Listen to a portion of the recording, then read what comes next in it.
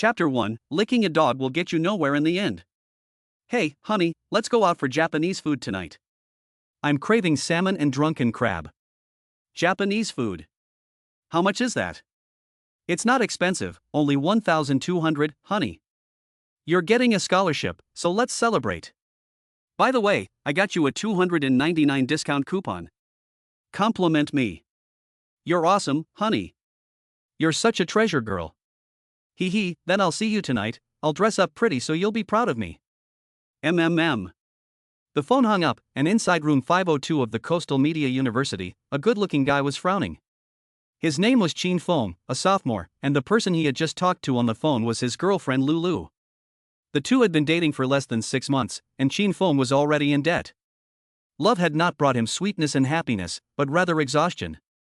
This is not how a normal relationship should be, but Chin Fong is like possessed, and he will do whatever it takes to satisfy his girlfriend, even if it means borrowing money. Chin Fong looks at his empty wallet and has no choice but to ask his roommate for help. Brother Tao, lend me 1,000 yuan, I'll pay you back next month when I deliver takeaways, Chin Fong says to Guo Tao. Guo Tao is the head of the 502 dormitory, a year older than Chin Fong, and a humble person. When Guo Tao heard Chin Fong say he needed to borrow money, he said in surprise, Xiao Fong, didn't your scholarship just come in? Why are you out of money again? Chin Fong blushed and replied, I got 8,000 yuan in scholarship, gave 4,000 to my parents, and spent the rest. Lately, my expenses have been quite high. Guo Tao couldn't help but say, you're spending all your money on your girlfriend, aren't you? Look at yourself, you're already so rough. You can't afford to buy clothes, and you eat steamed buns and pickled vegetables for lunch every day. It makes me feel bad just watching you. Chin Feng's eyes reddened as he said, I'm young, so I can take a little hardship. This weekend I took a part-time tutoring job, and I get paid every day, 300 yuan a day. Guo Tao sighed and said, what's the use of having money if you're still being cheated on? Chin Feng forced a smile and said, that's not cheating. She's saving it for me. We've discussed it, we'll save up together, and when we graduate, we'll get married. Guo Tao paused, then handed Chin Feng 1,000 yuan, saying, Chin Feng, this is the last time. Chin Feng nodded and said, thanks. At this time, Zhao Haojie, who had been lying in bed playing with his phone, suddenly sat up and angrily said, you're a big lickspittle, only taking money to make your girlfriend happy, and you still want to get married? Zhao Haojie is Chin Feng's other roommate, with a good-natured but poor temper. While angrily scolding Chin Feng for being hopeless, Zhao Haojie handed him 2,000 yuan. Chin Feng was very moved. I will have a good chat with her tonight. Thanks, guys, Chin Feng said from the bottom of his heart. At 7 o'clock in the evening, Chin Feng went downstairs to the girls' dormitory to pick up his treasure girl for Japanese food. Although the agreed time was 7 o'clock, Lulu would always dawdle for more than half an hour, which was her usual style, saying that it was troublesome for girls to put on makeup. Chin Feng can't rush her, and if he does, Lulu will get angry. Chin Feng can only wait patiently. At 7:30, Lulu comes downstairs, dressed to the nines. To be honest, Lulu is just an average-looking girl with an average figure. She's not even in the same league as the beautiful girls at the Binhai Media Institute. But Lulu knows how to flatter a guy. She tells Chin Feng every time, a guy like you, only I could ever look at you. Chin Feng saw Lulu come down and a happy smile appeared on his face. Lulu was also very happy because there was Japanese food to eat. Baby, let's go, there won't be any seats left soon, said Chin Feng. Lulu smiled and said, honey, haven't you always wanted to meet my friends? Is it okay if I bring my girlfriends along today? Chin Feng's heart skipped a beat when he heard this. He knew that the Japanese restaurant charged more than 1,000 yuan per seat. Lulu saw Chin Feng hesitate and immediately became unhappy. She scolded, humph, you keep saying you love me, but you're not even willing to spend this little money. I just want you to meet my friends. If you don't want to, that's fine. Chin Feng hurriedly said, no, I agree, baby, let's go together. Anyway, I'm still quite well off. Lulu decisively flashed a smile and said, then I'll let him come over. Just as Chin Feng was pondering how to respond to her best friend, a handsome guy in designer clothes walked over. Lulu, I'm here. Which one is your boyfriend? The guy had a soft voice, like. He was Lulu's best male friend, named Lin Mo. Lulu quickly walked up to him, took his arm, and said happily, why did you take so long? I've been waiting for you a long time. Lin Mo tapped Lulu's nose with his finger and said, oops, I was putting on makeup. Xin Feng was dumbfounded by the intimacy of their behavior. Lulu explained, Xin Feng, this is my boyfriend, Lin Mo, my best friend. You two have to get along in the future. Lin Mo took a look at Xin Feng and gave a mocking smile, saying, your boyfriend is a bit shabby. This sentence stunned Xin Feng, and his face flushed red. Lulu did not defend Xin Feng, but rather tacitly accepted the fact. Lulu urged, Xin Feng, let's hurry up and go, or there won't be any seats at the Japanese restaurant. Xin Feng went to the Japanese restaurant with a nervous feeling, not saying a word on the way. Why is there such a creature as a male best friend in this world? When they arrived at the Japanese restaurant, there was just one vacant seat. The three of them sat down and started ordering. To be honest, this was Xin Feng's first time at a Japanese restaurant, and he didn't even know what sashimi was. In contrast, Lin Mo seemed very relaxed. Before ordering, Lin Mo said in a strange tone, Lulu, is this meal going to be AA? Or is your date treating? Lulu opened her mouth and said, how could I let you AA? Xin Feng is treating, just as his scholarship arrived. Lin Mo smiled and said, ouch, I didn't realize that he was still a nerd, I really didn't see it.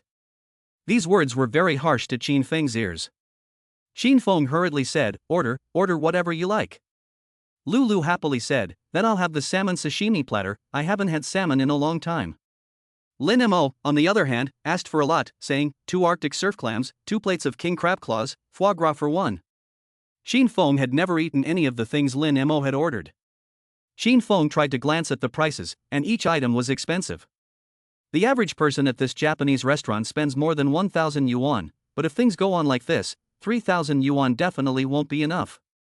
Xin Feng no longer had the face to ask his roommates for money, and now he felt like he was being grilled over a fire, unable to think of anything. Soon, the sashimi platter was served. Xin Feng was stunned. The platter cost more than 200 yuan, and there were only a few pieces of fish. Lulu picked up a piece of salmon and handed it to Lin Mo, as if Lin Mo were her boyfriend and Xin Feng an outsider. Xin Feng didn't say a word and didn't move his chopsticks. Lin Mo smiled and said, don't just keep giving me food, do something about your boyfriend, he's so pitiful. Lulu smiled and said, don't worry, he's got a great temperament, he doesn't mind at all, right? Xin Feng? Xin Feng forced a smile and nodded.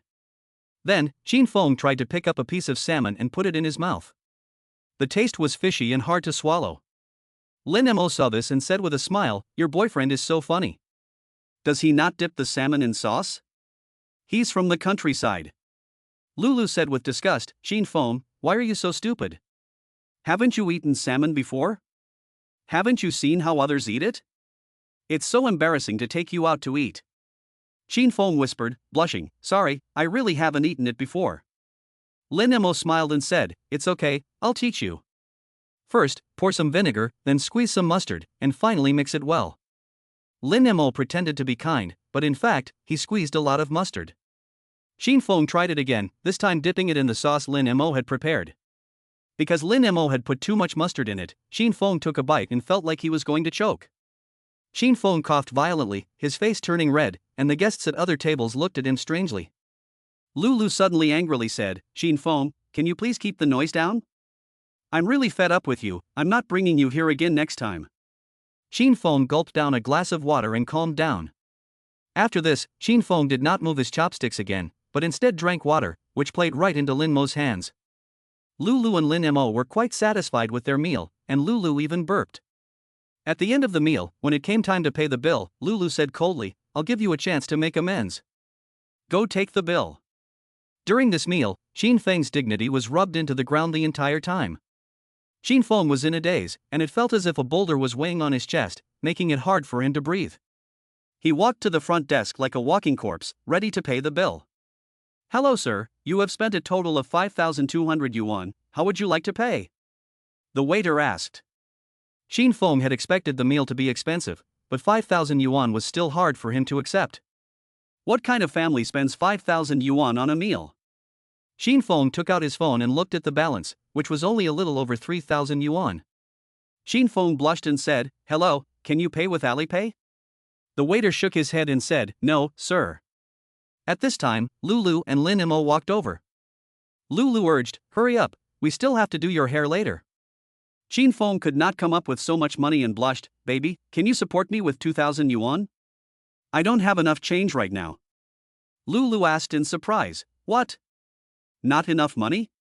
No way, what about your scholarship? Wasn't it just handed out? Xin Feng stammered in reply, I gave some to my family, so. Lulu said angrily, to your mother? I didn't see that coming. Xin Feng, you're still a mama's boy. I was really blind to be your girlfriend. Lin Mo fanned the flames, saying, Lulu, you must be careful when choosing a partner. Look at how poor he is, he can't even afford to treat you to Japanese food. You can't have a future with him.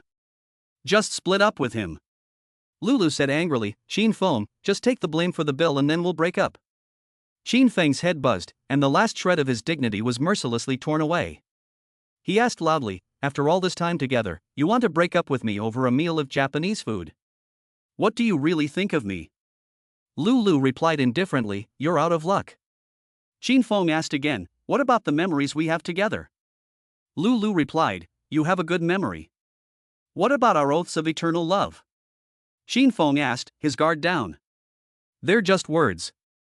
What about what I've given? Consider it social practice. Upon hearing this, even the waiter was shocked. This woman is ruthless. Xin Feng felt the sky fall. His eyes red, he said, Lulu, after we break up, you have to take care of yourself. As soon as Xin Feng finished speaking, Lulu suddenly put her arm around her boyfriend's arm and said, don't worry, the two of us will be together. Xin Feng was stunned. He was at a loss for words for a moment. You, him, me. Xin Feng was going crazy. The male best friend put his arm around Lulu's waist and said, let go. You can't give Lulu happiness. Only an outstanding guy like me can give her happiness. Xin Feng angrily said, aren't you best friends? The male best friend said, yes, we are best friends who can talk about anything and intimate lovers. What's the problem? Lulu said hypocritically, Xin Feng, you are a good person, but we really aren't a good match. Xin Feng looked at Lulu incredulously and laughed foolishly.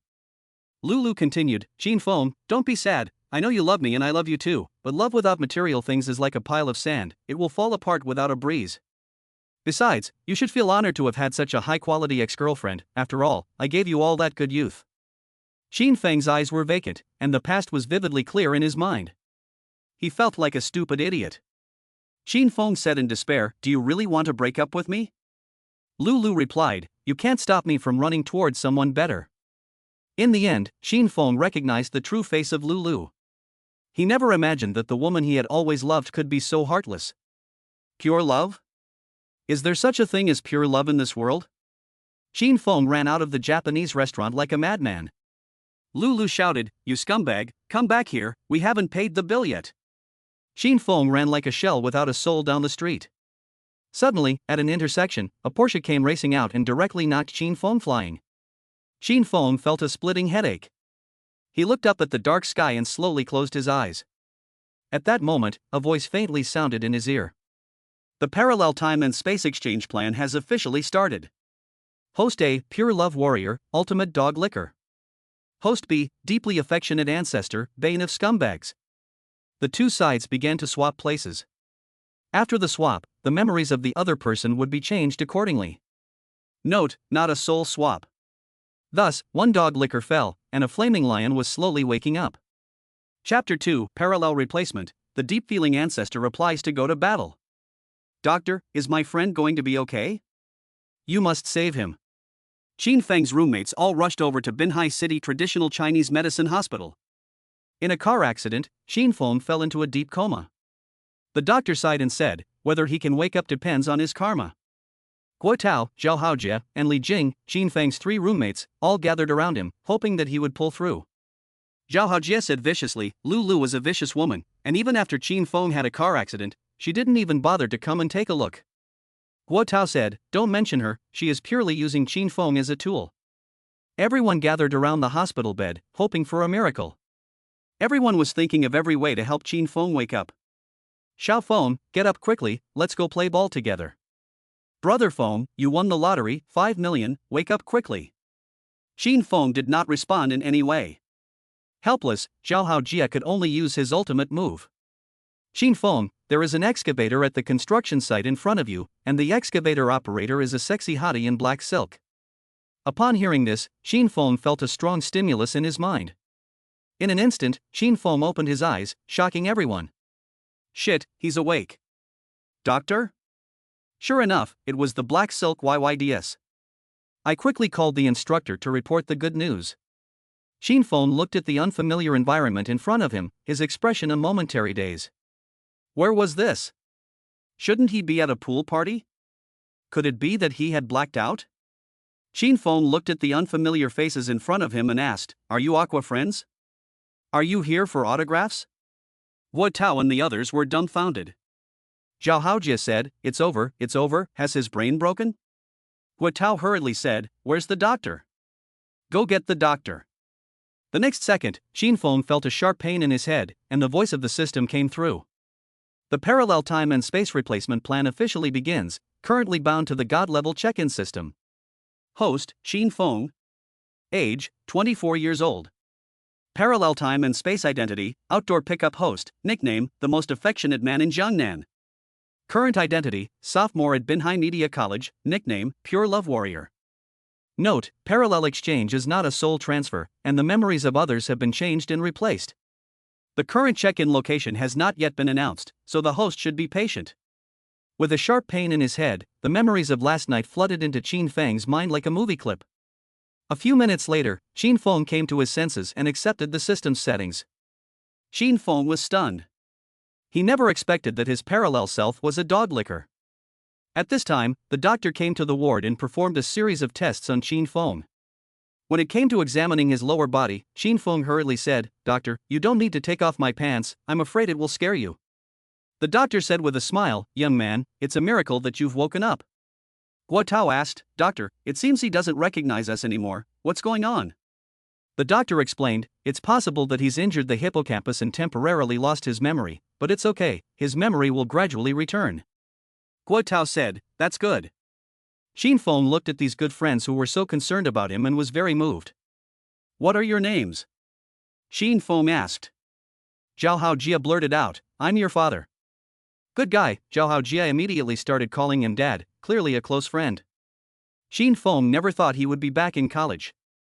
Xin Feng immediately got out of bed and said, I'm hungry, let's go get something to eat. Guo Tao nervously said, Xiao Feng, can you get out of bed? Aren't you dizzy? Xin Feng blushed and said, Don't worry, I'm fine. Guo Tao and the others were still worried, and the doctor also suggested that Xin Feng stay for a few more days. Xin Feng said, I'm really fine. If you don't believe me, I'll show you a split? Or a handstand? Everyone was shocked and rushed forward to help Xin Feng. At that moment, a cool-looking woman walked in from outside the ward. The woman was wearing a black uniform, had a stunning appearance, and a hot body. Black stockings, high heels, and a skirt that hugged her hips. Every single thing about her was able to capture a man's heart. Zhao Haojie and his friends were all transfixed. The woman's name was Yang Yihan, the president of the Yang Group on the internet, 26 years old, and worth hundreds of millions. Now, she had another identity, that of the female driver who caused the accident. Of course, in this car accident, Xin Feng was mainly responsible. However, out of humanitarianism, Yang Yihan still stayed with him all night. You're awake. How do you feel? Yang Yihan said coldly. Xin Feng and Yang Yihan locked eyes and nearly fell in love. This woman is really incredibly beautiful.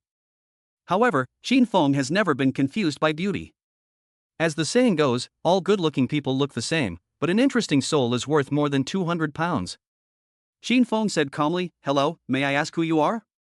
Yang Yihan said, I was the one who hit you with my car.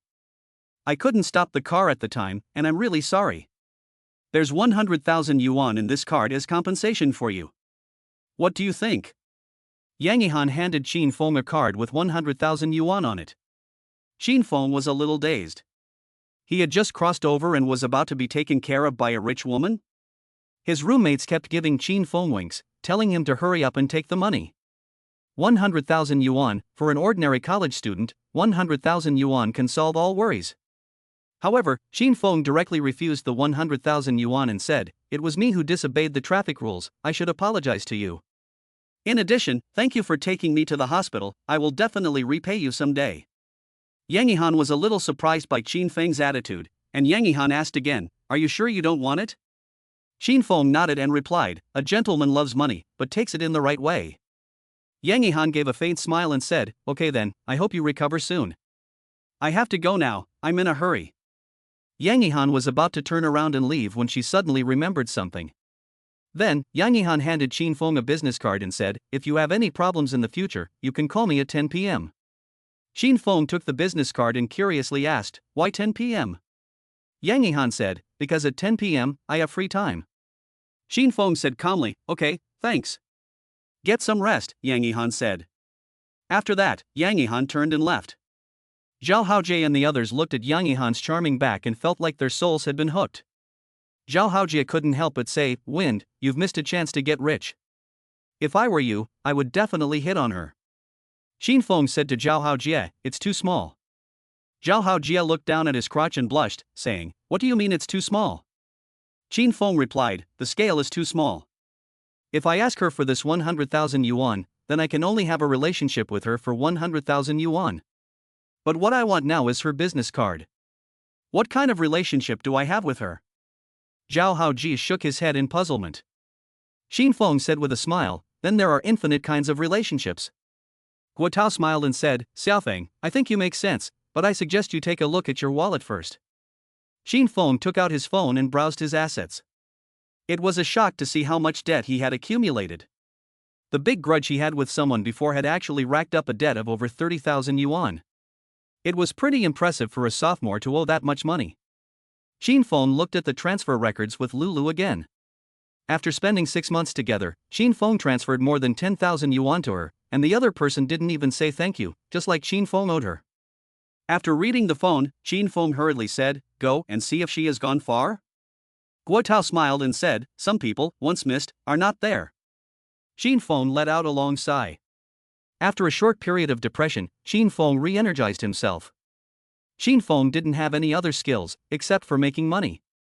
At present, Xin Feng's sign-in system has not yet been activated, and Xin Feng is thinking of finding a part-time job to pay off his debts for the time being. Xin Feng is thinking about how to make money and what kind of part-time job to look for. Seeing Xin Feng in a daze, his roommates on the side thought that Xin Feng was hurt by love again. Everyone began to persuade Xin Feng to stop losing money in time. Xiao Feng, after this incident, you should be able to see Lulu's true colors, so break up with her. Guo Tao said. Zhao Haojie said, you'd better come back quickly. Yang Jian can't release a single skill without you. Guo Tao continued, from what I know about Lulu, this woman won't let Xin Feng go easily. She will definitely squeeze every last bit of value out of him. In response, Xin Feng smiled and said, it doesn't matter. I'll take care of it. That afternoon, Xin Feng was discharged from the hospital. The dorm head, Guo Tao, treated everyone to a meal in the dorm to celebrate Xin Feng's new lease of life. Although Xin Feng had a bandage on his head, it didn't stop him from showing off his food. Guo Tao was relieved to see that Xin Feng had such a good appetite. After eating and drinking his fill, Xin Feng quickly took out his phone and looked for a suitable part-time job. There are many part-time jobs for college students nowadays, such as delivery, tutoring, and being a mannequin. However, all of these are too slow to make money, which obviously does not fit Xin Feng's identity as a time traveler. Suddenly, Xin Feng swiped a part-time job message. The funeral home is looking for staff to work the night shift. No educational requirements, no age limit, and 1,500 yuan a day. Xin Feng was immediately interested. Working the night shift at a funeral home sounds great, lots of money and little work. Xin Feng immediately called the number. Chapter 3, Check-in location activated, working the night shift at a funeral home. Xin Feng was ready to go to the funeral home to work part-time, so he decisively dialed the recruitment number. On the other end of the line was a young woman with a sweet voice. Hello. The young woman said hello. Xin Feng quickly responded, hello, is the funeral home still hiring? I'd like to work part-time there. The young woman said, we're hiring. Xin Feng asked, how much do you pay? The young woman replied, 800 for the day shift and 1,500 for the night shift. Xin Feng asked again, is that 1,500 a month or 1,500 a day? The young lady smiled and said, of course it's 1,500 a day, who would come for 1,500 a month? Xin Feng was thrilled to hear this. Xin Feng said excitedly, I'll do it, I'll sign up, I want to work the night shift. The young lady reminded him, we carry the bodies on the night shift, are you sure you're not afraid? Xin Feng said with a blush, is there anything more terrifying than being poor? The young lady smiled and said, the last person said the same thing, and he's still in the mental hospital. Xin Feng said in shock, shit, a corpse resurrection. The young lady replied, no, there won't be a corpse resurrection. Xin Feng let out a long sigh and said, then it's fine. I'll report for duty tonight. What do you think? The young lady said, since it's part-time, we get paid every 3 days. Is that okay? Also, you'd better be prepared mentally, after all, you have to deal with corpses. Xin Feng said confidently, let me put it this way, I bring my own coffin to work, either it's me or the money. As long as you get paid, don't worry about carrying the corpse, even if he runs away, I'll find him for you. If I can't find him, I'll just lie in there myself. Damn, with such a high salary, I'd be embarrassed to take it if something didn't happen. The young lady said, okay, that's settled, come by at 4 p.m. tomorrow, someone will show you around. Xin Feng replied, okay, goodbye. After the call ended, Xin Feng let out a long breath, and finally solved his urgent problem. These days, without money, even the dogs would turn their heads away. Just then, a system prompt sounded in Xin Feng's mind. Ding, the check-in location has been activated. Check-in location, Binhai City Funeral Home, get a generous reward for the first check-in. Xin Feng was stunned when he heard the system's voice. He had accidentally activated the check-in location. Although the check-in location was at the funeral home, Xin Feng was not afraid at all. Xin Feng could not contain his excitement. He clenched his fists, slammed the table, and shouted, nice! His roommates hurried over when they saw what had happened. Hui Tao comforted him, Xiao Feng, if you're unhappy, just say so. Don't keep it inside, it'll give you problems. Xin Feng smiled and said, Brother Tao, I'm fine. That kind of trashy girl isn't worth wasting my feelings on. Guo Tao nodded and said, you're able to come out of it, and we're all happy for you. That night, Xin Feng slept well. The next day was Sunday, and Xin Feng slept until 12 noon. He washed up, went out, had a simple lunch, and then rode a shared bicycle to the Binhai City Funeral Home. At 4 p.m., Xin Feng arrived on time. The funeral home staff came to greet Xin Feng. Xin Feng had expected a young girl, but was surprised to see an uncle with a beard. The uncle looked at Xin Feng for a moment, frowned, and said, young man, you're a bit weak, aren't you? Xin Feng immediately said defensively, Uncle, you can't say that, I'm very strong. The uncle said, give me the key. Xin Feng hurriedly backed up and said, Uncle, be careful, this is a quiet place. The uncle said with a smile, don't be afraid, young man, I'm just joking. You're new here, I'm afraid you're nervous. Xin Feng smiled and said, Uncle, I was born with a big heart, and night shifts don't scare me. The uncle asked, are you sure? Xin Feng nodded and said, very sure. The uncle said, okay, follow me, I have some things to tell you. Xin Feng said, okay. Xin Feng followed the uncle to the duty room. The uncle poured a cup of tea for Xin Feng and said, there are quite a few rules for the night shift at the funeral home. First, no matter what sound you hear at night, you must not leave the duty room. Xin Feng frowned and asked, Uncle, what kind of sounds could I hear at night? The uncle said with a grave face, I can't tell you. It's taboo to talk about it. Xin Feng sighed and said, okay, uncle, go on. The uncle continued, the second rule is that you can't go to sleep at night, even if you're really tired. Xin Feng nodded, don't worry, uncle, I won't slack off. Since I've been paid, I have to do my job. The uncle smiled and said, that's right, and the last rule is that if you encounter someone who needs to be cremated urgently late at night, you have to lend a hand. Then the uncle took Xin Feng on a tour of the funeral home, including the mourning room, cremation room, dressing room, etc. The funeral home was very quiet, so quiet that it made one's back hair stand on end. After the tour, it got dark, and the uncle had to go off duty. The uncle said to Xin Feng, okay, you'll be on official duty tonight. Remember what I told you.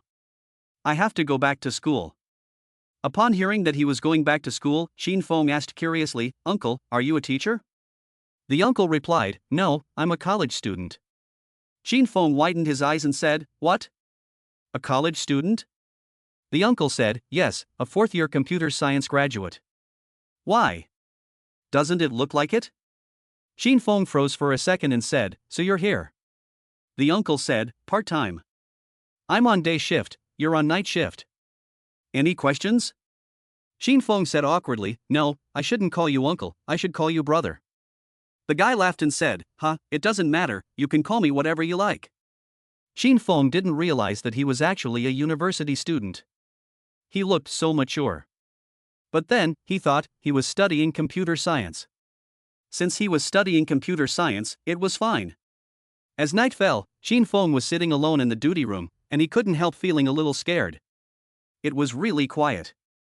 Xin Feng started to daydream, and a little fear crept up his heart.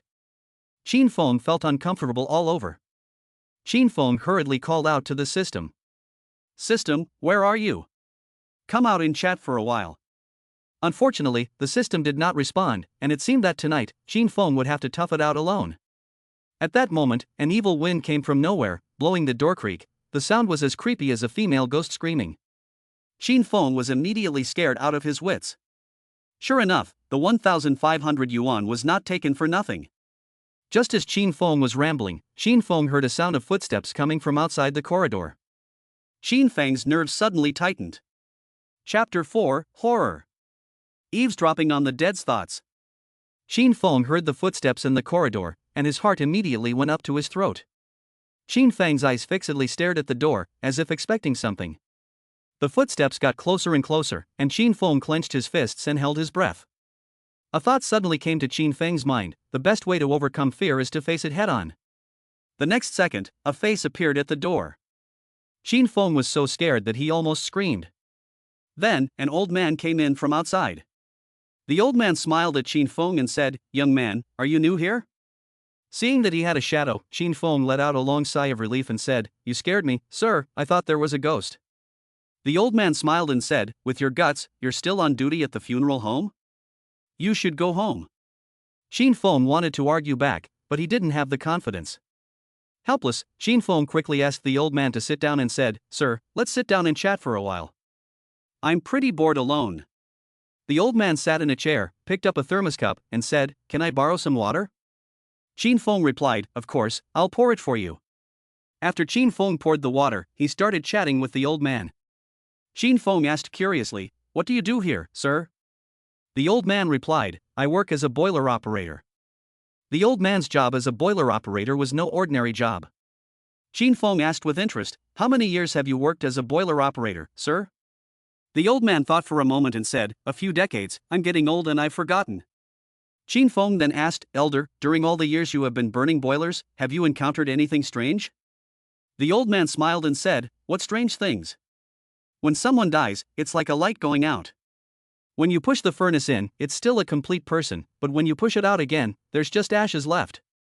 Xin Feng felt very depressed when he heard this. Xin Feng sighed and said, "It's scary to think about."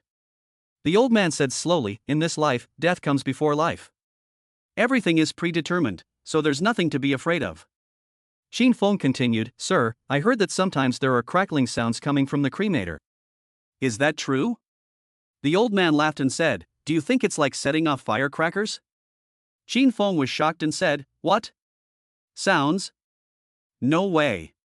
The old man deliberately scared Xin Feng and said, "Some unfilial descendants are anxious to cremate the bodies of the elderly before their bones have even cooled. So, do you want me to continue?" Xin Feng hurriedly stopped him and said, "Sir, don't say any more, I understand." After chatting about this, Xin Feng got goosebumps all over his body. In a trance, it seemed to Xin Feng that he was hearing things, and there were screams outside the room. Xin Feng quickly came back to his senses and deliberately changed the subject, asking, "Sir, are you still working overtime at this late hour?" The old man said, "You'd better be on your toes, because there's going to be some action soon." Xin Feng said in surprise, "What? They're still cremating at this hour?" The old man said, "I heard that the deceased was a wealthy man, and the superstitious always pay attention to the time of cremation. So, there's nothing unusual about it.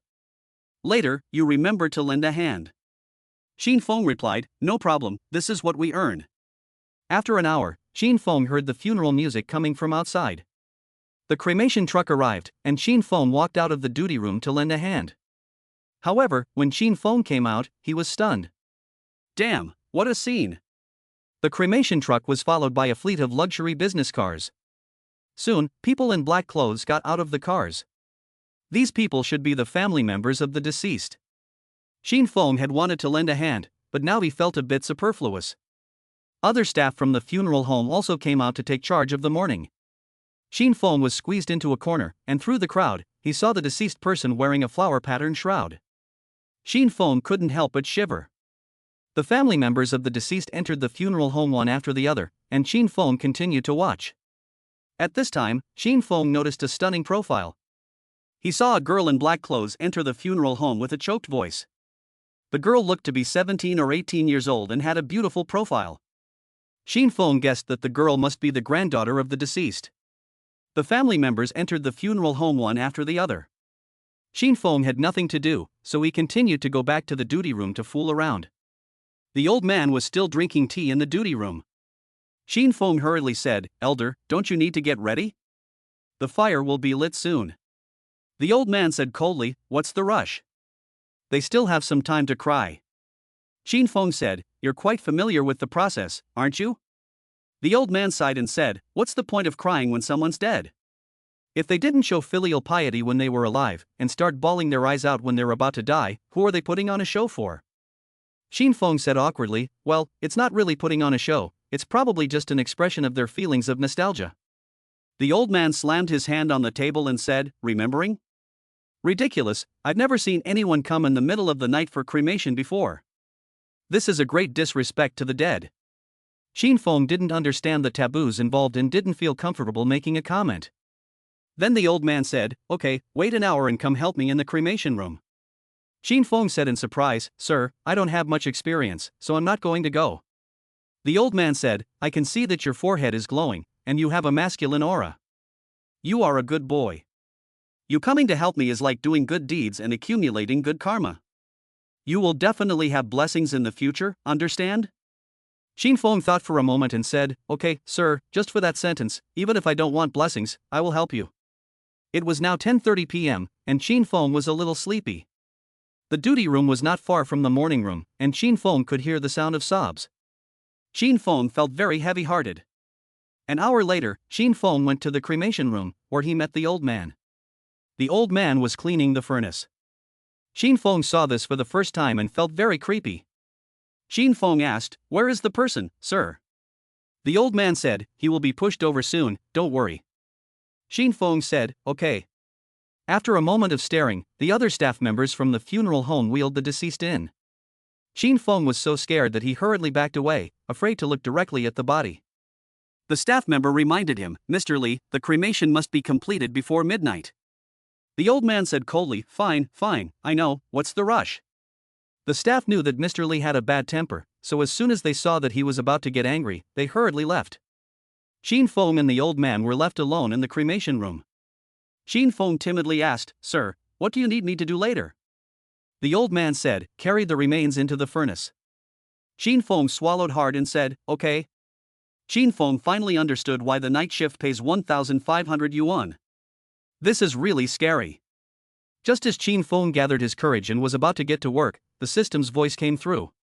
"Congratulations, host, you have successfully signed in at the funeral home. Reward, SSS talent, eavesdropping.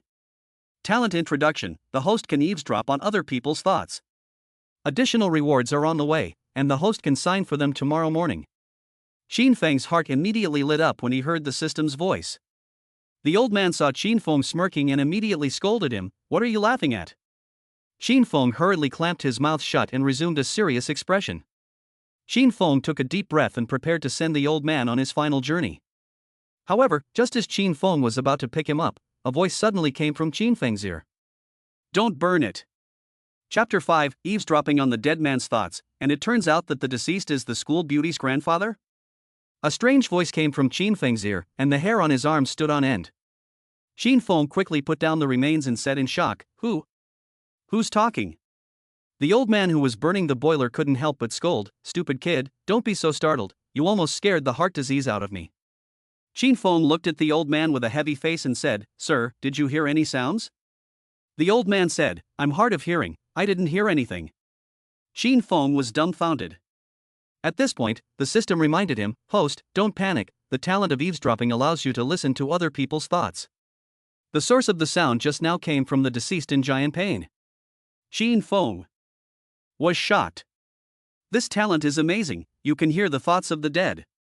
The system explained, since the deceased has just died and his body is still warm, the host can hear his thoughts. Qin Feng understood. While Qin Feng was in a daze, the old man reminded him, "You idiot, don't scare yourself. Hurry up and move the body." At that moment, Qin Feng heard the voice of the corpse again. "Don't burn me, please." Hearing such a miserable plea, Qin Feng hurriedly said, "Sir, let's wait."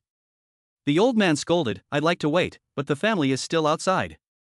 "Do you think they'd like to wait?" Qin Feng said, "I'll go out and discuss it with them." The old man said, "You little brat, here, you just do your work and mind your own business." Qin Feng was not meddling, he just felt sorry for the old man lying on the bed. Just then, the staff outside came to tell the old man something. The old man said to Qin Feng, "Keep an eye on the body, don't leave it for a second, understand?" Qin Feng hurriedly said, "I understand." After the old man left, Qin Feng said to the man lying on the bed, "Hello, old man, were you just conveying a message to me?" Old man and thought to himself, "Young man, can you hear me?" Qin Feng said awkwardly, "It seems so." Old man's tone suddenly became very agitated, and he thought to himself, "Young man, I don't want to die, I really don't want to die." Qin Feng hurriedly reassured him, "Sir, I understand you. Everyone who comes here says they don't want to die. I'm willing to see you through your final journey."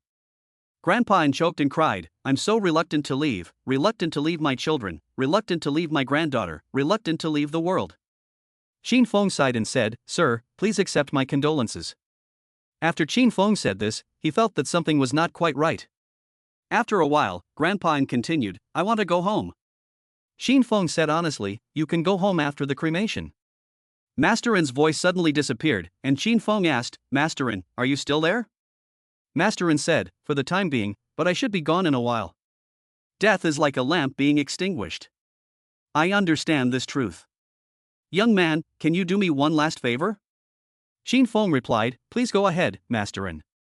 Master N said, "Actually, what I am most worried about is my dear granddaughter.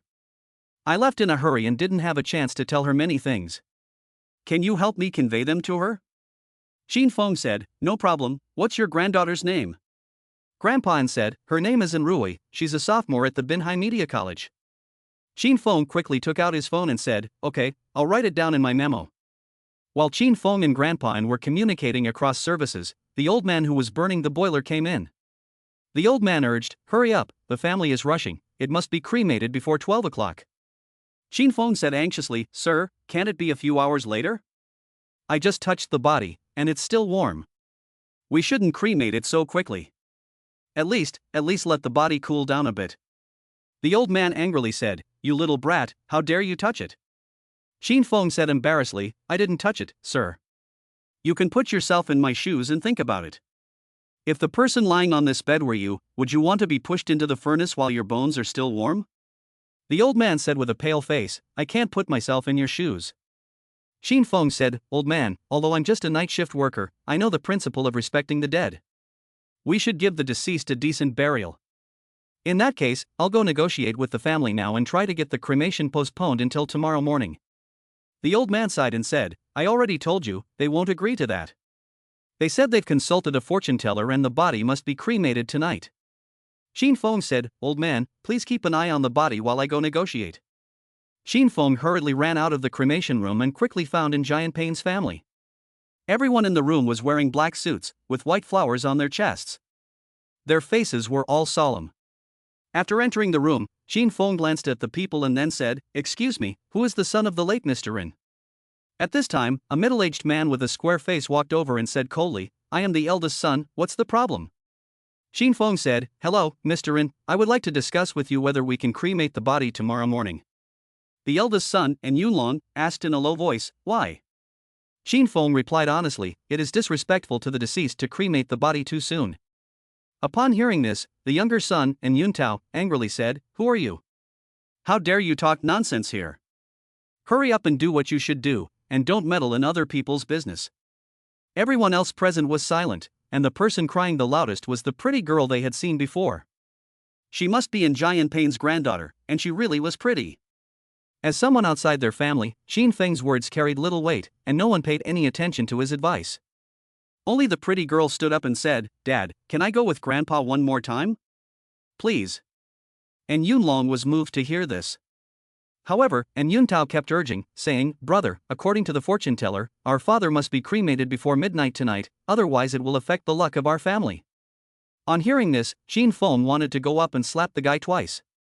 Seeing that it was almost midnight, and Yunlong hesitated. Suddenly, Qin Feng had a brainstorm and said, "Mr. Rin, when I was arranging the late Mr. Rin's corpse, I saw his fingers twitch slightly." And Yunlong said in shock, "Are you serious?" Qin Feng replied, "How could I lie about something like this?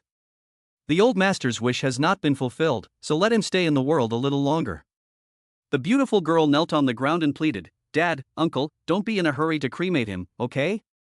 Please." And Yunlong said coldly, "Show me." Qin Feng said, "Okay." Qin Feng made a white lie in the hope of preserving the old master. Soon, Qin Feng led several important family members of the Yin family to the cremation room. Normally, this is off limits to casual visitors, but tonight is an exceptional situation, and Qin Feng can only make the decision on his own. Soon, the Yin family members began to carefully examine the old man's remains. Qin Feng and the old man who was operating the furnace stood to the side. The old man scolded in a low voice, "Why did you bring their family here? You don't know any rules." Qin Feng said, "I'm just doing this one day's work, what rules do I need to follow?" The old man asked, "You were born after 2000, right?" Qin Feng replied, "Well, sort of." After some inspection, and Yunlong was sure that the old man had no vital signs. So and Yunlong said to Qin Feng, "Let's start the cremation, no more delays." And Yuntao also snapped, "You brat, you're delaying the cremation, you'll answer for it." The old man who was burning the boiler hurriedly came forward to apologize, saying that Qin Feng was young and didn't know the rules. Qin Feng, on the other hand, came up with another crooked idea. The next second, Qin Feng let out a howl, which scared everyone. Then, Qin Feng demonstrated some acting skills. Qin Feng acted as if he had been possessed by a ghost, looking just like the zombies in the movie Train to Busan, and really scared the people there. Even the old man, who had always been as steady as an old dog, was startled. "Oh my goodness." The old man hurriedly backed away in fear. Immediately afterwards, Qin Feng's momentum suddenly changed, and he angrily shouted, "You ungrateful descendants, all of you, kneel down before me." Chapter 6. Later, I had a dream in which I told my granddaughter to marry you. The funeral home is a very evil place, and it's still midnight. The Yin brothers were both shocked, which shows Qin Feng's explosive acting skills.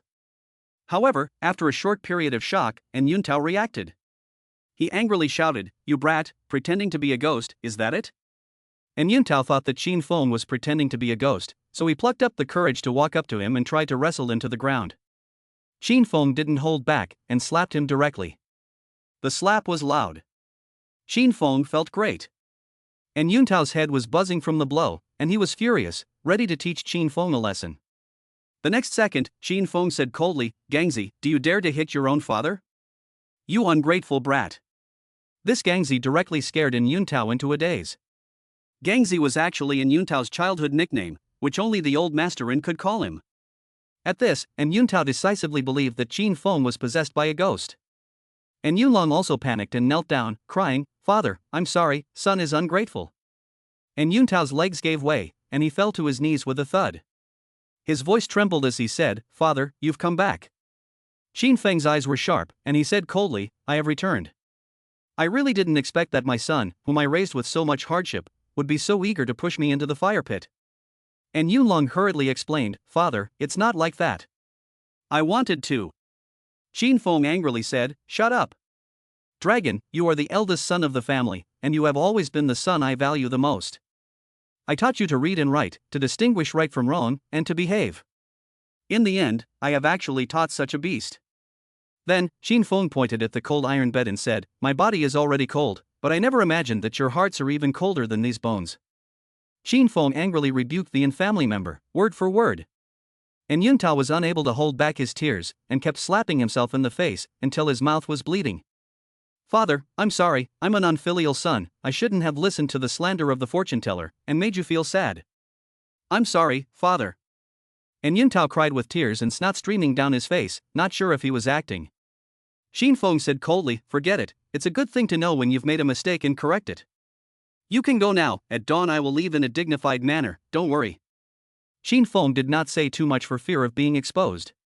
He had specifically asked the elderly Yin about some key information just now. Then, Xin Feng gave another burst of performance, his expression and manner of speech returning to normal. Xin Feng looked at the family members in front of him with innocent eyes and asked, "Why are you kneeling?" And Yulong got up, sniffling and with tears in his eyes, and said, "Young man, I apologize for my previous outburst. Please temporarily keep your father's body here. We'll wait until dawn to cremate him, is that okay?" Xin Feng nodded and said, "Yes, of course." At that moment, Yuntao was still slapping himself, muttering to himself that his son was unfilial. Obviously, Xin Feng's words had hit him pretty hard. Xin Feng would not feel sorry for him, because he deserved it. Soon, the family dispersed, and Xin Feng successfully saved the old masterin. At this moment, the old man who was burning the boiler looked at Xin Feng, his eyes full of fear. "Are you okay, kid? Do you need to rest?" the old man asked. Xin Feng replied, "I'm fine, I'm doing great, sir. What should we do with the body now?" The old man said, "Let's temporarily store it in the morgue." Xin Feng said, "Okay, I got it, I'll wheel it over." In this way, Xin Feng pushed the remains of the elderly master into the morgue. "It's fine, you can go back, you don't need to get involved in the rest," said the old man. Xin Feng replied, "I'll stay here and keep an eye on things, just in case a kitten or a puppy comes in." The old man asked, "Aren't you afraid?" Xin Feng said, "Not at all." The old man glanced at Xin Feng, hesitated, then sighed and said, "Okay, call me if there's any change." Xin Feng said, "Understood, sir." The old man left the morgue, and Xin Feng was left alone with the body. Xin Feng moved a small chair and sat on one side, asking, "Sir, are you still here? Or have you already gone to heaven?" Grandpa and said, "Young man, it's not time yet. My people are still on the way to pick me up." Xin Feng said, "Ah, it must be rush hour." "No rush. I'll stay with you for a while. Although we're not related, we have a connection." Hearing this, the old masterin burst into tears. He had started from scratch and built the group single-handedly. His family was huge, but in the end, there was no one to mourn with. Xin Feng listened to the chilling sound of crying and hurriedly said, "Old master, don't cry, you sound like a ghost. Do you have any last words? I can pass them on for you." Grandpa and said, "I have lived more than 70 years, and I have had my share of glory and loneliness. I have scaled the heights and trodden the valleys." Xin Feng interrupted, "Grandpa, please get to the point, I'm afraid we're running out of time." Grandpa and said, "The only thing I'm worried about now is Wanner." Xin Feng asked, "Who is Wanner?" Grandpa and replied, "Wanner is my granddaughter. Her full name is Ruoi. I hope you can help me convey the message that Grandpa loves her.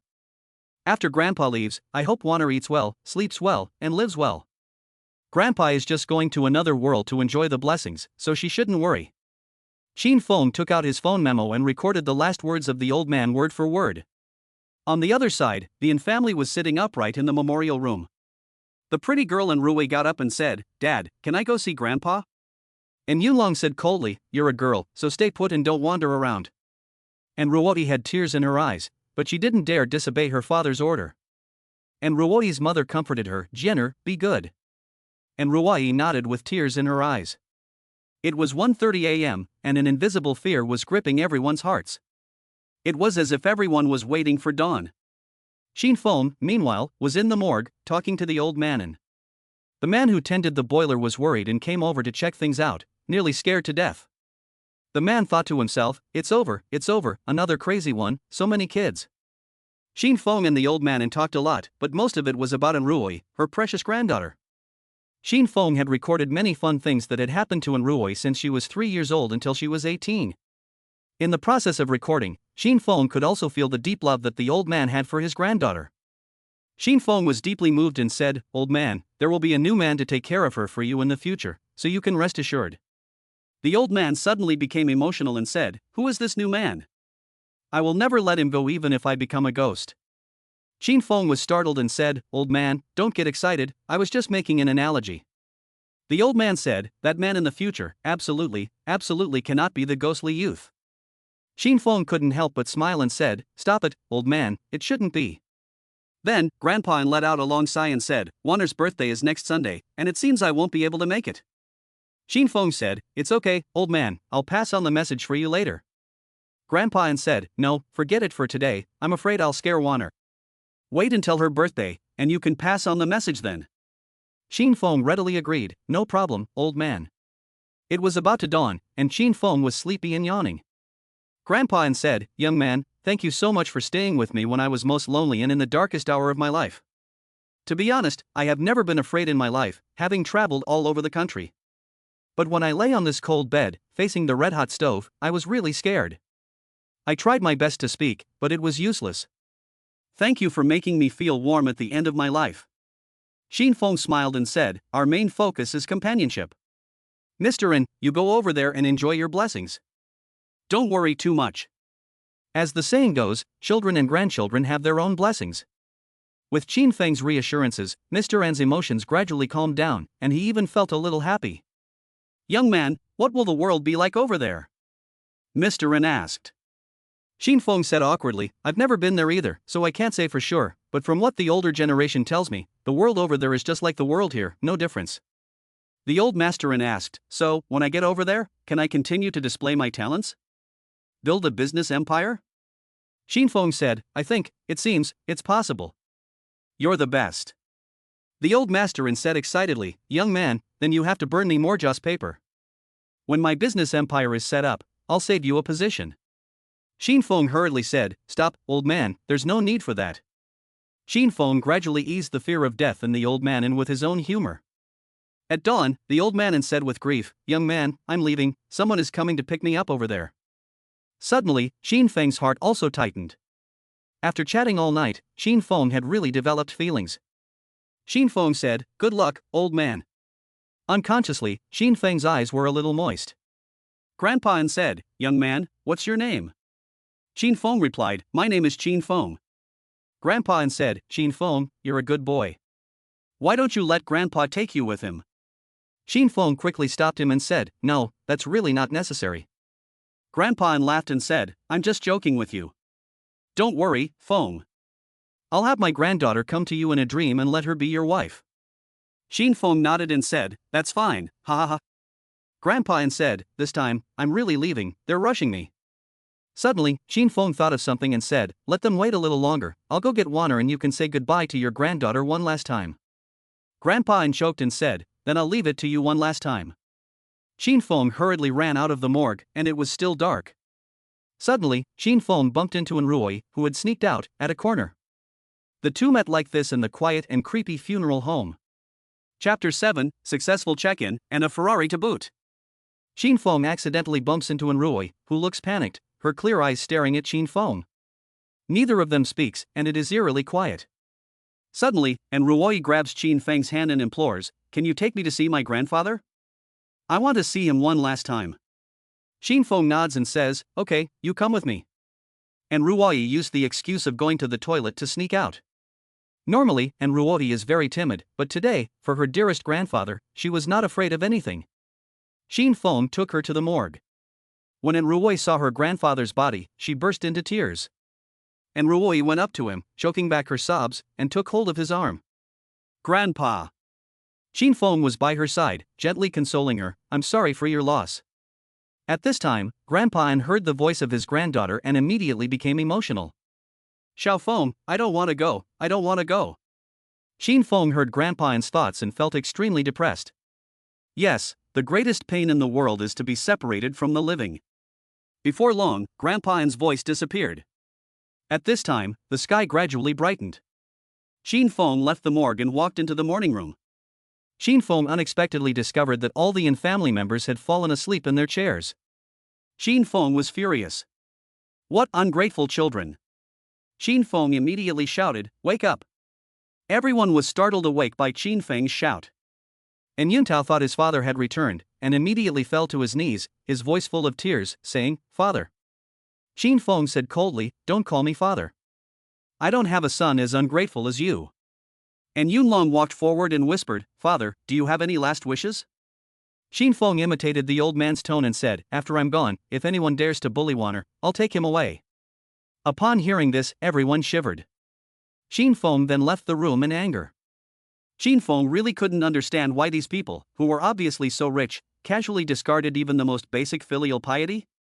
The old man single-handedly grew the family into such a large one, and in the end, there wasn't even someone to observe mourning. It's really sad. Perhaps, in their eyes, money is the most important thing. Xin Feng despises these people, and he feels that they exude a stench. At 8 o'clock in the morning, the cremation officially began. Before long, Grandpine was placed in a small box. And Yuntao cried his eyes out, saying, "Dad, I bought you a diamond urn, I hope you can live there peacefully." While inviting Grandpine to go home, an accident suddenly occurred. And Yuntao's legs felt numb, as if they had been injected with anesthetic. With a trembling voice, he said, "Why can't I move my legs?" The family members hurriedly gathered around, and Yunlong said with a serious expression, "Dad has just been cremated, so don't be silly." And Yuntao said, "Brother, I really can't feel my legs." Seeing this, Xin Feng couldn't help but ask the man who was burning the boiler, "Sir, you are well informed, what is going on?" The old man said coldly, "Needless to say, retribution is here." Xin Feng asked, "How can this be resolved?" The old man said, "It's simple, just kneel in front of the old man's grave for 3 days and 3 nights and you'll be fine." And Yunlong hurriedly sent someone to drive his brother to the hospital. After that, the family left the funeral home. Xin Feng yawned and stretched, saying, "Time to go off duty." Suddenly, Xin Feng thought of something. He had forgotten to add in Ruoi's contact information. Without contact information, how should I convey the words of the elder Lian? But then, on second thought, and Ruoi went to the same school as me, so I should meet her again, right? I hope she can get over it soon, Xin Feng said to himself. At that moment, the system's prompt sounded in Xin Feng's head again. "Congratulations, host, you have successfully signed in. Additional rewards will now be distributed. Reward, 100,000 yuan. Reward, a Ferrari SF90. Reward, a custom-made customer service agent." Hearing these rewards, Xin Feng's excitement was beyond words. Compared to the money and car, Xin Feng was more interested in the custom customer service. Xin Feng couldn't wait to ask, "System, what does the custom customer service do?" The system replied, "In the quiet of the night, it will keep the host company and entertain him, and it can also help the host with some trivial matters in life, such as ordering takeout, train tickets, movie tickets, etc." Xin Feng said happily, "Are there any other special services?" The system was silent for a moment, and then replied, "Yes." Xin Feng said excitedly, "What is it?" The system said, "Persuasion service." Xin Feng was speechless. At this time, the old man who was burning the boiler nearby saw Xin Feng talking to himself and couldn't help but say, "Young man, are you okay?" Xin Feng came back to his senses and said with a smile, "I'm fine, old man." "Now can I go off duty?" The old man said, "Yes, after work, you should get some rest. You seem a bit hysterical." Xin Feng smiled and said, "I'm fine, but my night shift career should end here. I'm very happy to have met you. After this night of trials, I've not only become braver, but I've also gained a deeper understanding of life." The old man asked, "What understanding?" Xin Feng said, "Treasure the present and live life to the fullest. Death is not the end of life, but oblivion is." The old man smiled and said, "Then you have a deep understanding. Why don't you work another night shift tonight? Have another epiphany?" Xin Feng hurriedly shook his head and said, "Wait until June. Come here in June to escape the heat."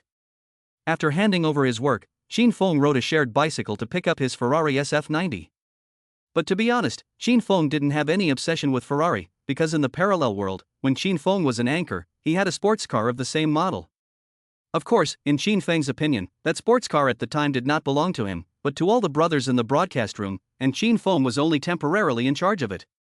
While riding his bike, Xin Feng reminisced about the time he used to mess around with his brothers. Soon, Xin Feng arrived at the designated location, where a blonde beauty was waiting for him. The blonde beauty was wearing sunglasses and said with a smile, "Hello, Mr. Xin, this is your Ferrari SF90. The paperwork has been completed, please sign for it." Xin Feng said excitedly, "Okay, thanks." In this way, yesterday Xin Feng was still a little lickspittle in debt of tens of thousands of yuan, and today he has become the proud owner of a Ferrari. If this were any other person, they would definitely be so excited that they couldn't sleep for 3 days and nights. But who is Xin Feng? He is the most affectionate person in Jiangnan, and his ideal is the stars and the sea. At noon, Xin Feng drove the Ferrari SF90 all the way back to the Binhai Institute of Media Technology in high style. It was the time when the students were leaving class, and many people on the road saw this handsome sports car. "Oh my, whose is this Ferrari? It's really cool. I want to sneak up and take a photo." Oh my, I don't want to try hard anymore, let me get in the passenger seat. Xin Feng found a parking space in front of a teaching building. After he parked the car, Xin Feng did not hurry to get out, but began to study his personal customer service. Xin Feng used his mobile phone to add the customer service WeChat account. Then, Xin Feng began to express his demands. Hello, I would like to have a fried chicken and fries for lunch, is that possible? Xin Feng typed and asked. Customer service, no problem, Mr. Qin, your order has been placed. Xin Feng smiled and said, not bad. Then, Xin Feng said, in the afternoon, I would like to watch a movie. Customer service, okay, Mr. Qin, a seat has been reserved for you at the nearest cinema, where you can watch any movie you like. Xin Feng said excitedly, in the evening, I want to get a bandage. Customer service, tada. Xin Feng smiled, worthy of being a persuasion master. Xin Feng immediately added a note to the customer service to persuade the expert, and asked, what's your name? The customer service replied, Mr. Qin, you can call me Xiaolu. Xin Feng said with a smile, that's a good name. To get by in life, you always need a little green around you. While Xin Feng was focused on chatting with customer service Xiaolu, the outside was already full of onlookers. Everyone wanted to see who was driving the multi-million-dollar luxury car. Many beautiful women were eager to try their luck, each taking out their phones and unable to resist the temptation to strike up a conversation. Among the many beautiful women, there was one whose appearance was outstanding, and she was Long Yueyun, who ranked in the top 5 of the school beauty list. Long Yueyun was an extraordinary beauty. Not only was she beautiful, but her figure was impeccable. Long Yueyun was good at keeping fish, and there were countless dogs around her licking her. However, Long Yueyun only uses them for fun, never accepting their confessions or refusing their gifts. This kind of woman is the perfect queen of the sea, but in this era where looks are everything, there are always people with a grudge who will follow her. Xin Feng's Ferrari SF90 is very handsome, and Long Yueyun noticed it at once. So Long Yueyun stopped walking and waited quietly for her prey to come out. Coincidentally, at this time, Xin Feng's ex-girlfriend Lulu also finished class. She is a woman who loves to join in the fun, and when she saw so many people gathered in front of the car, she instinctively quickened her pace and pushed her way to the front. When she saw the handsome SF90, her eyes lit up, and she thought to herself, if only this was my boyfriend's car. Just as Lulu was lost in her fantasies, Xin Feng got out of the car. At that moment, Lulu went completely dumb. Chapter 8, you can get in, but you need to pay the fare. After getting out of the car, Xin Feng felt a bunch of people surrounding him, and his expression was a little shocked. What is this about? Seeing the scene, Xin Feng suddenly recalled that when he was a popular anchor before, his fans were also very enthusiastic. However, unlike his fans, the group of girls in front of Xin Feng now exuded a strange smell. Xin Feng was about to go back to his dormitory to sleep. Suddenly, a girl with heavy makeup and bright makeup rushed out of the crowd. This girl has an average appearance and body, but is extremely confident. She is Xin Feng's ex-girlfriend, Lulu. When Lulu saw Xin Feng looking at the Ferrari SF90, she couldn't believe her eyes. The day before yesterday, he was still a poor boy who couldn't even afford a meal of Japanese food, but today, how has he become the proud owner of a Ferrari? Lulu hurriedly ran up to Xin Feng and asked condescendingly, Xin Feng, where did you get this car? Xin Feng looked at the shrew in front of him, and the image of the Japanese restaurant the night before immediately came to mind. Is this really his ex-girlfriend? Xin Feng was still thinking about getting even with her, and now here she is, offering herself up. Xin Feng smiled and said, that's right, I just picked it up from the 4S store. Is there a problem? Lulu asked in surprise, where did you get the money? Xin Feng replied, thanks to you. The night before, at the Japanese restaurant, you broke up with me in public, and I ran like crazy on the road. While running, I was hit by a distinguished Porsche owner. This car is my compensation for emotional damage. Lulu was stunned. After a short moment of shock, Lulu immediately changed her tone and said, honey, were you hurt? Xin Feng nodded and replied, I got hurt in the head, and my love brain was smashed. Lulu hurriedly said, baby, that night I was confused, that's why I broke up with you. My original intention was to motivate you. A man can only burst out his greatest potential when he is pushed into a desperate situation. Xin Feng smiled and said, so should I thank you? Lulu shyly said, oh, baby, you will always be my favorite. Don't say thank you to me, just buy me 2 more bags as compensation. I recently like a limited edition of LV, will you buy it for me? Qin Feng looked at Lulu's sincere eyes and said directly, "Is there a mirror?"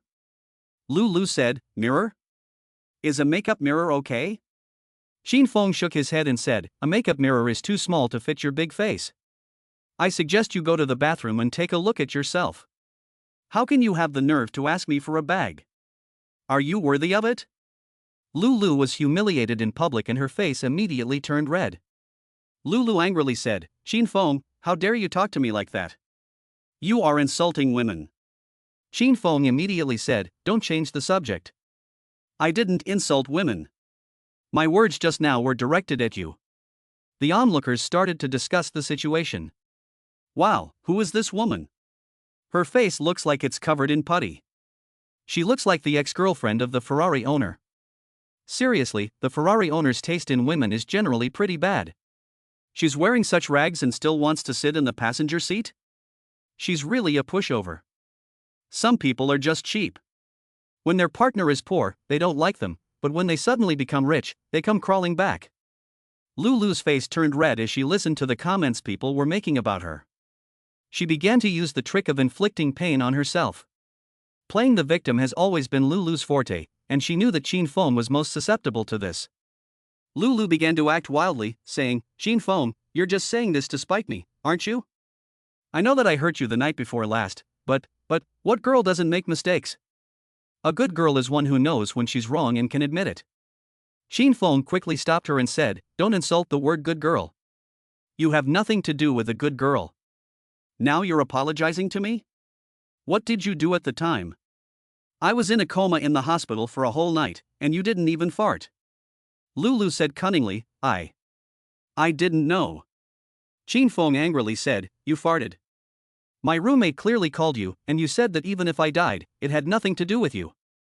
Lulu, you really think I'm a big grudge?" Lulu's hypocritical face was exposed in public, and the onlookers sneered at her.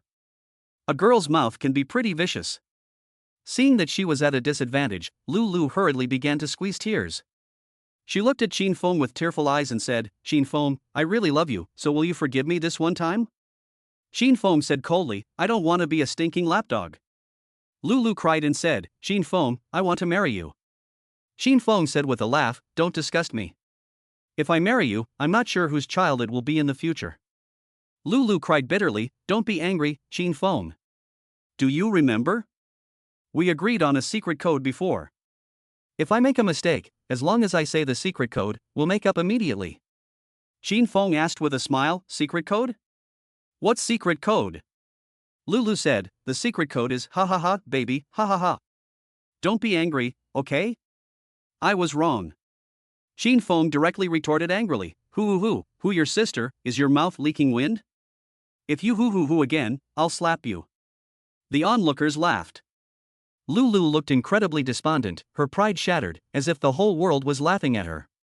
Lulu shouted hoarsely, "Shut up, Qin Feng, why are you doing this to me? Why are you so heartless?" Qin Feng sneered and said, "I'm heartless? I'm just treating you the way you treated me. How did you break your guard?" Lulu walked up to Qin Feng and grabbed his hand, pleading, "Baby, will you forgive me?" Qin Feng immediately shook her hand off and said, "You can't stop me from running towards someone better, can you?" Lulu had previously told Qin Feng this, and now Qin Feng returned the favor word for word. Lulu was still unwilling to accept this. In her eyes, Qin Feng was a cash cow, and everything he had said today was just an angry outburst. Just as Lulu kept tugging at Qin Feng, a cold and beautiful woman walked out of the crowd. Yes, she was Long Yueyun, who had been quietly eating melons. As Long Yueyun made her entrance, the people present started to boo. You see, Long Yueyun is no ordinary beauty. She is in the top 5 of the school beauty list and is hailed by the male students as the goddess of black silk. If we put aside the fact that Long Yueyun is the queen of the sea, she is definitely the perfect girlfriend. Long Yueyun's appearance directly outshone Lulu, who was shocked by the hot body and stunning looks of the woman in front of her. Long Yueyun, wearing high heels, walked over to Qin Feng and said with a smile, "Handsome, nice car, can you take me for a ride?" Qin Feng glanced at Long Yueyun, and she was quite eye-catching. However, Qin Feng could hear the thoughts of other people. It was obvious that Long Yueyun in front of him was no good. Qin Feng thought to himself, "She thinks I'm her prey, interesting." So, Qin Feng smiled and replied, "You can get in, but first pay the fare." Long Yueyun asked, fair? How much? Qin Feng pointed at his own face and indicated kissing it. Such blatancy made the crowd of onlookers exclaim, awesome. Chapter 9, have you seen a red exclamation mark? Qin Feng publicly flirted with Long Yueyun, the black silk goddess who ranked in the top 5 of the school's most popular girls, which surprised everyone. You have to understand that normally it is Long Yueyun who molests others, who would dare to molest her. In the eyes of the onlookers, Long Yueyun is a girl of extremely high rank, and no guy can play with her. Even if Qin Feng drives a Ferrari SF90, it can only be considered a younger brother. At this moment, Long Yueyun looked at Qin Feng's expectant face and couldn't help but laugh out loud, thinking to herself, younger brother, you are still too young to play this game with your older sister. You want me to kiss you? Dream on. As a hunter, Long Yueyun could not possibly easily agree to Qin Feng's request. She had already decided on a plan to seduce him, and she felt that if she played her cards right, she would be able to sit in the passenger seat of the SF90. Little did she know that Qin Feng had already seen through her by using his talent for eavesdropping. As Zhang Wuji's mother had said, the more beautiful a woman is, the more you have to be on your guard. Long Yueyun began to set the trap, saying, brother, if you want me to kiss you, no problem.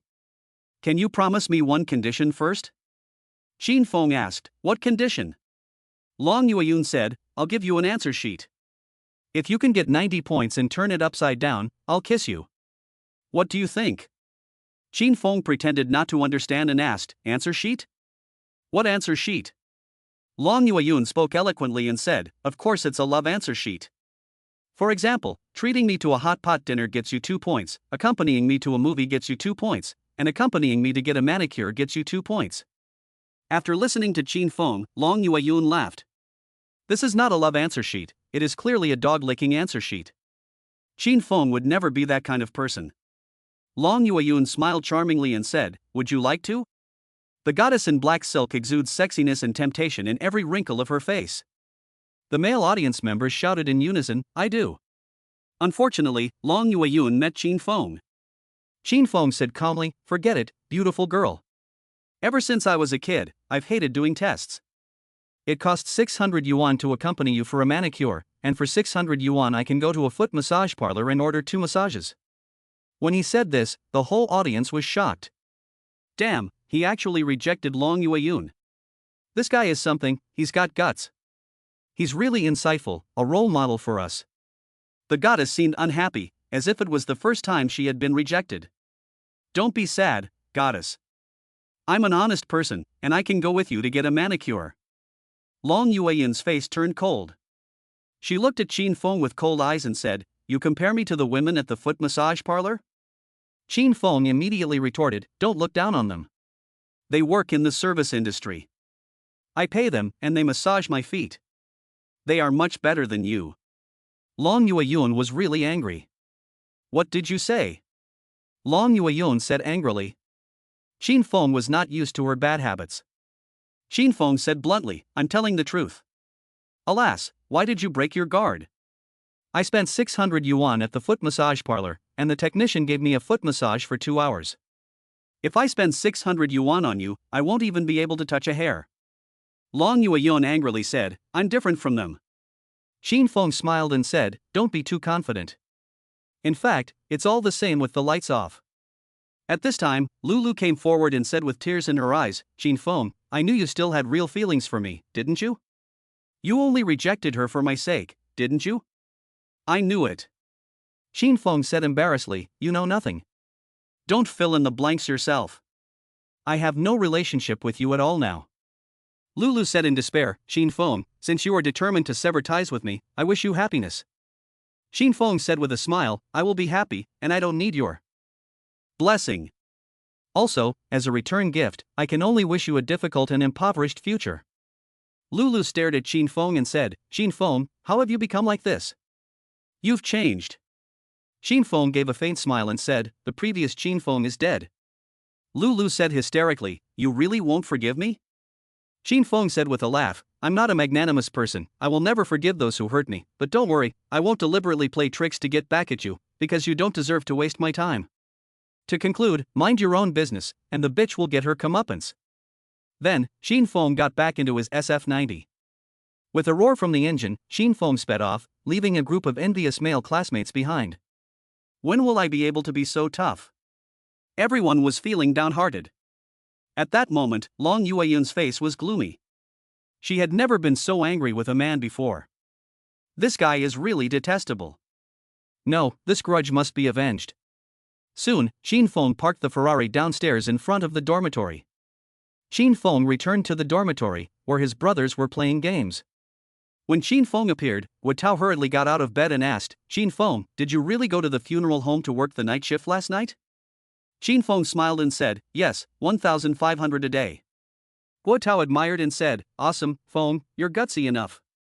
Then, Xin Feng paid back all the money he owed his roommates. Li Jing asked in surprise, Feng, you only worked the shift for one day, where did you get so much money? Xin Feng casually made up an excuse and said, a rich lady gave it to me. Li Jing laughed and said, ha, you finally bowed to reality, come on, how much did she give you? Xin Feng didn't answer, but pulled out the keys to his Ferrari. For a moment, the four of them were stunned.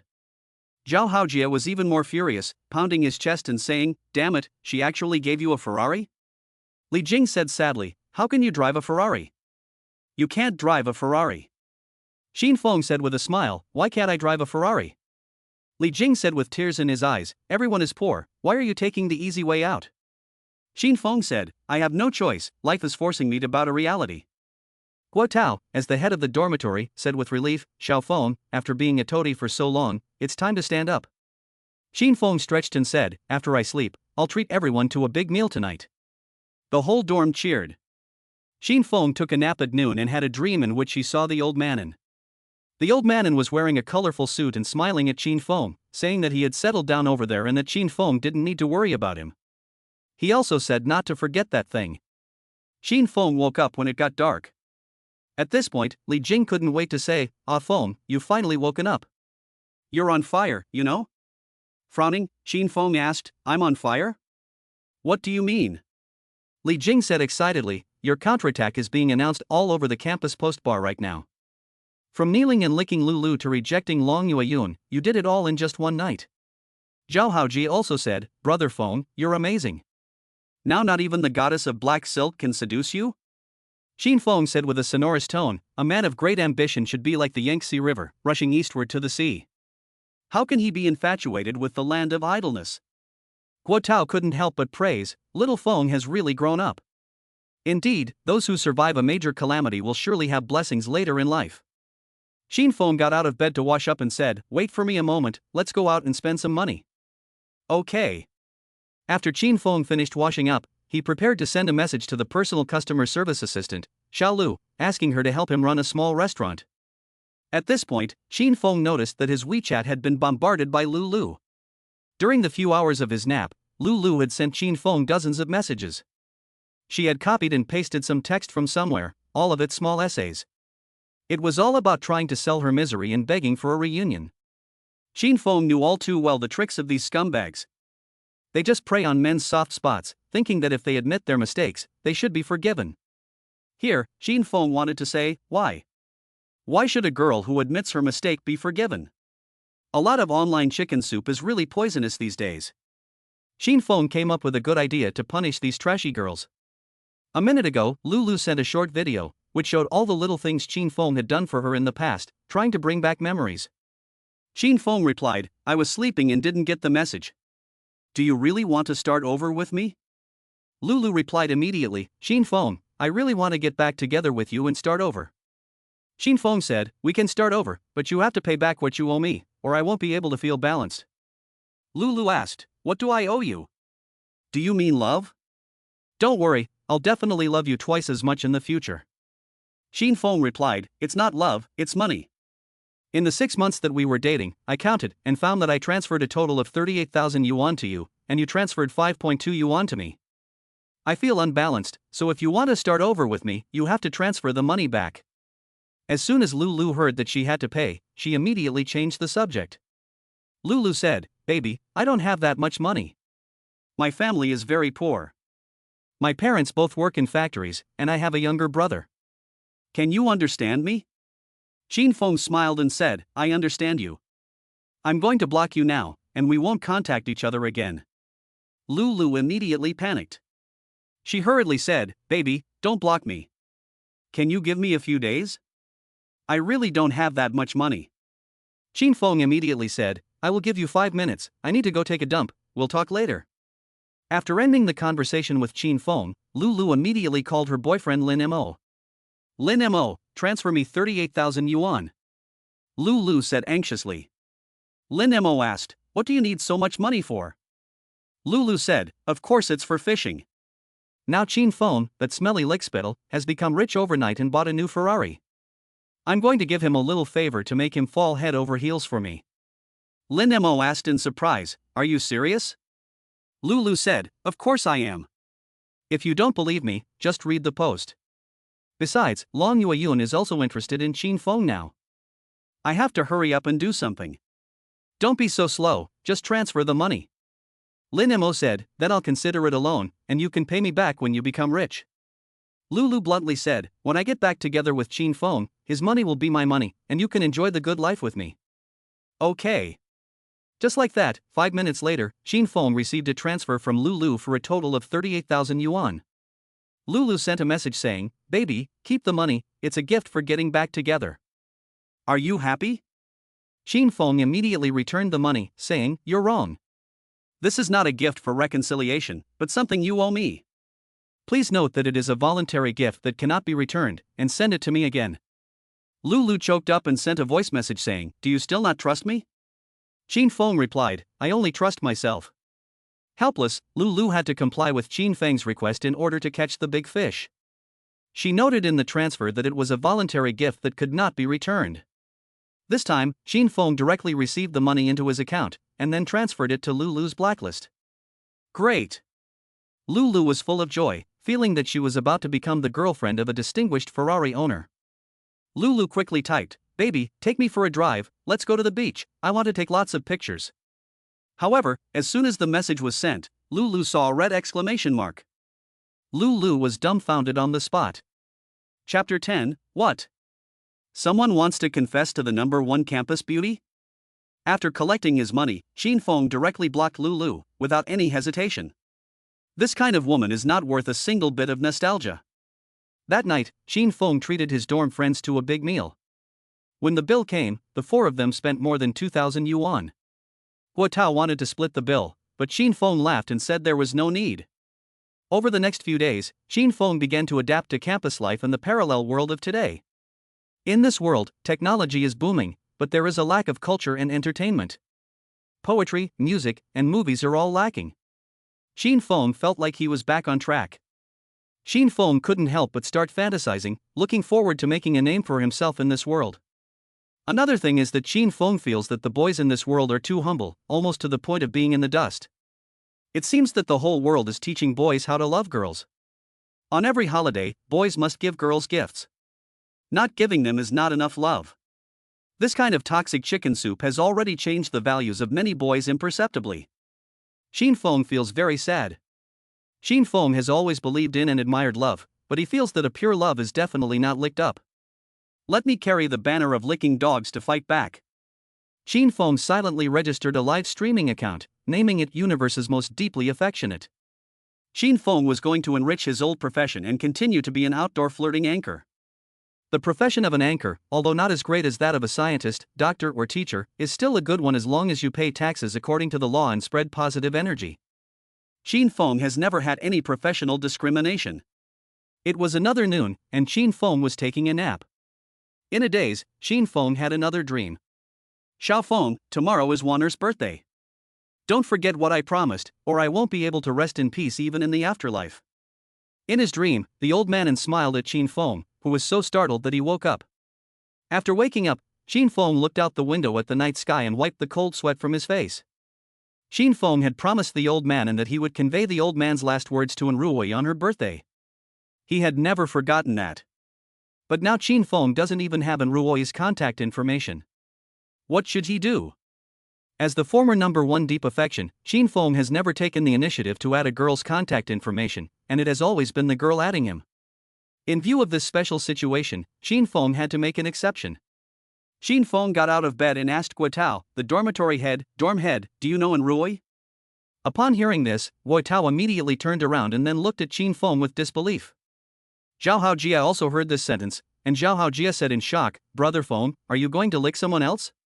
Li Jing also exclaimed in shock, "Brother Feng, and Ruoi is the most beautiful school flower in our school, without exception.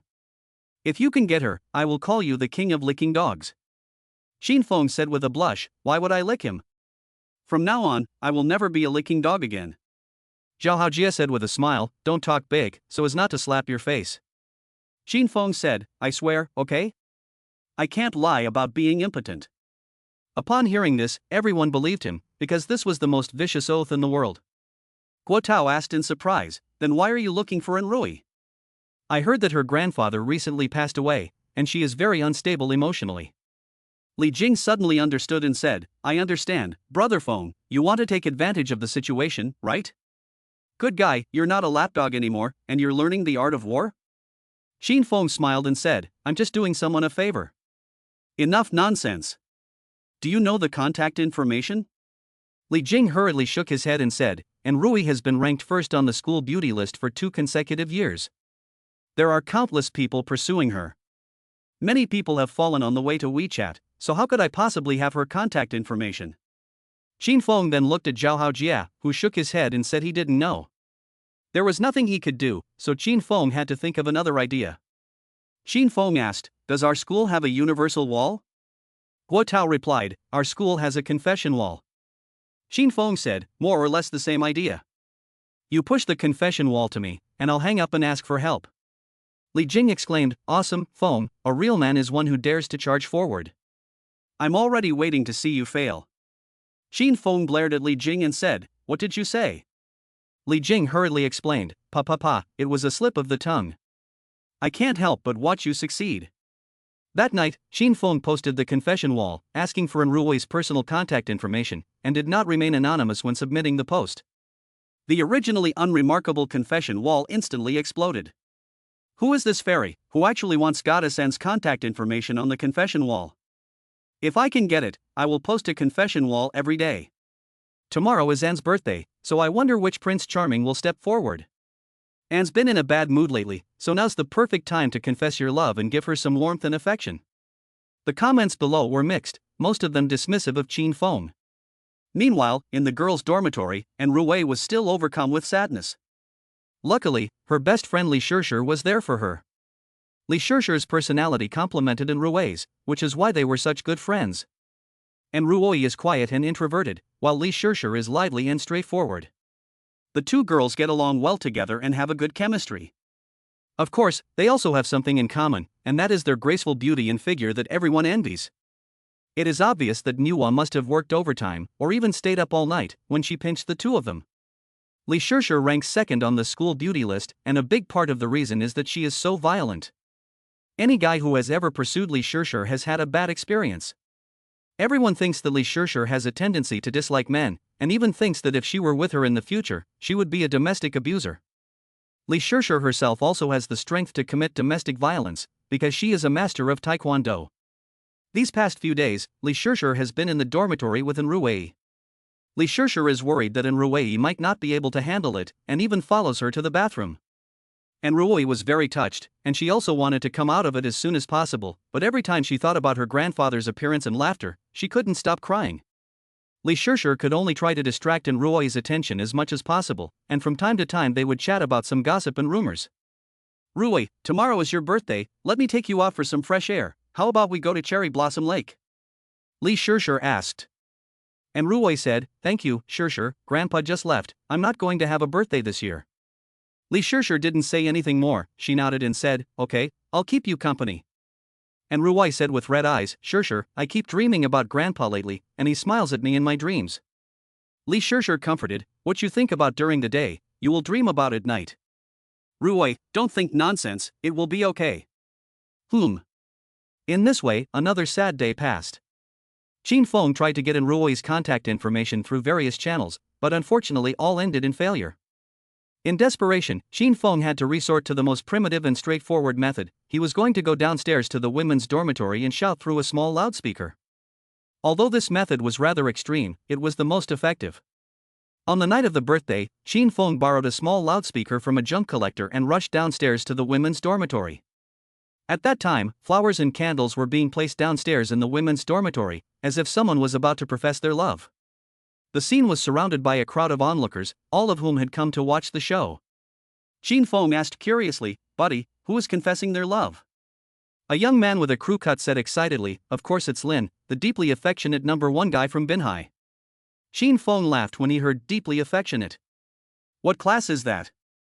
How dare he call himself deeply affectionate? Qin Feng asked, who is he confessing his love to? The young man with the crew cut said, of course it's Enrui, the #1 girl in Binhai. Lin has been chasing after An for over a year, and this is the moment of truth. I hope he can win her heart.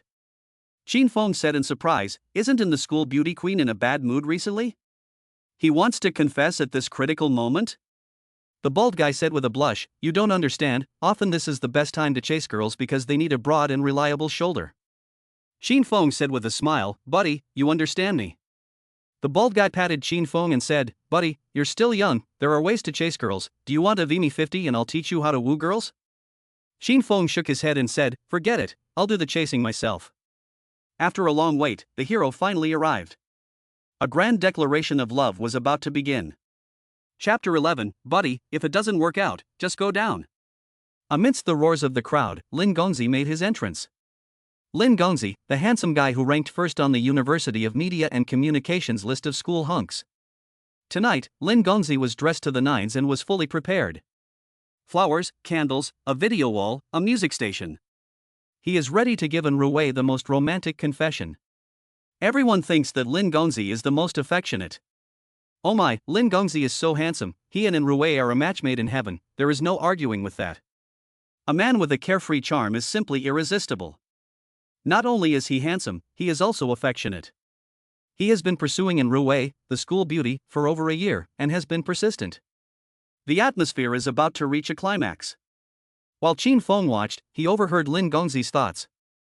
I just don't believe it, if I can't get you today, Enrui, you must be my Lin Jiaroui's main wife, and you can only be my Lin Jiaroui's main wife.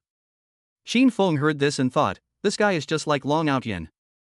Qin Feng listened for a while longer, but really couldn't bear to listen anymore. This guy has actually had so many secret girlfriends, which really does fit the saying. On the contrary, the men who seem more scum are often more affectionate. At this moment, in the 5th floor of the girls' dormitory, in Enrui's bedroom, Enrui also noticed the commotion downstairs. Enrui curiously asked, Sure, is this the surprise you prepared for me? Li Sure said embarrassedly, no, yesterday Bauer said that it's not a birthday, so I didn't prepare a surprise for you today, I only prepared this for you. Then, Li Sure took out a handwritten letter, with a big heart drawn on the envelope. Li Sure wanted to warm Enrui through the power of words. Enrui accepted her best friend's handwritten letter and said softly, thank you, Sure. Li Sure gave a warm smile and said, no matter what happens, I will always be by your side. Then, Li Sure went to the balcony and said in surprise, so, who does this guy want to confess his love to? Enrui also went to the balcony and said, please don't let it be me. Li Sure smiled and said, you never know, Bauer, look at the big screen below, there's your photo. Enrui took a closer look and burst out laughing. The big screen was flashing with beautiful photos of Enrui, and soon, Master Lin was holding a microphone, bravely declaring his love. Enrui, are you there? Master Lin shouted. Enrui didn't understand what this guy was up to. She was already feeling bad, and now she felt even worse. The whole women's dormitory was abuzz at the sound of Lin Gongzi's Are You There? The flower-obsessed girls responded one after the other, yes. In Enrui's dormitory, her other roommates were also getting excited. Rui, let's go downstairs and help you find out what's going on, said roommate Xiaoyan excitedly. Enrui said, thank you, Swallow. Xiaoyan smiled and said, it's okay, just pay attention to your phone. Enrui nodded and said, okay. Li Sure looked on for a moment, then said with a sneer, I thought it was someone else.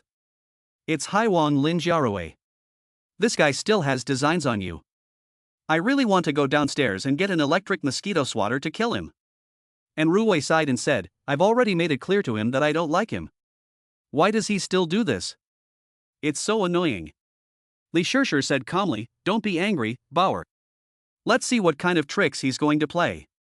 Downstairs, at home, everyone is waiting anxiously for the appearance of the heroine, wanting to catch a glimpse of her beauty. Unfortunately, and Ruoi is not going to come down. Master Lin has not given up hope, but instead recites a short composition with deep feelings. Lin Jiarui shouted to the fifth floor, Ruoi, I know you are silently paying attention to me. I know that all of this is a test for me. Ever since I entered university as a freshman, I have liked you. Lin Jiarui went on and on, speaking with such sincerity that he moved countless girls, but the female protagonist was not moved. Li Shishir sneered, this guy's got some acting skills, why doesn't he become an actor? He's clearly a veteran of the love scene, with such a strong sense of pausing in his confession. And Ruoi said in surprise, wow, Shishir, you know about the sense of pausing? Li Shishir said, how could a normal confession be done in one breath? He must have told a lot of other girls beforehand, and it has become muscle memory. And Ruei is a love newbie, so she really doesn't understand this. And Ruei asked, so what do I do now? Do I need to go downstairs? Li Shishir asked, do you want to be with him? And Ruei immediately refused and said, I don't want to. I don't want to fall in love. Li Shishir understood immediately and said, I understand, that's simple. Li Shishir then connected the small speaker to her phone and shouted downstairs, handsome guy downstairs, please leave quickly and don't disturb Ruoi's rest, thank you. The whole audience was in an uproar. The onlookers started teasing. She actually said no. As expected, the university campus queen is not that easy to woo. If even Lin Gongzi can't get the girl, I really don't know who she will end up with. That voice sounds like Li Shishir. Indeed, if you want to get the Anhui University flower girl, you must first get her guardian angel Li Shishir. Wouldn't that be the perfect life? You'd have the flower girl on your left and right, and they'd both be your girlfriends. Don't even think about it. Are you sure you can withstand Li Shishir's bone-breaking hands? And Ruoi clearly rejected Lin Jiarui, but Lin Jiarui was still not giving up. He started singing to express his love. But, to his misfortune, the more he sang, the more angry Li Shishir became. Li Shishir shouted, downstairs, I'm warning you, stop singing. Lin Jiarui said, I am loyal to Ruei's love. Li Shishir, I know you are her best friend, but from today onwards, I am willing to replace you and become her guardian angel. Upon hearing these words, the audience burst into warm applause, everyone was impressed by Lin's courage. Li Shishir angrily said, what class are you? You want to replace me? Then, in a fit of anger, Li Shishir directly poured a bucket of cold water. The cold water just happened to fall right on Lin Jiarui's head, dazing him. Lin Jiarui rubbed his face and said, is this Xian's foot wash? It smells good. Li Shishir replied, I'm sorry to disappoint you, it's the water for washing the mop. Lin Jiarui immediately broke his guard. After all, he was the top of the school's grass list. On weekdays, as long as he wagged his finger, there would be girls rubbing against him. Originally, Lin Jiarui wanted to steal home on this special day, but he didn't expect to be splashed with a bucket of dirty water. Upstairs, and Ruoi couldn't help but say to her best friend, who had acted so aggressively, Sure, are you really down? Li Shishir smiled and said, I'm down, don't worry, Bauer, I'll be the bad guy. This kind of scumbag should go as far away as possible. I saw him a few days ago arm in arm with a few girls from the art department. And Ruoi was shocked and said, really? That's terrible. Downstairs, Lin Jiarui was covered in dirty water. He angrily threw the bouquet of flowers on the ground and then stomped on it until it was in pieces. Then, Lin Jiarui began to destroy the scene of the confession. Seeing this, Qin Feng forced his way to the front and said, buddy, don't step on the candles, and if you really can't help it, just go downstairs. Lin Jiarui, upon seeing Qin Feng, angrily said, who the hell are you? Just stay where you are. Qin Feng replied, buddy, can I borrow a feng shui treasure spot? I also want to say a few words to Ruei, is that okay? Lin Jiarui was confused. This is a mockery, right? The onlookers were also confused. Was this a relay confession? Chapter 12, the school beauty walked downstairs, and there was a shocking reversal. Qin Feng broke into the confession scene with a small loudspeaker in his hand, and directly broke Lin's defenses. Lin Jiarui looked at Qin Feng, who was shabby and disheveled, and said coldly, you smelly loser also want to hit on Ruei. Look in the mirror, are you worthy? Lin Jiarui was full of anger and had nowhere to vent it, and Qin Feng just happened to run into his crosshairs. Qin Feng said calmly, this is not how you woo a girl. Step aside, I'll teach you. As soon as these words were spoken, the entire audience booed, and they all began to heckle. More and more people gathered to watch, and the focus of everyone's attention instantly shifted from Lin Gongzi to Qin Feng. Everyone was talking about it, and some people even opened up the live broadcast and shared it on the campus confession wall. Is this a pure love warrior? Ha ha, awesome, let's see how the goddess rejects him. I guess goddess and will give him a good person card. Ha ha ha, it's not funny, but you're a real man, buddy. Damn, I'm actually a little moved. He's so brave. If it were me, I wouldn't even have the courage to confess. Lin Jiarui looked at Qin Feng's confident appearance and sneered, "You're still teaching me? Get out of my way. If Enruei agrees to you, I'll do a live headstand and wash my hair." Qin Feng smiled and said, "Okay, you said it. Watch closely." Lin Jiarui quickly stepped aside, lest any more dirty water be splashed down on him. In this way, Qin Feng took Lin Jiarui's place and stood in front of the confession screen. Qin Feng held the megaphone in his hand, pressed the button, and prepared to call Enruei down. However, the next second, an unexpected accident occurred, and the sound of a junk collector came out of the megaphone. Collecting old refrigerators, old color TVs, old washing machines, waste paper boxes. For a moment, the audience burst into laughter. This guy is here to make fun of me, I'm going to die laughing. Courage is commendable, I can only say that courage is commendable. If this can get Enruei to come down, I'll eat a bowl of instant noodles live on air. After a brief moment of awkwardness, Qin Feng quickly adjusted his state of mind. He cleared his throat and said, "Hey, is Enruei a classmate of yours upstairs? I have a few words I want to say to you. Could you come downstairs for a moment?" On the fifth-floor balcony, Li Shishir was already prepared to throw water. Li Shishir said coldly, "Another one who isn't afraid of death." However, Enruei felt that Qin Feng's voice sounded familiar after hearing it. Enruei hurriedly stopped Li Shishir and said, "Don't worry, Shishir, just wait a moment." Li Shishir asked, "What's wrong? Why wait? Are you going to give him a chance to express himself?" Enruei nodded. Li Shishir sighed and said, "Bauer, you are just too kind." Qin Feng shouted Enruei's name many times over the loudspeaker, but Enruei did not respond. The onlookers started to make noise, saying, "Buddy, why don't you kneel down and shout, maybe the goddess will have mercy on you." Helpless, Qin Feng could only use his special move. "Wanner, go downstairs for a moment, I really want to talk to you," Qin Feng shouted again. Upon hearing this, Enruei's heart skipped a beat. She knew that only her father, mother and grandfather called her by the name Wanner. Enruei was very emotional, and she suddenly remembered this voice. It was him. Enruei hurried downstairs without even changing out of her pajamas. Her best friend Li Shishir was confused. Who was Wanner? Qin Feng waited quietly as the people present laughed. At the same time, the confession wall was also broadcasting Qin Feng's image in real time. His ex-girlfriend Lulu happened to see it. She couldn't believe her eyes when she saw the man on the broadcast, and it was Qin Feng. A few days ago, Qin Feng received a transfer of 38,000 yuan from her and then blocked her. Lulu was directly dumbfounded, which directly led to the breakdown of her relationship with her male best friend. The once close male best friend now urges her to pay back the money every day, and Lulu is about to collapse. Lulu was still fantasizing about being able to get back together with Qin Feng, but now it seems that there is no chance at all.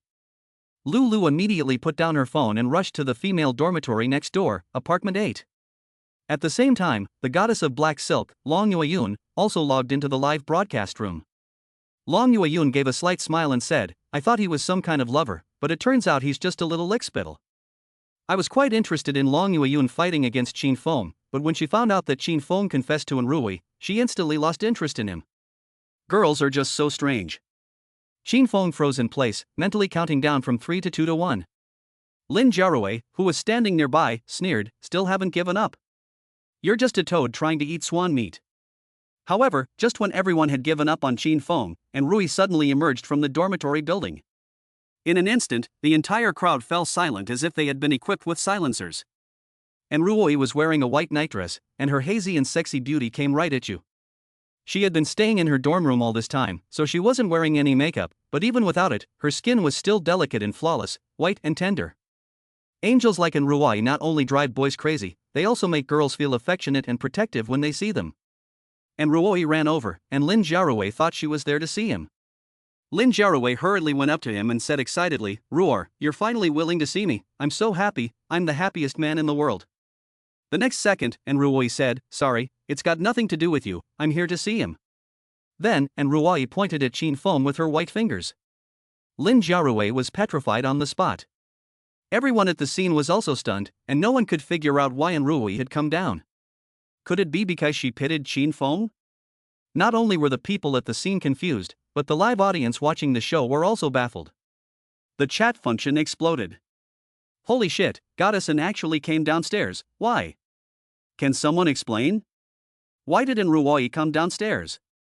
This is a reversal, she can't really let this kid steal the show, no, Ruoi is my faith." Long Yueyun wanted to turn off the live broadcast, but Ruoi's appearance made her look a little uncomfortable. On the spot, Ruoi walked to the center of the flower bed in front of everyone and stood 1 meter away from Qin Feng. At such a close distance, Qin Feng clearly saw Ruoi's features. She was worthy of being the most beautiful school flower, she really looked good. But for some reason, when Qin Feng looked at her pitiful appearance, there was always a devil inside him that wanted to make her cry. Qin Feng quickly put away this evil thought. After the two of them stared at each other for a few seconds, Qin Feng took the initiative to speak. "I'm sorry for calling you down in this way. I was entrusted by someone to tell you a few words. Would you give me a few minutes?" Ruoi nodded and said, "Go ahead, I'm listening." Everyone on the scene didn't dare to breathe, and their ears were pricked up, afraid of missing anything exciting. Then, Qin Feng took out his phone, opened the memo, and began to speak to Ruoi in the tone of voice of Enlaozi. Chapter 13, Don't be ridiculous, I don't want to be his daughter-in-law. Qin Feng took out a letter, which he had handwritten. With the help of the lighting, he read out the last words of Masterin. "Warner, I'm sorry that I missed your 19th birthday. Grandpa wishes you a happy birthday, my dear granddaughter. In the days to come, you must be happy and grow up healthily." Grandpa left in a hurry, and there were so many things he didn't get to explain clearly, and so many things he didn't get to let go of. Grandpa was most worried about Warner. Grandpa didn't get to see Warner get married, and didn't get to meet the grandson-in-law. It's just the way things are. People have joys and sorrows, and there are ups and downs. Warner, you must let go and not dwell on your sadness. Grandpa has just gone to the other world. Grandpa has reunited with Grandma. Warner must pull herself together. Eat and drink as you should, so that Grandpa can rest in peace. Every word Qin Feng read was a last word left by Grandpa. At the scene, more than half of the people were moved. Of course, there was also a small group of people who were still in the dark. They muttered to each other. Is this the latest confession routine? The grandfather who came up to play in Xiaohua? It's a waste of time. Keep it down, don't make a noise, I can't hear it. Grandpa An's last words lasted 5 minutes, and Ruoi cried from beginning to end. Her best friend Li Shishir stood nearby, ready to pull Ruoi away at any time. However, Li Shishir noticed that something seemed a bit off. What on earth was this man doing? In the end, after Qin Feng finished reading Grandpa An's last words, Ruoi was already unable to stop sobbing. Qin Feng explained, "Classmate Ruoi, your grandfather told me what you just said in a dream."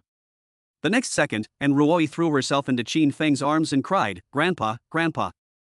In an instant, Qin Feng was dumbfounded, as were the audience members. The onlookers were dumbfounded. Did he just get her? Oh my god, what a masterstroke. This emotional card was played beautifully. I didn't think this guy, who looks so plain, had such outstanding literary talent. I'm almost moved to tears. Stay together, stay together. At the scene, I don't know who shouted together, and for a moment, everyone followed suit. The confession wall live broadcast room was also very lively at the moment. The screen was full of flowers and blessings, showing that Qin Feng's words had moved countless netizens.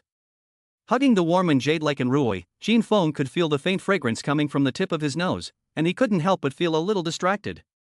Ruoi was wearing pajamas and had a good figure. Qin Feng was tightly embraced, and his body felt like it was attached to a piece of cotton candy, soft and delicate, melting in his mouth. His best friend Li Shishir wanted to go up and stop them, to wake her best friend's love brain, but Li Shishir couldn't intervene forcibly, because everyone had the right to choose their own love. Li Shishir frowned, thinking to herself, where did this guy come from? Lulu hurried over to see what was going on. But as soon as she arrived, she saw Qin Feng and Ruoi embracing each other. Lulu's heart sank. This guy actually got the prettiest girl in school, in Ruoi? At that moment, Lulu wanted to die. The man she once considered trash had actually gotten the prettiest girl in school, who was 10,000 times more beautiful than herself. Lulu couldn't accept it, but she had to. She now regretted it, and secretly vowed in her heart that she must win Qin Feng back. Qin Feng was indeed enchanted during the minute of the embrace. But Qin Feng knew in his heart that this fluttering of the heart was due to hormones. Qin Feng's purpose in this public and high-profile message was not to confess his love, but to help Mr. Ren fulfill his dying wish. Qin Feng could not pursue a girl by taking advantage of a vulnerable situation. So, after Ruoi had calmed down a little, Qin Feng gently pushed her away and said, "Classmaiden, I have a connection with your grandfather, so I came to give you a message." And Ruoi choked and said, "Thank you, thank you." Qin Feng continued, "I also want to tell you that the so-called family ties mean that your destiny with him is to keep watching his back as he walks further and further away. You stand at one end of the path, watching him gradually disappear around the bend, and then he turns to you with his back and says, 'No need to chase.'" Qin Feng's words were full of meaning, and many people in the audience were in tears. And Ruoi looked at Qin Feng deeply, bowed, and said, "Thank you, I understand." Qin Feng handed in Ruoi the handwritten letter, and then Qin Feng turned and left. At that moment, Qin Feng was the light in everyone's heart. He's awesome, just awesome. The mood of the audience could not be calmed for a long time. He really comforted in Ruoi with all his heart. Even as an outsider, I could feel his strong love. It turns out that true love is hidden in the details. He didn't mention the word love at all, but the love was there between the lines. I need to find someone quickly. I need to find his contact information within 10 minutes. So, is he saying that his confession was rejected? Nonsense, it's clear that he was politely rejecting the schoolflower. After Qin Feng left, Li Shishir hurriedly approached and comforted her, saying, "Ruoi, are you okay?" Li Shishir shook her head and said, "I'm fine, Shishir." Li Shishir asked, "Who was that boy? Do you know him?" And Ruoi nodded and said, "Yes, I do. I'll tell you back at the dormitory." Li Shishir said, "Okay, let's go." At this moment, Lin Jiarui seemed to have an epiphany. He hurriedly caught up and shouted, "Wanner." However, it was this shout of Wanner that made Ruoi angry for the first time in front of so many people.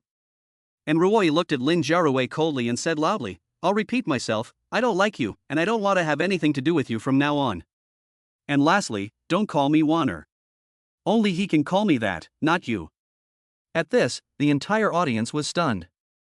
They couldn't believe that the usually gentle Ruoi could also lose her temper. However, this sense of contrast didn't make everyone hate Ruoi, on the contrary, they liked her even more. Li Shishir, as Ruoi's guardian angel, stepped forward and grabbed Lin Jiarui by the collar, saying, "I'm going to count to 3, so get lost." 3. Before Li Shishir could count to 2, Lin Jiarui panicked and ran away. At this point, Lin Jiarui was completely humiliated, while Qin Feng had become famous overnight. The audience dispersed one after the other, and Qin Feng's glorious deeds were already being posted on the confession wall. The goddess Long Yueyun, who wore black stockings, watched the whole live broadcast. She had already lost interest in Qin Feng. But a powerful curiosity stirred within her again. Long Yueyun lay on her bed in her dormitory, her long legs leaning against the pale wall. She said lightly, "If I can win him over, will that prove that I'm more attractive than Ruoi?" That night, when Qin Feng returned to his dormitory, his roommates went crazy. "Awesome, brother Feng, you're like a heifer on a plane, going to the top. I really didn't expect it, Xiao Feng, you are so brave. When you are a dog, you are meek and obedient, but when you are not a dog, you strike hard. From now on, we will each mind our own business. I will call you brother, and you will call me." Qin Feng smiled and said, "Get lost, are you taking advantage of me?" Zhao Haojia smiled and said, "I dare not, brother Feng, please sit." Qin Feng successfully broke the circle by removing the hat of a dog licker. In the girls' dormitory, on the other hand, Ruoi kept reading the handwritten letter over and over again. Li Shishir was skeptical about the dream, but there were many things in this world that could not be explained by science. Li Shishir could only choose to believe. "Why did Grandpa have a dream for him?" Li Shishir asked. And Ruoi replied, "He was there when Grandpa was cremated. He had a connection with Grandpa." Li Shishir nodded and said, "I understand." And Ruoi carefully put the envelope away and then said to Li Shishir, "Shishir, I'm going to pull myself together. I don't want to let Grandpa down. Li Shishir smiled and said, "That's right, life goes on." And Ruoyi revealed a smile that she hadn't shown in a long time, and it was a really nice smile. And Ruoyi's roommates were all happy that she had been able to come out of her shell. Suddenly, and Ruoyi thought of something. She said to Li Shishir, "Shishir, can you find out the contact information of that guy for me?" Li Shishir widened her eyes and said, "I can, but..." And Ruoyi asked, "But what?" Li Shishir said with a smile, "Ruoyi, you're not falling for him, are you?" As soon as she said this, and Ruoyi's face immediately turned red, and she hurriedly denied, "Don't be ridiculous, I have no intention of becoming his wife." Chapter 14, Embarrassing. Accidentally ripped the school flower's stockings. That night, and Ruoyi had a beautiful dream, in which she dreamed that her grandfather was over there eating and drinking, telling Ruoyi not to worry. In addition, the old master also told Ruoyi to be sure to get along well with Qin Feng and strive to be his daughter-in-law. And Ruoyi woke up with the scenes from her dream still vivid in her mind. Ruoyi hurriedly got out of bed and washed her face to wake herself up. Today, Ruoyi put on a delicate makeup and a light blue dress. After last night's incident, Ruoyi has come out of her sadness, and from now on, Ruoyi has decided to live her life to the fullest. Her best friend Li Shishir was happy for Ruoyi when she saw her like this. On the way to class in the morning, Li Shishir teased, "Ruoyi, I really didn't expect it. After all this time of me trying to talk some sense into you, that boy last night managed to talk you into doing the right thing." And Ruoyi smiled and said, "He didn't talk me into anything." Li Shishir asked, "Do you really believe that Grandpa came to him in a dream?" And Ruoyi nodded and said, "I do, because last night he called me Wanner, a name only my family knows." Li Shishir said, "Okay, I didn't see his face clearly last night. Was he handsome?" And Ruoyi thought back and said, "I was so excited last night that I didn't pay attention.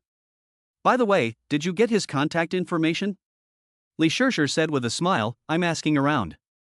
And Ruoyi said, "Doesn't the school have a confession wall? Just post it on the confession wall." Li Shishir said in surprise, "What? You want to confess to him?" And Ruoyi said shyly, "No, don't be silly, I just want to get to know him and be friends." Li Shishir couldn't help but say, "Friends today, sisters tomorrow, holding hands and calling each other baby the day after, haha. If you keep this up, I won't talk to you anymore," and Ruoyi said arrogantly. "Ha, just kidding, but if he tries to woo you and be with you, he has to pass my test first," Li Shishir said. "What test?" And Ruoyi asked. "Let's test his endurance first, ha ha ha." "Oops, Shishir, you're so dirty." The two of them were fighting and fooling around on the road, creating a beautiful sight. Li Shishir was wearing a black dress, and her beauty was comparable to Ruoyi's. One was pure and the other was charming, who wouldn't be confused when they met? After last night's confession incident, Qin Feng became famous overnight, and his glorious deeds were circulating all over the campus. Qin Feng was walking with his roommate on the road, and every now and then a little girl would secretly look at him. Zhao Haojie said excitedly, "Good brother, you're famous. From now on, you're the man standing at the top of the pyramid. You can pick any girl from Binhai College, black silk, long legs, and a small waist." Qin Feng smiled and said, "That's quite a rhyme, ha ha ha." His roommate Li Jing also came over and asked, "Brother Feng, how many girlfriends are you going to get?" Qin Feng answered with his mouth open, "Let's find 100. We'll create a group chat, and she can help me out when she has time." Li Jing laughed and said, "Brother Feng is awesome." The first class of the day was Appreciation of Language and Literature, a large class with all three majors. Qin Feng's major was Drama and Film Studies, and Ruoyi's major was Film Studies. Coincidentally, they both had this class. Their best friend Li Shishir was a journalism major and didn't have this class. So when the two best friends arrived at the teaching building, they went to different floors. Before they parted ways, and Ruoyi reminded Li Shishir, "Shishir, don't forget to ask around for me." Li Shishir smiled and said, "Don't worry, I'll take care of it." At 8 a.m., the lecture hall was already full of people. When Qin Feng and his roommates arrived at the classroom, Qin Feng was shocked. "Damn, are they all so curly?" Qin Feng was shocked. Now the seats in the back row were all taken, leaving only the front row. Qin Feng said dejectedly, "I should have come a little earlier." Guo Tao said, "Just make do with it, there won't be any space left later." So the four brothers sat in the front row.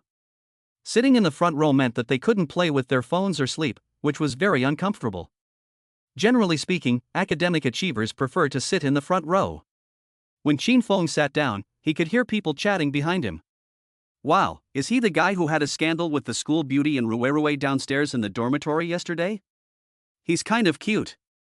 I really want to get his contact information, what do you think? Go for it, I have confidence in you. Xin Feng didn't care about any of that. He was so sleepy, and the most painful thing about university was having to go to class at 8 a.m. It was just like the saying goes, the church's white dove won't kiss the crow, just like going to school at 8 a.m. for 5 consecutive days was no different from being an orphan. He was so sleepy. After sitting down, Xin Feng immediately leaned over the desk, ready to take a nap. But just as he had laid down, there was a loud noise coming from the classroom. There was a loud noise in the sky, and the school beauty in Ruei made her appearance. The beauty's appearance seemed to come with its own BGM. And Ruei was known as the pure lust ceiling, and no one could beat her in terms of appearance. And Ruei walked into the classroom and saw that it was already full of people. She thought to herself, oh no, I'm late. At this point, many little lickspittle dogs who were paying court to her came forward, scrambling to say, Goddess, sit here by me, I'm by the window. And a school flower, sit here by me, I have a good view. In response, Ruei politely declined. Suddenly, Ruei noticed that there was still a seat in the first row. In this way, by some strange coincidence, Ruei and Xin Feng sat in the same row. The two were only separated by one seat. At that time, Romy did not realize that the person lying next to her was Xin Feng. Zhao Haojie was so excited to be sitting in the same row as his goddess for the first time that he wanted to go to the toilet. Zhao Haojie hurriedly nudged Xin Feng and said, Brother Feng, wake up. Xin Feng had just fallen asleep and was woken up again. Xin Feng glared at Zhao Haojie and said, Don't make a noise. Zhao Haojie reminded him, Don't sleep, look to your left. Xin Feng turned his head and took a look, oh my. At the same time, Ruei also saw Xin Feng, and she looked incredibly surprised. The two looked at each other, and in an instant, Ruei's face turned red. Ruei's eyes flickered a little, and she whispered, hello, is this seat taken? Xin Feng replied, no one is here, sit. Ruei said, thank you. The audience in the back couldn't hold back their laughter. These two had planned this out, didn't they? I didn't have breakfast, but now I'm full. You're full already? It hasn't even started yet, okay? The goddess is blushing. I've never seen the beautiful girl from Anhui University look like this before. What is it about this guy that's so attractive? The people in the back couldn't contain their excitement, as if they were sitting in Xin Feng's seat. Xin Feng, on the other hand, calmly laid on the table, continuing to sleep. Ruei was now very excited. She hurriedly messaged her best friend Li Shirshir, saying, Shirshir, I saw him again. Li Shirshir replied in seconds, him? Who? Ruei said, the guy who gave me the letter last night. He's sitting next to me. What a coincidence, he's in this class too. Li Shirshir hurriedly said, then go and ask for his contact details. Ruei said nervously, Shirshir, just ask for it? That's so embarrassing. Li Shirshir smiled and said, what are you afraid of? As long as you're not embarrassed, it's other people who will be embarrassed. Ruei said shyly, I don't dare, let's wait a bit longer. Li Shirshir said, just go up and say, handsome guy, add me on WeChat, and he'll definitely add you. Ruei asked, really? Don't lie to me. Li Shirshir said with certainty, absolutely. After all, who would refuse a sweet hottie? Ruei smiled and said, sweet girl, what the hell is a sweet hottie? Li Shirshir explained, it means that you have the innocent appearance of a sweet girl, but the body of a hottie. Finally, encouraged by her best friend, Ruei gathered her courage, stood up, and took out her phone, walking a few steps towards Xin Feng. Ruei went to Xin Feng's seat, wanting to wake him up, but she couldn't bring herself to do it. This made the audience in the back row panic. What is the goddess going to do? Is she going to make the first move? No, in a relationship, whoever makes the first move loses. Under the gaze of a pair of eyes, Ruei took the difficult step. Gathering her courage, she gently patted Xin Feng on the shoulder. Xin Feng was awakened and looked at Ruei with puzzled eyes. Roni's heartbeat accelerated instantly, and her ears turned red. A few seconds later, Romy said, hello, classmate, I'm sorry to disturb your rest, can I add you to WeChat? At this moment, the lecture hall was filled with the sound of heartbreak.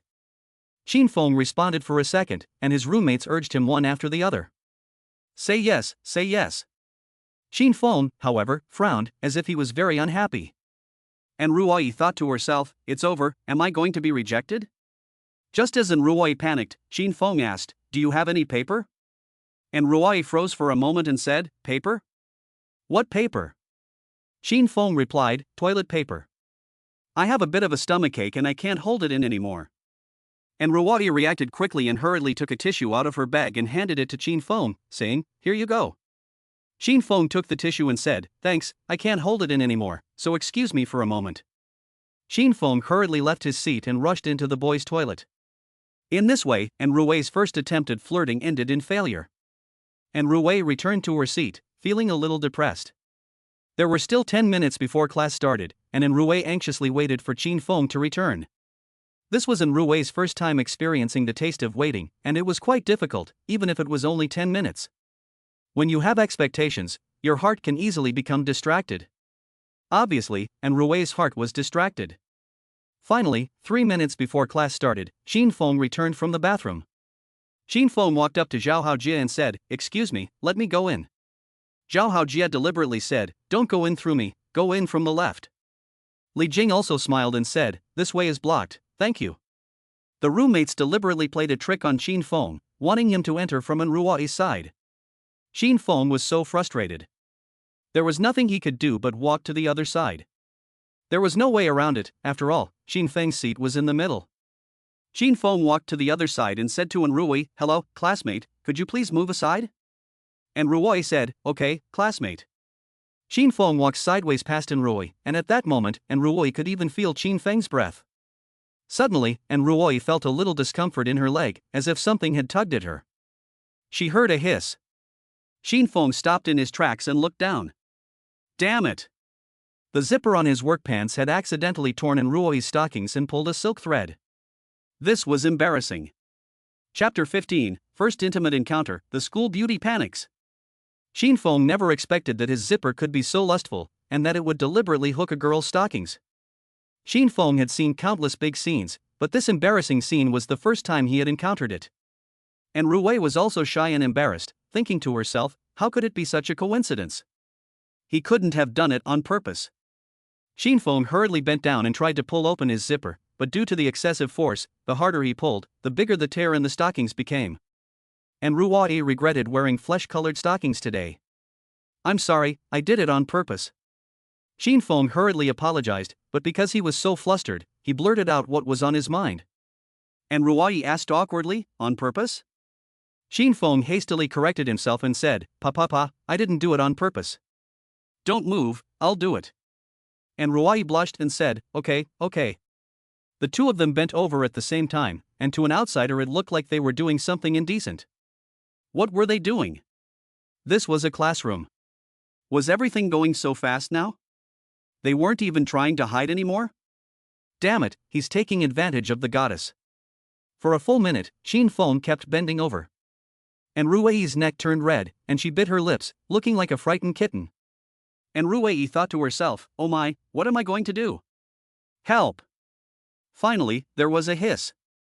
Shin Feng's zipper had successfully broken free from the stockings, and Shin Feng was free. And Rui was also free. The only thing that had been damaged was the stockings. At first it was a small tear, but now it could only be described as sexier. Shin Feng sincerely apologized, saying, I'm sorry, my pants have stained your stockings. And Rui said awkwardly, it's okay, it was just an accident, don't worry about it. And Rui was so reasonable, and Shin Feng felt even more guilty. Shin Feng said seriously, no, I have to take responsibility for my actions. How about this, you take off your stockings and give them to me, and I'll sew them up for you later. And Rui had never heard that stockings could be sewn up before, and she blushed and said, it's fine. Shin Feng asked, are you sure? Don't you want me to compensate you? And Rui replied, really, just sit down and take the lesson. Okay then. The two of them resumed their seats, and the back row was filled with the growls of heartbroken boys. Shin Feng once again leaned over his desk, brewing sleepiness, as if nothing had just happened. And Rui's mood, on the other hand, could not be calmed for a long time. Just now, Shin Feng had not only torn her stockings, but also her previously impregnable wall of love. Once, Rui had vowed that she would not fall in love while in college. Now, it seems the seal has been broken. And Rui glanced at her digital watch. Her heart rate had soared to 120. She was a little flustered. At that moment, her best friend Li Shishir sent a message asking, "How did it go? Did you get the WeChat account?" And Ruoyi replied, "Forget it, it's hard to explain. Just now, the guy died." Li Shishir sent a smirking face emoji and said, "I want to know what happened." And Ruoyi said, "I'll tell you after class." Then, and Rudy cut out of the chat box and opened the shopping app. And Rudy found the order for these stockings and decisively gave a bad review. This was the first time she had given a bad review. The customer service lady asked, "Beauty, why did you give a bad review?" And Rudy replied, "The quality of your stockings is so poor, they tear at the slightest pull, right?" The customer service lady said, "Beauty, all good stockings are like this, they are convenient to use." And Rudy didn't understand and typed a series of question marks. After some explanation from the customer service representative, and Ruoyi was shocked. She had never thought that stockings could be used for so many things. And Ruoyi deleted the bad review out of sympathy. Finally, the bell rang for class to begin. A greasy middle-aged man walked into the classroom, a thermos in his left hand and a paper fan in his right. He was the teacher of language and literature appreciation, and he liked to recite poetry. He was very proud of himself as a contemporary literary figure. His surname was Gu, and his students affectionately called him Old Gu. Despite his greasy appearance and balding head, he is very humorous. In his class, almost no one plays with their mobile phones. Of course, there is another very important reason why everyone likes language and literature classes. There is simply too little beautiful literature in the world today. In this world of cultural deprivation, there is a huge gap in everything from poetry to music. Although the material world is already very rich and abundant, people generally lack spiritual food. There are very few ancient poems, and modern poems are tasteless. Everyone is eager to improve their literary literacy. Unfortunately, the mainstream literature nowadays is all painful literature, very pretentious, which is okay to read once, but disgusting to read more. After understanding the rules of the current world, Xin Feng was very excited at first, feeling that he could sweep the literary world with his 9 years of compulsory education. Unfortunately, he later discovered that he had forgotten most of the poems he had memorized in high school. It really is true that you only realize how little you know when you need to know something. The bell rang, waking Xin Feng. He opened his eyes dazedly and forced himself to wake up. This was a language and literature appreciation class, and they were going to be appreciating modern poetry. But, as the saying goes, modern poetry is so pretentious that it gives the impression of someone whining for no reason. Xin Feng didn't like it. At this moment, Xin Feng misses his high school Chinese textbooks. Imagine if Chinese wasn't tested in the college entrance exam, it would be the most beautiful subject. None of the poems in high school Chinese were substandard. I was just too busy rushing to get ahead to notice the literary spirit in the writing. At first I thought it was a coarse rope binding me, but now I realize it's all shining silk ribbons. At that moment, the old teacher started checking homework. "Okay, everyone, last class I asked you to go home and write your own poems. I don't know how you did, but now I'd like to ask a few of you to stand up and recite one," the teacher said. Everyone was excited, and they raised their hands one after the other. Even Zhao Haojia raised his hand. Xin Feng asked in surprise, "Brother Jia, you can also write poems?" "I didn't realize." Zhao Haojia smiled and said, "It's just a little poem, keep it low-key." The reason everyone is so eager to show themselves is that they ultimately want to attract the opposite sex. You have to understand that nowadays, it's not just about looks anymore. Talent is more important than looks. There's no doubt that a guy who can write poetry will never lack for girlfriends. As the saying goes, it doesn't matter if a man is old and ugly, what's important is talent. It's rumored that the school beauty in Ruoyi only has one criterion for choosing a husband: literary talent. However, in today's class, no one wants to miss the chance to show off. Everyone wants to show their face in front of the school flower, and maybe they can win the school flower's favor. Guluotu was very happy to see everyone's enthusiasm. "Okay, those who are ready can take the initiative to come to the stage," Guluotu said with a smile. Soon, the first brave man rushed to the stage. His name was Lu Tao, the president of the literary club, and one of the top 10 school flowers. He liked to recite poetry and compose couplets in his spare time, and was very charming. Lu Tao was also one of Ruoyi's suitors, but unfortunately, Ruoyi didn't think he was a good enough person, so she passed him up. However, Lu Tao was not discouraged. Today, he was going to express his love for Ruoyi through this poem. Okay, everyone, clap your hands and listen quietly, said Mr. Gu. The lecture hall rang with warm applause.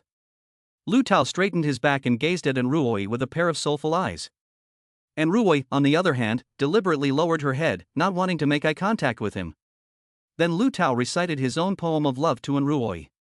Last night the moon hid and suddenly the wind rose, the fishing fires on the river were lonely and empty. The boat lay still, listening to the rain and the singing of insects. It should be the morning chorus of greenery that is so loud. The wild crane's cry of joy has returned to silence. Let's explore the nature of the Green Mountains again.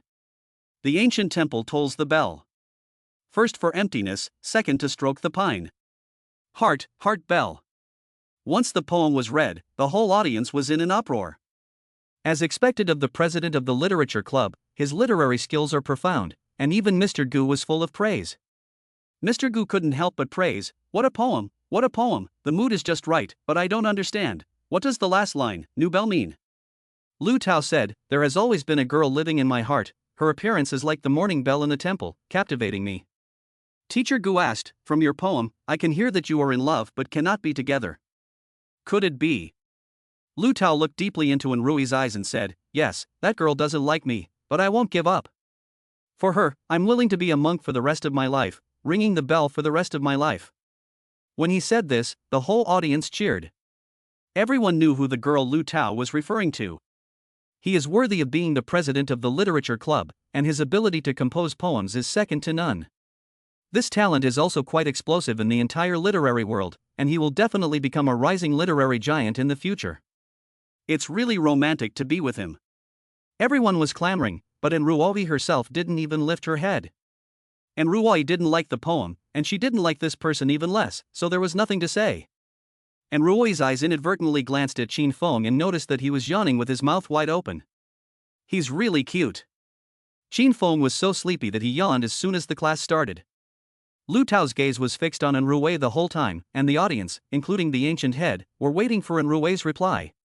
In response, Enruoi demonstrated her attitude with practical actions. Enruoi got up directly and changed her seat. She sat next to Qin Feng. There was originally an empty seat between the two, but now it was fine, directly next to each other. Lu Tao's eyes were filled with disappointment and anger. The sound of booing gradually replaced the noise of the crowd. Lu Tao really didn't understand what was so good about the man next to Enruoi that she wouldn't even look at him. Lu Tao's eyes glared with hatred.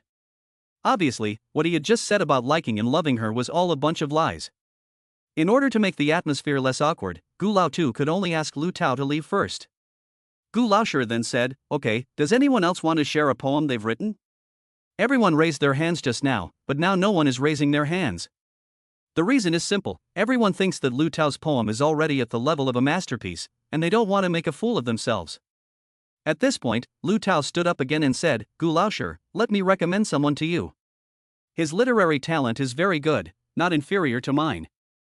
I want to hear his poem. The other students all started to make noise. I know who he is. He stole the family directly last night with a handwritten letter. Let him stand up and let me know what's going on. The boy in the first row wearing a plaid shirt, I've been unhappy with you for a long time. If you're really good, you stand up. Teacher Gu's eyes couldn't help but look at Qin Feng in the first row. Qin Feng was wearing a plaid shirt and was a little embarrassed. Reciting poems and composing couplets and whatnot, Qin Feng really wasn't good at it. In an emergency, a system prompt suddenly sounded in Qin Feng's mind. Ding, successfully signed into the lecture hall in the teaching building. Reward, 6 volumes of high school Chinese textbooks, copied to the host's knowledge base, current progress 30%, 60%, 100%. Chapter 16, a poem toasts the marrying and the reappearance of the poet. The moment Qin Feng stood up, he recalled every poem he had learned in high school. The road to Shu is difficult as climbing to the sky. Don't you see, the yellow river's water comes from the sky? I go to the eastern Jieshur cliff to see the vast ocean. Any one of these poems is extraordinary. At this moment, the ancient teacher said to Qin Feng, young man in the plaid shirt, can you share with us the poems you have written? There are no restrictions on the genre. Qin Feng was stunned for 2 seconds because he had so many masterpieces in his hands that he didn't know which one to choose. His roommate Zhao Haojie thought Qin Feng hadn't woken up yet, so he quickly slipped him his homework and whispered, Brother Feng, read my doggerel. Xin Feng didn't want to cheat, so he told the teacher honestly, "Teacher, I didn't finish my homework before and didn't write a poem." When he said this, the whole class booed. They thought he was some kind of hidden literary genius, but he turned out to be a loser. Is this the kind of person who stole the family last night? I'm the first to disagree. Goddess and is really blinded by the lard. Wake up, my goddess. Old Gu took control of the situation in time and said, "Classmates, quiet down, don't make a noise."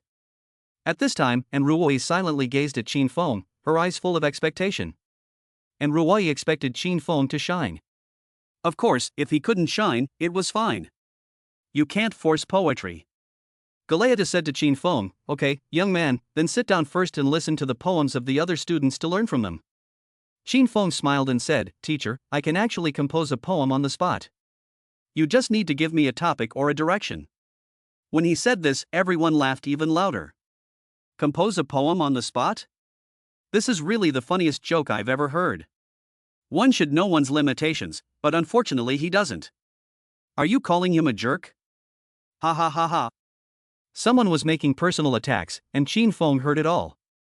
Qin Feng glanced back, his eyes full of murderous intent. With the next move, the student who had just been verbally abused lowered his head. This shows that this bully is just a king of verbal abuse. At this time, Lu Tao got up and said, "Old master, since he is so confident, why don't you give him a topic? It just so happens that I also have the ability to improvise poetry. The two of us can compare notes, just as a way to meet friends through literature." Gulo said, "That's a good suggestion. Well, now you two will compete against each other on the spot." "Wait a minute, I'll come up with a topic." The audience was in high spirits. This was impromptu poetry, and it was a great test of the contestants' literary skills. With the exception of a few of Qin Feng's close friends, almost everyone didn't think Qin Feng had a chance. After all, Qin Feng was going up against the president of the literature club, who was known as the #1 genius at Binhai College. Zhao Haojie whispered, "Brother Feng, don't be afraid, I'll help you with your poem on the spot, go get him." Li Jing said, "Brother Feng, come on, there's no shame in losing, it's only shame in being afraid." Qin Feng was not at all flustered. He could instantly come up with a poem from the 65 ancient poems that every high school student must memorize. At this time, Qin Feng received encouragement from the school beauty in Ruoi. And Ruoi handed Qin Feng a small note, which said the words "come on" and was accompanied by a smiley face. Soon, Gu Laotu asked the two to compose a poem on the theme of wine, with no restrictions on genre. This was a piece of cake for Lu Tao. He had written countless poems about wine, and could do it almost off the cuff. Qin Feng, on the other hand, looked grave. To outsiders, he looked nervous and timid, but in fact, Qin Feng was just gathering his emotions. 2 minutes later, Lu Tao raised his hand and said, "Teacher, I'll go first, to set an example for him. Look at him, he's so scared, his eyes are fixed." The whole audience laughed. Galeata said, "You go first, everyone be quiet." Soon, Lu Tao composed a love poem about wine. The West Tower is drizzling, fishing alone in the autumn river. Drinking wine with apricot flowers in the rain, wanting to say but not daring. White clouds and gray dogs, drunk and floating in a light boat. The green water flows endlessly. The screen door is set at sunset, the pine shadow is hard to hold. No need to get drunk together, we can cherish each other, drenched to the sleeves. After listening to this poem, Qin Feng couldn't help but feel that this guy was quite talented. Teacher Gu was even more excited and said with a smile, "Lu Tao, you have a real talent for literature. Would you like to be my class representative?" Lu Tao smiled and said, "Of course I would like to. I'm honored." The people in the audience were agitated. This poem is amazing. Why did he rhyme so cleverly? I still have half of Lu Tao's literary skills, and I'm not still single. This guy wants to compare with Lu Tao? It's just a pipe dream. A grasshopper shaking a tree, he's got no idea of his own strength. Lu Tao is in the driver's seat, because the poem was generated using computer software, and scored a professional 98 points. It's more than enough to deal with Qin Feng. Today, Lu Tao is going to make Qin Feng lose face, and he is going to prove to Enrui just how useless the guy she picked really is. Now the pressure is on Qin Feng. Teacher Gu says to Qin Feng, "My dear student, have you thought it over? Write a poem with the theme of wine." Qin Feng replies, "Teacher, I can't find the right feeling." The audience bursts into laughter. If you can't do it, just say so. You can't even make a limerick. There is a chorus of boos. Teacher Gu said, "Classmate, how about a few more minutes?" Xin Feng said, "Teacher, since the theme is wine, how can it be done without wine? I want to have a sip of wine, is that okay?" Once this request was made, Teacher Gu was stunned. After teaching for so many years, this was the first time he had encountered a student who wanted wine in class. The jeers from the audience grew louder and louder, but Xin Feng remained as calm as a mountain. Teacher Gu said with a smile, "Classmate, students are not allowed to drink, especially during class." Xin Feng said, "It's okay, there's only one class in the morning today, and I'll go back to bed after class. I won't disturb the class record, okay?" Teacher Gu hesitated, and he smiled and asked for everyone's opinion. The people below clamored, saying that they would give him wine to drink. Everyone couldn't wait to see Xin Feng make a fool of himself. Then, Xin Feng signaled Zhao Haojie with his eyes, telling him to go buy the wine. Zhao Haojie said nervously, "Brother Feng, do you really want to drink?" Xin Feng said, "White wine, hurry up." Zhao Haojie said, Okay, wait for me." Zhao Haojie quickly ran to buy the wine. Under the stage, and Ruoi was also becoming more and more worried. She really wanted Xin Feng to win, but she couldn't help being afraid of Xin Feng making a fool of himself. This conflicted state of mind lasted for 10 minutes. Zhao Haojie returned with a bottle of white wine. Teacher Gu smiled and said, "Classmate, you should drink less, just to show your support, and don't get drunk." Xin Feng replied, "No, teacher." Then, Xin Feng uncorked the bottle of baijiu and gulped down 2 shots. Everyone was stunned. This guy really dares to drink. The baijiu went straight to his head, and Xin Feng felt his body heating up. Then, Xin Feng slowly walked up to the stage, his body swaying slightly. Xin Feng's roommates all lowered their heads, because they had a feeling that they were definitely going to die later. And Rui stared at Xin Feng the whole time, looking at his melancholy eyes. And Ruoi felt a little sorry for Xin Feng. Finally, Xin Feng, defying the ridicule and mockery of everyone, recited the poem Toast by the poet Li Bai. "Don't you see, the yellow river's water comes from the sky, rushing to the sea and never to return? Don't you see, the mirror on the high altar reflects gray hair, as white as silk in the morning and turning to snow by night?" After just 2 lines, Mr. Gu's face changed. The audience also instantly became quiet, as if the poem had an invisible magic power. Xin Feng continued. "When life is happy, one should revel in the joy, don't let the golden wine cup remain empty in the face of the moon. I was born with talents that will surely come in handy, even if I spend 1,000 pieces of gold, I can get them back." After reciting these 2 lines, Teacher Gu's face turned red. He hadn't drunk any wine, yet his face was red, which was enough to show how emotional he was. To cook a lamb and slaughter a cow is a joy, one must drink 300 cups. The last line. "A horse with 5 white stripes, a fur coat worth 1,000 pieces of gold, call my son to go out and trade it for some fine wine, so that we can forget our worries together forever." In a parallel world, there is no record of the timeless masterpiece Jianjinzhou.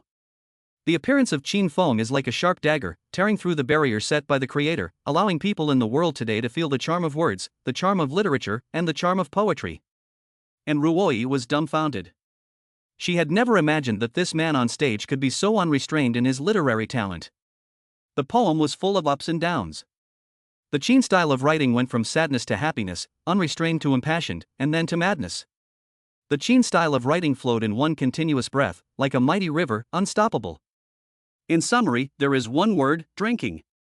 If not for the constraints of the classroom, Teacher Gu couldn't help but drink 300 cups with Qin style. Chapter 17, Blushing at the Time of Goodbye. Unlike the pretentiousness of modern poetry, the entire poem of Jing Jinjiu is magnificent, showing unrestrained and carefree. This is the kind of poetry that contemporary young people should learn. Nowadays, when composing poetry and music, they often express their feelings of parting. Lu Tao's doggerel is a typical example. At a young age, how could there be so much sorrow? Complaining about nothing is most fatal. Xin Feng slowly walked off the podium without losing his composure. This time, Xin Feng subconsciously came to Enrui's side and tried to sit in from her side. Enrui got up, and when the two passed each other again, Enrui smelled the faint smell of alcohol on Xin Feng's body. Enrui's face flushed slightly, and she felt as if she had drunk 3 cups herself. There was complete silence in the hall, and the faces of those who had previously mocked Xin Feng hung their heads. No one had expected Xin Feng to compose a poem after drinking, and to produce such a stunning poem. And Ruor was also immersed in it, and her emotions could not be calmed for a long time. when she reacted, and Ruor hurriedly applauded. Zhao Haojia and the others also applauded desperately, unable to hide their excitement. Immediately afterwards, the people in the audience applauded together. The louder the applause, the more it was from those who had just mocked Qin Feng. Damn it! I really have no eyes. This poem is not on the same level as Lu Tao's. After listening to it just once, I can't help but kneel down. You can just forget it. You were the one who barked the loudest just now. Lu Tao's face was ugly. He never expected Qin Feng to be such a master of poetry. Moreover, both the idea and the rhyme of the poem far surpassed his. Gulio also could not hide his excitement. He said, "Classmate, what is your name? What is your major?" Qin Feng stood up and answered, "My name is Qin Feng, and my major is." Qin Feng felt a little dizzy. Gulio smiled and said, "It's okay, you don't need to remember your major. From now on, you will be my class representative." At this time, Lu Tao stood up and said with a grievance, "Teacher, you already promised that I would be your class representative." Gulio pretended to be dumb and said, "Did I promise you?" Lu Tao said loudly, "Yes, yes, the whole class can testify for me." Gula then asked, "Maybe it's because I'm middle-aged and my memory is not good. How about this, in the future, you can be Qin Feng's assistant. Can you accept that?" Lu Tao was speechless. He was the president of the literary club, and he was actually going to be his assistant? Lu Tao was not convinced in the slightest. At this time, and Ruai got up and volunteered, "Teacher, I can be Qin Feng's assistant." The whole audience was in an uproar. My God, such a blatant hint, the school flower really likes this kid. I've been taken advantage of, whoa, heartbroken. It seems that Binawa's #1 genius is going to be replaced. And Ruai was full of joy and wanted to become Qin Feng's assistant. However, Lu Tao stopped him, saying that he would rather be the assistant himself than have the person he liked fall into Qin Feng's hands. So Lu Tao hurriedly said, "Teacher, I am willing to be his assistant." A real man can be both subservient and assertive. Galeata smiled and said, "That's right. You will definitely improve by learning more from Qin Feng." Then Galeata said to Qin Feng, "Xiao Feng, can you handwrite a copy of this poem for me? I want to read it carefully." Qin Feng said, "Sure, teacher, I'll write you a copy now." Then Qin Feng wrote a handwritten copy of Jing Jingju and handed it to Galeatu. Galeatu was overjoyed. He praised, "Jing Jingju, this poem is the most magnificent poem I have ever heard, it is truly wonderful." After Galeata's praise, he called Lu Tao up to the podium. Lu Tao thought that Gu Lao too was also praising him, but he didn't expect Gu Lao too to ask him to copy the poem on the blackboard. "Lu Tao, you've worked hard, copy it so that the whole class can enjoy it together," said Gu Lao too. Lu Tao said with embarrassment, "Teacher, should I do it? Is this appropriate?" Gu Lao too said, "What's not appropriate about it? Weren't you the one who volunteered to be the assistant to the class representative?" Lu Tao looked at him with a black line on his face, and helplessly picked up the chalk and copied Jing Jingju on the blackboard. While Lu Tao copied, Guxiata read it while enjoying the expression on his face. And Ruti also transcribed the poem into her notebook as soon as possible. Qin Feng, on the other hand, had drunk a bit too much and wanted to lie down and sleep. Qin Feng asked, "Teacher, can I lie down for a while? I'm a bit sleepy." Gula said, lie down as you like. In my class in the future, you can sleep whenever you want, whenever you're sleepy." The students were really envious of such a privilege. You have to know that Gula hates it when students sleep in his class. No one would have expected him to give Qin Feng such a privilege. Lu Tao finished copying Jing Jingju with difficulty, and turned his head and said, "Teacher, can I go down now?" Old Gu said, "Tao, in the future, don't often seek me out alone, I'm afraid Qin Feng will misunderstand." These words completely chilled Lu Tao's heart, and he felt a sky full of snowflakes drifting in his heart. The snowflakes drifted, the north wind whistled, and the world was bleak. Lu Tao roared in his heart, "No! No!" After class, Teacher Gu assigned homework, requiring everyone to recite the poem Toast to the Advance and ask questions in the next class. If you don't know it by heart, you will fail the course. The students left the lecture hall one after the other. At this time, Qin Feng had not yet woken up, and his roommates could not drag him along. "Wake up, good brother, go back to the dormitory and sleep again." Zhao Haojia woke up Qin Feng. Qin Feng got up in a daze and asked, "Where is everyone?" Zhao Haojia replied, "They left after class." "Brother Feng, you are really awesome. How did you come up with such a wonderful poem, Toast with Wine? Xin Feng smiled and said, It's nothing. Just give me a couple more sips of white wine, and I can compose another poem, The Difficulty of the Road to Shu. Li Jing laughed and said, Next time, brother Feng, ha, I look forward to your next wonderful performance. At the same time, outside the lecture hall, and Rui was anxiously waiting with her best friend Li Shishir for Qin Feng to come out. Li Shishir laughed and said, Rui, you're not really interested in this guy, are you? And Rui blushed and said, No, I just want to get to know him a little, don't think too much about it. Li Shishir asked, Then why are you blushing? Why are you so flustered? And Rui said nervously, Did I blush? Li Shishir said, You're stuttering, and you say you don't like him? What is his magic? Did he put a spell on you? And Rui quickly took out her notebook and handed it to Li Shishir, saying, Look, this is a poem he made on the spot. And Rui admired poets, especially romantic poets. Of course, someone like Lu Tao had nothing to do with romance, he was just being pretentious. In contrast, Li Shishir didn't like to dwell on the meaning of words.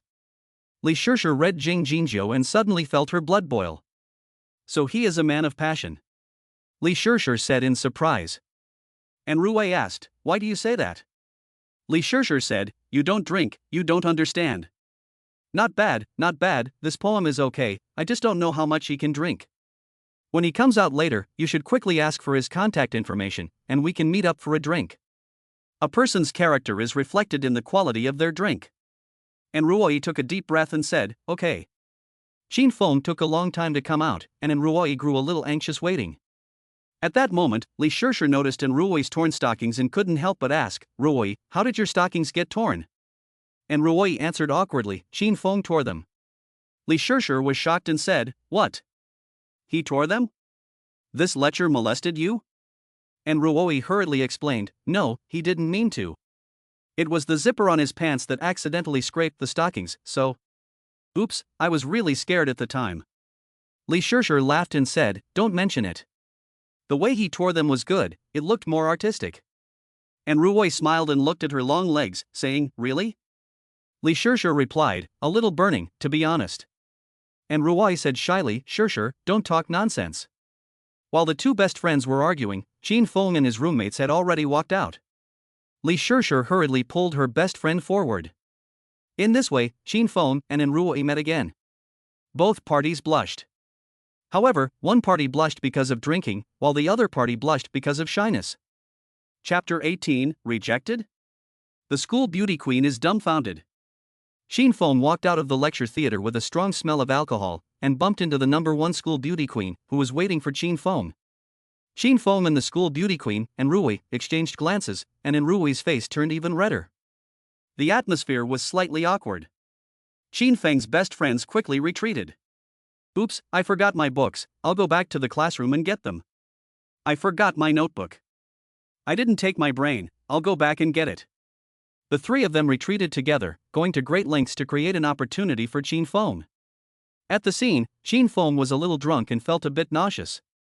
There was no way around it, Qin Feng couldn't hold his drink, and his drinking capacity was well known among his water friends in the parallel world. At this time, Li Shishir egged on her best friend, whispering, Go ask for WeChat, such a good opportunity, go. And Rui nervously went up to say hello, saying, Hello, classmate, can I add you as a contact? Qin Feng was a little dazed. He looked at the simple and shy expression of the school flower, and couldn't help but raise the corners of his mouth. Qin Feng asked with a smile, Why do you want to add me? And Rui said shyly, Because I want to make a friend. I think you're a pretty nice person. And Rui's implied meaning was, You're a nice person. This is undoubtedly the greatest humiliation for a man. Qin Feng immediately refused, saying, Sorry to disappoint you, but I'm not a good person, so don't add me. Then Qin Feng turned his head and walked away. Behind the door of the lecture hall, the three brothers were stunned. My goodness, is Brother Feng so brave now? He even rejected the first school flower's approach. He's crazy, I think he's gone crazy. It's really a young female cow taking a plane, and he's gone up to the sky. And Rui panicked when she saw Qin Feng about to leave. This was her first time striking up a conversation with someone, and she had expected it to go well, but she never imagined that she would be rejected on the spot. Li Shishir was also taken aback. She really didn't expect this man to be so arrogant. Seeing Qin Feng walking further and further away, and Ruoyi said in a panic, "What should we do, Shishir?" Li Shishir said, "Hurry up and go after him, stop him and don't let him go." So, and Ruoyi took a few long strides and quickly intercepted Qin Feng. And Ruoyi was prepared to give it her all this time, thinking that she had already been rejected once and was not afraid of being rejected a second time. And Ruoyi said anxiously, "Classmate, wait a minute. Last time you brought me a personal letter, and I want to thank you properly." Qin Feng stopped in his tracks and responded coldly, "Okay, your thanks have been received. Anything else?" And Ruoyi said awkwardly, "No. Nothing." Qin Feng gave a small nod, his eyes very unfocused. The main reason why Qin Feng was acting so listless was that he was very sleepy and he wanted to go back to his dormitory and sleep right now. Li Shishir saw her best friend being so submissive, so she said loudly, "You brat, if Ruoyi wants to develop things further with you, do me a favor." Qin Feng looked at Li Shishir with his eyes, and couldn't help but sigh, this campus really is full of beautiful women. As in Ruoyi's best friend, the two of them could be considered to be on the same level in terms of appearance. Beauty is in the bone, not the skin, and the two of them are of a type that can amaze the world at first glance. In terms of body shape, both Li Shishir and Ruoyi are 36D cups. This allows them to look supermodel-like no matter what they wear, and even a simple white t-shirt can make people daydream. Faced with the flirtatious advances of the super S-class goddess in Ruoyi, I'm afraid any guy would fall at her feet. However, Qin Feng rejected Ruoyi twice in a row, and Ruoyi lost all confidence. And Ruoyi said, "Classmate, I don't mean any harm, I really just want to get to know you." Qin Feng looked at Ruoyi with a cold stare and said, "Have you gotten to know me before?" And Ruoyi was a bit stuck, obviously, she had never paid attention to Qin Feng before, and she didn't even know who he was. If it weren't for the bonds of fate, the two would never have crossed paths. After all, Ruoyi had always been the goddess of Binhai College, while Qin Feng was a stinky dog in everyone's eyes. At this point, her best friend Li Shishir hurriedly said, "Of course, we've been paying attention to you for a long time, right? Ruoyi." And Ruoyi had never lied before, but this time, out of desperation, Ruoyi could only nod and say, "Ah yes, we've been paying attention to you for a long time." Qin Feng followed their words and asked, "So, what do you think are my strengths?" This really stumped Ruoyi. And Ruoyi could only guess based on her feelings. And Ruoyi whispered, "Your strength is your talent." Qin Feng said coldly, "No." And Ruoyi continued, "Your strength is your good character." Qin Feng said angrily, "No again." And Ruoyi became more and more unsure as she guessed, and she whispered, "Your strength is your filial piety." Qin Feng sighed and said, "If you can't guess that I'm handsome, then just keep guessing." And Ruoyi immediately responded, and she said with a smile, yes, you're good looking." Her best friend Li Shishir also burst out laughing. Li Shishir had seen narcissists before, but this one had a bit of humor in his narcissism, which was really quite endearing. Since the other person had praised her for being good looking, Qin Feng didn't scowl anymore. Qin Feng said, "Congratulations, you guessed correctly." And Ruoyi asked excitedly, "Is there a reward?" Qin Feng shook his head and said, "There is no reward." And Ruoyi was disappointed.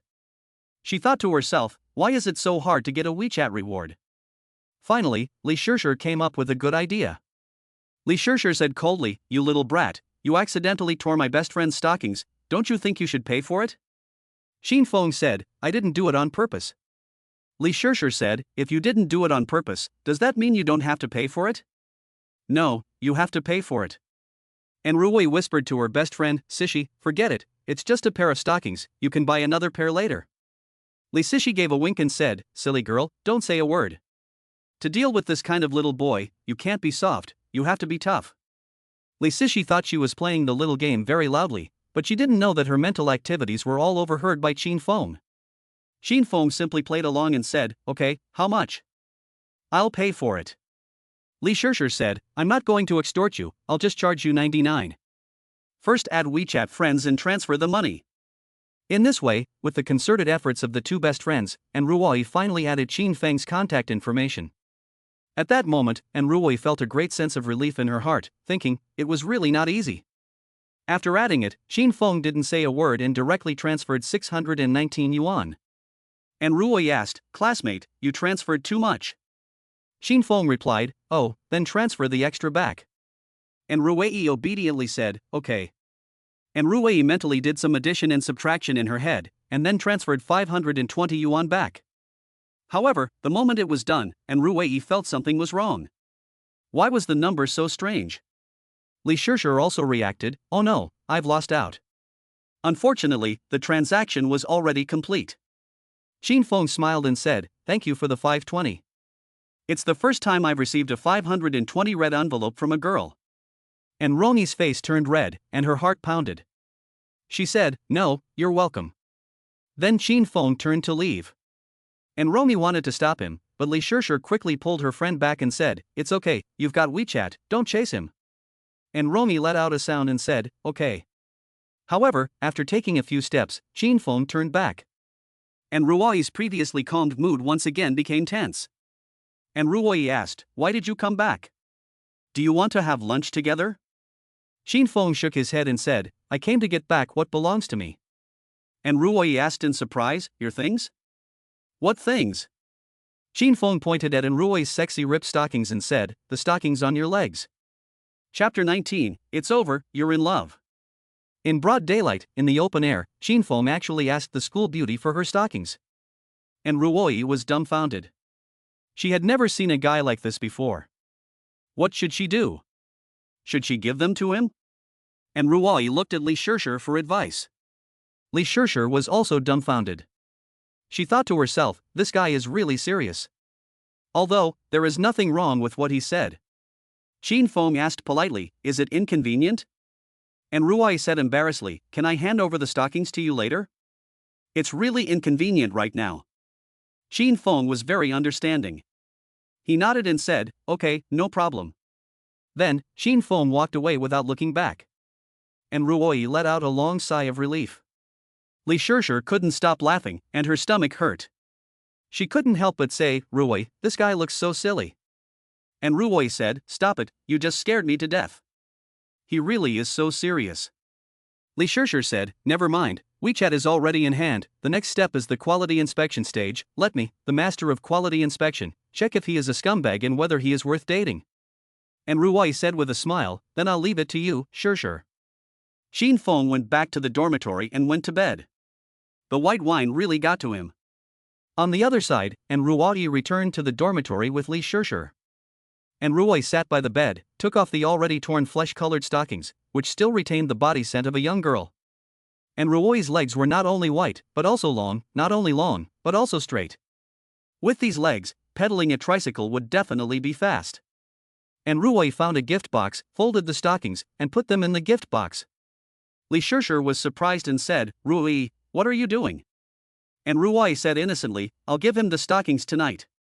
Li Shishir was shocked and asked, you're not serious? You're really giving him the stockings? And Ruoi said, what else should I do? He's already transferred the money, so it wouldn't be appropriate if I didn't. Li Shishir snatched the gift box and said, aren't you afraid that he'll do something bad with your stockings? And Ruoi blushed and said, do bad things? What bad things? You mean he wears them? Hey, Cici, don't think of people in that way. Li Shishir said with a blush, for us girls, stockings are for wearing, but for them guys, stockings are for wiping. And Ruoi asked, wiping what? Wiping shoes? It doesn't matter, they're already broken anyway. Li Shishir sighed and said, you really are stupid and sweet. And Ruoi frowned and asked, I've heard of stupid and sweet, but what the hell is stupid and sweet?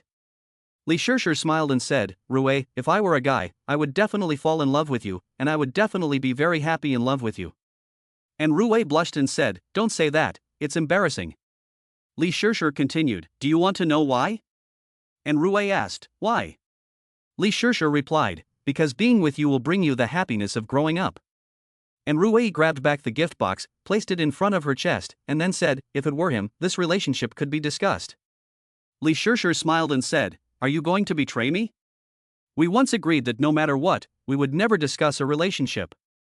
And Ruoi laughed and responded, it's fate, and God's will is the greatest. All afternoon, Qin Feng slept soundly in his dorm room, while the rumors about his affair with the school beauty and Ruoi grew more and more intense. Word spread, and now it was all over the place. Almost half the campus knew that Qin Feng was Ruoi's boyfriend-to-be. The embarrassing thing was that the person involved didn't know anything about it.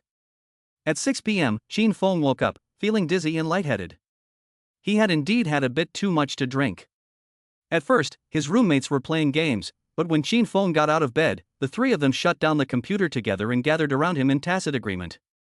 Brother Feng, you're awake. How do you feel? Brother Feng, from now on you're like a real brother to me. Hurry up and teach me how to make a girl chase after me. Li Jing and Zhao Haojie now regarded Qin Feng as a god. In their minds, Qin Feng was no longer the loser who had been rejected 3 times by the school beauty queen. Qin Feng yawned and said, "So, what's for dinner?" Zhao Haojie hurriedly said, "Hey, Feng, don't worry about what to eat, just help your brother solve the problem of being single. I'll buy you whatever you want." Qin Feng smiled and said, "Being single is a problem? Being single is so cool, you can lick whoever you want." Zhao Haojie said, "Well, you have to be able to get the girl to lick you back, Feng, why don't I buy a car?" Qin Feng nodded and said, "Sure, you can buy a car. A man can do without a home, but he can't do without a warhorse." Zhao Haojie said excitedly, "So what kind of car should I buy? At the moment, my budget only allows me to buy a Wuling, but if I buy a Wuling, I might as well spend a few tens of thousands more and get a Passat. It'll look so much better when I drive it out, or I could spend a few more tens of thousands and go straight for a Mercedes-Benz. Actually, the car of my dreams is a Bentley. Apart from being expensive, it has no disadvantages." In response, Qin Feng laughed and said, "Expensive is not a disadvantage of a Bentley, it's a disadvantage of you." Zhao Haojie felt extremely hurt. He covered his chest and said, "Oh my god, when will I be able to be supported by a rich woman?" At the same time, in the girls' dormitory, and Ruoi was frantically typing on her phone. After typing each line, she would repeatedly read it over and then delete it and start again. Yes, and Ruoi was thinking about the opening line of her WeChat conversation with Qin Feng. And Ruoi looked at the 520 transfer that was prominently displayed on the screen, and her heart couldn't help but pound. And Ruoi thought to herself, is he hinting at something? Does he really not know what 520 means? And Ruoi was overcome with anxiety. This was the first time she had ever felt this way. Her heart was in turmoil, she was at a loss for what to do, and her mind was racing with all sorts of thoughts. All of the above are clear signs of being about to fall in love. Li Shishir, a hot girl, couldn't help but say when she saw her best friend like this, "My dear, you need to sort yourself out." And Ruoi didn't pay her any attention. Li Shishir got angry and came close to Ruoi, shouting, "Ruoi." And Ruoi was startled and said, "What is it, Shishir?" Li Shishir said in an exaggerated tone, "You're done for, you're in love."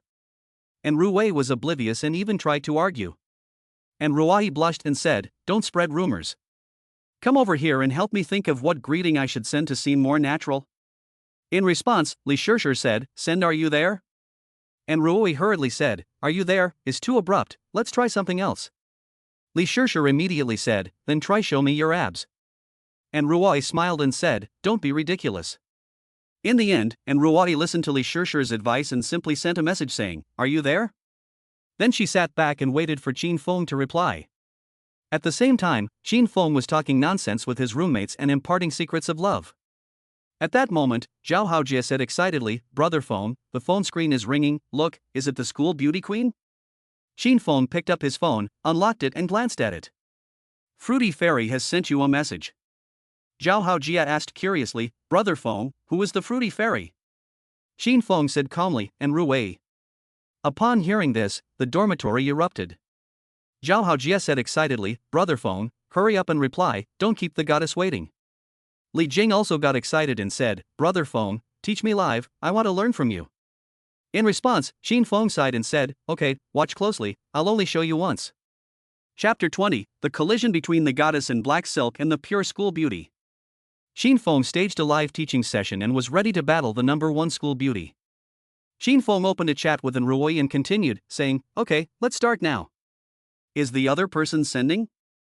Plus a cute emoticon, how should we reply?" Zhao Haojie raised his hand and said, "Definitely reply immediately. The reply is here, goddess. I'm here 24 hours a day, on call. What do you want?" Li Jing said, "You should definitely send an emoticon of a kitten or puppy first.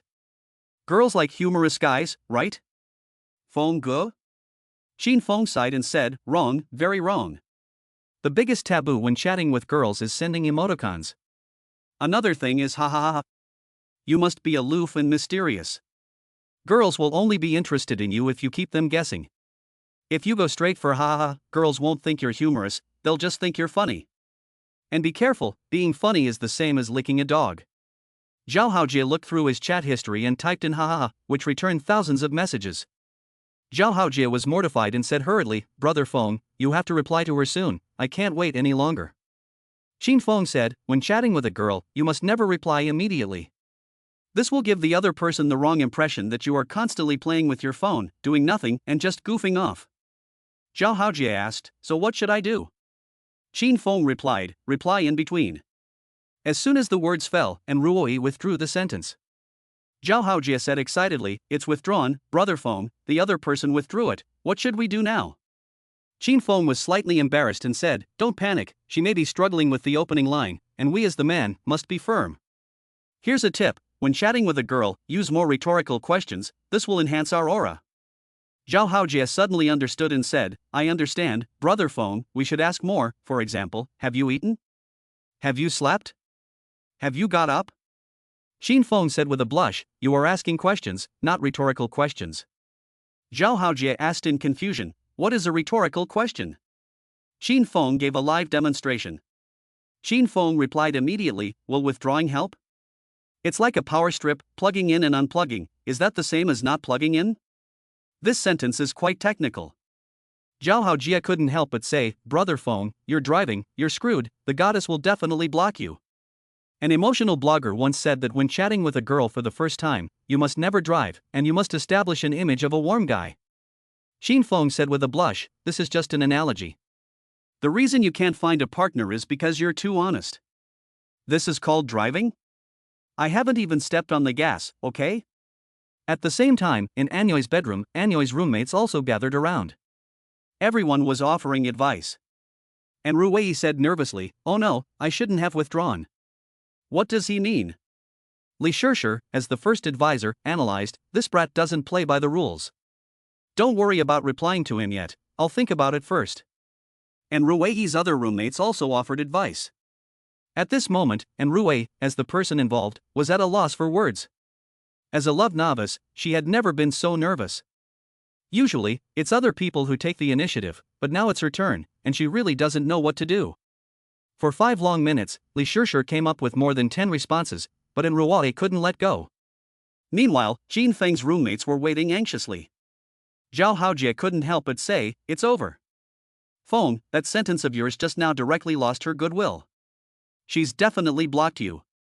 Li Jing agreed, "Yeah, that was a pretty obvious move." Xin Feng said coldly, "Men aren't bad, women don't love them." "What the hell do you know? Believe it or not, she will definitely call me within 5 minutes."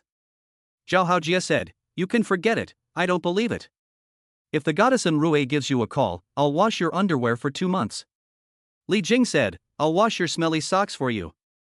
Xin Feng immediately snapped his fingers and said, "Okay, deal." As soon as he finished speaking, Xin Feng's phone rang. Zhao Haojie said in shock, "Holy shit, this can't be real, is it really ringing?" Xin Feng said with a smile, Don't worry, it's probably takeaway." Xin Feng answered a strange number, and a voice of a young lady came from the other end. "Hello, is this Xin Feng himself?" The young lady asked coldly. Xin Feng replied, "This is Xin Feng, who is this?" The woman was no one else but Long Yueyun, the one Xin Feng had rejected before. Long Yueyun had gone to a lot of trouble to find Xin Feng's contact information, ready to reel him in again. Long Yueyun was a highly competitive woman, and she felt that the man Enya liked must be a fish in her own pond. That way, she could gain enough superiority. Long Yueyun said, "I'm Long Yueyun, we met the other day in front of the teaching building." Xin Feng, on the other hand, had absolutely no recollection, and said, "I don't know." Long Yueyun was a little angry. This sentence of "I don't know" was an insult to her beauty. Long Yueyun lowered her voice and said, "I was wearing black silk at the time, do you remember?" Xin Feng laughed and said, "You were wearing black silk, why didn't you say so earlier? What's the matter? Little black silk, do you need me for something?" Long Yueyun heard Xin Feng's laughter and thought, men. Long Yueyun said, "I've been so bored lately, I want to ask you out for dinner. Do you have time?" Xin Feng immediately replied, "I don't have time to go out to dinner with you, but I have time to invite you to dinner." Long Yueyun was drunk. Did this guy really have money, or was he just pretending? Why was he so stingy about going out to dinner? Long Yueyun said, "Are you kidding me? I'm a cold person and don't like people joking with me, so. Before Long Yueyun could finish speaking, Qin Feng said directly, "What a load of crap, hang up." Then Qin Feng hung up the phone. The roommates were stunned by this scene. Zhao Haojie exclaimed, "Brother Feng, was that person just Long Yueyun? The goddess in black silk Long Yueyun?" Qin Feng replied, "Yes, so what?" Zhao Haojie asked, "She wanted to ask you out to dinner?" Qin Feng said, "Yes, but I refused." Zhao Haojie, "Why?" Qin Feng said, "Inviting someone to dinner and acting like a queen, who are you trying to impress? I'm not going to indulge her." Zhao Haojie applauded repeatedly, and Li Jing and Guo Tao were also in awe. You have to understand that being able to go on a date and have dinner with Long Yueyun is something that many little Licks dogs wouldn't dare dream of. Just as the 502 bedroom was in shock, Qin Feng's phone rang again. This time it was in Ruai calling. Zhao Haojie said with a bitter smile, "Okay, I have to go help Brother Feng wash his underwear."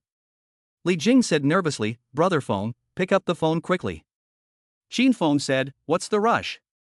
Let the bullet fly for a while longer." Qin Feng waited 5 seconds and then answered the WeChat voice call. From the other end of the receiver came the sweet voice of Enruoi. "Classmate, are you in the dormitory?" "I'll give you the things," said Enruoi. Qin Feng simply responded, "Okay." Enruoi then asked, "Which building are you in?" Qin Feng replied, "Apartment 8 in the men's dormitory." Enruoi said, "Okay, then I'll see you in a bit. By the way, do you have time tonight? I'd like to ask you out to dinner, is that okay?" The entire 502 dormitory held their breath, as the three best friends waited for Qin Feng's response. After considering for 3 seconds, Qin Feng replied, "Let's meet and talk about it, I'll be downstairs now." "Okay, I'll wait for you." After the phone call, Zhao Haojie went crazy. "Brother Feng, why didn't you say yes to her? That's the school beauty in Ruai. People who want to ask her out to dinner can line up 10 laps around the playground." Zhao Haojie said excitedly. Li Jing also said with sparkling eyes, "This move is called playing hard to get, right? You're worthy of being called Brother Feng, it's really high." In response, Qin Feng said, "Look at how little you guys have achieved. If you want to get a girl, you first have to put yourself on the same level as her, instead of just groveling." Zhao Haojie said seriously, "I understand, Brother Feng, I'll trade my heart for hers." Qin Feng said with a laugh, "There's no such thing as trading hearts. Wake up, kid." Then Qin Feng went to the toilet to sort out a personal problem. 10 minutes later, Qin Feng went downstairs to get back what was rightfully his. However, as soon as he arrived downstairs, Qin Feng noticed that there were a lot of people around. Qin Feng thought to himself, "She is truly the #1 campus beauty, and she is the focus of people's attention wherever she goes." Qin Feng looked in the direction of the crowd's gaze, but he didn't see Enruoi. Instead, he saw another girl wearing black silk. It turned out to be Long Yueyun. Long Yueyun's appearance is quite durable, but it is not as stunning as Enruoi's. Long Yueyun is more like a woman who has come out of the wind and dust, especially her pair of black silk legs, which are truly men-killing. Qin Feng didn't expect Long Yueyun to actually come to the door. When Qin Feng came out, Long Yueyun walked over with a graceful figure. Long Yueyun was wearing a cheongsam, and her perfect lines made people daydream. Qin Feng, on the other hand, was very calm and stood still waiting for Enruoi. "You want me to come to your door and invite you, don't you?" Long Yueyun came up and was aggressive, looking like she was lecturing a dog. Qin Feng ignored her. Long Yueyun was ignored and became even more angry. Long Yueyun said coldly, "Look me in the eye." This was Long Yueyun's major weapon against dogs, using her eyes to establish her status as a queen. Unfortunately, she met Qin Feng. Qin Feng looked her in the eye and said, "You're stuck." This sentence, "you're stuck," is devastating to girls. It's equivalent to saying to a guy, "You're a good guy." Long Yueyun was furious. Just a second before she lost her temper, Enruoi and Li Shishir appeared. In an instant, 3 beautiful women from the school's beauty pageant appeared downstairs in the men's dormitory, and the crowd of onlookers grew. Holy shit, what's going on? Is it just me, or is something going on? How did Enruoi, Li Shishir, and Long Yueyun get together? Is something big going on? Wait a minute, isn't that guy Qin Feng, the film and television major? Great, it's him again. I'll grab a spot quickly and watch the show. Enruoi and Li Shishir didn't think much about Long Yueyun's appearance at the bottom of the men's dormitory. Did Long Yueyun and Qin Feng know each other? This is going to be good. Chapter 21, Horror. A battlefield of three women. It was the first time since the school was founded that the three most popular girls had gathered under the male dormitory. These days, it was common to see a few guys chasing after one girl at the same time, but it was rare for a girl to chase after a guy. The most crucial point was that these three girls were also the goddesses on the school flower list. Although Long Yueyun was not as highly ranked as Enruoi and Li Shirshir, she had confidence in herself. Tonight, she is wearing a cheongsam with black silk stockings. This combination of elegance and sexiness, she believes, will definitely win Qin Feng over. Enruoi and Long Yueyun are not familiar with each other, so they did not greet each other. Enruoi simply came up to Qin Feng and said softly, "Qin Feng, the thing is inside the box, for you." Qin Feng took the gift box and a faint smile appeared at the corner of his mouth as he said, "Thank you." Then, Qin Feng took out a small zipper from his pocket and handed it to Enruoi. Enruoi asked curiously, "What is this?" Qin Feng replied, "This is the culprit that ripped your stockings. I have removed it and now it is in your hands. It is yours." Enruoi took the zipper and said with a smile, "You can't blame it entirely." Qin Feng asked, "Then who should I blame?" Enruoi replied, "Blame its owner." Qin Feng laughed, and so did Enruoi. The two of them looked so much alike when they laughed. Li Shirshir, Enruoi's best friend, was standing nearby and found the scene unbelievable. Before they came, Enruoi had been complaining about being nervous, but now she was acting so relaxed and natural. Li Shirshir thought to herself, "Ruoi can't really be falling for this guy, can she?" Enruoi put the zipper in her bag, her face full of happiness and joy. The onlookers lowered their heads and looked at their own zippers, shocked. My God, to win the number one goddess, he only used one zipper. Starting tomorrow, all my pants must have zippers. Pure love, I have finally witnessed a pair of pure love warriors stand up. Qin Feng and Enruoi were chatting very comfortably, completely ignoring the goddess of black silk Long Yueyun next to them. Long Yueyun was dealt another blow, the second one already. This guy is not even remotely interested in black silk? Long Yueyun's powerful competitiveness made her heart even more chaotic. Long Yueyun panicked. She had lost the ability to plan and execute strategies with ease that she had during her previous period as empress. Long Yueyun had once been able to manipulate a group of little lapdogs, who would even die for her. Now, Long Yueyun is in a state of confusion.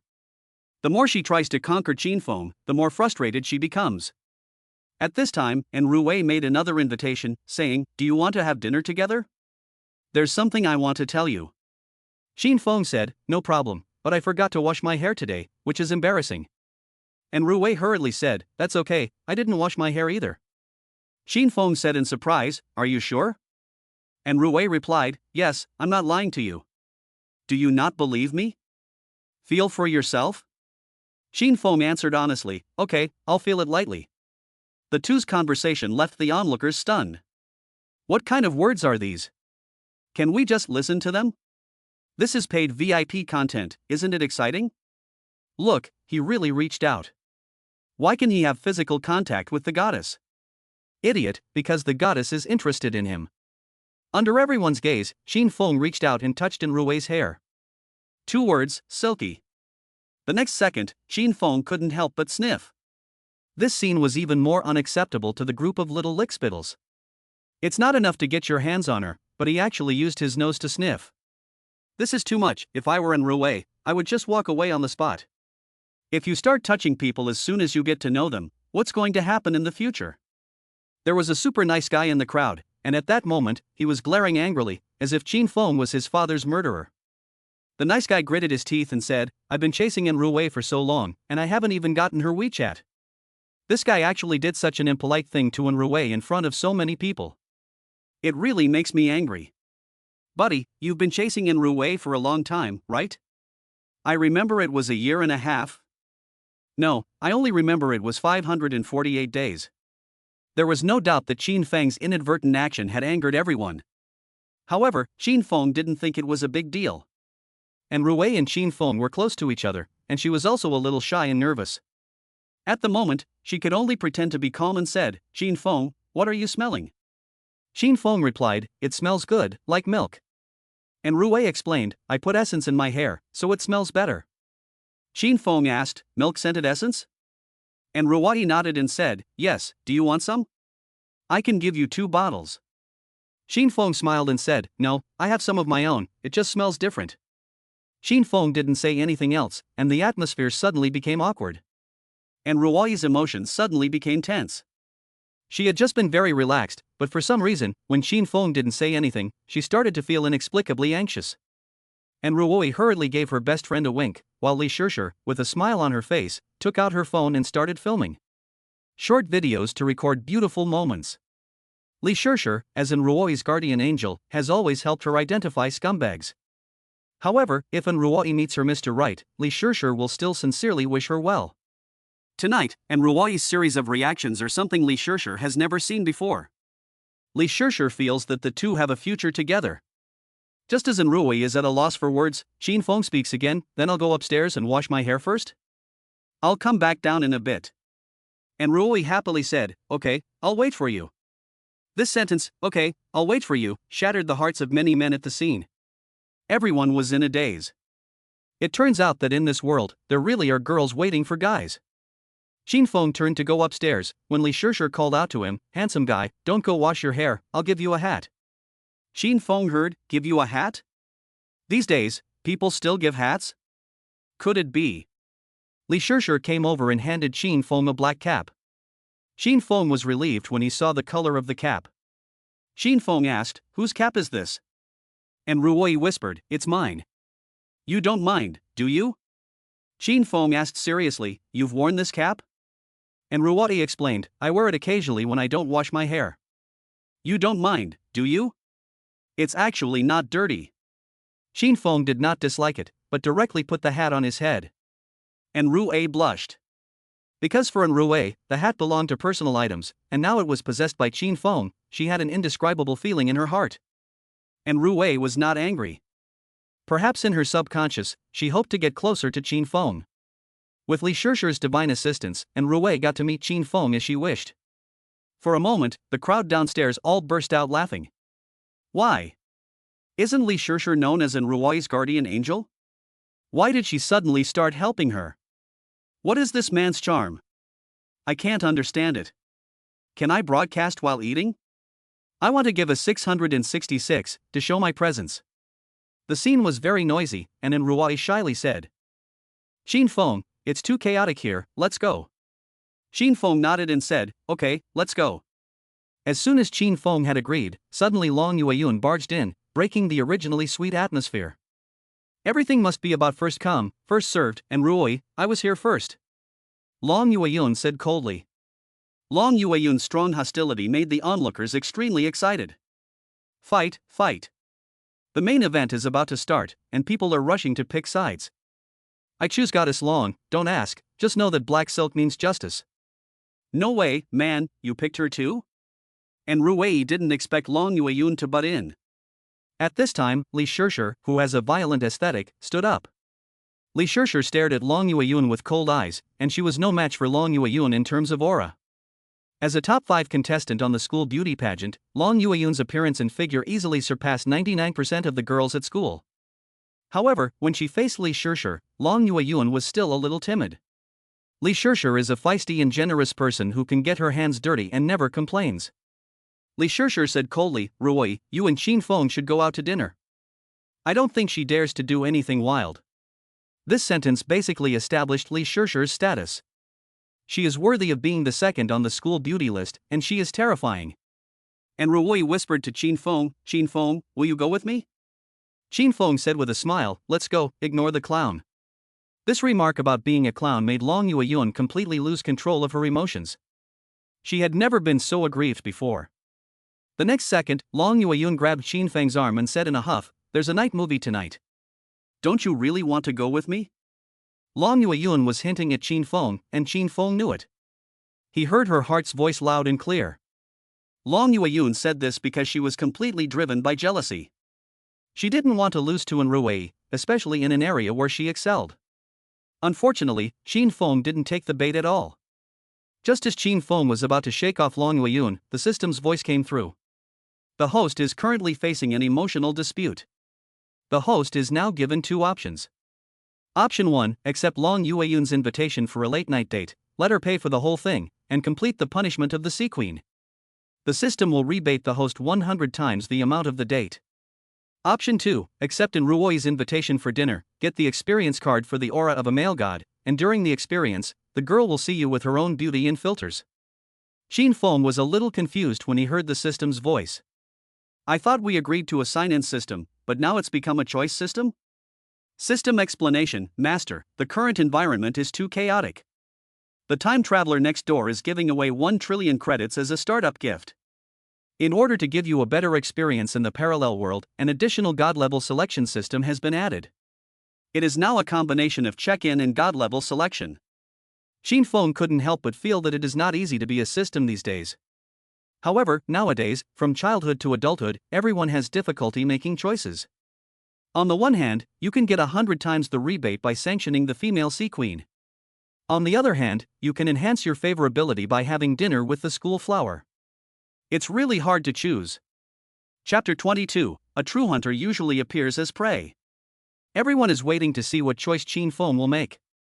For the vast majority of men, there may be 10,000 reasons in their hearts to choose Long Yueyun, but there is not a single reason for them to reject Enrui. Obviously, Enrui, who has been ranked first on the list of campus beauties twice, is in a higher position than Long Yueyun. At this time, Li Shishir remained still, waiting silently for Qin Feng's response. In Li Shishir's opinion, this might be a test for Qin Feng. The onlookers were also anxiously waiting. What's going on? Hurry up and choose, you're killing me. The emperor isn't in a hurry, but the eunuch is. I'm really impressed. If it were me, I would definitely choose Long Yueyun, with her black silk cheongsam, high heels, and I just couldn't handle it, I just couldn't. I would definitely choose Enrui, she really has no flaws. Qin Feng, on the other hand, was in a daze. In the 3 seconds he was in a daze, Qin Feng had already decided who to choose. Going on a date with Long Yueyun would get him a 100% rebate, which meant money. Did money matter to Qin Feng? Well, it did. But Qin Feng would never sell his soul and body for money. So Qin Feng simply shook off Long Yueyun's hand and said, I don't want to go to the movies, thanks. When he said this, the whole audience was in an uproar. And Ruoi's mouth also curled up into a happy smile. Girls often like to be favored and like to be chosen firmly. Li Shishir also revealed a smile when she saw this. Sure enough, Qin Feng is a good guy, at least he can resist temptation. Long Yueyun couldn't accept it, and she said coldly, don't you regret it? Qin Feng smiled and said, I never regret what I do. Then Qin Feng said to Enrui, let's go to the late-night cafeteria. However, just as the two were about to go to the cafeteria for dinner happily, Enrui suddenly received a call from home. Hello, Dad, what? Okay, I'll be there now. What hospital? Okay. After hanging up the phone, Enrui said apologetically to Qin Feng, I'm sorry, Qin Feng, my mother is sick and in the hospital. I need to go to the hospital quickly. I'm really sorry, but dinner may. Enrui said with envy, can I make it up to you some other time? Qin Feng asked, make it up to me? With what? Enrui replied, I'll treat you to a big meal tomorrow. Qin Feng smiled and said, sure, we can make a date when we have time. With that, Enrui hurriedly ran to the hospital, accompanied by her best friend Li Shishir. Soon, Long Yueyun was the only one left at the scene. The crowd couldn't help but sigh repeatedly. Oh, you didn't choose when you were given the chance, now you regret it, don't you? If you had chosen Goddess Long in the first place, maybe this would have worked out. Don't worry, let's see how this guy kneels and licks. Everyone thought that Qin Feng would apologize to Long Yueyun. Long Yueyun was also prepared to do some PUA, she was ready to scold Qin Feng severely and let out her pent-up frustration. However, what Long Yueyun never expected was that after Enrui left, Qin Feng didn't even bother with her, but turned and walked towards the dormitory. Long Yueyun panicked. Long Yueyun said loudly, you'd rather go back to the dormitory than watch a movie with me, is that it? Am I really that unbearable in your eyes? Qin Feng turned around and said, it's not that you're unbearable, it's just that I don't know you well enough. You have to be on your guard with beautiful women you don't know well. Long Yueyun was very happy when Qin Feng said she was pretty. Long Yueyun thought to herself, he finally admitted that I'm pretty, what a jerk. Long Yueyun said, it's precisely because we don't know each other well that we need to get to know each other better. The onlookers couldn't help but feel heartbroken when they heard the two of them talking. It's over, the goddess Long is going to fall. Shin Fong looked Long Yueyun up and down, and then asked, okay, then let me ask you a few questions, and you answer honestly. Long Yueyun said, okay, ask. Shin Fong asked, can you drink ice water today? Long Yueyun said, I don't like ice water. Shin Fong asked again, do you like spicy food? Long Yueyun said, yes. After asking these two questions, Shin Fong turned around and said, okay, we're not a good match, so don't bother. Goodbye. Shin Fong left with style, and Long Yueyun looked dumbfounded. How is this not a good match? The onlookers were also dumbfounded. Why did this scene seem so familiar? The plot was familiar, but had the two of them got the script wrong? Had the goddess been rejected by the loser? The sky is falling, guys, I've smoked 3 packs of Haid Men and still don't know where I went wrong. Yes, Long Yueyun is such a nice girl, she never cares what color your Ferrari is. How could a girl like that be let down? Shin Fong returned to the dormitory and had become a god in the hearts of Zhao Haojie and the others. Brother Fong, you are really awesome. Why don't you lick them, but they worship you even more? What is the principle behind this? Zhao Haojie asked urgently. Shin Fong sighed and said, because the essence of male-female relationships is mutual attraction, and most girls have a psychology of admiration for strength. The more you lick, the more humble your posture will be. You will be so humble that you will be like a grain of sand. How would girls like that? Zhao Haojie asked, so what do girls like? Shin Fong said with a smile, they like gold. At this point, Li Jing leaned over the balcony and said, Brother Fong, Long Yueyun hasn't left yet. She's still waiting for you downstairs. Shin Fong said, so what? Obviously, Long Yueyun was not giving up. Tonight, she was determined to win Shin Fong over. Long Yueyun was a bad woman with a strong desire to conquer and possess. Put more simply, the more others tried to please her, the less interested she became. Like Shin Fong, the more she rejects her, the more excited she gets. Soon, Shin Fong received another call from Long Yueyun, and this time, Long Yueyun used her secret special move. Sell misery. The more a guy sells misery, the more miserable he loses. On the contrary, if a girl sells misery, she often wins a pot full of money. On the phone, Long Yueyun choked and said, Shin Fong, do you know how much damage your words just did to a girl? Shin Fong responded coldly, I don't know. Hey, what did you get hurt? Long Yueyun snorted, I'm so angry with you right now that my chest hurts. Shin Fong said with a smile, your chest hurts? Do you want me to rub it for you? Long Yueyun replied, you're dreaming, you rascal. Shin Fong said, see, you're trying to ask me out to dinner and a movie again. I'll pay for dinner and the movie. You'll be happy, and then wipe your mouth and say it's too late and you want to go back to school. Come on, we're both young people, we understand the ways of the world. These words struck at Long Yueyun's psychological defenses. Yes, that's exactly what Long Yueyun was thinking. Although she had asked Shin Fong to go to a late-night movie with her, she did not want to have intimate relations with him. Now that Shin Fong had spoken her mind, Long Yueyun felt that this man across from her was extraordinary. Long Yueyun thought to herself, stinky brother, you're quite a player, that's interesting. So Long Yueyun said with a smile, if you can keep me here, I won't go back to school. It depends on whether you have what it takes. Long Yueyun made her move, and it was the familiar part about drawing big pictures. In response, Shin Fong said, forget it, you can't eat ice, so why would I spend the night with you?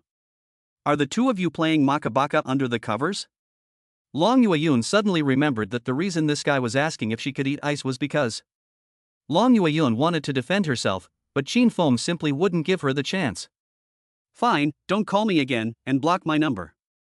Shin Fong hung up Long Yueyun's phone call directly and then blocked it. Shin Fong has never been indecisive when it comes to blocking girls. There are still a lot of warm guys silently guarding Long Yueyun downstairs in the dormitory. Long Yueyun stood downstairs in the dormitory, and these guys accompanied her together. Some of them even silently approached to give her milk tea. Long Yueyun completely despised these flattering dogs. Long Yueyun felt extremely uncomfortable. Why? Why could other people kneel down and lick her shoes, but Shin Fong wanted to block her? Could it be that her cheongsam wasn't attractive enough? So, Long Yueyun immediately returned to her dorm room and changed into a more sexy wrap dress. This time, Long Yueyun directly borrowed a microphone and a sound system, preparing to loudly call Shin Fong downstairs. At the moment, Shin Fong was squatting on the toilet. Soon, Long Yueyun's voice resounded throughout the male dormitory. Qin Feng, get out here. Qin Feng almost broke his neck from shouting so loudly. Zhao Haojia and the others came to the balcony and saw Long Yueyun dressed up in her best clothes. Zhao Haojia was dumbfounded. Holy shit, is she going to confess her love? Brother Feng, Long Yueyun is going to confess her love to you. Brother Feng, your luck is too good. Brother Feng, haven't you finished yet? Hurry up and come out. In response, Qin Feng said, don't worry, let her scream for a while and see how sincere she is. Zhao Haojia couldn't help but say, you let her do it. Has Long Yueyun really gone all out this time? Her anger has made her lose her mind. At the scene, many onlookers took out their phones and recorded the scene while commenting. The pure school beauty in Ruoyi had just left, and the goddess in black silk is going to confess? Is she that impatient? Goddess in is about to be stolen, and rumors are spreading quickly that Goddess Black Silk is going to steal the man from Ruoyi. It is being passed down that Goddess Black Silk Long Yueyun is going to elope with Qin Feng. What? Elope with a child? Many students have passed the video onto Weibo Supertalk. At the same time, Li Shishir and Ruoyi are on their way to the hospital. Li Shishir's phone dinged, and it turned out to be a Weibo message push. Li Shishir didn't want to bother with it, but suddenly she noticed something strange about the headline. Big news! Long Yueyun, the goddess of black silk from the Coastal Media College, professed her love in public.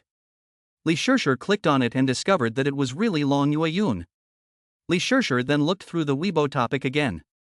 As she did, her expression became strangely angry. And Ruoyi saw that her best friend was in a bad mood and asked, what's wrong, Shishir? Li Shishir handed her phone to Ruoyi and said, this Long Yueyun has actually stolen my home. And Ruoyi looked at it for 2 minutes and couldn't help but get nervous. And Ruoyi asked, does Qin Feng know Long Yueyun? Li Shishir said, according to my previous judgment, the two of them definitely don't know each other, and even if they do, they don't know each other well. But now Long Yueyun is making a high-profile confession, which obviously shows that she wants to steal Qin Feng away. I know this woman very well.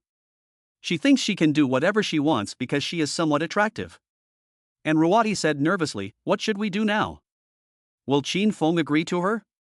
Li Shishir shook her head and said, I don't know. For the vast majority of guys, it's hard to resist Long Yueyun's temptation. Ruoyi, if Qin Feng really agrees to her, don't be sad. This just shows that he's not the one you're waiting for. And Ruoyi said in a low mood, okay, I understand, but are we really not going to do anything? Li Shishir said, you can try sending a message to Qin Feng and ask him what he thinks, but I don't recommend it because you and Qin Feng have only just met after all. And Ruoyi said, yeah, I don't even have the status of an acquaintance. Qin Feng sneezed repeatedly at the thought of being missed by so many girls at the same time.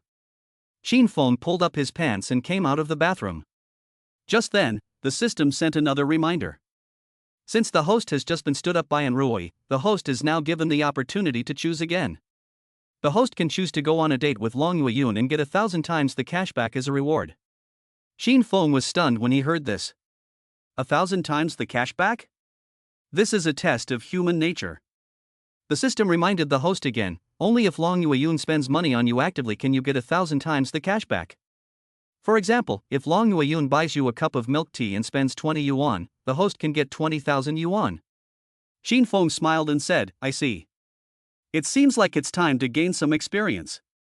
Qin Feng really didn't want to go out with Long Yueyun, but there was no way around it. The system was offering too much. Soon, Qin Feng went downstairs and waved the Ferrari key in front of Long Yueyun, indicating for her to get in. Long Yueyun was overjoyed, and in an instant, her desire to conquer was satisfied. Long Yueyun thought to herself, stinky little brother, you're not going downstairs? I'll take you down, step by step. Long Yueyun was making her plans, unaware that a true hunter usually appears as the prey. Chapter 23, 1,000 times the rebate, winning the lottery. Long Yueyun finally got what she wanted and got into Qin Feng's Ferrari.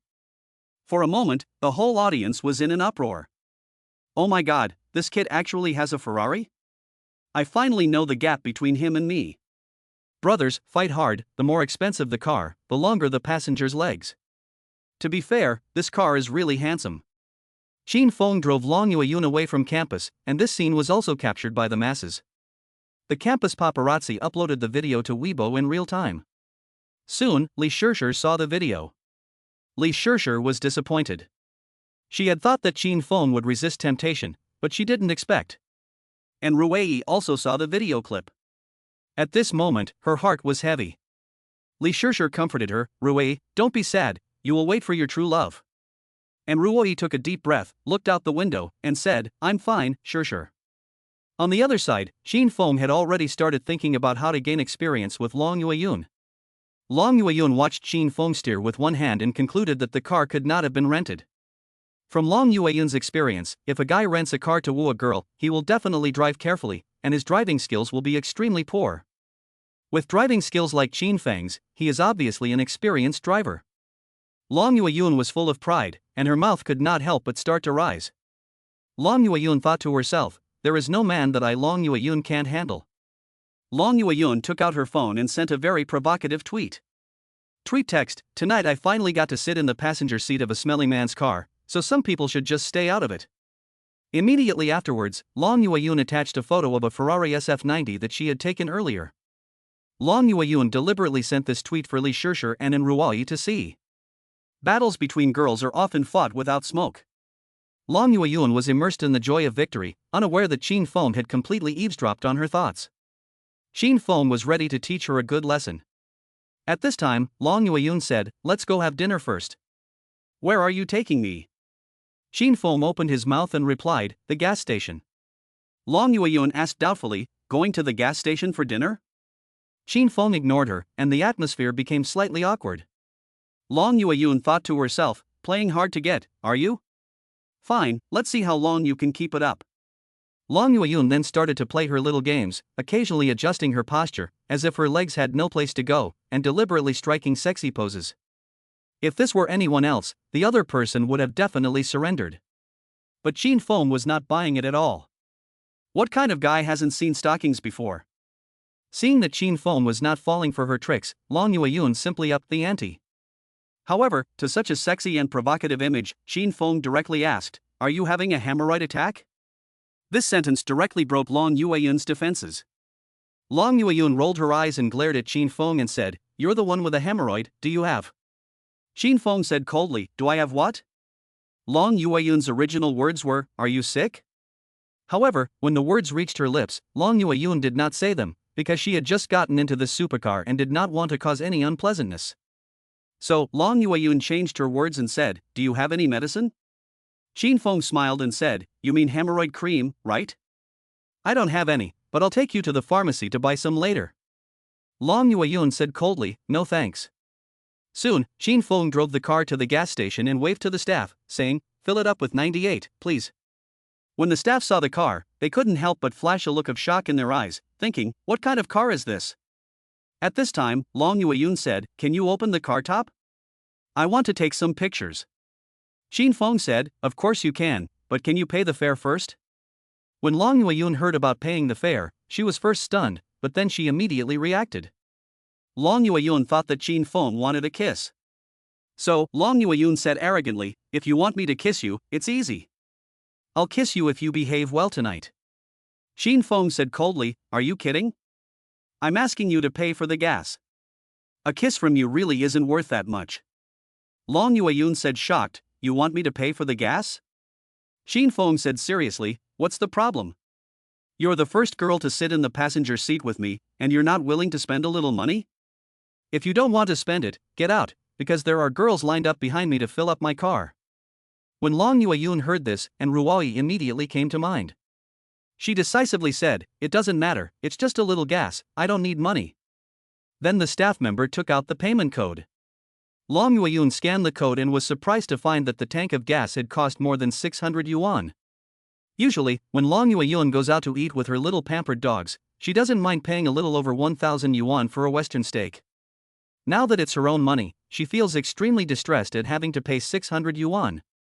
After scanning the code, Long Yueyun didn't pay, but said to Qin Feng, "Isn't it a bit inappropriate for me to pay for the 600 yuan of gas alone?"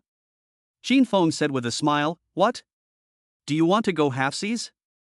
Okay, when we go to a fancy restaurant later, we can go halfsies too." Upon hearing this, Long Yueyun decisively pressed the password and the 600 yuan was successfully paid.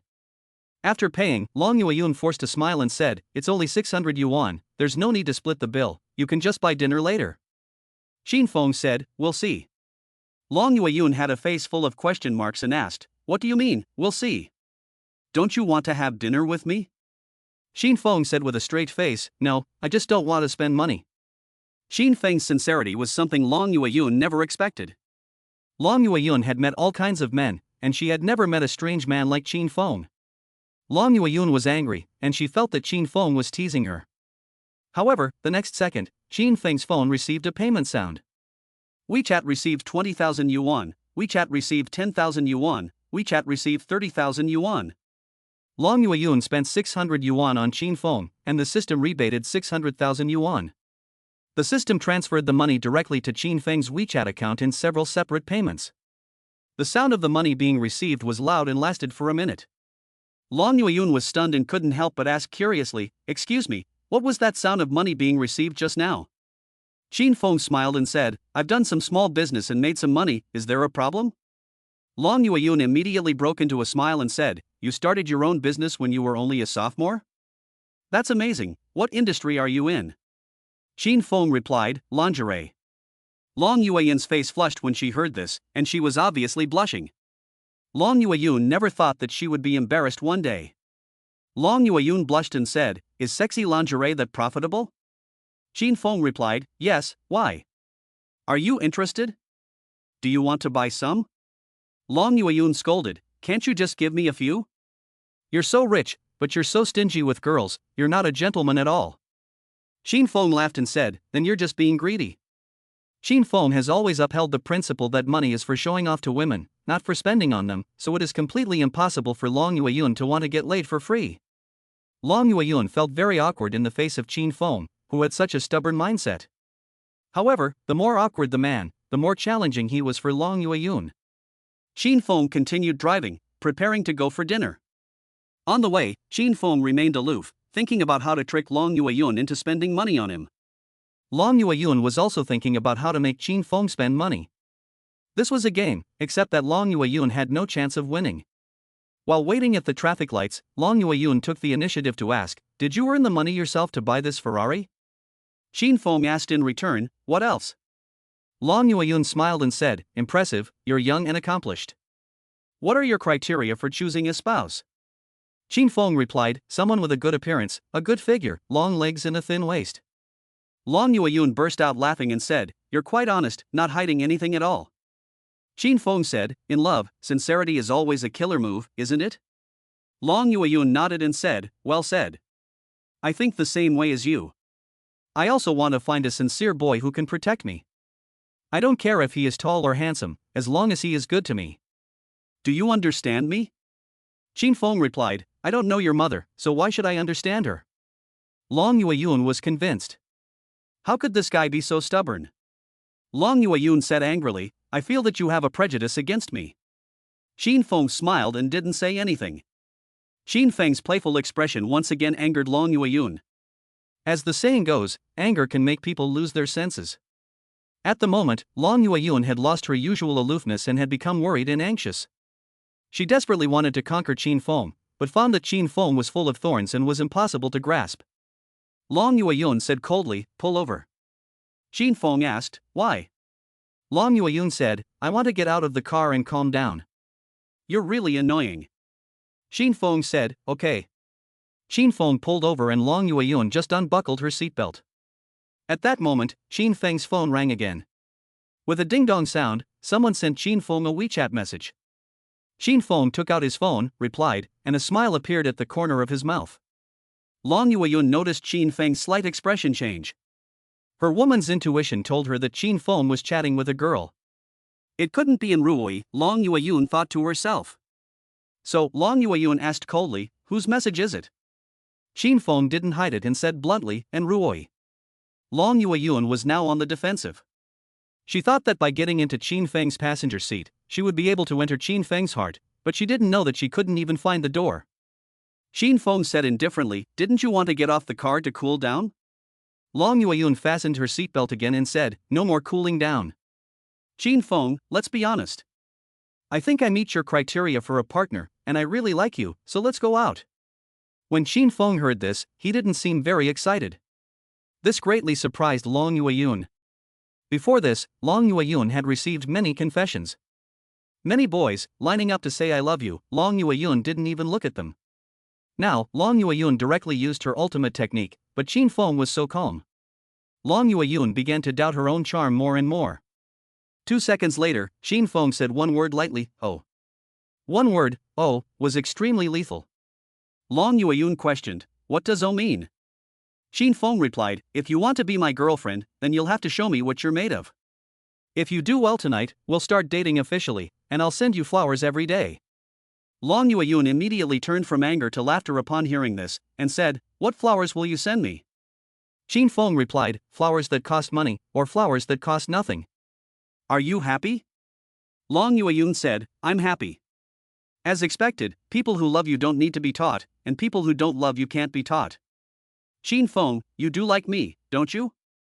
Qin Feng replied, don't get me wrong, I'm just giving you a chance. Whether it works or not depends on your performance. Long Yueyun said excitedly, okay, I'll behave myself. After Long Yueyun finished speaking, she felt that something was wrong. In a trance, Long Yueyun suddenly realized that these were familiar lines, and that they were the same words that the little flattering dogs around her had said before. How had she fallen into the trap so easily? Long Yueyun quickly regained her senses.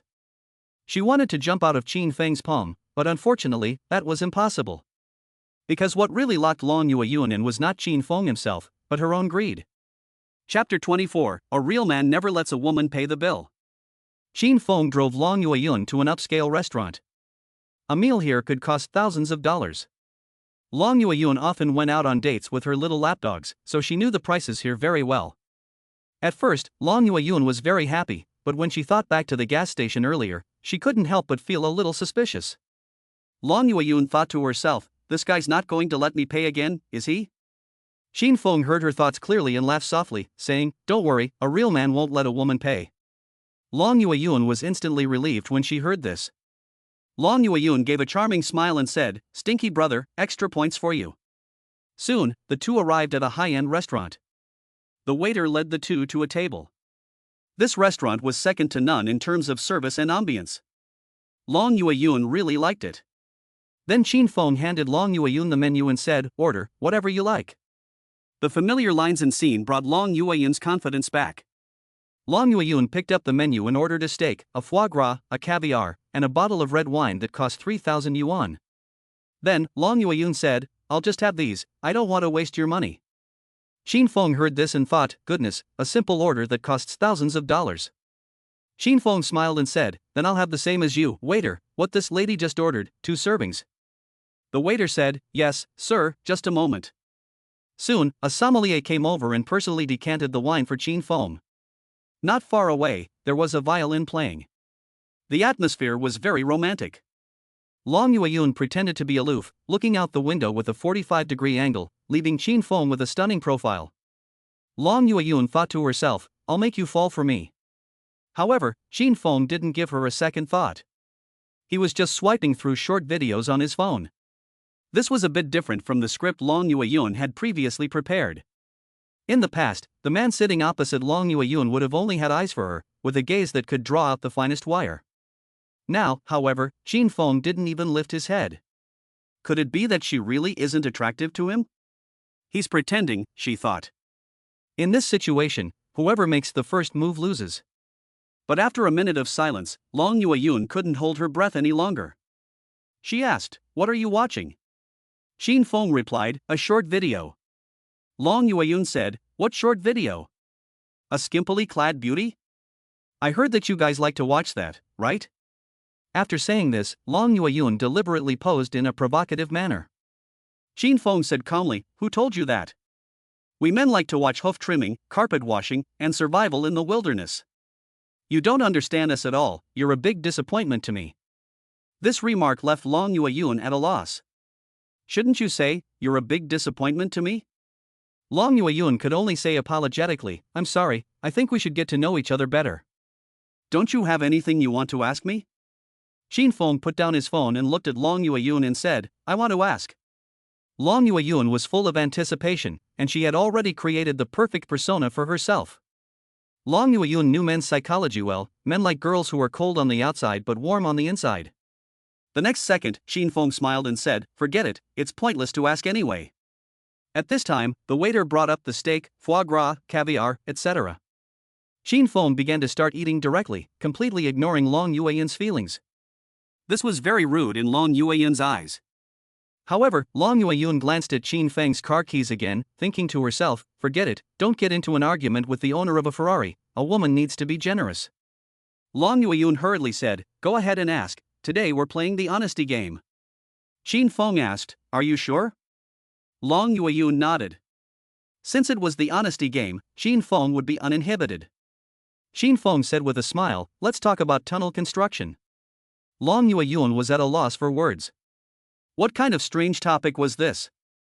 Then, Xin Feng directly asked 4 questions in a row. How often is the construction tunnel surveyed? Will there be waiting during construction? How often is the grass on the slopes around the tunnel cut? If the mountain is blocked by heavy snow for 6 or 7 days, can you take the mountain trail? When these words reached Long Yueyun's ears, she immediately sensed that something was wrong. Long Yueyun realized that this guy's level was obviously not on the same level as the previous scumbag dog licker. This is a master. Interesting. Girls like bad boys, and Long Yueyun is no exception. Long Yueyun gave a wicked smile at the corner of her mouth and said, "Stinky brother, I'm not a civil engineering major, so how would I know about construction? Let's change the subject, something I can understand." Long Yueyun pretended to be ignorant while she understood, deliberately fishing for Xin Feng. Xin Feng remained calm and collected, saying, "No problem, then let me ask you a question about life, is that okay?" Long Yueyun replied, "Sure." Xin Feng asked seriously, "What do you do when you're in a car and you're too sick to stick your head out the window before you throw up in the car?" Long Yueyun thought about it for 2 seconds, her face turning red, and said, "Then you throw up in the car, what else can you do?" Xin Feng laughed and said, "If you unplug the key while the car is speeding along, will the music in the car stop?"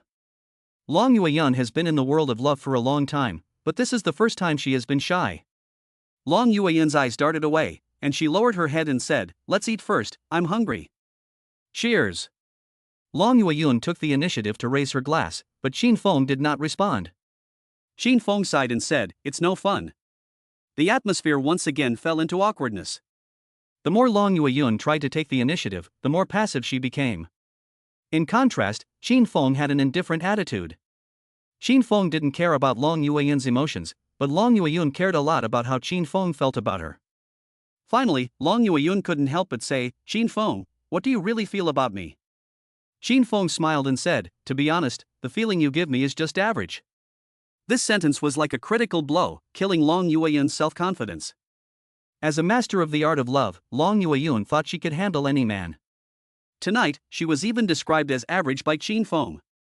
Long Yueyun was furious. She said coldly, "So do you like me?" Xin Feng smiled and said, "What do you think?" Long Yueyun said, "If you don't like me, why did you invite me into the car? If you don't like me, why did you invite me to dinner? Tell me, don't you have the slightest bit of a crush on me?" Xin Feng replied, "I can't say I'm crushing, but I'm at most a little excited." Long Yueyun said arrogantly, "I'm not eating, I'm not happy." Then Long Yueyun started to use her next trump card, getting angry. In the public perception, a girl getting angry means the guy has to appease her. Little did she know that Xin Feng had no dog-licking attributes at all. So Xin Feng directly brought Long Yueyun's steak over and said, "This steak is hundreds of dollars, it would be a waste not to eat it." Long Yueyun was dumbfounded, she hadn't even touched her steak. Why is this guy so shameless? If Xin Feng were an ordinary person, Long Yueyun would definitely have just grabbed her bag and left, but Xin Feng is a distinguished Ferrari owner. Long Yueyun still chose to forgive. In this way, Long Yueyun did not eat a single bite of the dinner on the table, and Xin Feng ate it all.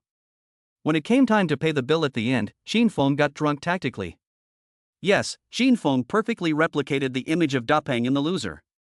1 second he was talking nonstop, and the next he was lying on the table, fast asleep and snoring. Long Yueyun was dumbfounded. What was this guy doing? Did he want to avoid paying the bill? The waiter was also taken aback.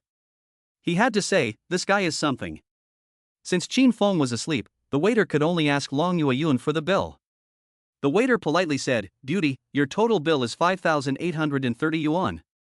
How would you like to pay? Long Yueyun was surprised and angry. This guy had gone back on his word. He had said he would treat her to dinner, but then he wanted her to pay the bill? Long Yueyun was not stupid. She wanted to pick up her bag and leave. But when she stood up, Long Yueyun thought to herself, is there really such a man in this world with such a thick skin? How could he come up with such a childish way of getting out of the bill by pretending to be asleep? Or was this guy deliberately testing her? After careful consideration, Long Yueyun chose to sit back down. One word, wait. Wait for Qin Feng to wake up. Long Yueyun thought to herself, since you want to play, I'll just keep you company and see who can outlast the other. Then, Long Yueyun said to the waiter, we're not going to pay the bill yet, we haven't finished our drinks. The waiter smiled and said, okay, ma'am. And so, Long Yueyun began to compete with Qin Feng. However, she clearly underestimated Qin Feng's endurance. Long Yueyun thought that Qin Feng would get up after 10 minutes, but she never expected that after half an hour, his snoring had not stopped. She thought to herself, he can't really be drunk and asleep. Out of curiosity, Long Yueyun got up and went over to Qin Feng, and used her hand to feel his breath. Qin Feng's breath was very hot, with a strong smell of male hormones. Long Yueyun thought to herself, if you can't hold your drink, don't drink so much. You haven't even paid the bill yet. Ugh, what a scumbag. Long Yueyun waited another half hour for Qin Feng to wake up, but he still showed no signs of waking up. Long Yueyun was now completely convinced that this guy had definitely had too much to drink. There was nothing she could do, so she had to pay the bill for the day. Long Yueyun called the waiter, her voice cold and lifeless, and said, waiter, the bill, please. The waiter said, okay, madam, the total is 5,830 yuan. How would you like to pay? Long Yueyun immediately used WeChat to transfer 5,830 yuan and said, can you give me a receipt? The waiter said, no problem, madam. Long Yueyun was going to wait until Qin Feng woke up and then show him the receipt to get reimbursed. After all, he was a rich first generation who drove a Ferrari, so he shouldn't be too stingy with a little money, Long Yueyun thought. It can only be said that Long Yueyun is still too naive. Soon, the waiter brought the receipt, and at the same time, Qin Feng also woke up. He stretched, yawned, and said, hey. Why did I fall asleep? What time is it? Long Yueyun was desperate. This guy didn't wake up early or late, but he woke up after she paid. It was intentional, absolutely intentional.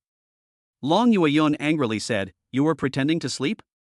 Qin Feng said with a puzzled expression, I just fell asleep? I don't know, waiter, the bill. The waiter said with a smile, hello, sir, this beautiful lady has already paid the bill. Qin Feng exclaimed, so self-aware? Okay, extra points for you. Long Yueyun snorted, liar, what did you promise before? Qin Feng asked, before? Promise? What promise? Long Yueyun said, you said that you would never let a girl pay the bill. Qin Feng smiled and said, that's right, I didn't let you pay the bill. I just closed my eyes and fell asleep. Long Yueyun's chest was trembling with anger. She had never seen such a brazen person. However, the next second, the sound of Qin Feng's WeChat mobile payment went off again. This time, the amount was more than 5 million, and Long Yueyun was dumbfounded. Chapter 25, For Men, the biggest investment is investing in yourself. This time, Long Yueyun spent more than 5,000 yuan on the bill, and if she got 1,000 times the cash back, that would be more than 5 million yuan. The sound of the payment continuing for another minute, each payment was tens of thousands of yuan. Such a crisp sound was not only Qin Feng's favorite, but also Long Yueyun's. At this time, Qin Feng let out a long sigh and said, I didn't realize that you were such a petty person. It's only 5,000 yuan, I'll give it to you. Qin Feng took out his mobile phone and prepared to transfer the money, his expression very cold. Long Yueyun hurriedly said, I don't care about the 5,000 yuan. Qin Feng asked, then what do you care about? Long Yueyun replied, I care about your attitude. Qin Feng said with a laugh, putting aside the facts and talking about attitude, is that it? Okay, this date is over, let's go back to our respective homes. I'm looking for a woman who can spend money for me, and obviously, you're not. Qin Feng got up to leave, but Long Yueyun hurriedly said, wait a minute. This meal today cost me a month's living expenses. What more do you want from me? Long Yueyun's voice was a little loud. Qin Feng said directly, are you yelling at me? I find that you really aren't gentle at all. Long Yueyun was defeated. Why did this guy always steal her lines? Xin Feng's tactic was very effective. It was called taking the other person's path, leaving the other person with no way out. Xin Feng had eaten and drunk his fill and was ready to slip away. Long Yueyun didn't want to lose this potential stock in front of her. She quickly said, Xin Feng, I'm sorry, I was wrong. Xin Feng said coldly, wrong? Tell me, what was wrong? Long Yueyun said, I don't think there's anything wrong with your attitude, I was just a little oversensitive.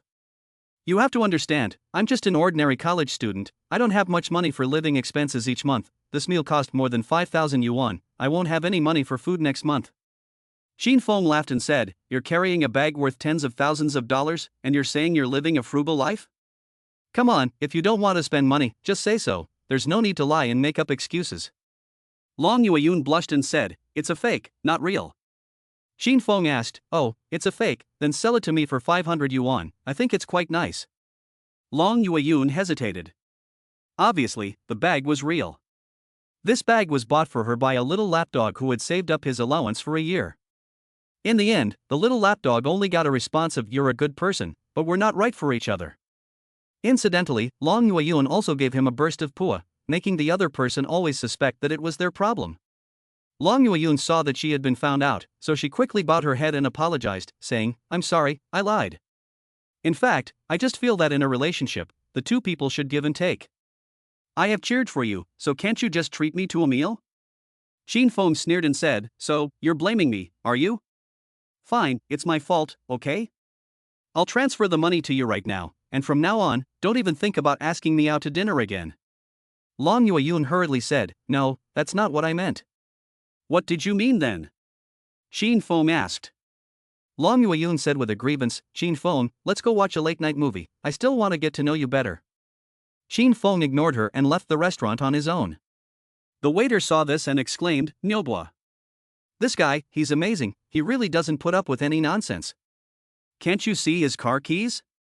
If I had a Ferrari, I'd be even more arrogant than him. Forget it, some people are born to be lapdogs, even if they become rich, they'll still be lapdogs. That's right, being a lapdog has nothing to do with whether you're rich or not.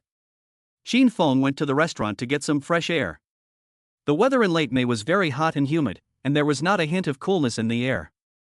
On the pedestrian street, there were all kinds of cute girls dressed in short skirts and hot outfits, which made people even more hot and bothered. As for men, the main reason they act like lapdogs is because they are envious of the other person's body. Therefore, Xin Feng especially loves a sport called push-ups, because they can quickly keep you awake. Long Yueyun is afraid that Xin Feng will run away, so she keeps following him closely. When Long Yueyun sees Xin Feng doing push-ups, she takes the initiative to care about him, saying, you just ate, so don't do strenuous exercise, it's not good for your stomach. Xin Feng stood up, clapped his hands, and said, the view is better when you're on your stomach. Long Yueyun hurriedly covered her skirt and scolded, you little rascal. Little rascal and stinky brother are Long Yueyun's pet phrases, and the little lickspittle dogs love these playful epithets. As an old driver, Xin Feng is not impressed by these little tricks at all. Long Yueyun said, let's go to the movies. I'll buy the tickets as an apology, okay? Xin Feng said coldly, don't say that, it makes me sound like a cheapskate. Long Yueyun said with a smile, am I not a cheapskate? Xin Feng replied, what do you mean? What do you mean? I'm testing you. If you can't spare a little money for me, how can I willingly hand over millions of dollars to you to keep for me in the future when we become a couple? Long Yueyun immediately beamed with joy when she heard this. Long Yueyun asked excitedly, you really want me to keep the money? Xin Feng said, yes, I'm letting you manage it, but I'm not letting you spend it. What are you so excited about? Long Yueyun immediately rolled her eyes and said, in that case, I won't manage it, because if I lose it, you'll blame me. Xin Feng said, I'll pay you a monthly fee to keep it safe. Long Yueyun asked, how much? Xin Feng replied, 100,000 yuan a month. Isn't that a lot? Long Yueyun nodded and said, quite a lot, more than enough. To be honest, I've been learning about financial management recently, and if you give me the money, I'm sure I can manage it well for you. I'm the type of girlfriend who will make my husband successful. Xin Feng frowned and asked, prosperous husband type? How can you tell? Long Yueyun explained, you can tell by looking at the figure. It's thin where it should be thin, and there's flesh where there should be flesh. This figure is definitely prosperous. Long Yue-yun was right about this.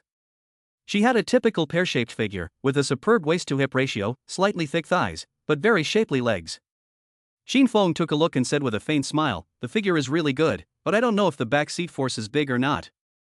Long Yue-yun teased, "Rascal, when we get together, I'll let you experience it." Xin Feng said, "Okay, when we start dating officially, I'll give you all my money, so you can eat well and drink spicy food every day." I have to say, Xin Feng's drawing of this wave of Indian flying cakes is really wonderful. Long Yue-yun realized that this might be a pie in the sky, but she couldn't help but let her imagination run wild. Long Yue-yun asked, "By then we can move out and rent a boutique apartment, what do you think?" Xin Feng angrily said, "Who are you looking down on? Just buy one, write your name on it, a large, finely decorated flat, and I'll get you a Porsche as well.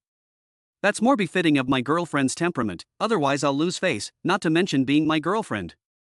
Long Yue-yun got more and more excited as she listened, and said, "Really?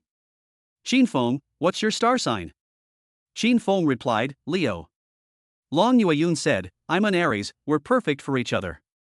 Xin Feng coldly said, "Who's perfect for you? Go buy me a pancake." Long Yue-yun? 1 second, Long Yue-yun was still basking in the joy of being a little rich girl, and the next, Xin Feng asked her to pay for the bill. Long Yue-yun asked, "Weren't you full just now? You had the steak and the foie gras." Xin Feng glared at Long Yue-yun and said, "What? You don't like the fact that I have a big appetite?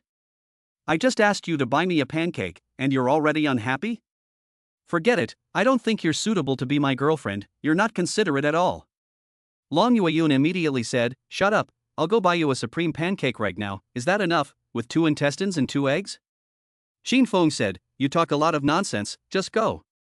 Long Yue-yun, wearing high heels, trotted off to buy the pancake fruit. The way she ran was very much like love. However, only Xin Feng knew that she was only after his money. Long Yue-yun was used to being chased and licked by others, and now she suddenly encountered someone who was very fierce, and she actually found it exciting. In her heart, she seemed to like the feeling of being ordered very much. Soon, Long Yue-yun returned with the pancake fruit and handed it to Xin Feng, saying, "Eat it while it's hot." Xin Feng took the pancake fruit and asked, "Did you forget to buy water? Do you want to choke me to death? Please, can you be more careful?" Long Yue-yun whispered, "You didn't say you were buying water." Xin Feng replied, "If I didn't say it, I wouldn't buy it? Don't you understand the most basic common sense? Do you understand us guys?" Xin Feng's silky little combo directly confused Long Yue-yun. Long Yue-yun went on another trip and bought water for Xin Feng. She was dying of heat from all the back and forth. Xin Feng, on the other hand, was oblivious. He sat on a bench by the roadside, eating and watching videos on his phone. At this time, the system's cashback also arrived. The total cost of the movie tickets, pancake fruit, and mineral water was 100 yuan, and the cashback was 100,000 yuan for Xin Feng. As Xin Feng listened to the message on his phone about the money being credited to his account, he couldn't help but feel happy. This money is so easy to make. Long Yue-yun couldn't help but ask, "Xin Feng, is it really that profitable to sell lingerie? You've made millions in just a short while." Xin Feng said, "What did you expect? I have hundreds of online stores alone, and I easily make millions every day. Do you know what my biggest pain is right now?" Long Yue-yun asked, "What is it?" Xin Feng replied, "I have money but no place to spend it. Money is just a bunch of numbers to me." Long Yue-yun's eyes sparkled as she said, "Then I'll help you spend it." Xin Feng said, "If you want to spend money for me, you have to be willing to spend money for me. You have to be willing to give up something to get something. You have to be willing to give up something to get something. It's hard at first, but then it gets sweet." Xin Feng said, "Okay, let's go." So, at the next stop, the two turned towards the mall. The mall was bustling with people, with couples weaving in and out of the crowds. Here, there is a very common phenomenon, and that is, in every couple, the man is carrying the bag while the woman just eats ice cream. While carrying the bag, the man is also holding a small fan to blow air on his partner, saying over and over, "Baby, is it hot?" Xin Feng saw this and thought to himself, is it really necessary to talk about this kind of relationship? Isn't it tiring? Perhaps, for many boys, treating girls well has subconsciously become their value system. Of course, there is nothing wrong with treating girls well, but this kind of well-being cannot be without a bottom line. How many boys, poor as church mice, support their girlfriends with their parents' hard-earned money? This is really sick in the head, and in the end, aren't they supporting someone else's wife? Long Yueyun and Qin Feng entered the square. Long Yueyun's tall figure and exquisite makeup instantly attracted the attention of many people, and even the takeaway boy in the mall couldn't help but take a few more looks. In an instant, Long Yueyun's confidence returned. Long Yueyun wanted to get closer to Qin Feng, so she pointed to the ice cream shop in front of them and said, "Qin Feng, I want to eat ice cream." Qin Feng replied, "Go ahead, and buy me one while you're at it." Long Yueyun asked, "Is it reimbursable for you, little brother?" Qin Feng angrily retorted, "Reimbursement my ass. You want to get reimbursed for an ice cream? That's ridiculous. No way, I'm going to post a status update on WeChat to accuse you." Long Yueyun hurriedly said, "Don't do it, I'll go buy it now." Long Yueyun is a woman who loves her reputation, and she doesn't want to lose her status as a goddess. Soon, Long Yueyun bought 2 ice creams. While licking the ice cream, Qin Feng pondered how to get more money out of Long Yueyun. Obviously, it would be relatively easy to make her spend a small amount of money, but once the amount became too large, Long Yueyun would definitely not be happy. Qin Feng needed to apply a greater stimulus to her. Suddenly, Qin Feng came up with an excellent idea. That was to stimulate Long Yueyun by spending a lot of money on himself. Of course, the spending here is buying things for yourself. For men, the biggest investment is investing in yourself. Chapter 26, Buying a 500,000 yuan watch is spending. Long Yueyun had her own plan. When she bought the ice cream earlier, she realized that if she wanted to manipulate this member of the wealthy generation, she had to work on the details. Long Yueyun was reluctant to spend a lot of money on Qin Feng, so she was prepared to spend a lot of small amounts of money to impress him. Once Qin Feng was impressed by these details, he would be willing to spend a lot of money on himself. Long Yueyun's wishful thinking was very loud, and Qin Feng heard it all anyway. So, she had just bought ice cream, and she bought one large and one small, and gave Qin Feng the large one and ate the small one herself. Then, Long Yueyun ran off to buy strawberries. After drinking, it is easy to get hot-headed, so eating some strawberries will cool you down. Long Yueyun handed Qin Feng a large strawberry. Qin Feng took a bite and said, "It's quite sweet." Long Yueyun said, "Then I'll try one too." Long Yueyun was about to eat it when Qin Feng said coldly, "Stop." Long Yueyun asked, "What's wrong?" Qin Feng replied, "You eat this." Qin Feng handed Long Yueyun the strawberry but he had left over. Long Yueyun angrily said, "What do you mean? Why are you making me eat the strawberry butt?" Qin Feng smiled and said, "Didn't you say it? Strawberry butts are more nutritious." Long Yueyun said angrily, "When did I say that?" Qin Feng immediately opened his phone and looked up her microblog.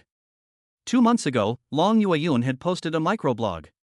The headline read, "People who like you will willingly eat strawberry butts because they are full of love and nutrients." This tweet received thousands of likes from dog lovers, and a large number of followers swiped through the comments section to show their presence. Long Yueyun's face turned a little red when she saw this. Her true thoughts were, "Strawberry butts are nutritious, but you can't make me eat them." Seeing her silence, Qin Feng sighed and said, "I understand. Since you don't like me, you don't want to eat strawberry butts. That's fine, I won't force you. Forcibly shoved strawberry butts are not sweet." Long Yueyun hurriedly said, "I'll eat them, okay?"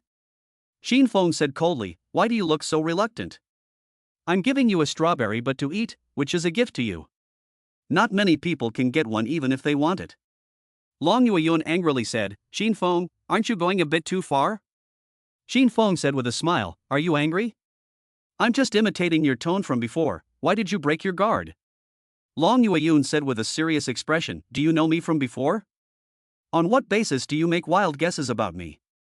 From this sentence, it is obvious that Long Yueyun wants to turn the tables and take control. Long Yueyun throws 2 rhetorical questions to make Qin Feng feel guilty and try to appease her. However, Qin Feng doesn't play by the rules at all. Qin Feng smiles and says, "If you're not happy, you can leave. I can go shopping in the mall by myself, or I can go with someone else. You're really not necessary." Long Yueyun really wants to grab her bag and leave, but she just can't bring herself to do it. Long Yueyun thought to herself, "I've spent more than 6,000 yuan on you, and now you're telling me to leave? No way." In economics, there is a term called sunk costs, which means the more you pay, the more reluctant you are to withdraw. Long Yueyun calmed down a bit and said, "I'm not leaving. I have to stick to today's date until the end. Don't you want to find in Ruoy?" Let me tell you, as long as I'm here, she won't stand a chance. Xin Feng laughed and ignored her, heading straight for the luxury goods section on the fourth floor of the mall. When they reached the fourth floor, Long Yueyun began to get excited, and the gloom in her heart just now disappeared. You have to understand that just a random item here is worth a lot of money. Long Yueyun had recently set her sights on a Hermes bag, a limited edition model that costs 100,000 yuan. Long Yueyun had to persuade Xin Feng to buy the bag today. However, she can't show it too obviously, so she can only pretend to be calm and wait for Xin Feng to take the initiative. Unfortunately, for Xin Feng, the word initiative can only happen in bed. Long Yueyun deliberately kept her body close to Xin Feng's, and from time to time she would bump into him. Once or twice, Xin Feng endured it. The third time, Xin Feng glared at Long Yueyun and said, "Are you feverish?" Long Yueyun touched her forehead and said, "No, it's cool, feel for yourself if you don't believe me." Xin Feng immediately struck. Long Yueyun immediately blushed and said, "Stinky brother, where are you touching?" Xin Feng seriously explained, "The forehead temperature measurement is not accurate, so you still have to." Long Yueyun hurriedly stopped and said, "Don't say anymore, just this once." Soon, Xin Feng arrived at a watch store, where Xin Feng wanted to choose a watch. At this time, the waiter came forward to warmly greet them, saying, "Hello, sir, here with your girlfriend to choose a watch?" Xin Feng said, "Just browsing." The waiter said, "Okay, sir, feel free to look. These are all the latest models." Xin Feng took a quick look. The prices of these watches were very expensive, most of them were hundreds of thousands of dollars, and the main feature was craftsmanship. Xin Feng didn't know much about watches, and his only purpose for coming here was to stimulate Long Yueyun a little. Long Yueyun looked at the dazzling array of famous watches on the counter, and her mood grew more and more excited. Long Yueyun was not originally interested in watches, but when she saw the price tags on the watches, she felt like a watch lover. Her love for watches even surpassed her love for Hermes bags. Xin Feng watched her intently and couldn't help but feel, this is not love for watches, it's love for money. A few minutes later, Xin Feng came to Long Yueyun's side and said, "Do you like these watches?" Long Yueyun nodded repeatedly and said, "They're nice." Xin Feng said, "If they're nice, take a closer look." Long Yueyun said awkwardly, "Shouldn't you say you'll buy them for me?" Xin Feng said with a smile, "Someone who's willing to spend money on you doesn't necessarily love you, but someone who's willing to spend time with you looking at them does love you. Time is precious." Long Yueyun was impressed. Why was this guy's thinking so clear? Long Yueyun's CPU was fried. Long Yueyun looked at them for a few more minutes, then said, "Let's go, we're not buying anyway." Xin Feng said, "No?" "Who said no?" Long Yueyun said in surprise, "Really? So you just said you'd look but not buy?" Xin Feng replied, "I was just teasing you." "Waiter, try this Rolex green gold watch for me." The waiter took out the green gold watch from the counter, which had a recommended retail price of 50W. This watch has a very high appearance value, with a gold case and green face that is very eye-catching. Xin Feng wore it on his hand, showing off his luxury. Xin Feng, wearing the green gold flute, said to Long Yueyun, "What do you think of this watch? Does it match my temperament?" Long Yueyun kept praising it, saying, "This watch is so beautiful, it's a perfect match for you. A young and promising guy like you should wear this kind of watch. I simply love you so much." Up until now, Long Yueyun had only been praised by the lickspittle dogs, and today was the first time she had praised a man, so she sounded very awkward. Xin Feng was a little dissatisfied with her skills and said with a laugh, "We just met the first day, and you already love me? That's so fake." Long Yueyun said, "Haven't you heard of love at first sight? I fell in love with you at first sight. Xin Feng, let's get together, buy a couple watches, and make an official announcement, how about it?" Xin Feng couldn't help but laugh out loud when he heard this. Subsequently, Xin Feng paid directly 500,000 yuan, without any procrastination. Long Yueyun saw that Xin Feng was ignoring her and hurriedly said, "You don't believe me?" Xin Feng said, "You'd better clean up the fish in your own pond before talking about official announcements." "Dream on." Long Yueyun argued, "I've never kept fish. I'm clean-cut, gentle and hardworking. I don't understand. I obviously didn't do anything, so why do I have to suffer these slanders? Is this fair to me? I just want to have a sincere love and stay with her till the end. Am I wrong?" Long Yueyun spoke with great emotion, worthy of her acting background. She could really burst into tears in a second. Even the waiter was moved. In response, Xin Feng used just one move to directly expose her trick. Xin Feng said indifferently, you say you have a clean circle, that's good, let me take a look at your WeChat group, how about it? Long Yueyun immediately said upon hearing this, you don't believe me? Are you questioning me? Xin Feng said, how about this, you show me the WeChat group, if there's nothing wrong, I'll apologize and buy a Rolex of the same model as compensation, how about it? Long Yueyun was excited, but she really had no way of showing her WeChat to someone else. Long Yueyun made an excuse and said, can I go to the bathroom first? Xin Feng smiled and said, go to the bathroom? What for? Delete chat history? Come on, we're both foxes of 1,000 years, what are you playing at with me? Long Yueyun took out WeChat in a fit of anger, opened it directly, and snorted, look, it's clean. Xin Feng glanced at it and saw that the WeChat group had classmates, family, friends, and a fish. Xin Feng asked, what does this fish mean? Can you explain? Long Yueyun tried to argue, saying, they're just some fishing buddies. I like fishing, and we usually go fishing together. Xin Feng laughed and said, so they're fishing buddies. It seems I really misunderstood you. But your comments on your fishing buddies are really interesting. 183, a professional bodybuilder with six-pack abs. 188, a rich guy who has no face to lick dogs. 170. Long Yueyun was publicly executed, losing all face. Long Yueyun immediately said, stop talking. In fact, these are all appearances. I don't like any of them at all. I'm just looking, trying to find a pure love. Long Yueyun tried to argue, but the more she tried to defend herself, the worse it made her situation. Xin Feng completely took her as a joke. A few minutes later, Xin Feng said, are you done explaining? Long Yueyun guiltily took Xin Feng's hand and said, I'm sorry. Can I delete them all? I'll only like you from now on.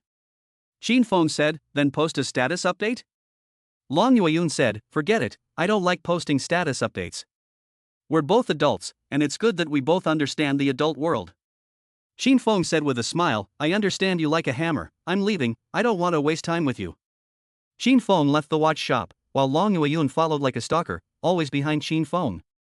Long Yueyun chased after him, saying, listen, let me explain. The male shoppers in the mall were watching the scene unfold like it was a sci-fi movie. My goodness, these days, do girls still try to explain things to guys? A hottie like her chasing after a guy? I must be dreaming. If the sky were to fall, I would only dare to dream such a dream on holidays, because there is no 8 a.m. rush on holidays, and I don't have to buy breakfast for the goddess. Xin Feng didn't want to hear her explanation. Xin Feng impatiently said, stop talking nonsense. If you're so sincere, go buy me a present. Long Yueyun said, okay, I'll go buy it. What do you like? Do you like neckties?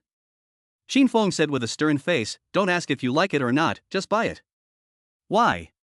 Are you making me seem materialistic? Do I need a gift from you? What I care about is the thought behind it. Long Yueyun said, I understand. Then wait a moment, I'll go buy you a gift with a thoughtful meaning.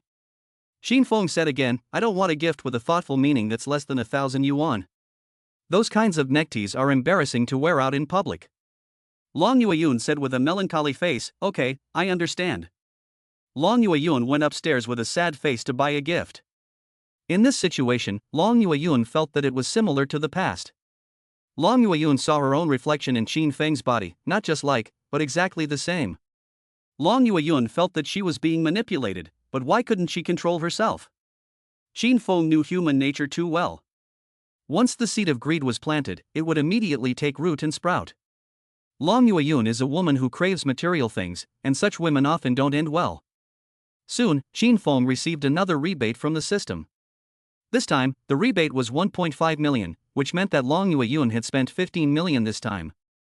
At the same time, the system reminded him, Master, the upper limit for the rebate amount is 10 million yuan, and there is still 1 hour until the end of the event.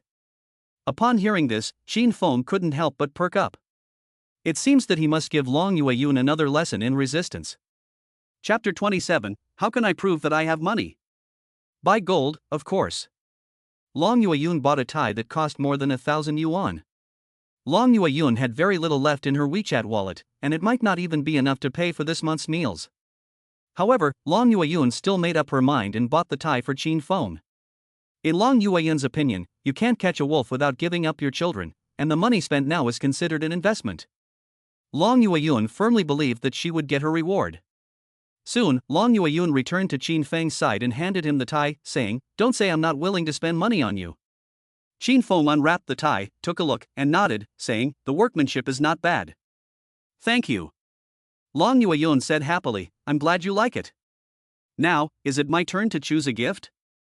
Qin Feng shook his head and said, "Not yet. My test of you is not over yet." Long Yueyun was convinced. She asked, "It's not over yet? I've already spent almost 10,000 yuan, big brother." Qin Feng said coldly, "You're upset about only 10,000 yuan? Is that all your love for me is worth?" "I understand." Long Yueyun hurriedly explained, "No, that's not what I meant." Qin Feng pressed, "Then what did you mean?" Long Yueyun hurriedly said, "I want to say, what else do you want? I still have some change, I can buy it for you." Qin Feng smiled and said, "Yes, that's what a good girlfriend should say. Let's go, I want to buy a pair of basketball shoes." Long Yueyun said with a bitter smile, "Okay, let's go pick out a pair of shoes." The two went to the sports section, where Qin Feng liked a pair of basketball shoes with a black and white color scheme that looked very cool. Qin Feng asked the attendant to get a size 44, and after trying them on, Qin Feng found that they felt very comfortable on his feet. Long Yueyun glanced at the price and was shocked to see that the basketball shoes cost 3,000 yuan. "My god, that's so expensive." In Long Yueyun's understanding, a guy's shoes should cost at most a few hundred yuan, anything more is a pure waste of money. Long Yueyun glanced at her dry wallet and hastily said, "Qin Feng, these shoes don't feel quite right for you, why don't you try something else? I think these pure white ones are quite nice, very clean." The shoes Long Yueyun chose cost 500 yuan, which was Long Yueyun's limit. However, Qin Feng said directly, "Only the feet know if the shoes fit or not. You go pay for them." Long Yueyun was at a loss for a moment because she didn't have that much change. Qin Feng could see her dilemma, but didn't say anything. Many people were watching the two of them in the store, and most of them were couples. No one understood why the guy was buying the shoes and the girl was paying for them. It was really unusual. The waiter urged them to pay, and Long Yueyun was very embarrassed. She had no choice but to say, "Qin Feng, I really don't have any money left." Qin Feng glanced at her WeChat wallet and saw that she only had a little over 300 yuan left. However, Qin Feng did not feel sympathy for her. He asked with a smile, "Do you have a credit card?" Long Yueyun replied, "Yes, why?"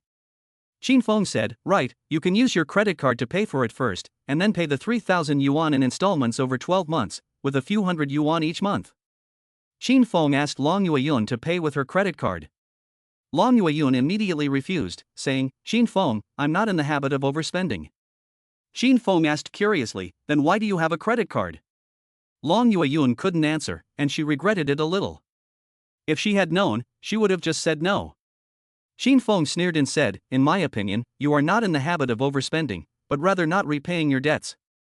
Before that, have your little lapdogs always been helping you pay off your credit cards?"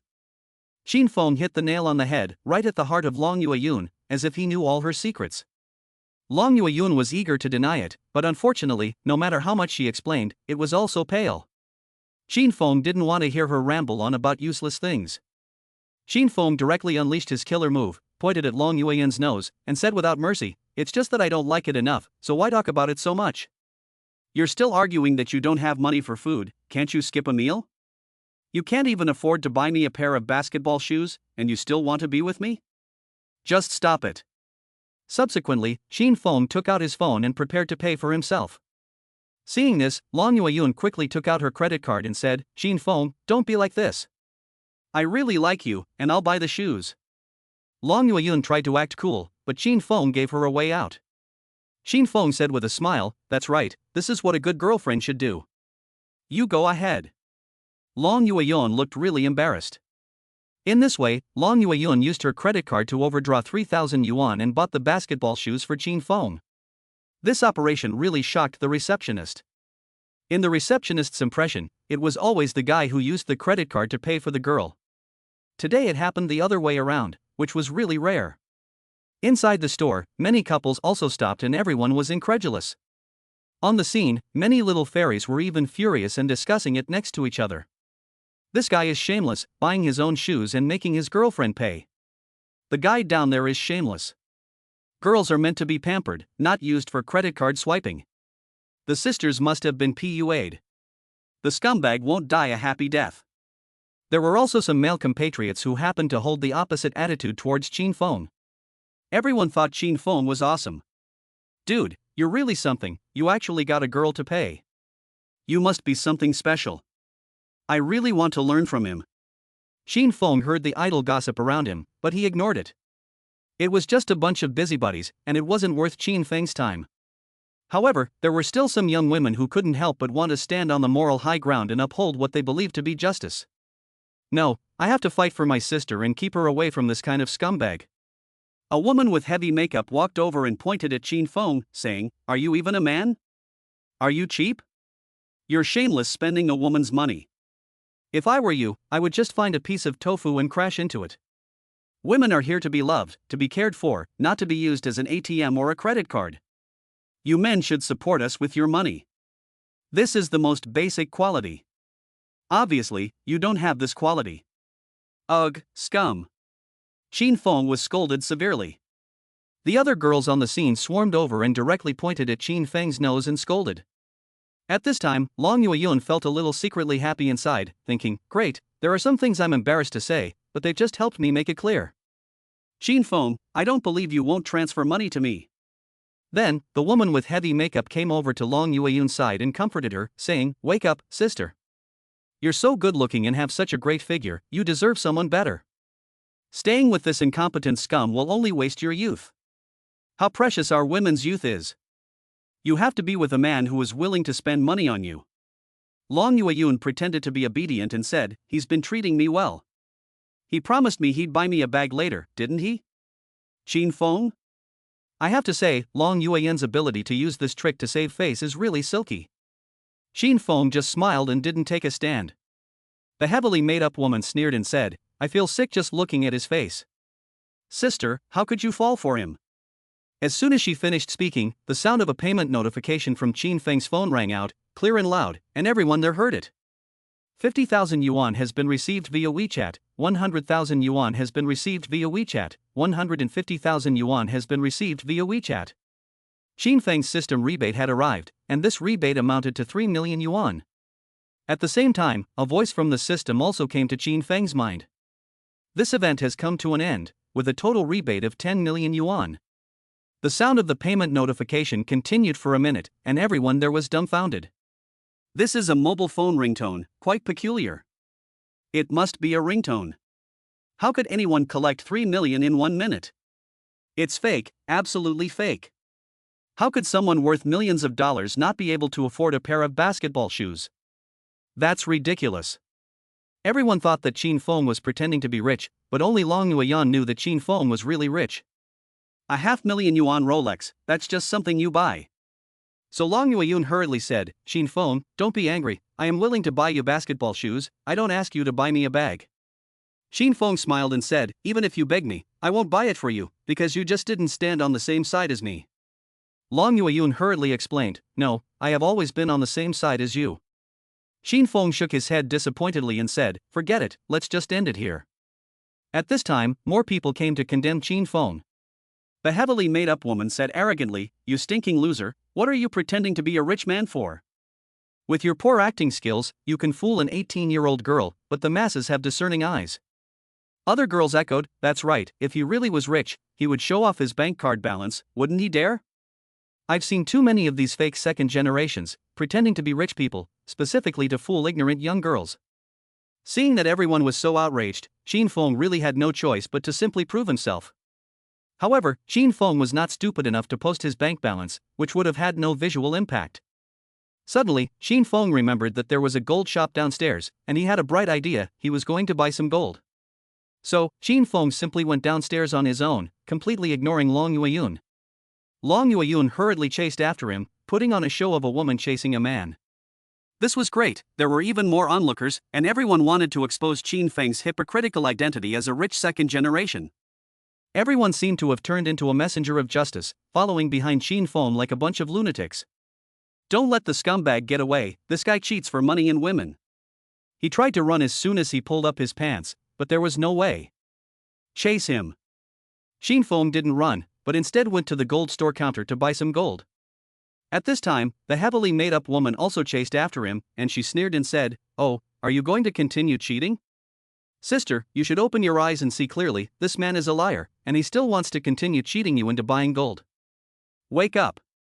Yes, beautiful girl, it's not worth it to follow him, why don't you consider me? How about it? I work in a private enterprise, and my monthly salary is more than 10,000 yuan, I can support you. Choose me, after marriage, I will hand over all my salary, and you can ask for whatever you want as a bride price." Long Yueyun felt that the situation was getting out of control, so she quickly said, "None of you should say anything, and none of you should interfere with my personal matters with him. I know exactly what kind of person he is." Long Yueyun's subtext was that Qin Feng was richer than all of you losers, so you should all go as far away as possible. Unfortunately, many people at the scene simply could not tell, and everyone thought that Long Yueyun had been cheated and wanted to seek justice. Qin Feng walked around the gold shop and was attracted by a pure gold Winnie the Pooh. This pure gold Winnie the Pooh weighs 12,500 grams, which is 25 catties. Calculated at a gold price of almost 400 yuan, this pure gold Winnie the Pooh was worth nearly 5 million. Qin Feng felt that it was just the right thing to buy. Chapter 28, the Porsche you are getting is fake, but the cake is real. This solid gold Winnie the Pooh bear is considered the store's treasure and is used to attract customers. Of course, the Pooh bear is also clearly marked with a price, and as long as the customer has the means, they can buy it.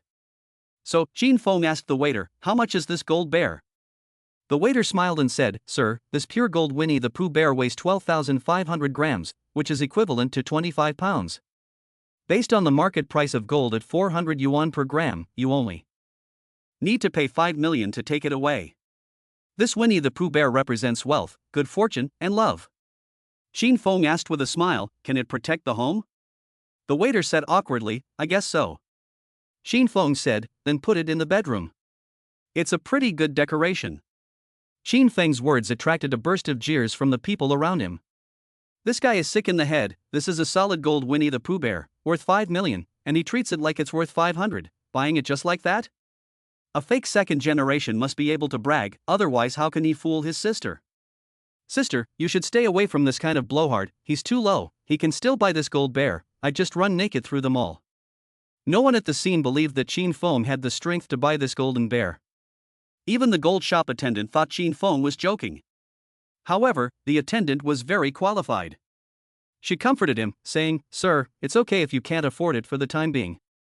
Qin Feng smiled and said, "Just for this sentence, I'll give you a boost in sales. Come on, just pay for it." Generally speaking, WeChat cannot make a lump sum payment of several million yuan, as there is a limit. Qin Feng could only withdraw the money first and transfer it to a bank card. At this point, Qin Feng was pleasantly surprised to discover that the system had automatically bound a special bank card for him, specifically for large purchases. The waitress didn't expect Qin Feng to be serious, so she immediately called the manager to let him personally help Qin Feng with the transaction. Then, Qin Feng just looked at a series of certificates and filled in a series of forms. The final step was to pay by credit card. The waiter gave Qin Feng a small receipt, which showed that the total cost of the purchase was 5 million yuan. For a moment, the whole restaurant fell silent, and Qin Feng gave these people a slap in the face with his actions. Long Yueyun was also stunned. How much was he worth? Spending 5 million was as carefree as spending 500, and the way he swiped the card was just so cool. The waiter strongly requested to take a photo with Qin Feng, and Qin Feng said it was no problem. The faces of the onlookers turned red with envy. Holy shit, this is a real rich kid. He bought a 5 million yuan solid gold Winnie the Pooh bear just like that. Forgive me for being blind and not recognizing a talented person. This guy is talented. Not only is he talented, he's amazing. No wonder the goddess is falling all over herself to get close to him. If I had a guy like that by my side, I'd be kissing his ass too. Many people left in disgrace, their heads hanging low and afraid to look up. At this time, the heavily made-up woman from before also blushed, but instead of choosing to leave, she walked over to Qin Feng again. The heavily made-up woman lowered her posture and said gently, "Handsome guy, I admit that just now was a misunderstanding. I spoke a little too loudly, so please don't mind." Qin Feng smiled and said, "I don't mind." The heavily made-up woman said in surprise, "That's good, handsome. You're really tolerant, and you look like the kind of person who can accomplish great things." Qin Feng said with a laugh, "Because I don't even take clowns like you seriously." "What are you?" pointing at me here and lecturing me. Qin Feng fought back domineeringly, and the heavily made-up woman didn't have the slightest temper. She even licked his face and said, "Handsome guy, let's exchange contact information. I want to invite you to dinner to clear up the misunderstanding today and apologize to you." Qin Feng laughed. This kind of gold-digging woman really has no bottom line. One second she was sneering and mocking, and the next she was wagging her tail around Qin Feng, like a mangy dog. Qin Feng sneered and said, "I don't want to have anything to do with people like you. I find it disgusting." The heavily made-up woman looked embarrassed. At this point, Long Yueyun also stood up and said angrily, "Will you get out of here, please? I've been listening to you blabber from beginning to end. I'm happy to pay for him, so what's it to you? You're really meddling like a dog with a rat. And you keep calling me your sister. Who's your sister? Is your face even fit to be my sister?" Long Yueyun tore into her on the spot, trying to prove that she was on the same side as Qin Feng. At this, the heavily made-up woman stopped pretending and retorted angrily, "Why are you pretending to be a white lotus? Green tea bitch, do you think I don't know what you're thinking? You just want to spend a little money and scam a lot of money. Do you think the handsome guy is stupid?" Then the heavily made-up woman said to Qin Feng, "Handsome guy, don't let her deceive you. She just wants to impress you with petty favors and then seduce you into buying her bags and diamond rings." Qin Feng smiled and said, "I see, thanks for the warning." Long Yueyun heard this and scolded directly, saying, "You stupid bitch, what are you talking about?" The heavily made-up woman said coldly, "What? Did you hit a sore spot? How dare you say you bought him the shoes with all your heart?" Long Yueyun angrily said, "Shut your damn mouth." The next second, the two started a huge fight in the jewelry store. Qin Feng was stunned. These two people actually started a fight. More and more people gathered at the scene, and everyone sighed that it was really nice to be rich. Is this the power of money? It can make two women fight over a man. Regardless of the facts, the girl in the hipster skirt really is pretty. This guy really is something. I hate him, I'm jealous of him, and I want to be him. The scene was in complete chaos, and the security guards hurried over to maintain order. Qin Feng watched the fun for a while, and finally, Qin Feng left the mall with his own golden Pooh Bear in his arms. Long Yueyun hurried after him, but on the way, she sprained her ankle because she was running too fast. Qin Feng put the golden bear back in the car and prepared to take it back to his dorm room. At this point, Long Yueyun limped over and said, "Qin Feng, why did you leave me behind?" Qin Feng smiled and said, "Leave you behind? We were never together from beginning to end, so how could I have left you behind? Today's date is over, so we go our separate ways, each to our own mother, okay?" Long Yueyun was on the verge of a breakdown. She said hysterically, "In your heart, what exactly do I count as? A tool? Someone you beckon and wave away? Or are you my ATM?" Qin Feng laughed and said, "I didn't say that. If you think so, then it is so. If you don't think so, then it isn't so." Long Yueyun angrily said, "You obviously have so much money, why are you unwilling to give me a decent gift?" Qin Feng sneered and said, "Are you sick? My money is mine, what the hell is it to do with you? You are willing to spend money on me, you are doing it willingly, did I force you to do it?" Long Yueyun was about to spit blood out of anger. However, in a trance, Long Yueyun felt that this sounded familiar.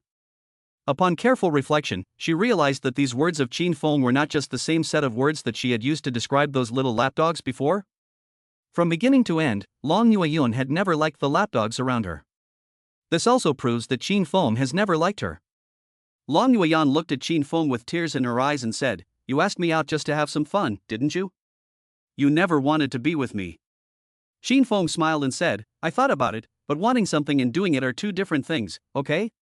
Long Yueyun cried and said, "You promised to buy me a penthouse and a Porsche, but you didn't keep your word, did you?" Qin Feng said, "The Porsche is fake, but the cake is real." Long Yueyun tried to slap Qin Feng, but fortunately Qin Feng dodged in time. Long Yueyun said angrily, "Qin Feng, you've gone too far. Do you take me for a lapdog? I'm a human being, a flesh and blood human being, I have feelings. Aren't you afraid of retribution for what you've done?" When Qin Feng heard this, his expression suddenly became serious. Qin Feng said coldly, "Long Yueyun, from beginning to end, you have only approached me for money. I know exactly what you have been thinking since the moment you got in the car. Don't pretend to be innocent in front of me, I will find it hypocritical. As for retribution, you should be the first to suffer it. After all, I learned everything I know from you, didn't I? Xin Feng was telling the truth. Long Yueyun had countless little lickspittles in her social circle, and she received tens of thousands of yuan in red envelopes every time there was a special holiday, such as Valentine's Day. She never accepted any declarations of love from anyone, and never rejected anyone's date. She was a woman who was extremely selfish and completely self-centered. She enjoyed the satisfaction of being surrounded by people, but didn't want to be anyone's girlfriend, because she didn't want to take on the responsibilities of a girlfriend.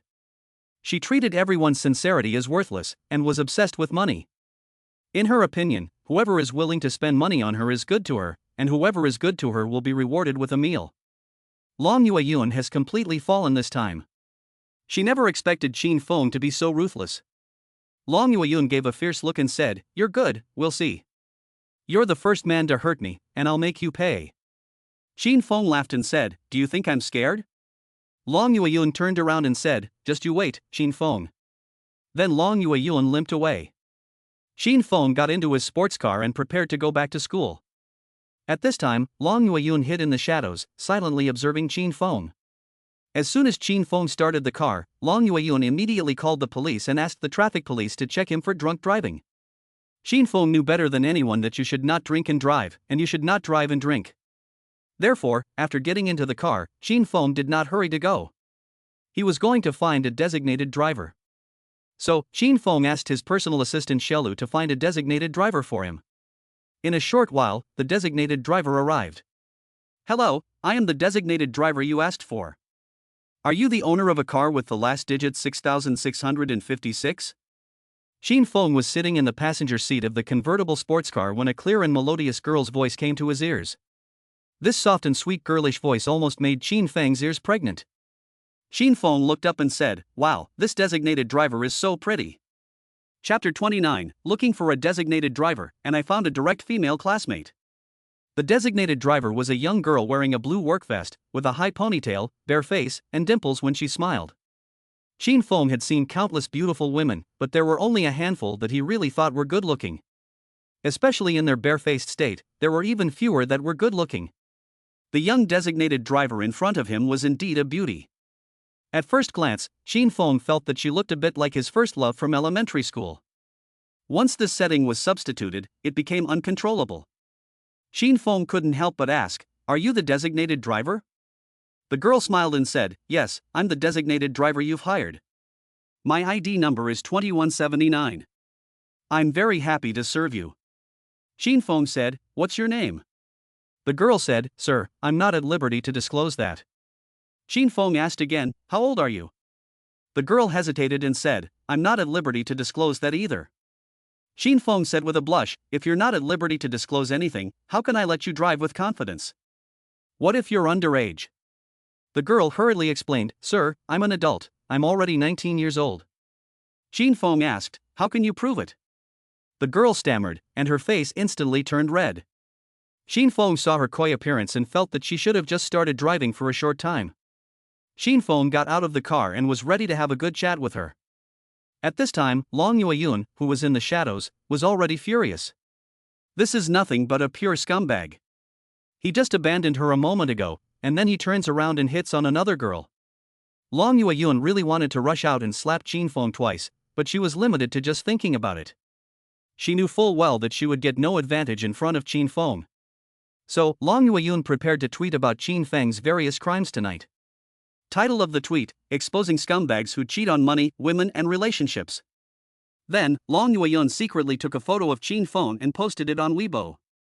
Long Yueyun's goal was to incite public opinion and bring Qin Feng down. Qin Feng got out of the car and looked at the blushing and nervous girl. He asked curiously, "How many years have you been driving for?" The girl replied, "I just got my license, so I've only been driving for half a year, right?" Qin Feng said embarrassedly, "You dare to drive for 6 months? You'd better go back on your bicycle, and I'll find someone else." The girl said anxiously, "Sir, although I have a short driving history, I have good skills." Qin Feng asked, "How can you prove it?" The girl replied with a smile, "Practice is the only criterion for testing truth." Then the girl folded up her bicycle and said to Qin Feng, "Sir, please open your trunk." The girl ran to the back of the sports car, thinking that the trunk was in the back. Qin Feng smiled and said, "The trunk of a sports car is in the front." The girl said embarrassedly, sorry, I was so excited to get my first order, which is a sports car. Qin Feng said in surprise, damn, your first order? Don't be ridiculous. The girl bit her lower lip and said with a smile, there's a first time for everything, sir. Give me a chance to prove myself. Qin Feng sighed and said, okay, then show me your driver's license first so I can verify your identity. The girl said, okay, I can do that. Then the girl took out her driver's license from her bag and handed it to Qin Feng. Qin Feng glanced at it. The girl's name was Jiang Wanling and she had been driving for half a year. Jiang Wanling, just as her name suggests, is very agile in every move. Qin Feng asked again, are you still a student? Jiang Wanling said, yes, a freshman. Let me see your student ID, said Qin Feng in a commanding tone. Jiang Wanling hesitated a little, but under Qin Feng's authority, she obediently handed over her student ID to him. Qin Feng glanced at it and was surprised to find that she was from the same university as him. Qin Feng smiled and said, so you are a junior. Jiang Wanling smiled and said, are you also from the Binhai Media College? What a coincidence, this is fate. In this way, Jiang Wanling successfully got on the bus. In the dark, Long Yueyun was seething with hatred. Long Yueyun sent 3 more tweets, angrily denouncing Qin Feng's scumbag behavior. Under the tweets, the comments section was full of messages of comfort from the warm-hearted men. Goddess, don't shed tears for this kind of man, he's not worth it. Yes, Long, he's simply not worthy of you. Don't worry, Goddess, we'll always be by your side to protect you. Long Yueyun issued an order in the comment area, everyone, retweet this to your friends, so that your sisters can see the true face of this scumbag. Long Yueyun's call was answered by hundreds, and soon, Qin Feng's confession was posted on the campus confession wall. Public opinion intensified, and in just 10 minutes, the number of likes broke the 1,000 mark. At the same time, Qin Feng, as the person involved, was blissfully unaware. Jiang Wanling was driving Qin Feng's SF-90 along the road at night. The car was moving so slowly that it was being overtaken by the electric car next to it. Qin Feng couldn't help but say, come on. Jiang Wanling nodded and said, okay, senior, I will try my best. To be honest, this is the first time I've driven a sports car like this, so I'm still not very familiar with it. Qin Feng said with a blush, come on. Jiang Wanling smiled and said, thank you for your encouragement, senior. I will try my best to be a good designated driver. Qin Feng angrily said, I meant for you to step on the accelerator. Jiang Wanling said embarrassedly, okay, senior. It can be seen that Jiang Wanling drives very cautiously. Qin Feng gives appropriate understanding and tolerance, after all, it is the girl's first time driving for a substitute. In order to relieve her nervousness, Qin Feng simply chats with her for a while. With your driving skills, you're still driving for a substitute? I advise you to find another part-time job, you'll be scolded by your boss easily. Qin Feng said. Jiang Wanling said nonchalantly, screw it, I can't just give up because I'm afraid of being scolded. I drive slowly, but safely. As long as I can get the boss home safely, that's a win. Qin Feng asked again, what if you meet a boss with a short temper? Drunk people can be very aggressive, can a little girl like you handle it? Jiang Wanling said firmly, yes. Qin Feng laughed, this girl is quite brave. Qin Feng asked again, why did you want to become a designated driver? Jiang Wanling said honestly, considering the economic benefits of part-time work, designated driving earns more. Qin Feng asked, what do you want to do with all that money? Jiang Wanling replied, nonsense, of course it's to improve my life. Once you go to university, you should be self-sufficient. I want to get rich through hard work. Qin Feng smiled and said, okay, that's the spirit. Tell you what, leave me your business card, and when the time comes, I'll ask you to answer the questions for me in class. Jiang Wanling said, senior, I won't take this kind of work, it violates the school rules. Qin Feng said, 100 yuan per class. Jiang Wanling said, I'll think about it. Qin Feng said, 300 yuan for 31 classes. Jiang Wanling immediately said, senior, let's exchange WeChat later. I'll scan you. Don't worry, I'll definitely help you get the answers right. Also, do you need to copy the notes? Qin Feng smiled and said, you're very smart, little sister. Jiang Wanling laughed and said, it's about making money, so it's not embarrassing. Soon, Jiang Wanling drove Qin Feng back to school. Jiang Wanling asked, senior, where should I park? Qin Feng replied, park it downstairs in front of my dormitory. Is that convenient? Jiang Wanling said, What's not convenient about it? You're the boss, and the boss's word is to be obeyed. Xin Feng immediately said, very good, you have a sense of awareness, I'll give you a 200 renminbi tip. Jiang Wanling politely declined, forget the tip, boss, just give me a good review. After all, this is my first order. Xin Feng smiled and said, it's not too much to add WeChat first and then give a good review, is it? Jiang Wanling said, that's reasonable. Jiang Wanling parked the car, unbuckled her seatbelt, and took out her phone to add WeChat. After adding her, Xin Feng said with a smile, do you have any cool photos? Send me a couple. Jiang Wanling said with a smile, boss, that's a different price. Xin Feng teased, how much is it? I'll pay. Jiang Wanling said, a beautiful woman loves money, but she takes it in the right way. This concludes the service. I'm leaving now. Goodbye, sir, and I hope you have a nice life. Xin Feng said, go ahead. We'll meet again if we're meant to. Dimples. Jiang Wanling asked curiously, Dimple? Who is Dimple? Xin Feng replied, you have a dimple when you smile, it's quite sweet. Jiang Wanling felt very happy when she heard this. Jiang Wanling said with a smile, thank you for the compliment, long eyelashes, 886, bye-bye. Jiang Wanling called Xin Feng long eyelashes. Xin Feng looked at himself in the rearview mirror and smugly thought, my friend does have long eyelashes. Jiang Wanling got out of the car, took her little bicycle out of the trunk, and then disappeared from Xin Feng's view. Jiang Wanling was a smart girl. Her hurried appearance was like the spring breeze. The spring breeze blowing on the body can only be described as invigorating. Then, Xin Feng returned to the dormitory with his gold Winnie the Pooh bear in his arms.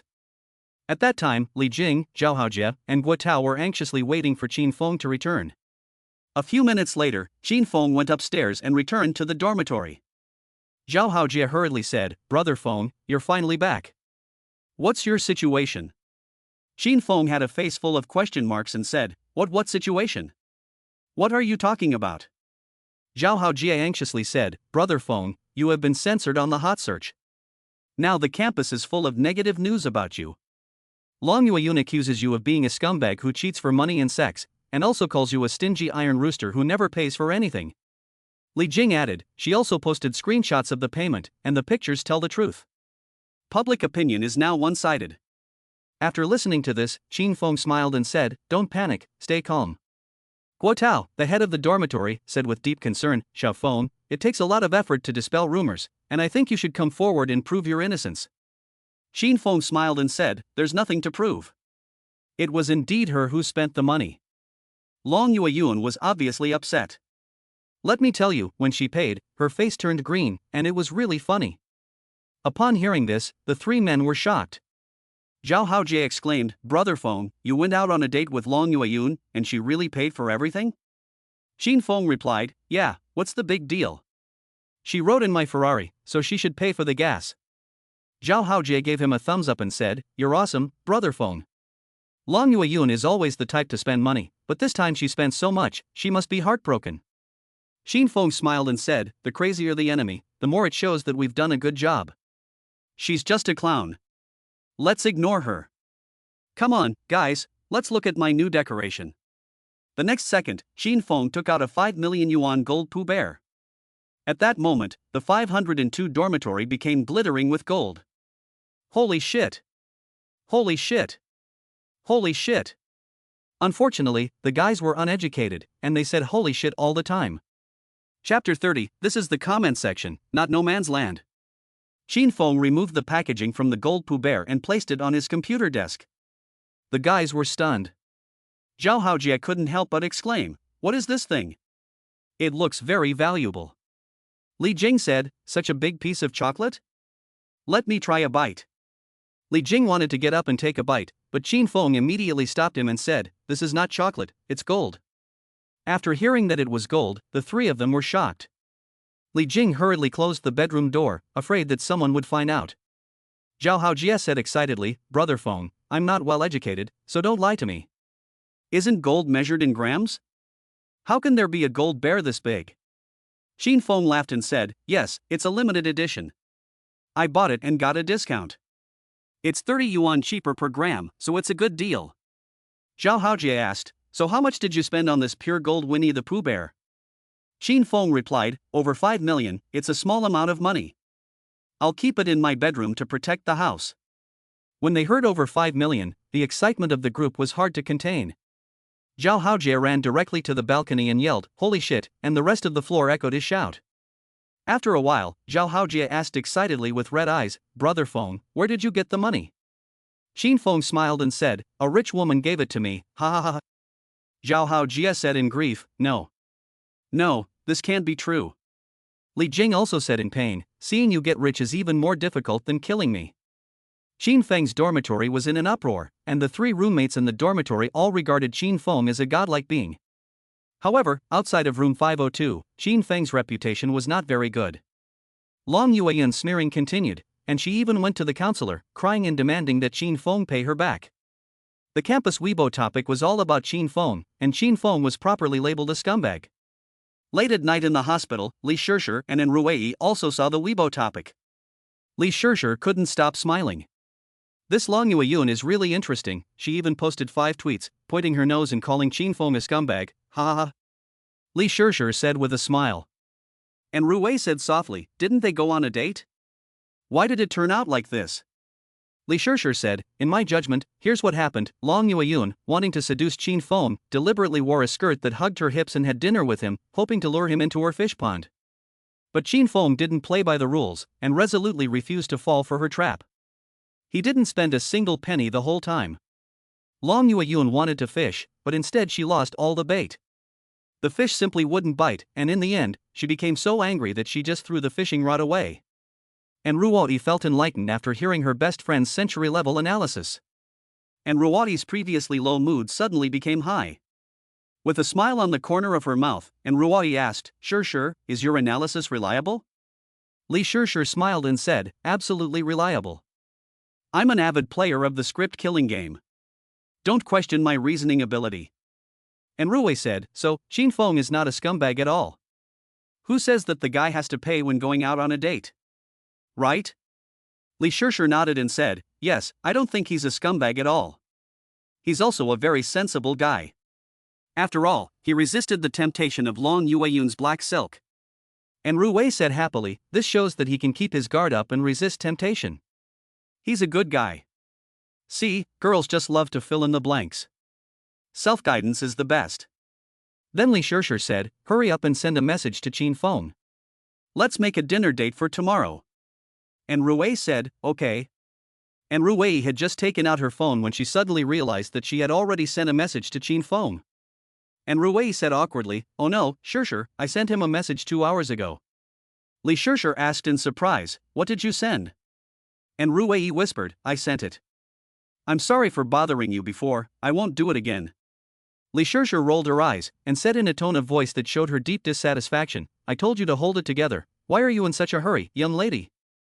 And Ruwei said, I thought Qin Feng had made his own choice, so I should help him make it come true, shouldn't I? Li Shishir sighed and said, you haven't been in love, you can't hold your temper at all. Besides, you just met him, you haven't gotten to know him deeply, and you're giving up. Don't you regret it? And Ruwei said with a gasp, regret, I regret it now, what should I do? Li Shishir snatched in Ruoi's phone and said, let me see what he replied. And Ruoi said embarrassedly, he replied with a Li Shishir tried to salvage the relationship that had ended before it had even begun. So, in Ruoi's voice, Li Shishir said, Qin Feng, I still want to follow my feelings and listen to my heart. Tomorrow night at 8, let's have dinner together. I'll see you there. After editing the message, Li Shishir was ready to send it. And Ruwei said with a blush, Shishir, this way of sending a message is a bit revealing, isn't it? Li Shishir smiled and said, it's revealing? I didn't send a picture of your fruit. And Ruwei said shyly, oh, Shishir, you're driving recklessly again. Li Shishir pressed send, and then the red exclamation mark that followed left both girlfriends confused. What is this? Blacklisted? And Ruoi couldn't believe it. She looked at Li Shishir and asked dumbly, did I get blocked? The message didn't go out? Li Shishir said awkwardly, you weren't blocked. The message went out, but it was rejected. In other words, you were blocked by the other person. When she heard this, it was like a bolt from the blue for Ruoi. And Ruoi couldn't calm down for a long time. This was the first time in her life that she had been blocked. Oh no. And Rudy's bitterness was palpable, and she could hardly hold back her tears. And Rudy anxiously said, Sure, what should I do now? It must be that part of what I said that made him misunderstand. Lee Sure sighed and said, Alas, yes, that sentence of yours was clearly meant to discourage him, and actively blacklisting someone is probably the last dignity a guy has left. And Rudy said, But I clearly didn't mean it like that. Lee Sure said, But the other person received the message that we should just be good friends. And Ruai pleaded, I don't want to be fine, I want to have a relationship with him, Sure, you have to help me. Lee Sure, as in Ruai's dog-headed military advisor, pondered a response. Lee Sure analyzed, the main problem is that we can't contact him right now, otherwise we could explain. How about this, since Auntie's body is fine for now, let's go back to school tomorrow and wait for him downstairs in the dormitory again. And Ruoi sighed and said, That's the only thing we can do, it's all my fault. And Ruoi was very depressed. Lee Sure could only stay by her side and keep her company. Suddenly, Lee Sure found a glimmer of hope. Lee Sure was pleasantly surprised to discover that Chin Fong had replied in the comments section of Long Yueyun's post. Lee Sure said excitedly, Ruoi, look at Weibo, Chin Fong has commented. And Ruoi quickly opened Weibo and said, Let me see, what did he reply? Under Long Yueyun's Weibo account, Chin Fong picked a post with the highest number of likes to comment on. The comment read, The steak was delicious, the wine was delicious, but the company was a bit lacking. Immediately afterwards, Chin Fong added a smiley face. This was a real killer. In order to be better recognized, Chin Fong even changed his nickname. He called himself the man who could open a Ferrari with one hand. Very soon, Chin Fong received many malicious replies. Chin Fong was not one to take things lying down, and he immediately went on the offensive. Angry banana, you must be a dog. You let a goddess invite you to dinner? Have you no shame? Chin Fong replies, Yes, the goddess used your 520 red envelope to invite me to a steak dinner. Happy? Next door Wang Lao, you are not worthy of being a man. You really bring shame on your fellow men. Chin Fong replies, Yes, you are worthy. When you were on your knees licking her high heels, you were so manly. Chin Feng's fierce confrontation with the line soon caused the comment section to explode. Chin Fong was fighting hundreds of online licking dogs single-handedly, with a heroic ambition of defying the masses. Lee Sure was extremely excited. Lee Sure hurriedly said to Ruoi, hurry up and join the battlefield, this is a once-in-a-lifetime opportunity. And Ruoi asked innocently, What do you mean by joining the battlefield? Lee Sure said, Chin Fong is fighting the trolls alone, you must help him. In that case, your favorability rating will go up, and you'll be able to add him back to your WeChat friends list.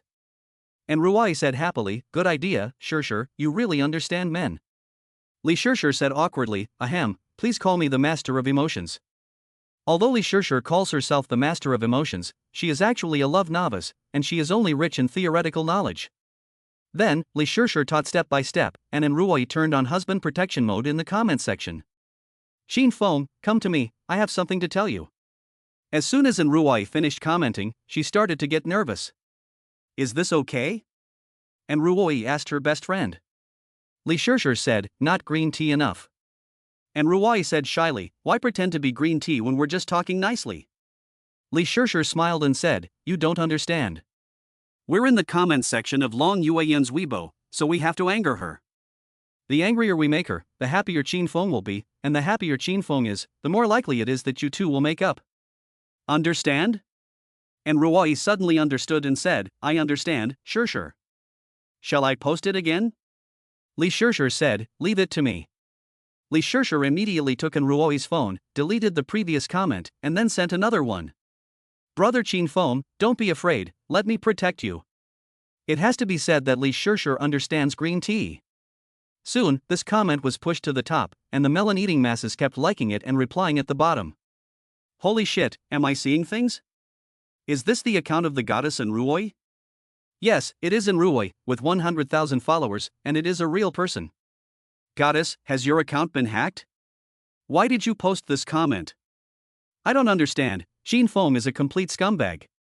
Yes, Goddess, you should stay away from him, he will only lie about money, sex, and relationships. Within just a few minutes, Ruoi's comment was upvoted. In room 502, Chin Fong was also a little surprised. He didn't expect Ruoi to join the fray, and this was interesting. On the other side, Long Yueyun stared at the screen of her phone, determined to see what tricks this woman Enruoi was up to. So, Xin Feng replied hello at the bottom of Enruoi's comment. These two simple words started the interaction between the two. Enruoi replied seconds later, saying, Xin Feng, don't be angry with me for the message I sent you tonight. Xin Feng replied, I'm not angry. Enruoi, then why did you block me? Xin Feng said, it was a slip of the hand. The two interacted in the comments section of Long Yueyun's Weibo, and the onlookers were confused.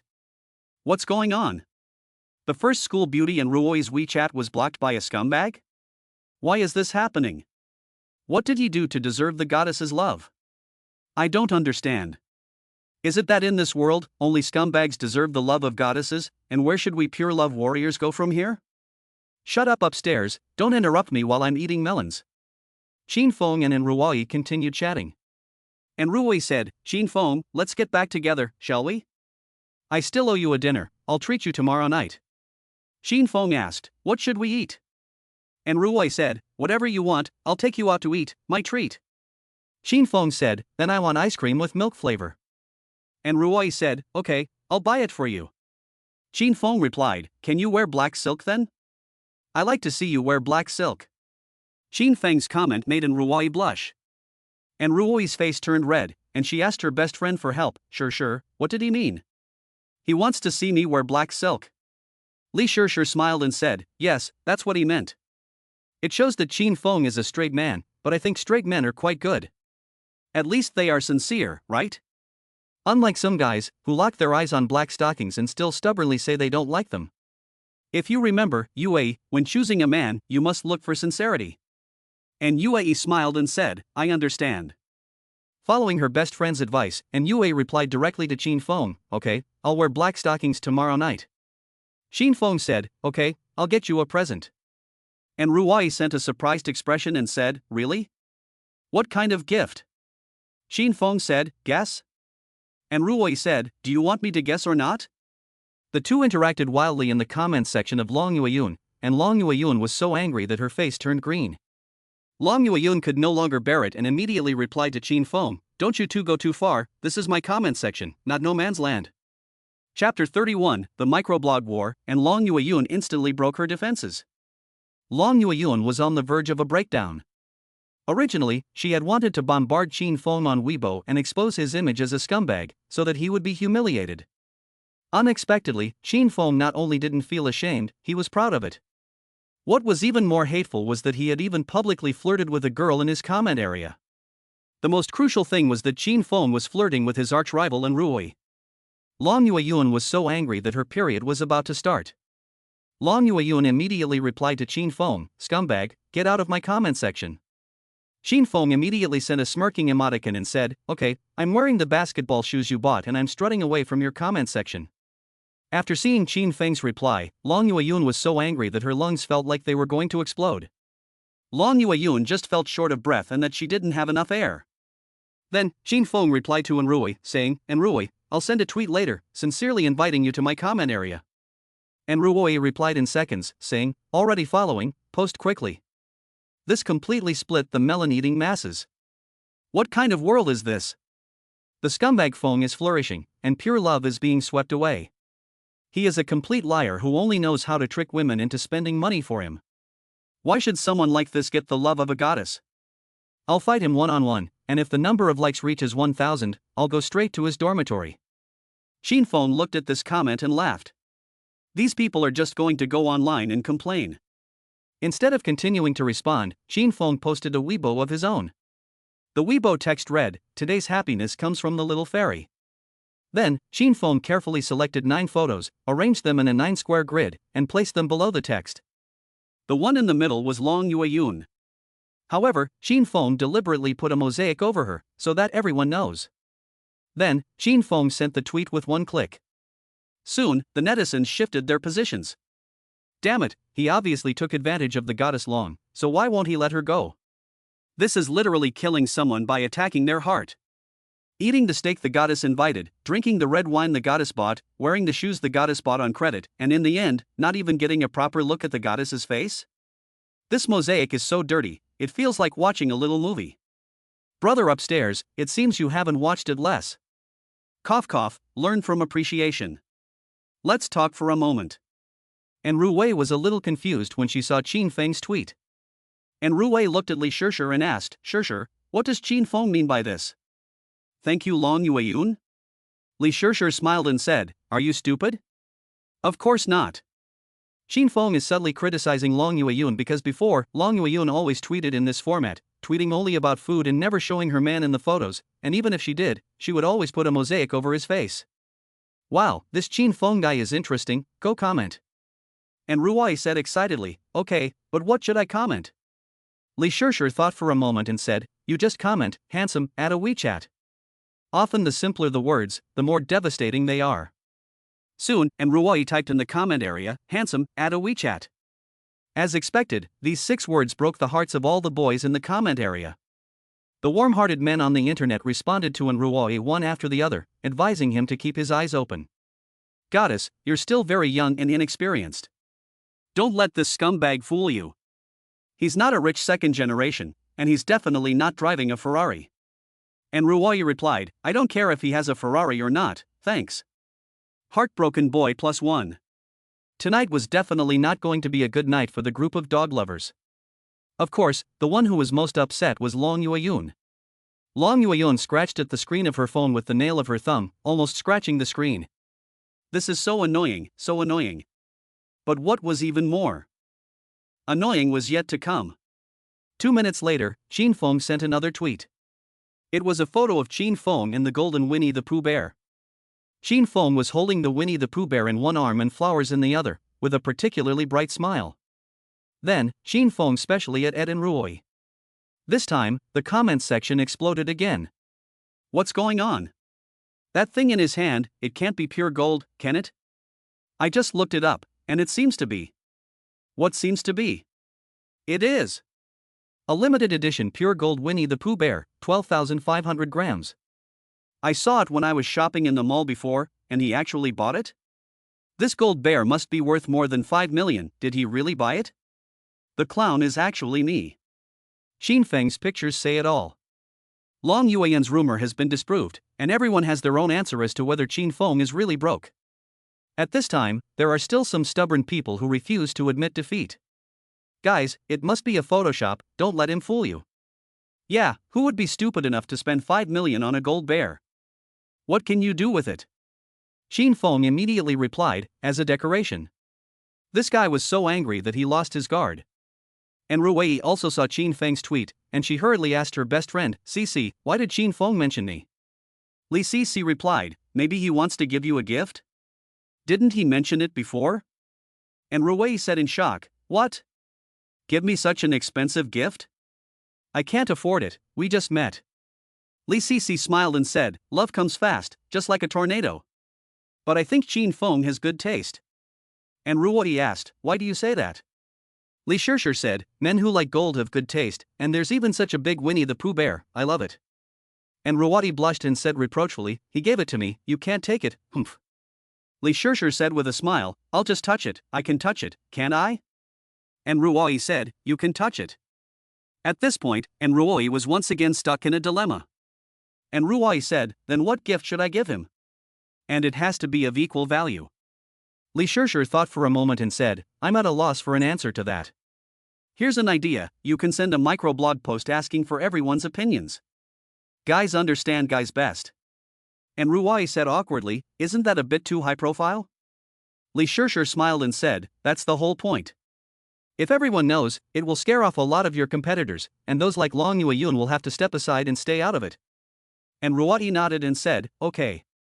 And Ruwei followed her best friend's advice and posted a tweet alone. The tweet read, excuse me, what kind of gifts do you guys like? It's worth 5 million yuan. In an instant, the licking dogs in the comments section all expressed their opinions. Goddess, you're not going to give a gift to a scumbag, are you? Goddess, do you believe he's a scumbag, or do you believe I'm the first emperor of China? The licking dogs urged Ruwei to open her eyes. The next second, Qin Feng jumped out and said, I suggest you just transfer the money to me as a lesson, dog head emoticon. And Ruwei replied immediately, sending a shy emoji. Showing off their affection so blatantly and showering the dog lovers with dog treats made the pack feel like the sky had fallen. Long Yueyun looked at the screen of her phone and felt incredibly sad and aggrieved. She had used her credit line to buy shoes and a tie for Qin Feng, only to get a photo in return without a proper face. And Ruoy had done nothing and had easily won Qin Feng's heart, but why? Long Yueyun was not convinced. Long Yueyun's strong competitiveness drove her into a state of insanity. She decided to play it big. Since Qin Feng didn't take the bait, it must be because the bait wasn't big enough. As the saying goes, you can't catch a wolf unless you're willing to give up your children. Long Yueyun firmly believes that men are animals that think with their lower bodies, so she decided to go all out and play it big. Chapter 32 Zhang Wanling, the civilian school beauty, is taking online classes instead. Long Yueyun is planning a new fishing conspiracy. She is now like a desperate gambler. She is determined to win back what she has lost, but she will only get deeper and deeper into trouble. At this moment, in room 502, Qin Feng has re-agreed to be Ruoy's WeChat friend. And Ruoy is ecstatic at the moment she adds him as a friend. For Ruoy, this feeling of regaining something that was lost is even more exciting than winning the lottery. And Ruoy hurriedly sent a WeChat message, saying, Qin Feng, don't block me again in the future, okay? Qin Feng replied, And Ruoy said happily, can I sit next to you in the first class tomorrow morning? Qin Feng said, yes. And Ruoy said, do you want me to bring you breakfast? Qin Feng replied, no. And Ruoy said, okay then, you rest early, good night. Qin Feng said, good night. To be honest, Qin Feng doesn't like typing and chatting, because typing is impersonal and meaningless through a screen. Therefore, when Qin Feng replies to a message, it will seem very cold. In room 502, Qin Feng put his phone aside, yawned, stretched, and said, guys, let's go to bed, I'm sleepy. Zhao Haojie said excitedly, brother Feng, you go to sleep first, I'll calm down a bit.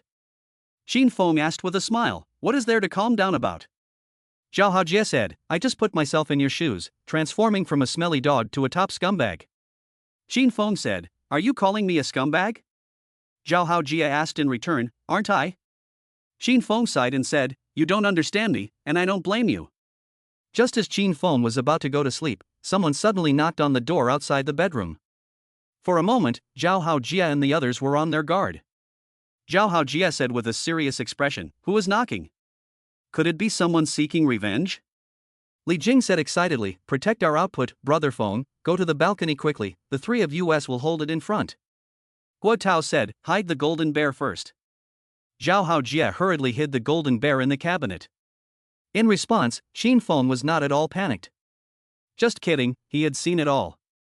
As the saying goes, the bigger the storm, the more expensive the fish. Qin Feng got up directly to open the door. He saw three big men barging in, each one of them was 1.9 meters tall, like a basketball team. Li Jing panicked at that time, thinking, it's over, the opposite side is too meaty. Qin Feng said coldly, who are you? The leading guy said with a serious face, are you Qin Feng? Qin Feng nodded and said, yes. The guy continued, I am the flat-headed guy who has been on the same line as you on Weibo. Qin Feng seemed to have some impression. Qin Feng asked, are you challenging me to a duel? The next second, the bald guy hugged Qin Feng directly and cried, saying, brother Feng, I came to thank you. You were right to scold me. I am a smelly lickspill. I only notice around women and look at their faces all day long. I really don't want to go on like this anymore. Brother Feng, is there still hope for me? Qin Feng didn't expect this guy to be so emotional. He came up and gave a hug of love directly, and Qin Feng almost couldn't defend himself. Qin Feng pushed him away and let out a long sigh, saying, there's no end to the sea of licks, but turning back is the shore. As long as you want to change, you can change. Bald brother said, so what should I do? Qin Feng replied, get a vasectomy. Bald brother said in shock, huh? This? Qin Feng said with a smile, just kidding. How about this, you can follow my Weibo or live broadcast account, and occasionally I'll go online to chat with everyone. Flat Top brother was grateful and said, okay, brother Feng, I will definitely send you a big rocket when the time comes. Qin Feng patted him on the shoulder and said, it's okay, you don't need to send me gifts. If you have spare money, invest it in yourself. When you want to be a lapdog, think about your parents. They have worked hard to raise you, and they most want to see you happy. Just imagine how they will feel when they find out that you are following women around like a mangy dog all day long. Ping Tu Go made up his mind to turn over a new leaf. After the three of them left, Zhao Haojie couldn't help but applaud and say, brother Feng, this wave of filial piety is powerful. Li Jing echoed, filial piety to the death. Xin Feng glared at the two of them and said, "Okay, you're in no position to laugh at others." That night, the four of them in the dorm room talked until late. The price of staying up all night was that they couldn't get out of bed the next day. At 7:50 a.m., Wei Tao, the dormitory monitor, shouted, "Get up, there's a class at 8 a.m. Zhao Haojia mumbled, "Monitor, let's just skip it, I'm sleepy." Li Jing said, "It's a big class with over 100 people, a few less won't matter."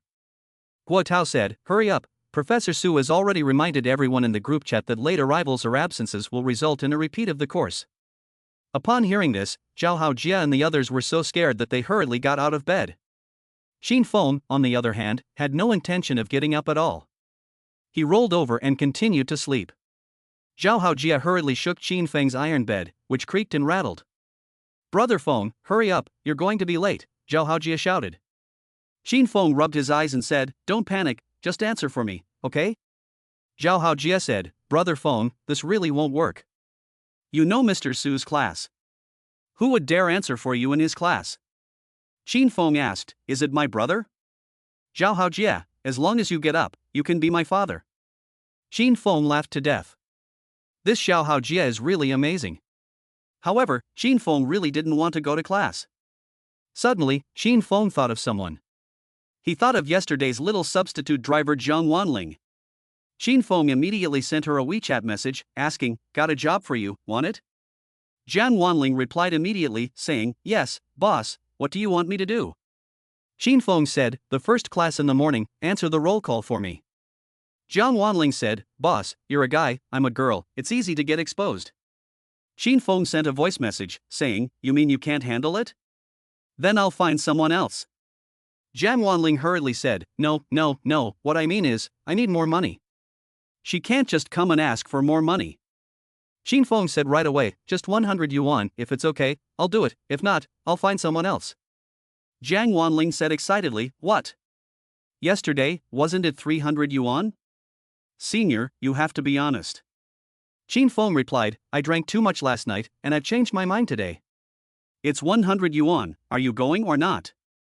Zhang Wanling hurriedly said, Yes, senior, just send me the location of the classroom."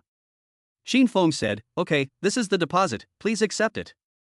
Xin Feng immediately transferred 50 yuan, and Zhang Wanling received the money in seconds. After Zhang Wanling received the money, she did not forget to add, "Boss, you're generous." Immediately afterwards, Zhang Wanling said, "Senior, if you want to add another 50, I'll help you find out if there are any good-looking female students in the class, and I'll ask for your WeChat." Xin Feng replied with a smile emoticon. In this way, Xin Feng found someone to answer for him, and he could go back to sleep. Little did he know that Xin Feng's hasty decision would once again cause a sensation. You see, Zhang Wanling was not an ordinary girl, she was ranked third on the school beauty list. Compared to Enruoi and Li Shishir, Zhang Wanling came from an ordinary family in the countryside. Therefore, Zhang Wanling rarely wore makeup, and at most she would apply sunscreen in the summer. There was no choice, cosmetics were too expensive. But even so, Zhang Wanling still ranked third on the school beauty list with her powerful natural beauty and a sweet dimple, with the black silk goddess Long Yueyun ranking behind her. Everyone found her very inspiring, and many people also called her the commoner school beauty. Zhang Wanling didn't care what others thought of her, she was walking her own path, a path to wealth through hard work. Originally, Zhang Wanling and Enruei would not have had any interaction. However, because of the man Xin Feng, the two campus beauties met in the lecture theater. This is interesting. Chapter 33, Xin Feng got caught substituting for a class, and now he's in trouble. Today's class at 8 a.m. is an open lecture class. As the name suggests, this class is to train students' ability to speak on stage and express themselves. 3 classes attended together, and the lecture theater was full. The teacher teaching this class, whose surname is Su, is a big fat man. He has a fierce appearance and gives off an air of authority. Moreover, he has high expectations of his students and does not tolerate unexcused absences or lateness. These large classes are taught by several professors, and it so happened that Enruoi's major was also taking this class. Due to yesterday's Weibo incident, everyone in the lecture theater today guessed that something would happen between the two of them. Therefore, many people did not have breakfast and were waiting to eat dog food. Anyway, everyone has now let go of it. Since it cannot be changed, it is better to accept it with an open mind. While eating melon, they put themselves in the other person's shoes, and somehow feel a little happy. After all, before Enruei and Qin Feng met, no one had seen such a shy and touching Enruei. Enruei is like a rose, delicate and charming. Enruei sat in her usual seat in the first row of the lecture hall, quietly waiting for Qin Feng to appear. Unfortunately, as the class was about to start, Qin Feng's figure did not appear. Suddenly, a pretty figure walked in from outside the classroom. She was Jiang Wanling, who had hurriedly come to substitute for the class. Jiang Wanling did not have a class in the first period, so she had time to come and substitute for the class. Due to the rush, Jiang Wanling had been driving at high speed the whole way, and her hair had blown out of place. However, this did not affect Jiang Wanling's charm at all. She was wearing the most ordinary school uniform, but she was able to attract the attention of the whole audience. This is her magnetic field, and it can even touch Enruei. Isn't this the commoner school beauty, Jiang Wanling? She's also taking speech class? She's only a freshman, and freshmen don't seem to take this class. What's going on? Is she auditing the class? It's possible. Guys, go for it, here's your chance. Schoolgirls like seniors. In an instant, the male students in the front row stood up one after the other to give up their seats. Schoolgirl, you can sit here, I saved the seat for you. Get lost, schoolgirl. I'll go buy you a cup of milk tea. Schoolgirl, have you had breakfast yet? I'll buy you some breakfast. Jiang Wanling was a little overwhelmed by such enthusiastic seniors. Jiang Wanling politely declined one after the other, and then found a seat in the corner. Jiang Wanling thought to herself, guys, don't pay attention to me, I'm covering for someone else, it'll blow up in my face later. This was Jiang Wanling's first time substituting for a class, and she had clearly underestimated how difficult it would be. Soon, the bell rang for class to begin, and Zhao Haojie and his two friends entered the classroom on the dot. Enruei, in the front row, kept glancing at the door, afraid of missing Qin Feng. When Enruei saw Zhao Haojie and his two friends, a happy smile appeared at the corner of her mouth. Enruei knew that they were Qin Feng's roommates. Unfortunately, the happiness didn't last long, and Enruei didn't see Qin Feng's figure. Where is he? At the moment, Qin Feng is fast asleep in the dormitory. Enruei tries to send a message to Qin Feng, but Qin Feng simply cannot receive it. Enruei's mood suddenly becomes very depressed. She originally reserved a seat for Qin Feng, but now that seat can only be vacated. Of course, not only the seat is vacated, but also Enruei's heart. Soon, Teacher Su enters the classroom. Teacher Su was very happy to see everyone here so neatly. But, as happy as she was, she still had to take the roll call. Teacher Su asked the class representative to come up to the front of the class and help her take the roll call.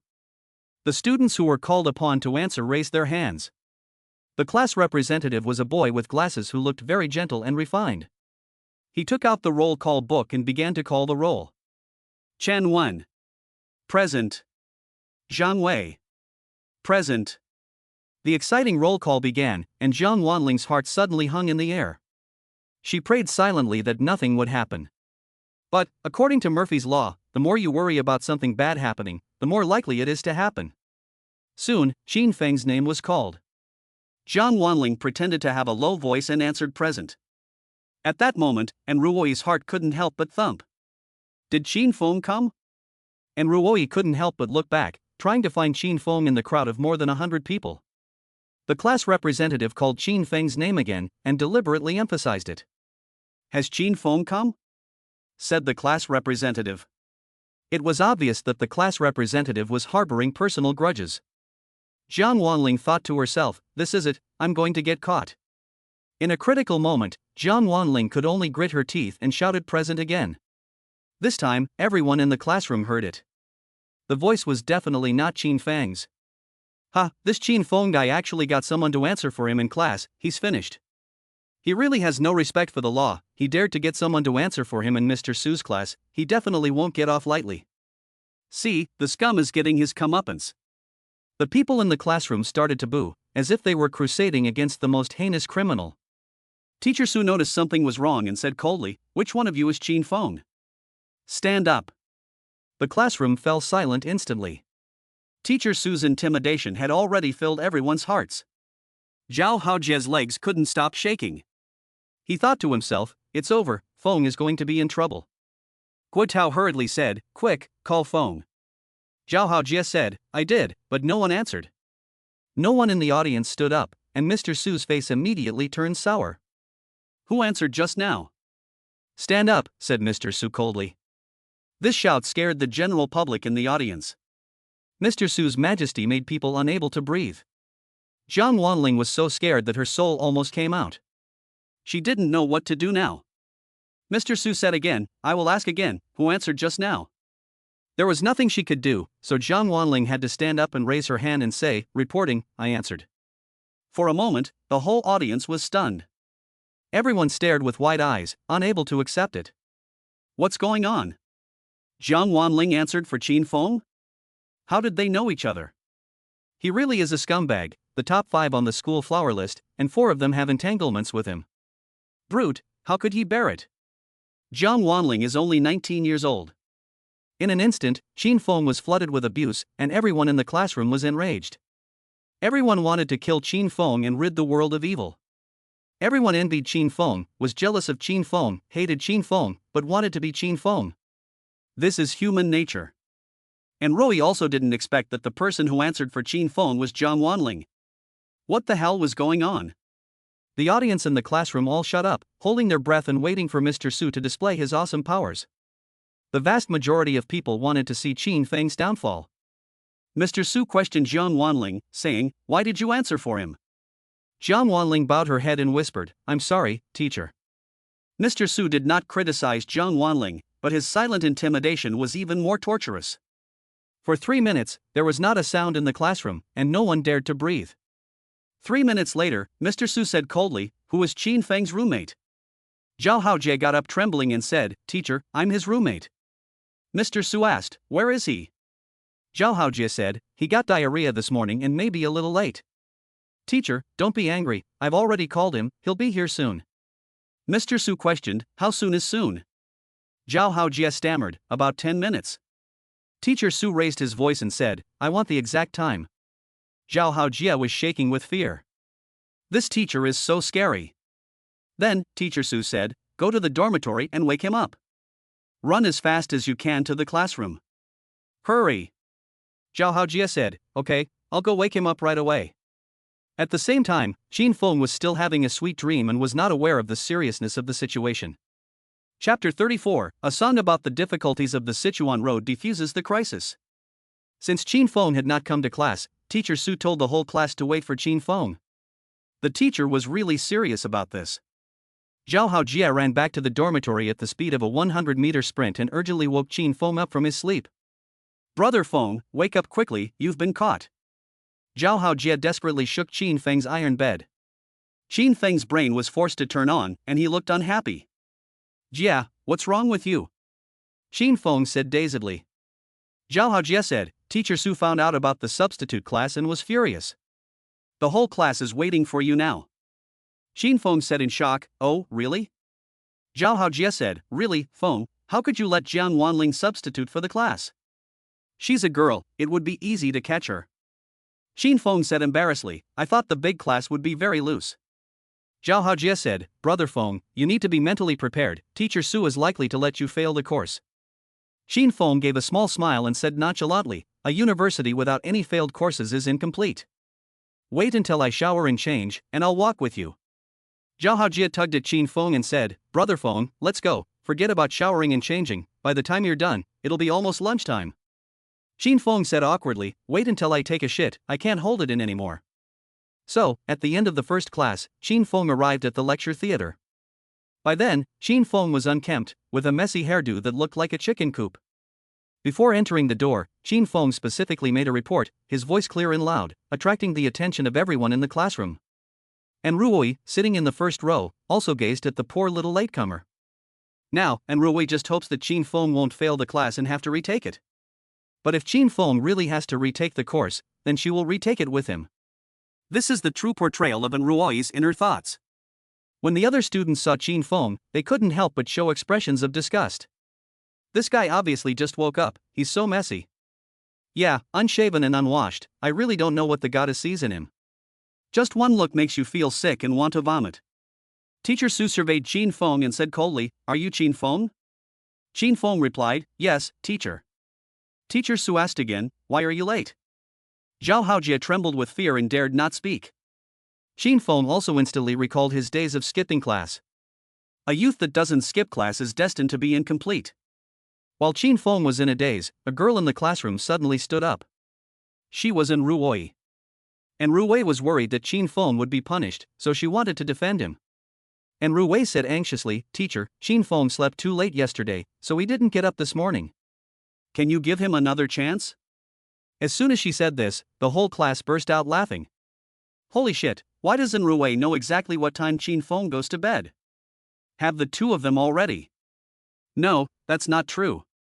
This must be a nightmare. Someone please wake me up if they've peed their pants. Everyone was talking at once, and Teacher Su shouted, "Shut up!" And Ruei tried to defend Qin Feng, but only made things worse. At the critical moment, Qin Feng took responsibility and said loudly, "Report." The reason for being late is very simple, it was hard to get up. Qin Feng's loud voice really stunned everyone. Damn, is he that stubborn? Isn't this a blatant challenge to Mr. Su's authority? He really isn't afraid of death. Everyone was expecting Mr. Su to give Qin Feng a severe lecture. However, Mr. Su did not. Mr. Su sneered and said, "You are quite honest." Qin Feng replied, "Thank you, teacher." The students in the audience couldn't stand it anymore. Damn, this is some cheek. Purely, I can't stand it anymore, I want to slap him. Mr. Su was not angry, but continued to coldly stare at Qin Feng and said, "I heard from Mr. Gu that you are a great literary master and can improvise poetry on the spot. Is that true?" Qin Feng replied, "SOSO." Mr. Su said, "Okay, then you improvise a poem now. If you can satisfy everyone, you can come in and continue listening to the class. If everyone is not satisfied, you will stand outside." As soon as he finished speaking, some students who were not happy with the situation yelled, "I'm not satisfied." I have to say, many people present could not stand Qin Feng. A glance from Teacher Su silenced the entire audience. Then, Teacher Su asked, "Do you have any questions about what I just said?" Qin Feng said confidently, "No problem, teacher, please ask a question." Teacher Su said coldly, "Since it is so difficult for you to get up, then you will compose an impromptu poem on the theme of getting up being difficult, and I will listen." Upon hearing this, Zhao Haojie thought to himself, "This is obviously difficult for people, isn't it? Brother Wind is definitely going to fail the course and have to repeat it." In the audience, and Ruai couldn't help but worry for Qin Feng. How could he write a poem about how difficult it is to get up? Qin Feng thought for 10 seconds, and the poem "The Difficulty of the Sichuan Road" by the poet Li Bai suddenly came to mind. In that case, Qin Feng could only give it a go. Seeing Qin Feng's frowning expression, Teacher Su said, "Don't worry, I'll give you 3 minutes to think." However, Qin Feng directly said, "No, I've already thought of it." The audience was in an uproar. He really knows how to blow his own horn. Does he really think he's a great literary master? He copied the poem "Toast the Progress of the Army" from somewhere last time, and he really can put on an act. Let's see what kind of rubbish poem he can make. And Ruoi's eyes were fixed on Qin Feng, his expression full of anticipation. Teacher Su said with a smile, "Okay, then you can start." Qin Feng gathered his emotions and began reciting "The Difficulty of the Shu Road." I, sigh, heave, perilous is the height. The Shu Road is difficult, it is as difficult as climbing to the sky. With these words, the entire audience fell silent. Everyone felt incredible. Where did this familiar sense of oppression come from? At that moment, Teacher Su's eyes also flashed with a strange radiance. Qin Feng continued reciting. Silkworms and fish and geese, at the founding of the country, what is there to be confused about? Since then, 48,000 years have passed, and there is no communication with the Qin Pass. There is a bird path in the west on Mount Tai, which can cross the top of Mount Amei. The ground collapses and mountains crumble, and the brave die. Then there are sky ladders and stone plank roads connected to each other. In the morning, avoid the fierce tiger, in the evening, avoid the long snake. Grind your teeth and suck blood, killing people like hemp. Although Jincheng is said to be happy, it is better to go home early. The journey to Shu is as difficult as ascending to the sky. This poem is a masterpiece by the poet Li Bai. Using his vivid imagination, he describes the breathtaking scenery along the road from Qin to Shu. The Qin style is used to metaphorically describe the difficulty of getting out of bed. The moment the poem was finished, the audience was shocked. Everyone had the same thought in their minds: it's difficult. It's so difficult, the road to Shu is really difficult, just like getting up for class. This poem, The Difficulty of the Road to Shu, is an ancient poem, and there are some sentences that students simply don't understand. But, no matter how difficult it is to understand, everyone still thinks it's awesome. This is the power of words, the power of literature, which can capture the hearts of people in an instant and awaken the deepest bells and drums within. When Qin Feng recited The Difficulty of the Road to Shu in high school, it was a pain, and he couldn't wait to empty his inventory immediately after the college entrance examination. But after many years, when Qin Feng recited The Difficulty of the Shu Road again, he felt that the poem was beautiful. Only a poet like the immortal poet Li Bai could have written such a poem. From another perspective, those in the parallel world who have never heard of these ancient poems are pitiful. Teacher Su was the first to applaud, followed by a thunderous applause from the audience. Facing slander, Qin Feng fought back with resounding verses. At this point, you will realize that the people who were most critical at the beginning are now applauding the loudest. This guy is really something. Although I didn't understand a word he said, I think he's awesome, and I deeply apologize for my previous dog barking. I told you he was good, didn't you believe me? Does your face hurt? Yes, it hurts so much. I finally understand why goddesses like him. He's a scumbag, but he's really talented. After listening to this poem, and Rui's heart couldn't help but race. What kind of literary talent could write such magnificent poetry? It was just so impressive.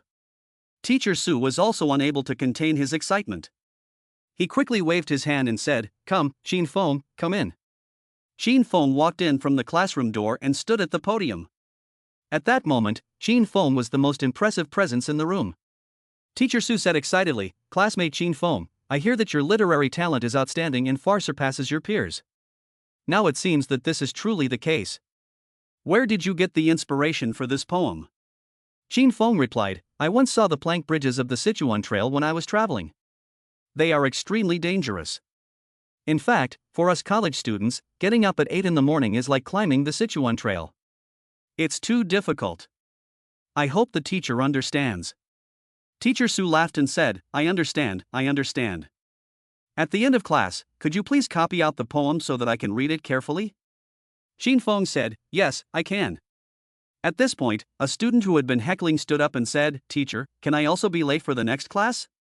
It's hard to get up, it's hard as climbing up to the sky." Teacher Su immediately said, "Yes, as long as you can write a poem of the same level as Qin Feng, you can not only stay away, you can even keep sleeping in your dorm room. I will still give you full marks at the end of the semester." The whole audience booed. Teacher Su's subtext was clear. Qin Feng would not only not be punished for being late this time, but would also get full marks at the end of the semester. The students in the audience were all envious of Qin Feng's talent, but also indignant. My God, can someone with talent really do whatever they want? Yes, someone with talent will not only be favored by the goddess, but also by the teacher. This is the way the gods reward people. They can speak poetry off the cuff and are so amazing, they are unbeatable. I declare my withdrawal from the pursuit of the goddess. This man is unbeatable. There was a lot of noise in the audience. Mr. Su, who was not in his usual stern mood, instead smiled and said humorously, "I know everyone is very excited, but please don't get too excited just yet. I'm going to announce that in the future, Qin Feng can be late for class or even skip class. It doesn't matter. I'll help him at the end of the semester." The students were ecstatic at his words. "Mr. Su, you're so biased." Mr. Su was no longer the strictest male teacher in history. "I'm so jealous. I want privileges too." If you want privileges, it's simple, just write a world-shattering poem, and you can walk around the school like a boss. Ha ha ha. At that moment, the bell rang for recess. Teacher Su couldn't wait to take out his notebook and gel pen and ask Qin Feng to copy the poem for him. Qin Feng sat down and began copying the original poem, The Difficulty of the Road Through Shu, stroke by stroke. As he copied, the front of the classroom filled with people, all eager to get a glimpse of the poem. And Roy was squeezed outside and couldn't get close to Qin Feng, which was a bit embarrassing. Fortunately, Mr. Su promptly restored order and calmed everyone down. Mr. Su kept saying for everyone to calm down, but in fact, he was the most excited. This poem is simply wonderful. Soon, Qin Feng finished transcribing it, and Mr. Su treasured it like a treasure. The class was about to start again, and everyone returned to their seats one after the other. Qin Feng looked for his roommates with his eyes, wanting to sit with them. And Rui wanted to go up and pull Qin Feng over to sit next to her, but she was a little embarrassed. Just as Enrui hesitated, Jiang Wanling ran up to Qin Feng and whispered, "Senior, can you come out for a moment?" Qin Feng and Jiang Wanling left the classroom for a while. This scene was not only seen by Enrui, but also by other students in the classroom. Enrui's expression was a little frustrated, and without knowing it, the jealous pot hidden deep in Enrui's heart overturned. Chapter 35, What? Qin Feng has a girlfriend? During the 10-minute break, Jiang Wanling called Qin Feng out of the lecture hall, which made everyone feel incredible. Everyone was speculating about the relationship between Qin Feng and Jiang Wanling. In the first row of the classroom, Enrui had a complex expression, and her cold face was full of unhappiness. What's going on? How did Jiang Wanling and Qin Feng chat together? Qin Feng even ignored Enrui and turned to chat with another woman? He's truly a god. Enrui seems jealous, and this is the first time I've seen her jealous. Wonderful, just wonderful.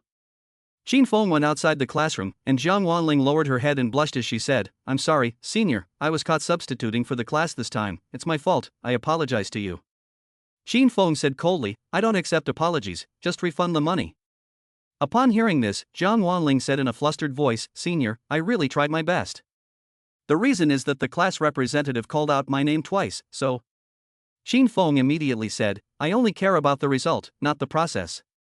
Qin Feng acted very fierce and convincing, successfully tricking Jiang Wanling. Jiang Wanling's face turned red, like a child who had done something wrong. She said with a pout, "I'll transfer the money to you now." "I'm sorry, senior, I've let you down." Then, Jiang Wanling directly took out her phone, opened WeChat, and transferred the 50 yuan she had received that morning to Qin Feng. At the same time, tears welled up in her eyes. They fell on the screen like rain. Qin Feng couldn't help but smile and say, okay, I'm not teasing you anymore. I was just joking with you to test your ability to handle pressure. Obviously, your psychological quality is not up to par." Jiang Wanling looked up with tears in her eyes and looked at Qin Feng with tearful eyes. "This is the first time I have substituted for a class, and I have no experience." Jiang Wanling's voice was originally very sweet, and now that she was choking, she sounded like a weeping monster. Which man could stand this? Qin Feng said immediately, "Don't go on in front of me, I want to punch you." Jiang Wanling wiped away her tears and said softly, "Senior, it's not easy to be a worker, so please be more understanding, okay? In order to substitute for your class, I almost had a heart attack. Fortunately, you are very talented, otherwise we would both be in trouble." Qin Feng said, "Okay, you can go back now. I'll forgive you this time. Also, remember, don't cry so easily." Qin Feng was about to return to the classroom. Jiang Wanling hurriedly followed him and said, "Senior, I still have one class to substitute for, so I need to finish what I started." Qin Feng frowned and said, "You want to earn the extra 50 yuan, don't you?" Jiang Wanling smiled and said, "How could I? I want to sit in on the class and feel your literary talent. It's a pleasure to be in class with you." Qin Feng smiled and said, "Suit yourself." Okay. Soon, the bell rang for class to begin, and Qin Feng and Jiang Wanling walked into the classroom together. Jiang Wanling had a bright smile on her face, a sight that made the onlookers suspicious. Qin Feng walked into the classroom, his eyes searching for an empty seat. Zhao Haojie and his friends didn't dare to wave at Qin Feng, because they knew he would definitely not be without a seat. Jiang Wanling said to Qin Feng, "Senior, you can sit there by me, there's an empty seat next to me." While Qin Feng was hesitating, and Ruoi finally couldn't hold back any longer. She stood up and said to Qin Feng, "Do you remember what you promised me yesterday?" Qin Feng suddenly remembered that yesterday, he had promised Ruoi to sit with her. Qin Feng smiled and said, "Haha, I remember." Then, Qin Feng said to Jiang Wanling, "You go sit at the back. I'll sit in the front row, where I can see the blackboard clearly." Jiang Wanling said with a sigh, "Senior, do you want to look at the blackboard? I'm embarrassed to expose you." Qin Feng glared at Jiang Wanling, who ran to the back with a smile, while Qin Feng sat next to Enrui. At that moment, Enrui's empty heart was finally filled. A happy expression appeared at the corner of Enrui's mouth. After a while, Teacher Su returned and class continued. In today's speech class, Teacher Su plans to find a few students to go up on stage and speak, so as to exercise the students' language skills and their courage to go on stage. Teacher Su likes to let students give impromptu speeches, and today is no exception. The first topic of today's speech is effort and reward. Everyone will speak impromptu, and you will be given 5 minutes. After 5 minutes, we will find some students to go up on stage and give a speech, said Teacher Sue. Soon, everyone began to think about it for themselves, and some were even drafting their speeches on paper. Chin Feng was sitting next to Enrui, and he kept yawning. I'm so sleepy. I can't help feeling sleepy as soon as class starts. Chin Feng can't change this habit. At this moment, Enrui secretly wrote a note and passed it to Chin Feng. The note read, "Didn't you sleep well last night?" After receiving the note, Chin Feng first glanced at Enrui, then wrote on the note, "Yes, I slept too late and didn't get up in the morning." After writing, Chin Feng passed the note back. Enrui continued writing, "Why didn't you sleep? Insomnia?" Chin Feng replied, "I was with my girlfriend, what's wrong?" When Enrui saw this sentence, she was completely confused. Girlfriend? Chin Feng has a girlfriend? Enrui's heart skipped a beat, and she quickly wrote on the note, "You have a girlfriend?" Enrui quickly handed the note to Chin Feng, her heart racing to 120 beats per minute. She hoped that Chin Feng was joking with her. However, Chin Feng simply replied on the note, "Yes." Enrui's weak heart suffered a severe blow, and she was completely disoriented. After a brief moment of blankness, Enrui summoned up her courage and asked, "Who is she? Is she from our department?" Chin Feng said, "No, we started dating in junior high school, many years ago. She has been by my side on countless dark and cold nights." Enrui looked at the reply on the note and felt very sad. Enrui controlled her emotions and wrote on the note, "I wish you both happiness, long and lasting." Chin Feng replied, "Thanks. After class, I'll let him shake your hand, so you two can get to know each other." Enrui was torn between her desire to refuse and her desire to say yes. Enrui wanted to see what kind of outstanding girl could be with Chin Feng. Chin Feng and Enrui passed notes in the first row, and the male students in the second row behind them were furious. What were they talking about? Soon, 5 minutes passed, and Teacher Sue was ready to let the students go up and give their speeches. The topic of the speech, hard work and rewards. The first one to go up was class representative Li Ming, who was the president of the school's speech club. His voice was very penetrating and was deeply loved by everyone. In the first class, Chin Feng stole the limelight and made Li Ming feel very uncomfortable. This time, he wanted to take back the glory that belonged to him. Li Ming walked up to the podium, cleared his throat, and then deliberately looked at Enrui in the first row. Anyone with a discerning eye could see that Li Ming really liked Enrui. It was precisely because Li Ming liked Enrui that he deliberately made things difficult for Chin Feng when calling roll. Who would have thought that not only did Teacher Sue not punish Chin Feng, but he even praised him greatly? Li Ming could no longer describe his jealousy of Chin Feng as just that, he simply hated him.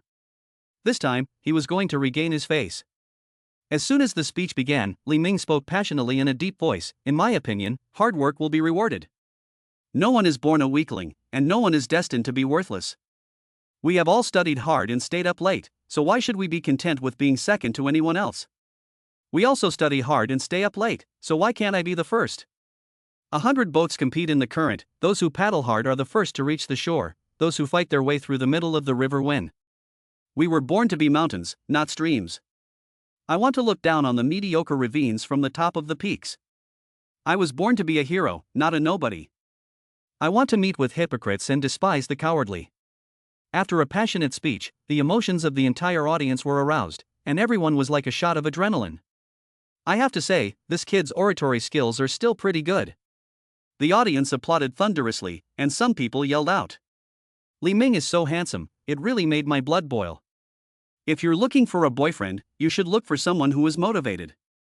Anyone who is with him will definitely be happy. Yes, I was deeply moved. I wonder how Enrui feels. After Li Ming's speech, Teacher Sue randomly asked a student to give some feedback. Li Ming deliberately said, "Teacher Sue, can you ask Enrui to give some feedback?" Upon hearing this, the whole audience started booing. Wow, finally someone has stood up to challenge the scumbag. A real man is one who fights. Li Ming, I support you, get the goddess back. Li Ming, go for it. Enrui was called up by Teacher Sue. To be honest, just now she was so full of Chin Feng's girlfriend that she didn't listen carefully. So, when it came time to comment, Enrui really couldn't say anything. Enrui said helplessly, "Sorry, teacher, I don't have much to say in praise." Embarrassing. Li Ming's face turned green in an instant. She had given such a generous and impassioned speech, But she didn't even have a single compliment? Teacher Su didn't make things difficult for Enruoi. He smiled and said, "Okay, then let's find another student to give a critique. Shin Feng, why don't you give it a go?" Shin Feng scratched his disheveled hair and got up, saying, "To be honest, or to be polite?" Mr. Su smiled and said, "Of course it's to be honest. Today we're focusing on authenticity, so you can feel free to comment." When he said this, everyone was filled with bitterness. Li Ming was especially resentful, thinking, "After all, am I your class representative, or is he?" Shin Feng thought for a moment and commented, "It was a very good speech." The audience was stunned. No one expected Shin Feng to praise Li Ming, and Li Ming was also very surprised. But after a short pause, Shin Feng said, "However, the speaker's mentality is a bit naive, and I dare not agree with some of his views. But this is understandable, after all, he is only a sophomore and has relatively shallow life experience." These words once again angered the crowd. He is so pretentious, saying that Li Ming has shallow life experience. He may not even be as good as Li Ming. We're the same age, so what's with the act of being mature? I really can't stand people like that. It's understandable, after all, and Ruei is sitting next to him, and girls like maturity. Everyone thinks Qin Feng is putting on an act, but Qin Feng really isn't. Before the journey, Qin Feng was not a college student, he had been struggling in society for many years. He had experienced all kinds of hardships, and he had been at the peak and also involved in the underestimation. Therefore, regarding the topic of the speech, hard work and rewards, he is actually the one with the most say. At this point, Mr. Su signaled for everyone to be quiet, and then said to Qin Feng, "Why don't you go up and give an impromptu speech, and talk about your views?" Qin Feng nodded and said, "Okay, let's have a brief chat. Chapter 36, let me formally introduce you, this is my girlfriend." Qin Feng walked up to the podium, facing a pair of questioning eyes. Everyone seemed to have been brainwashed by Li Ming, and they were all mesmerized. And Ruei's eyes still kept staring at Qin Feng, but her state of mind had changed dramatically. Now, and Ruei's mind was filled with the image of Qin Feng's girlfriend. With her rich imagination, and Ruei vividly portrayed Qin Feng's girlfriend. In the back row, Jiang Wanling also took out her phone and prepared to record Qin Feng's speech. At this time, Mr. Su signaled for everyone to be quiet and then said, "Qin Feng, you can begin." Qin Feng took a deep breath and then said slowly, "In fact, the student who just spoke was really quite good. Hard work is meaningful no matter when, but does hard work always bring rewards? I don't think so. People are the product of their environment. Hard work is certainly important, but very often, opportunities are even more rare." Qin Feng then expressed his views in a poem called On Fortune. Life is not easy. The sky is unpredictable, and people have sudden changes of fortune. A centipede has 100 legs, but it cannot walk as fast as a snake. A rooster has wings, but it cannot fly as fast as a crow. A horse can travel 1,000 li, and no one cannot go there by themselves.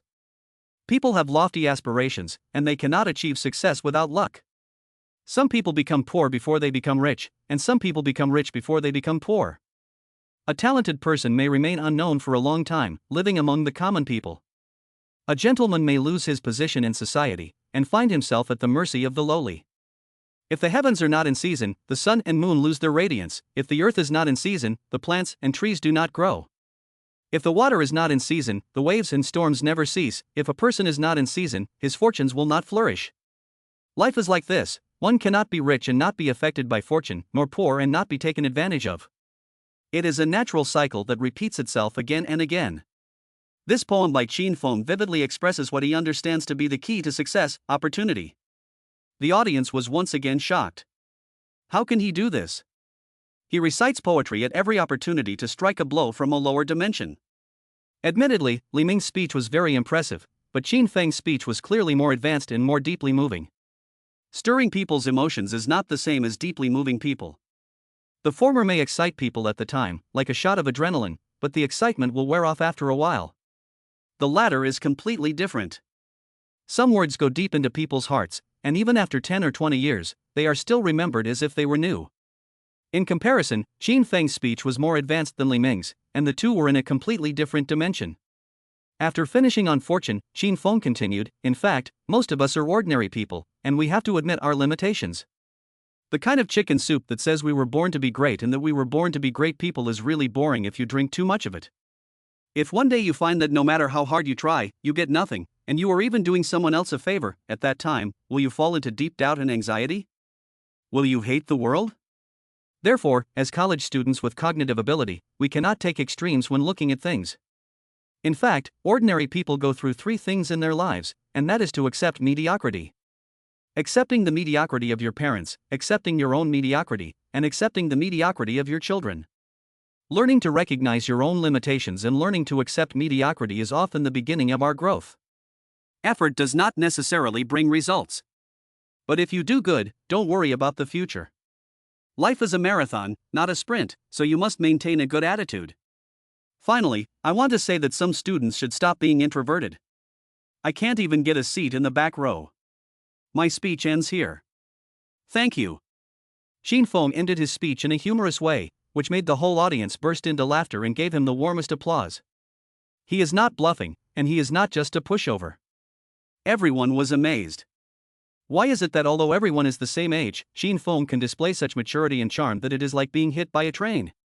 This is not scientific. The students below couldn't help but discuss among themselves.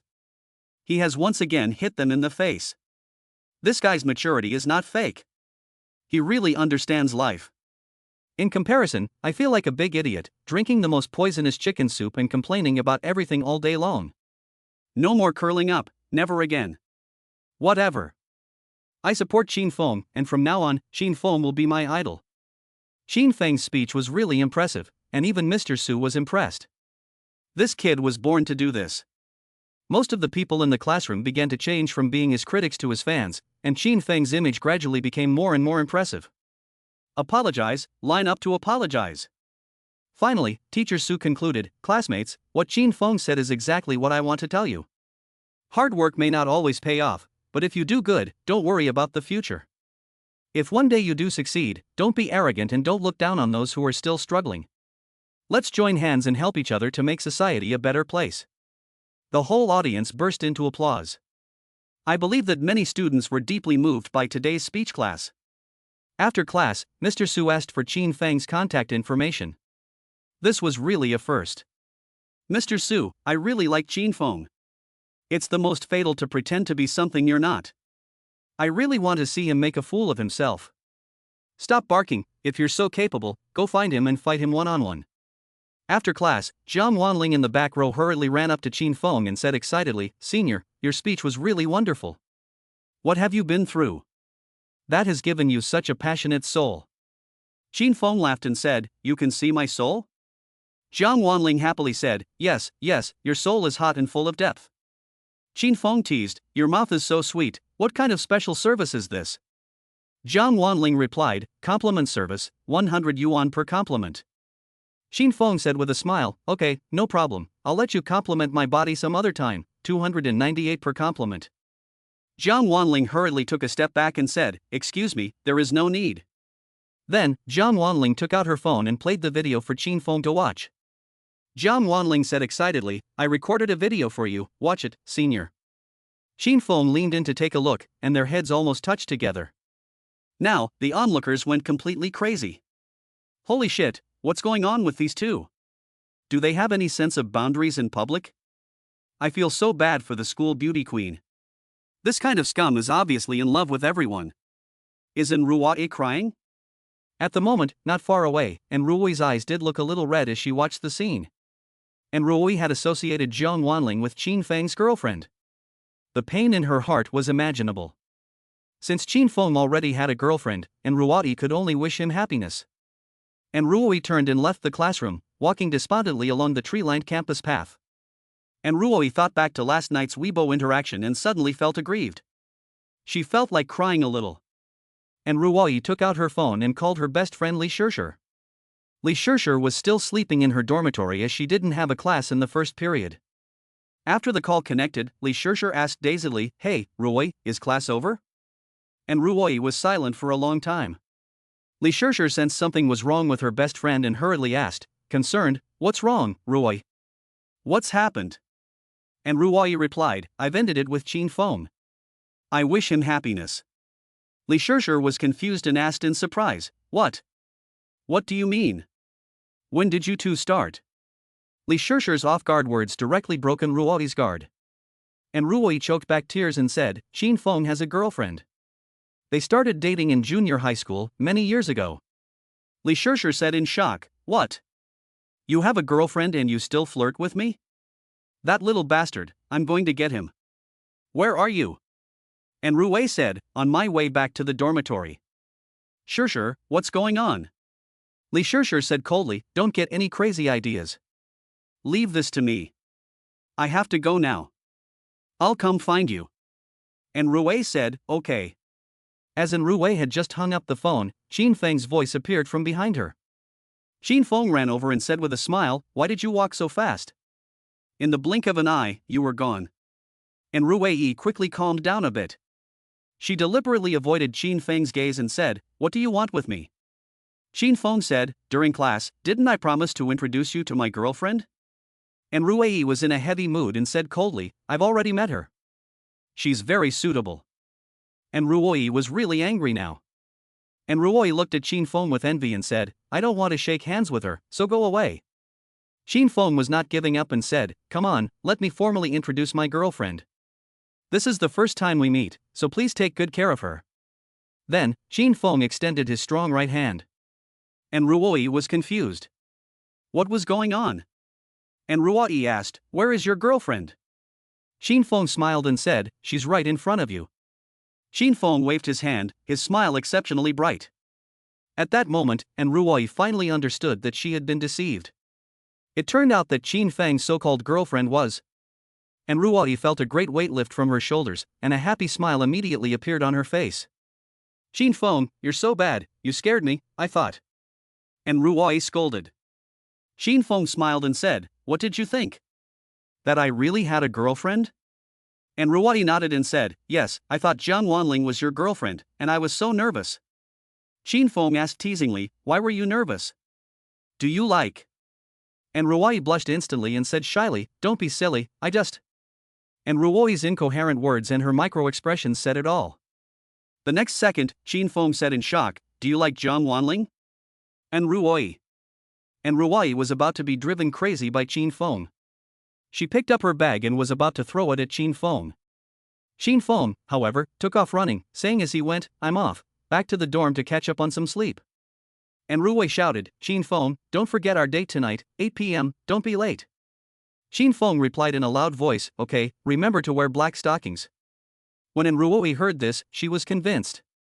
Why were boys so obsessed with black silk? Never mind, it's rare to make a request, so I might as well satisfy him. And Ruoi turned from sadness to joy and happily walked back. By then, Li Shishir had already killed over. Li Shishir was in a hurry, wearing sexy hot shorts, a sports vest, a high ponytail, and holding a baseball bat, like a female warrior. When Li Shishir saw Ruoi, she said coldly, Where is that brat? I'll help you take revenge. I'll hit him with a bat and make him be our sister. And Ruoi saw this and hurriedly stopped her, saying, No, don't. Qin Feng is a very nice person. He's a good boy. It's all a misunderstanding. Li Shishir? Li Shishir thought to herself, I've changed my clothes, and you're telling me it's a misunderstanding? Chapter 37, Do Girls Really Wait for Guys? I don't believe it. In the evening, in the girls' dormitory, and Ruoi was carefully selecting a little skirt for a date. In fact, within Ruoi's figure, she looks good in anything, she is a walking clothes rack. With a slender waist, long legs, and a sexy S-line, it makes sense that Ruoi has been crowned the school's #1 beauty, and definitely for the right reasons. Sweet is just one of her synonyms. If Ruoi goes for the sexy route, Long Yueyun will definitely have to step aside. But even though she is already so perfect, when Ruoi looks in the mirror, she still feels a little bit ugly. There's no way around it, being in love with someone can make you feel inferior. And Ruoi changed clothes 4 or 5 times in a row and asked her best friend, Does this look good? Li Shishir was about to die of annoyance. She sighed and said, I already said it looks good.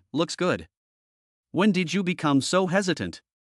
If you hesitate, you will lose. Understand? And Ruoi said, After all, it's the first time, I want to make a good impression. Li Shishir said, And Ruoi, I didn't realize you were still in love. And Ruoi smiled and said, Really?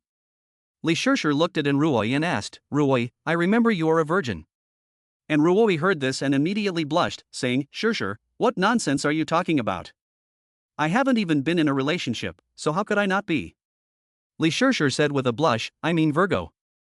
And Ruoi answered embarrassedly, Yes, Virgo, what's wrong with that? Li Shirshir said, That's right, that's how a Virgo girl is like, aloof to outsiders, but if she meets a man she likes, she'll show her gentlest side. And Ruati blushed and said, I don't like him. Li Shirshir said with a smile, Oh, don't explain, explaining is hiding is the truth, are you coming back tonight? And Ruoi replied, Of course I'll be back, what do you think? Li Shirshir said with a wicked smile, After you've finished eating, why don't you go watch a movie? It'll be the middle of the night after the movie, are you sure you'll be able to come back? And Ruoi said, Oh yeah, what should we do? Li Shirshir immediately took out a small, red, square object from a drawer and handed it to Ruoi. And Ruoi's face flushed as she saw it. And Ruoi quickly returned the small object to Li Shirshir and said shyly, What do I need this for? We're not doing that. Li Shirshir laughed and said, Don't get me wrong, it's just a disposable glove, huh?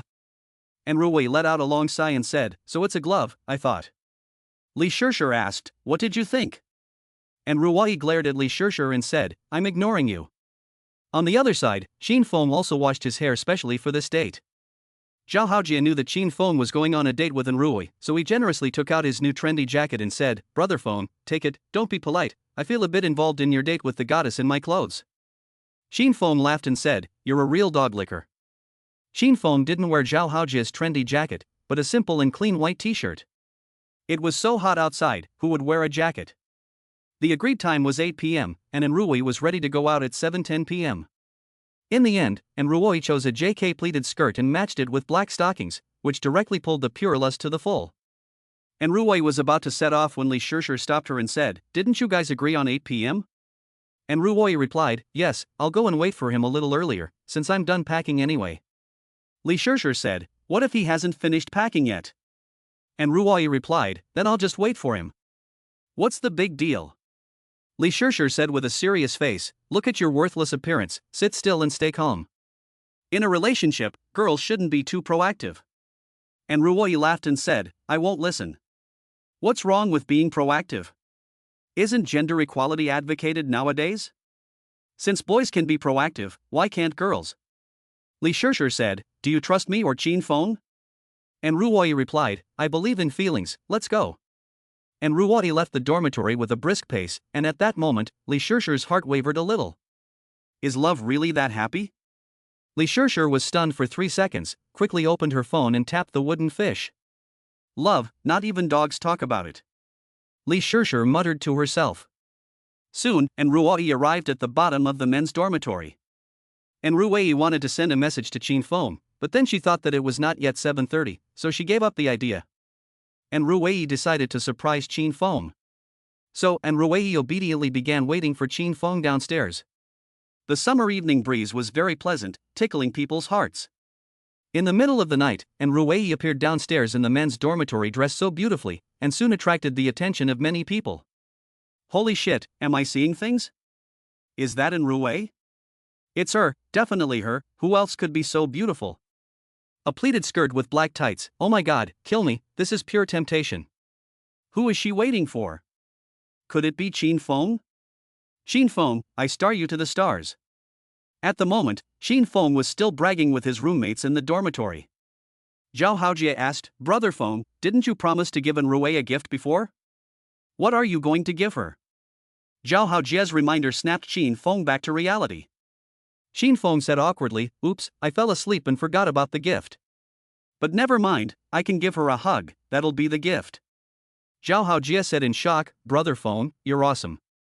At that moment, Li Jing took out a handful of roses and said, Brother Feng, I've had them ready for you for a long time. Qin Feng said with a smile, You're something, buying them just for me? Li Jing's eyes were a little dazed, and he quickly said, Of course, I'm holding the banner for Brother Feng.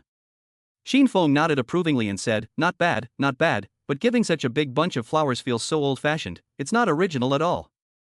Qin Feng had a brainstorm and immediately picked off a bunch of roses. Then, Qin Feng took out the unopened box of potato chips on the table. After Qin Feng's transformation, the roses were successfully packed in the potato chips. This scene really left Zhao Haojie and Li Jing dumbfounded. Zhao Haojie said in amazement, Brother Phone, you're so handy. Li Jing said, Brother Phone, how did you come up with this? Putting the rose in the potato chip box is really brilliant. Xin Feng smiled and said, in fact, you don't need to spend a lot of money to woo a girl. Many girls are detail-oriented, and as long as the details are done well, you can capture a girl's heart. Zhao Haojie exclaimed, I've learned it, I'll do the same tomorrow. Xin Feng added, oh yeah, I forgot to mention the prerequisite. Zhao Haojie asked, what prerequisite? Xin Feng said with a smile, the prerequisite is that you have a Ferrari SF91st, haha. Zhao Haojie and Li Jing couldn't hold back anymore, and they decided to have a duel with Xin Feng. Just as the three of them were playing around, Zhao Haojie suddenly noticed a commotion downstairs. Being observant, he quickly said, Brother Feng, why are there so many people downstairs? We're going to have melons to eat tonight. Xin Feng said, all you ever think about is eating melons. If you have time for that, why don't you go to the playground and see if you can pick up a girl? Zhao Haojie quickly took out his phone and looked through Weibo. He was shocked when he saw what he found. Zhao Haojie shouted, Brother Feng, you need to come downstairs quickly, and Ruoi is waiting for you downstairs. Xin Feng said in surprise, what? That's impossible, she didn't send me a message. Zhao Haojie said, look, there's a picture in the truth. It really isn't Ruoi. Holy shit, she really is gorgeous.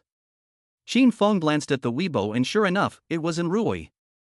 Xin Feng quickly changed his shoes and got ready to go.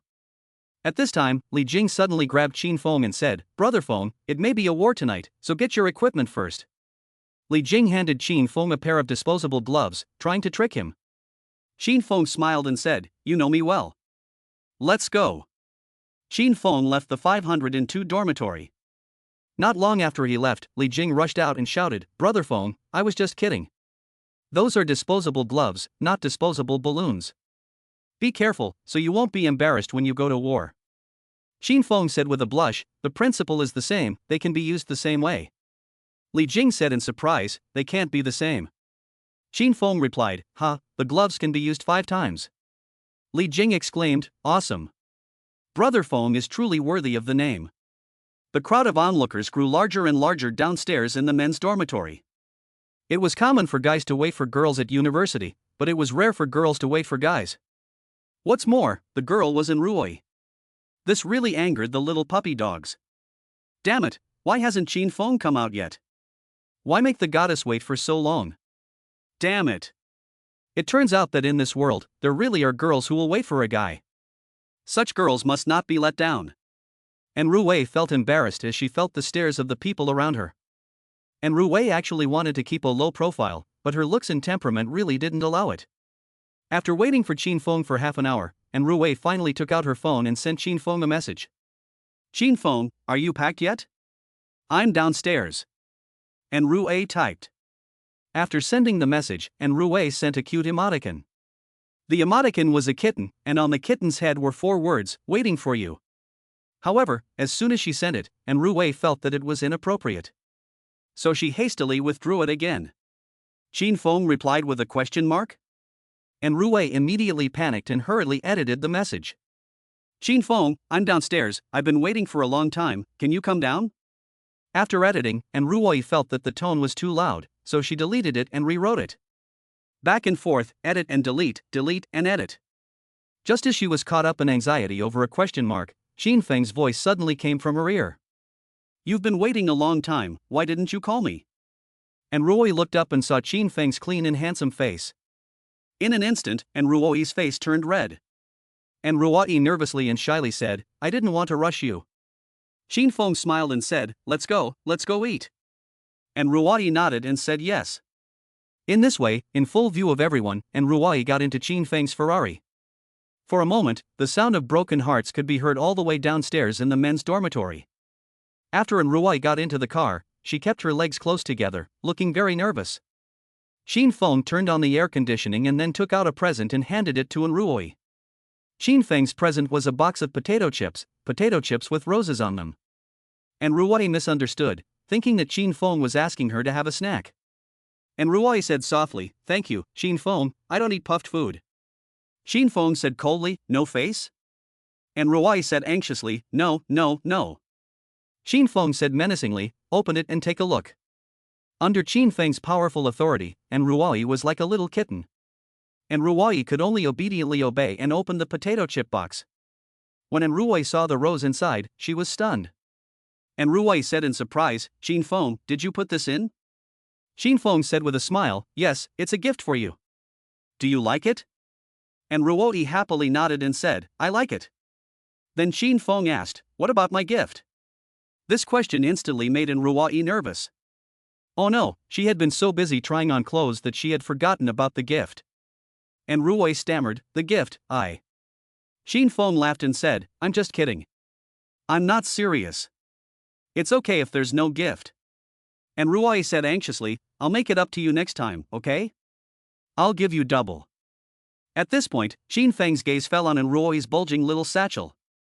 Qin Feng said with interest, "Let's play a game." And Ruoyi asked, "What game?" Qin Feng said, "I'll take something at random from your bag, and whatever I touch, you'll give it to me as a gift, okay?" And Ruoyi hesitated. Seeing this, Qin Feng sighed and said, "Forget it, I won't insist." And Ruoyi hurriedly said, "Okay, you can touch it." Qin Feng's eyes lit up and he said, "I'll do it then." And Ruoyi took out her shoulder bag, unzipped it, and let Qin Feng's hand reach in. Qin Feng explored the bag for a while. Suddenly, Qin Feng felt something soft and it moved. Qin Feng immediately took it out. Holy cow, it's... Chapter 38, Cold Beer and Crayfish, Every Day is a Happy Day. Qin Feng felt something strange and soft in the girl's bag. Qin Feng was curious and took it out, and it turned out to be an oval-shaped toy. Qin Feng was stunned and asked in surprise, "What is this?" And Ruoyi explained anxiously, "It's for massaging." Qin Feng asked with wide eyes, "Where do you massage?" And Ruoyi replied, "Of course it's for the face, where else?" Qin Feng smiled and said, "So it's a facial massage, I thought." And Ruoyi asked simply, "Thought what?" Qin Feng shook his head and said, "Nothing."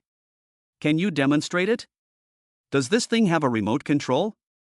And Ruoyi nodded and said, "No remote control needed, the switch is on the bottom, let me show you." And Ruoyi then began to demonstrate how to use the facial massager. Qin Feng watched very attentively. Obviously, the massager was a proper massager, it was just that Qin Feng was a bit improper. After Ruoyi finished demonstrating, Qin Feng said with a smile, "I really like this massager, can I have it? I'll take it back to my brother to play with." And Ruoyi said softly, "Qin Feng, you still have a brother?" Qin Feng replied, Yes, he likes these kinds of toys." And Ruoyi handed Qin Feng the item and said, "Then I'll give it to you. By the way, when we meet next time, I'll give you a proper gift." Qin Feng gave the okay sign and said, "No problem, let's go eat." And Ruoyi took out her phone and said, "I booked a restaurant on Tulip Road, let's go there." Qin Feng said, "Western food again?" And Ruoyi asked nervously, "Qin Feng, you don't like Western food? Let's go to another restaurant then." Qin Feng explained, "Western food is too expensive, I don't want to waste your money." And Ruoyi said moved, "It's okay." Qin Feng smiled and said, "Forget it. How about we go have some lobster barbecue?" And Ruoyi said happily, yes, whatever you say." So, Qin Feng searched for a lobster restaurant with a good reputation and drove there. On the way, and Ruoyi said, "Qin Feng, I didn't realize you were so good at saving money for me." "Thank you." Qin Feng smiled and said, "Do you know what my principle is?" And Ruoyi asked, "What?" Qin Feng replied, "When you meet a bad girl, spend more of her money, and when you meet a good girl, think of ways to save her money." Qin Feng's subtext was that you are a good girl. And Ruoyi couldn't stop the corners of her mouth from rising when she heard this. However, she couldn't laugh too obviously, her best friend had told her to be reserved. And Ruoyi could only look out the window and laugh secretly. At the same time, Long Yueyun sneezed 3 times in a row. She thought she had a cold. Soon, Qin Feng arrived at the lobster barbecue restaurant. The restaurant was doing a roaring trade and there were many customers. Many people like to eat barbecue outside at the food stalls while enjoying the summer evening breeze. Qin Feng also likes to eat skewers at the food stalls, but when 2 people go out to eat, they still have to consider the other person. And Ruoyi's little skirt can easily show if you're not careful, and then you'll be the one to suffer, won't you? So Qin Feng decided to eat in the restaurant. Qin Feng's Ferrari naturally attracted a lot of attention wherever it went. When the two got out of the car, they once again became the focus of conversation. "Holy shit, a Ferrari SF90, that's awesome. Eating at a food stall in a Ferrari? No way. Am I the only one who's paying attention to the pretty girl? This girl is so fresh and pretty, I really want to be her boyfriend. Dream on, you can have anything you want in your dreams. And Ruwei rarely came to food stalls because she didn't like noisy environments. But for some reason, today she didn't feel any aversion to them, perhaps because of the person next to her. Xin Feng arrived at the restaurant and there was still a seat available. He sat down next to Ruwei. And Ruwei asked, Xin Feng, why don't you sit across from me? Xin Feng replied, I want to enjoy a different view. And Ruwei smiled and asked, can sitting next to me offer a special view? Xin Feng said, yes, it can. And Ruwei didn't react immediately and didn't understand Xin Feng's joke, but that didn't matter as long as Xin Feng understood. Soon, the waiter brought the menu and Xin Feng began ordering. And Ruwei said with a generous air, Xin Feng, just order whatever you like, I'll pay. Xin Feng smiled and said, okay, no problem. This really surprised the waiter, who thought he had heard it wrong. These days, don't all the men lick the check? What's the point of a girl buying a guy dinner? What a treasure girl. Xin Feng glanced at the menu and asked, can I have something spicy? And Ruwei nodded and said, a little. Xin Feng smiled and said, okay, then I'll have a spicy 4-pound crayfish. The waiter immediately checked off the spicy crayfish for Xin Feng. And Ruwei exclaimed, Xin Feng, I can't eat spicy food, it causes acne. Xin Feng asked, acne? Where does it appear? On your butt? It's okay, no one can see it anyway. And Ruwei felt a little embarrassed, why is this guy's first reaction always the butt? And Ruwei rolled her cute little eyes. Xin Feng laughed and said, don't worry, we can drink beer with spicy food. Waiter, bring 6 bottles of beer, and remember to serve it cold. The waiter said patiently, okay, handsome. Xin Feng emphasized the words ice-cold beer, knowing exactly what to say. And Ruwei didn't refuse the ice-cold beer because she didn't want to dampen the mood. It was the first time she had gone out to dinner on a date, and she wanted to have a good time. After ordering the ice-cold beer, Xin Feng asked, you should be able to drink ice-cold beer, right? And Ruwei said, that's okay, I'll drink a few with you. And Ruwei was stubborn, but in fact, she couldn't drink at all. Xin Feng ordered the signature escargot, grilled chicken wings, grilled lamb skewers, grilled oysters, and so on. Then, Xin Feng handed the menu to Ruwei and asked, is there anything else you want to eat? And Ruwei said, that's fine. Xin Feng said, let me order you a grilled pig's trotter to supplement the collagen. And Ruwei smiled and said, thank you, Xin Feng.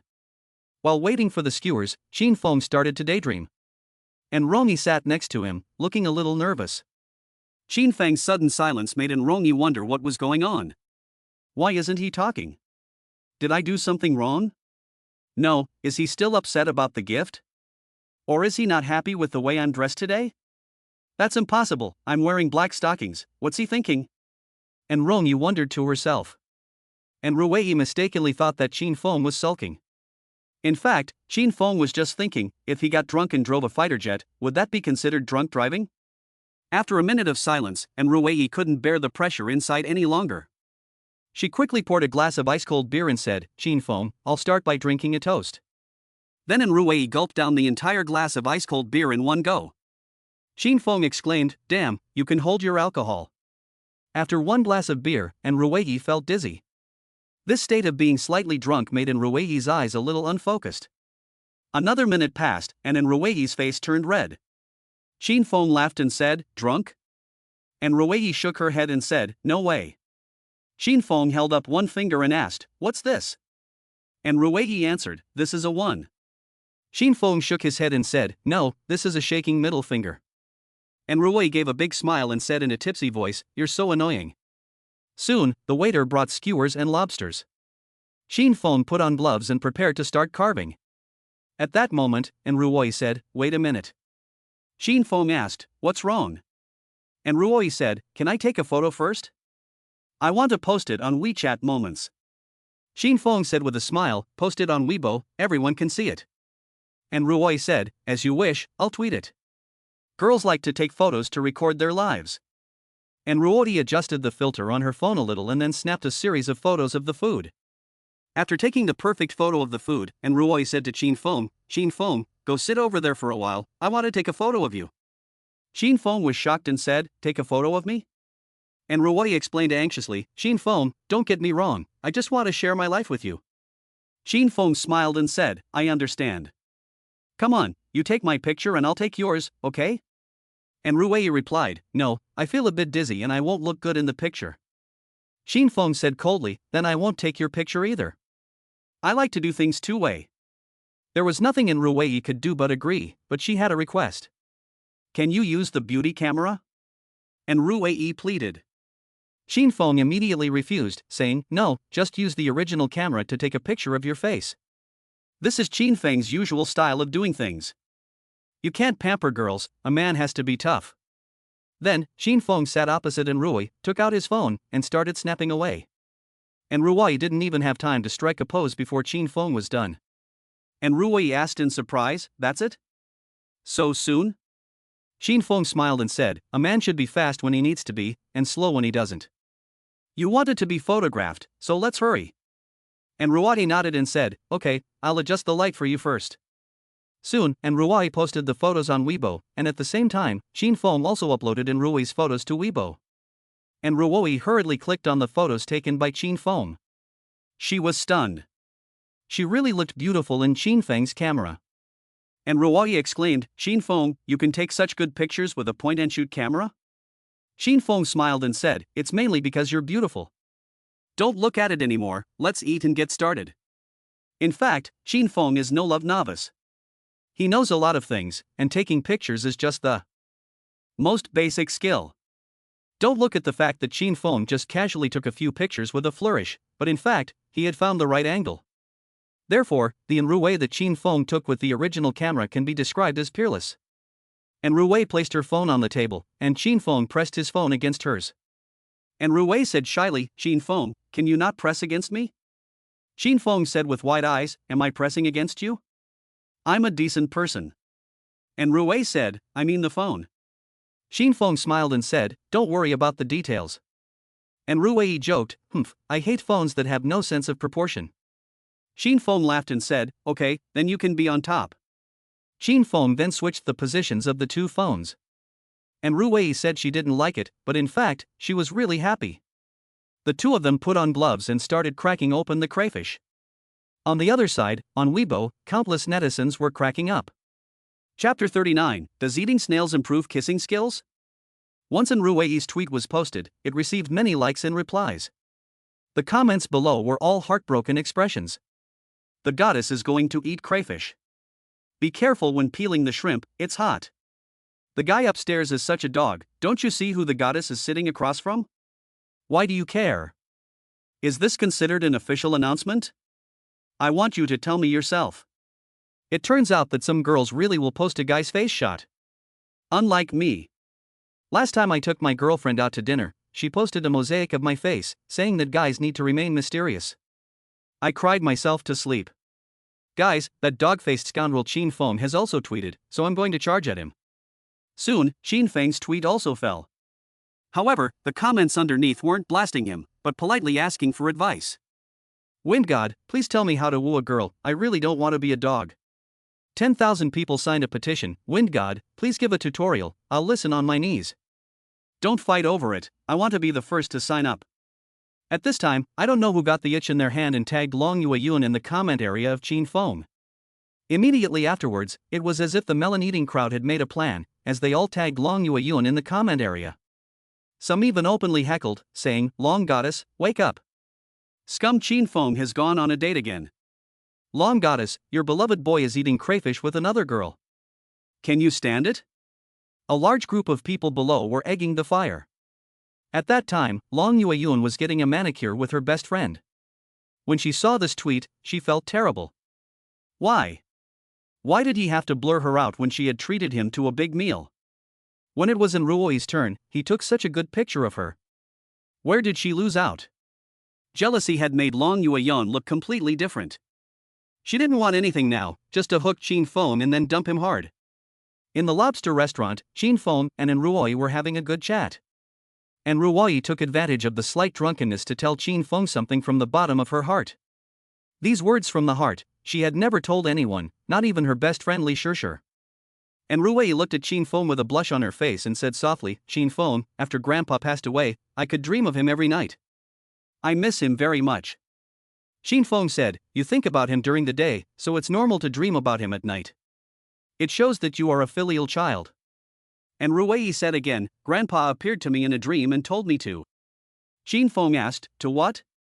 And Ruwei said, let me get along well with you, and then follow you. Xin Feng laughed and said, and have children with me? And Ruwei said shyly, no, Grandpa told me to learn more from you, and he praised you, saying that you will definitely become successful in the future. Xin Feng said happily, this old man is really nice. And Ruwei said with a sad expression, I miss that little old man so much. Xin Feng said, since you miss Grandpa so much, why don't you let me be your grandfather? Xin Feng's words made Ruwei smile. And Ruwei said reproachfully, you took advantage of me once, so why do you want to continue to do so? Xin Feng asked, when did I take advantage of you? And Ruwei replied, wasn't it when I hugged you and called you Grandpa downstairs in front of the women's dormitory? Xin Feng smiled and said, you can't blame me for that, you were the one who took the initiative. And Ruwei looked deeply into Xin Feng's eyes and said, can I interview you for a moment? How did you feel at the time? Were you shocked? Xin Feng recalled the moment and said slowly, it was so soft. And Ruwei frowned and asked, what was so soft? Xin Feng replied, it was milky white. Never mind, let's drink. And Ruwei drank another glass of wine at Xin Feng's enthusiastic urging. Now her eyes looked even more charming. And Ruwei whispered, Xin Feng, it's so hot. Xin Feng said, shall I blow on it for you? And Ruwei blushed and said, it's fine, it's probably just from the wine. Xin Feng leaned over and stared at Ruwei with a fixed gaze. And Ruwei was nervous and blushed, why are you looking at me like that? Is there something dirty on my face? Xin Feng didn't explain too much. He took off his disposable gloves, wiped his hands again, then picked up a long chopstick and helped Ruwei to tie up her long hair. And Ruwei felt instantly relieved. And Ruwei didn't expect Xin Feng to know how to tie hair, so she said with a smile, Xin Feng, you're good at it. Xin Feng replied, practice makes perfect. And Ruwei frowned and asked, do you usually help girls tie their hair? Xin Feng took a deep breath and said with a smile, no, this is the first time. And Ruwei asked, really? Xin Feng replied, why would I lie to you? Anyway, in Xin Feng's dictionary, asking is the first time. Girls don't care about the authenticity of the first time, they often want an attitude. Soon, Xin Feng peeled a small plate of lobster meat. And Ruwei was very moved when she saw this. They say that a guy who peels shrimp for a girl is worth trusting for life. At the moment, and Ruoi's heart was racing. Xin Feng was still the first boy to peel shrimp for her. While Ruwei was full of anticipation, she wasn't idle herself. She also helped Xin Feng peel a small plate full of lobster meat. In Ruwei's opinion, relationships should go both ways. Finally, all 4 pounds of lobster were peeled. Xin Feng stretched, then removed the disposable gloves. And Ruwei asked carefully, Xin Feng, why did you just peel the lobster and not eat it? Are you trying to? Xin Feng smiled and said, yes, of course you have to eat a whole lobster to be satisfied. Then Xin Feng opened his mouth wide and performed a lion's mouth. A whole plate of lobster meat was eaten by Xin Feng. And Romy was stunned, wow, Xin Feng has a big mouth. And Romy was a little disappointed, but she wasn't angry. In fact, whether or not you can peel shrimp for a girl is not a measure of whether a guy is good or not. After Xin Feng finished eating, he couldn't help but burp. That was so good, Xin Feng said with a smile. At this point, and Ruwei contributed a plate of shrimp meat of her own, and she said with a smile, one more time? Hearing such a lewd remark, Xin Feng laughed. And Ruwei also realized that she had expressed herself incorrectly, and she hurriedly said, I didn't mean that, don't get me wrong. Xin Feng teased, I didn't get you wrong, why are you blushing? And Ruwei hurriedly turned her body to the side and said stubbornly, I blushed because I was drinking. Xin Feng did not expose her lie. Xin Feng gobbled up all the lobster meat that Ruwei had peeled, not leaving a single piece for her. Instead of being angry, Ruwei was very happy. She said, was it delicious? Xin Feng gave her a thumbs up and said, very good. At this time, the waiter brought another plate of the restaurant's signature snails and said, sorry, handsome, for keeping you waiting. Xin Feng said, that's fine, just take the plate of crayfish away. Okay, handsome. Then Xin Feng said to Ruwei, since you peeled the lobster for me, I'll teach you how to eat snails. And Ruwei said, do I need to be taught how to eat snails? I can just pick them up with a toothpick. Xin Feng laughed and said, you don't need a toothpick to eat snails. Watch, I'll show you. Xin Feng immediately performed a unique skill. Without using a toothpick, Xin Feng used his agile tongue to eat the snails clean. And Ruoyi was stunned and said, "Wow, that's amazing, how did you do that? Teach me." Xin Feng said seriously, "It's a gift." And Ruoyi couldn't wait to ask, "Do you think I have a gift?" Xin Feng said, "Then stick out your tongue and let me have a look." And Ruoyi was a little shy, but she still stuck out her tongue. Xin Feng said again, "Open your mouth a little wider." And Ruoyi opened her mouth a little wider. Xin Feng nodded with satisfaction and said, "Can you lick the tip of your nose with your tongue?" And Ruoyi smiled and said, "I've never tried that." Xin Feng said excitedly, "Why don't you try?" "Okay." And Ruoyi tried it and it seemed to work. Xin Feng was delighted. Extra credit, definitely extra credit. Xin Feng immediately began the next step. He said excitedly, "Come, I'll teach you."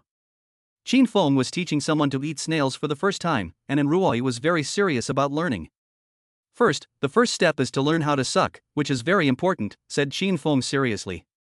And Ruoyi sucked for a long time, but it didn't have much effect. Xin Feng reminded her, "Don't bite with your teeth, rely on your senses." In a panic, Ruoyi sucked hard, and the snail got stuck directly in her throat. This was a serious matter. The snail got stuck in her windpipe, preventing Ruoyi from breathing. Instantly, Ruoyi's face turned red. Seeing this, Xin Feng said, "This is not good." He immediately performed the Heimlich maneuver.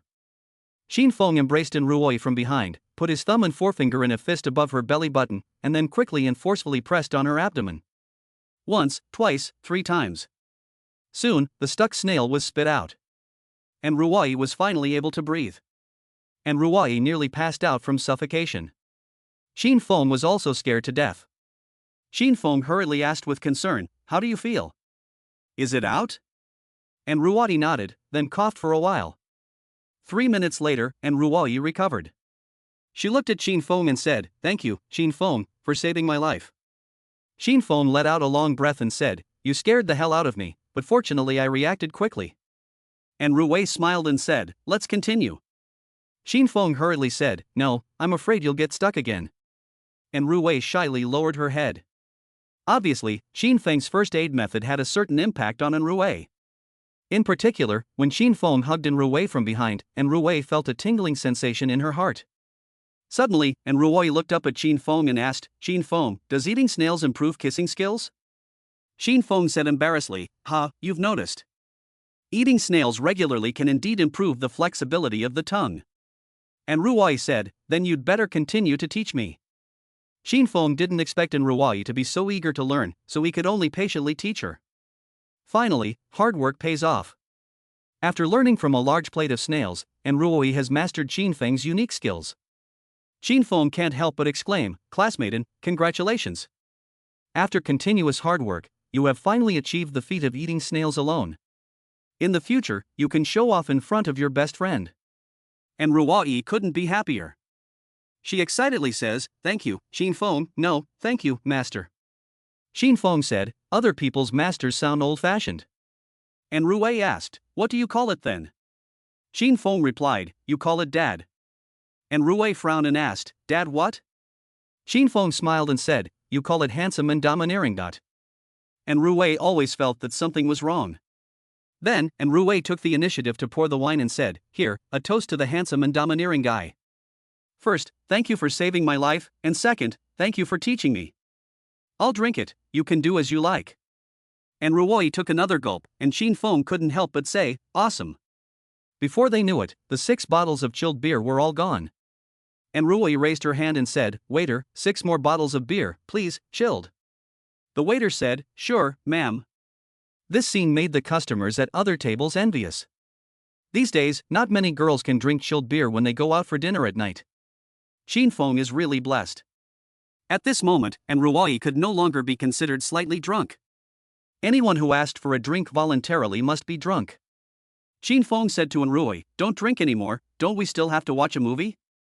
And Ruoyi said, "Right, we still have to watch a movie, so I'm not going to drink anymore, I'll go pay the bill." And Ruoyi stood up and was about to go pay the bill. Suddenly, she felt very dizzy, and she lost her balance, and happened to fall into Xin Feng's arms. This was a familiar plotline from idol dramas, and naturally Chin Fong would not let go of this opportunity. Even if it was noisy around them, at the moment, Chin Fong was deaf to everything. And Ruoi's heart was pounding, and with the anesthesia of alcohol, she whispered, Chin Fong, I want. Chin Fong said tenderly, what do you want? Say it. And Ruoi said, I want you. Chapter 40, a man of great ambition should be like the Yangtze River, rushing eastward to the sea. And Ruoi had drunk too much and wanted to vomit, but she couldn't. This made her feel very uncomfortable. This is normal for someone who was drunk for the first time. And Ruoi looked at Chin Fong with a dazed expression in her eyes and said, Chin Fong, I feel dizzy. Chin Fong said, you're drunk. Just vomit it out, and I'll help you go to the bathroom. Chin Fong helped Ruoi to the bathroom, and Chin Fong waited for her at the door. A few minutes later, and Ruoi staggered out. Chin Fong asked, are you out? And Ruoi shook her head and said, I couldn't throw up. Chin Fong smiled and said, you couldn't throw up, which just means you haven't had enough. Okay, let's go. And Ruoi pointed at the front desk and said, I'll go pay first, wait a minute. And Ruoi was so drunk, but she hadn't forgotten to pay, which was really cute.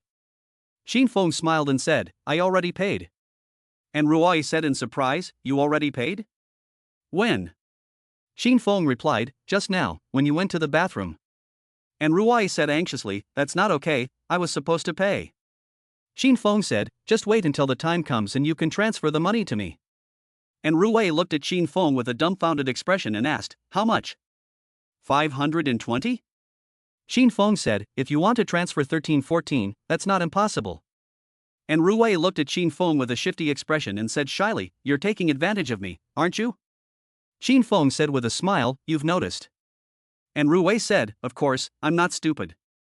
Wait, I'll transfer it to you right now. Then Ruoi took out her phone and made a WeChat transfer. Chin Fong likes girls who don't waste time making transfers. Bonus points, and bonus points again. However, after 2 seconds, and Ruoi said in surprise, why can't it be transferred? The limit has been reached. Chin Fong was shocked and said, how much do you want to transfer to me? Why is there a limit? And Ruoi handed Chin Fong her phone, and Chin Fong glanced at it. Chin Fong said embarrassedly, why is the amount you're transferring 6 digits? Did you enter it as a password by mistake? And Ruoi giggled and said, huh? Really? I must have been drunk and didn't notice. Chin Fong laughed out loud. Let's go. It's too stuffy in here. Let's go outside, Chin Fong said. And Ruoi obediently nodded and staggered after Chin Fong. Seeing this, the others couldn't help but beat their chests in anger. This is a straight man, right? They're not holding hands? I'm so worried. This pretty girl is drunk like this, is she in danger? I think she's in danger of losing her life. She could accidentally give birth to a new life. This guy must have saved the galaxy in a previous life. I'm really jealous. Chin Fong and Ruoi left the lobster restaurant. And Ruoi breathed in the fresh air outside and felt much better. And Ruoi walked on the inside of the road, while Chin Fong walked on the outside, half a meter apart. And Ruoi walked unsteadily, always taking curves, and Chin Fong had to correct her from time to time. When Ruoi got tired, she looked at Chin Fong and said, Chin Fong, I still feel like throwing up. Chin Fong said, why don't I help you? And Ruoi asked with a smile, how are you going to help me? Chin Fong held out a nimble finger and said, I'll help you vomit. It only takes 2 simple steps, and you'll be able to vomit. And Ruoi was a little scared, and she asked nervously, does it hurt? Chin Fong explained awkwardly, it only hurts for a moment, and then you'll feel better. After careful consideration, and Ruoi decided not to do it. The two of them found a bench and sat down. Even in a drunken state, and Ruoi was still beautiful. And Ruoi turned her head and looked at Chin Fong and asked, are we still going to the movies? Chin Fong glanced at the time and said, forget it, it's too late. I'll take you back to school later, and that's it for today. And Ruoi's mood immediately became depressed. She said, I'm sorry, it's all because of me that we've disrupted the original plan. I shouldn't have drunk so much. Chin Fong nodded with a smile and said, well, I'm glad you know. Will you drink again next time? And Ruoi first shook her head, then nodded. Chin Fong asked in puzzlement, what do you mean? Why did you shake your head and nod? And Ruoi smiled tenderly and said, when I eat with other people, I don't drink, but when I eat with you, I drink. Xin Feng smiled and said, so you have double standards. And Ruwei said, because you are upright, kind, and of good character, you are different from other boys. Xin Feng couldn't help but laugh when he heard Ruwei's assessment of him. Xin Feng hurriedly nodded and said, yes, only I am sincere with you, and other men are up to no good. And Ruwei said, oh, I see, but why? What do you want with me? Xin Feng opened his mouth and said, I want your body, what else could I want?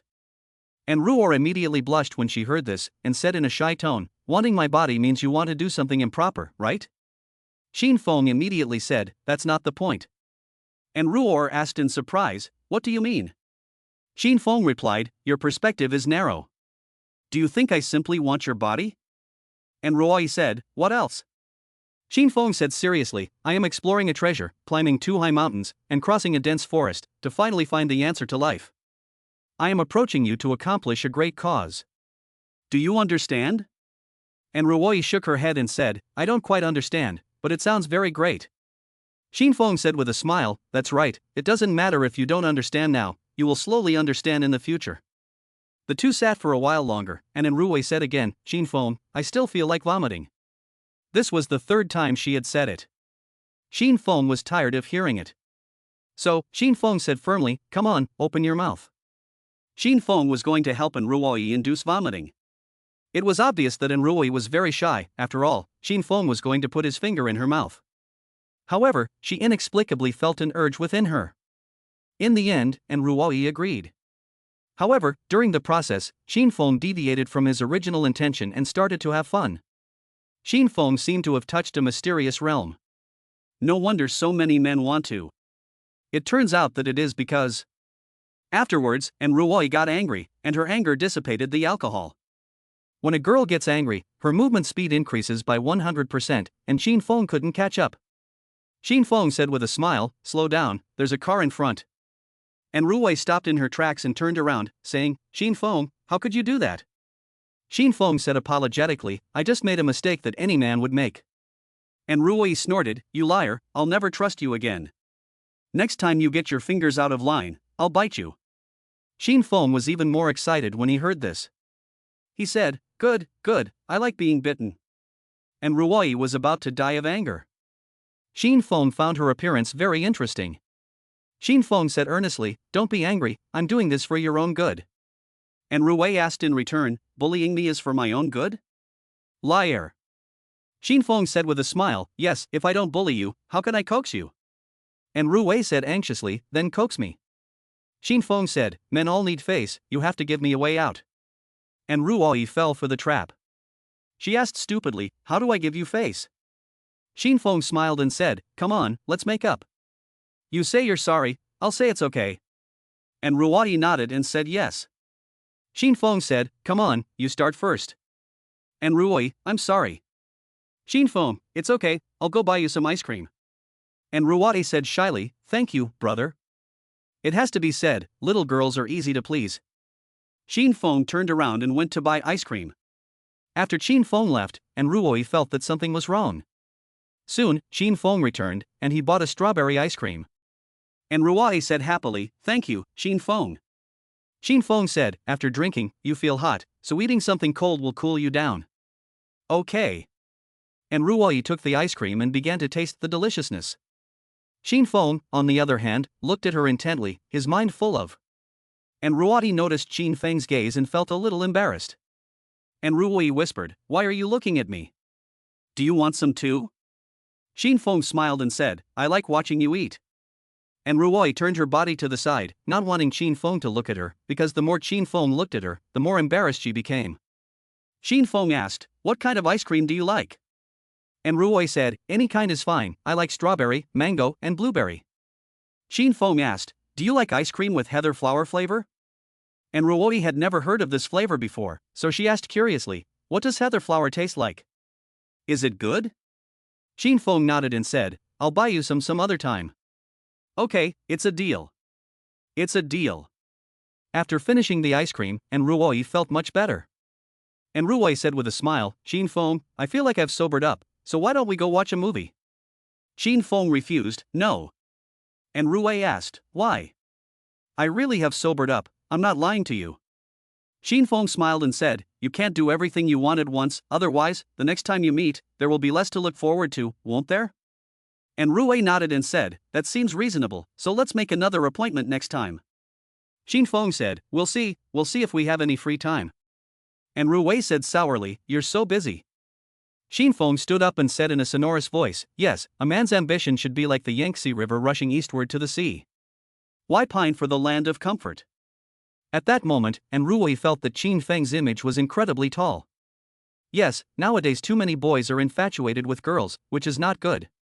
And Rui looked at Qin Feng with adoration in her eyes and said, then when you're free next time, you can find me and we can watch a movie together. Qin Feng immediately said, okay, no problem, can I wear white silk next time? And Rui was embarrassed. Just now, he was still boasting about being a man, but now he's thinking about white silk. The two continued strolling, when suddenly, Qin Feng smelled a very strange smell. The smell was familiar, and it was very heady. Qin Feng ran after the smell and sure enough, he saw the Lich King of the flower realm, the heather. The path was full of heather, and Qin Feng was stunned. Heather flowers bloom in April and May every year, and are very ornamental. They can also absorb toxic and harmful gases.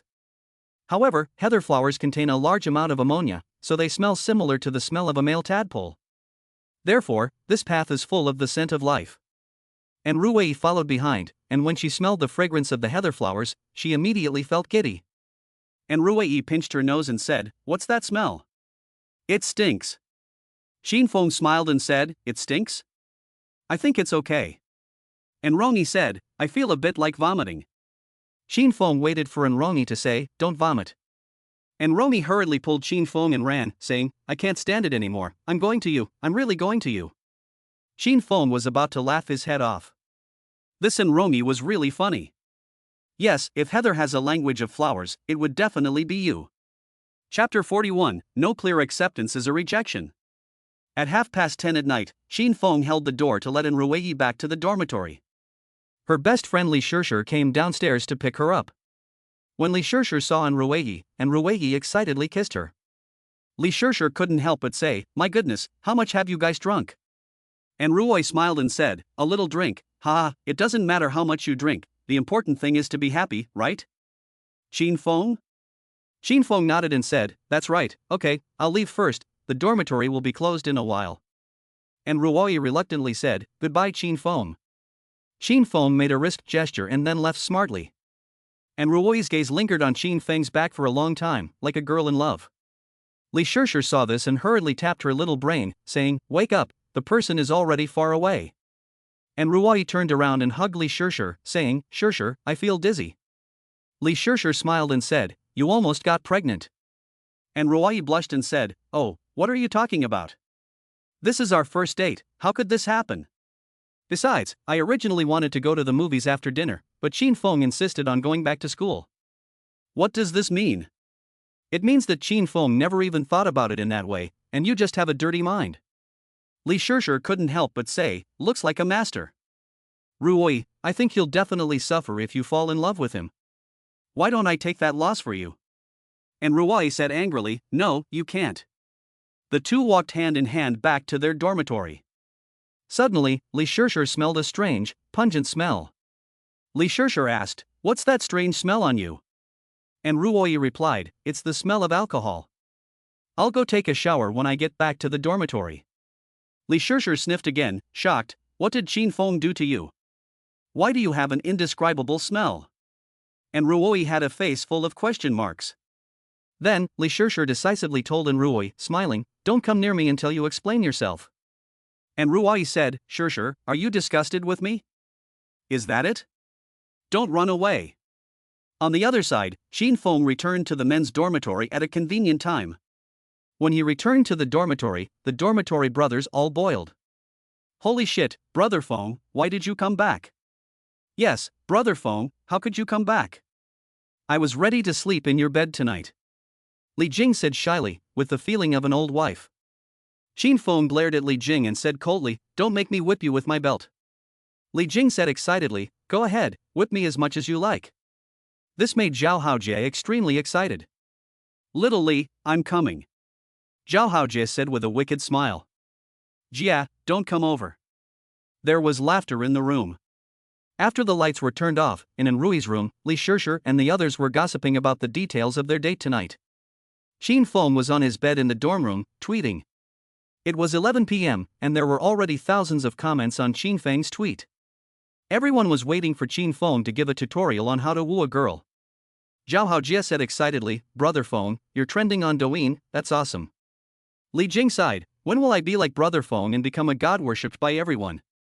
Zhao Haojie praised, right now, Brother Feng is in a state where he is one above the true gods and invincible below them.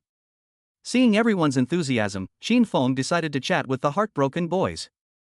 So, Qin Feng sent another tweet. Taken pure love warriors, leave your stories in the comments section, and I will reply at my convenience. Once this tweet was sent, it quickly attracted countless pure love warriors. Everyone wrote about their sad pasts in the comments section. Once upon a time, they were like stray children, homeless and unloved after being hurt by scumbags. Now, these people came to Qin Feng's comment section, as if they had found a safe haven. Holy shit, scumbag Qin Feng is going to give a lecture, and everyone is flocking to watch. Don't all fight for the front row, I want to kneel and listen. Quickly retweet, brothers. Within the time it took Qin Feng to take a shower, the number of retweets for this tweet reached an astonishing 1000 plus. Qin Feng browsed the comments section and was amazed to see that each comment was more miserable than the last. The guy with the top comment had even written a 500-word essay expressing his inner pain. I started dating my ex-girlfriend in high school. Anyway, it was a long story, but to sum it up, I got nothing in the end. The last sentence of the short essay said, Brother Feng, I still can't let her go. Should I beg for a reunion? Qin Feng replied, Brother, wake up. The person you can't let go of might already have been let go of by someone else. As soon as these words were posted, the comment section exploded. Damn, is it that heartbreaking? Although, there's nothing wrong with these words. They really are words that wake a person from a dream. Within a few minutes, the guy had logged out of his account. Qin Feng then replied to the next person who had the misfortune to encounter him. Qin Feng swiped the screen and found another little licker, nicknamed Sad Little Potato. Sad Little Potato, hello, Brother Feng, I like a girl, and I've been chasing her, but she doesn't reject me or accept me. What does that mean? Qin Feng replied, in the world of adults, the absence of explicit consent is a rejection. My advice is to delete her and move on. Sad Little Potato, but she said she wanted to test me again, Finga. Should I keep trying? Qin Feng's reply, you can keep trying, but you'll have to pay for it. Sad Little Potato, okay, Finga, thanks. Next up is Little Licking Dog, nicknamed Koala the Tree Climber. Koala the Tree Climber, Finga, my goddess says she doesn't want to fall in love for now. Qin Feng's reply, she doesn't want to fall in love with you. Koala on a tree, every time I can't help but want to go find her? It's like I'm possessed. What should I do?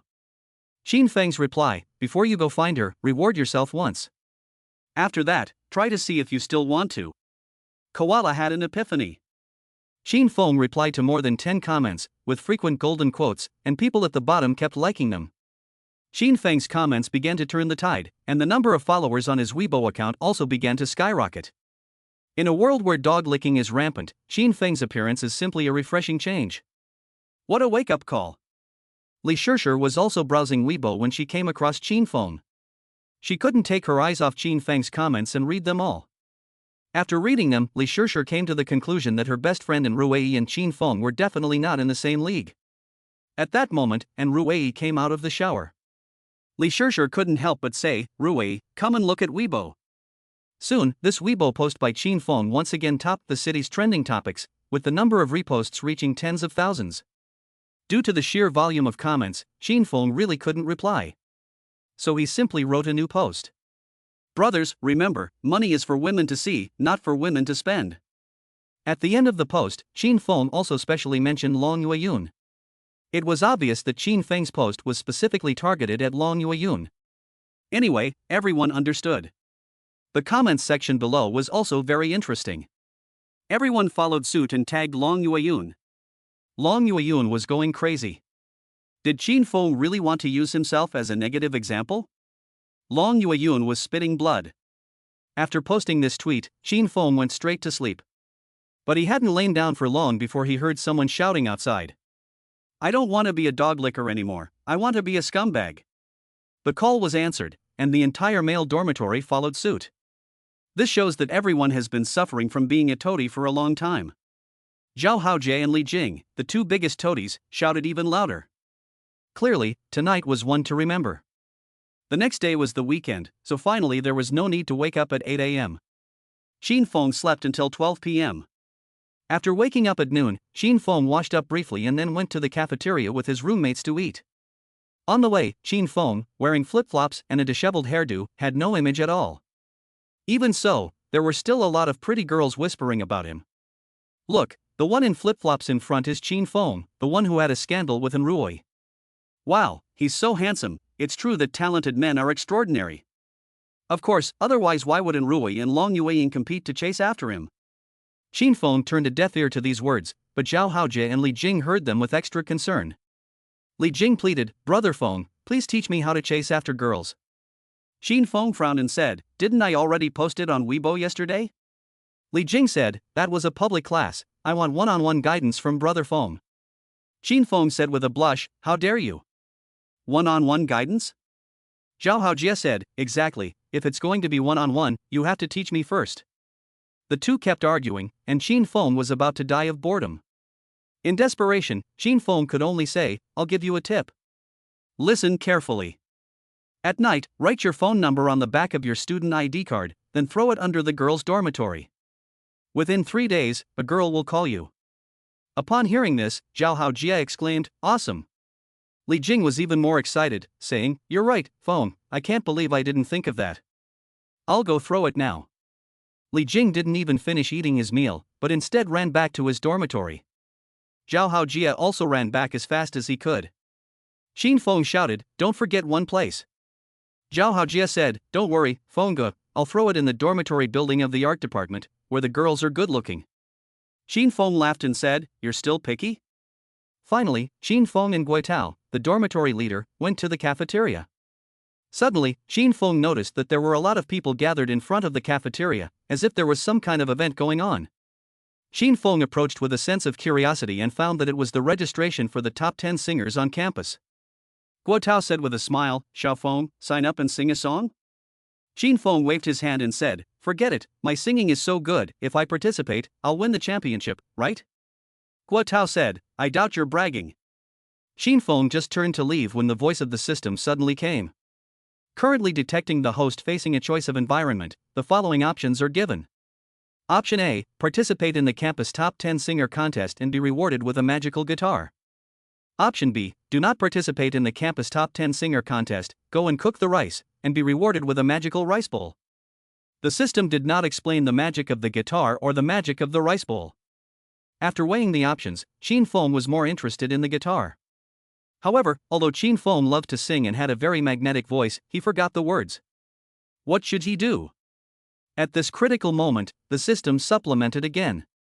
The host can complete a full night's check-in in the girls' dormitory and get a compressed package of 100 Chinese golden songs, including accompaniments. Xin Feng perked up at once when he heard this.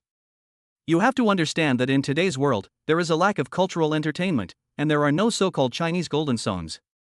If Xin Feng can casually learn one golden song, he will be able to dominate the music scene. This is too tempting. Xin Feng immediately turned around and prepared to get the application form. As for how to complete the sign-in at the girls' dormitory, this matter still needs to be carefully considered. Chapter 42, What? Xin Feng is going to the girls' dormitory to play mahjong? Xin Feng took an application form and prepared to participate in the campus top 10 singer competition. During this time, many onlookers couldn't help but whisper. The ancestor also wants to participate in the top 10 singer competition? That's interesting.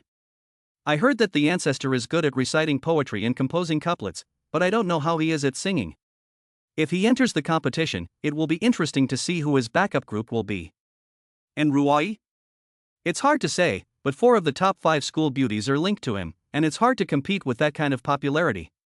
Don't panic, brother, someone is here to punish him. I heard that Li Tao, the former school flower and the #1 handsome man at Binhai College, has returned to school, and the two of them will definitely come into contact. Xin Feng quickly filled out the application form and handed it to the organizer. The top 10 singer competition is divided into auditions, preliminaries and the finals. The auditions will be held next Monday night, and Xin Feng has 1 day to prepare. During lunch, Xin Feng's mind was full of thoughts about signing in at the women's dormitory, and he had to sign in all night. Guo Tao saw Xin Feng in a daze and couldn't help but ask, Xiao Feng, don't be too nervous. The top 10 singer competition is about participation. I'll be there with two big brothers to cheer for you. Xin Feng smiled and said, thanks, Tao, but I was thinking about something else. Guo Tao asked, something else? What was it? Xin Feng couldn't explain. At that moment, Xin Feng heard a clear, sweet voice in his ear. Senior. With such a beautiful voice, Xin Feng knew exactly who it was. It was Jiang Wanling. Jiang Wanling made herself a meal and sat opposite Xin Feng. She smiled and said, what a coincidence, senior, we meet again. Jiang Wanling was dressed very casually today, with her ponytail high on her head, exuding the youthful atmosphere. It's really good, being young is really good. Guo Tao saw this and didn't want to be a third wheel, so he got up tactfully and prepared to find a place to hide. Xin Feng saw Jiang Wanling and said, no makeup? Jiang Wanling smiled and said, I'm too lazy to put on makeup, so I just put on some sunscreen. Although Jiang Wanling was not wearing makeup, there was not a single blemish on her skin.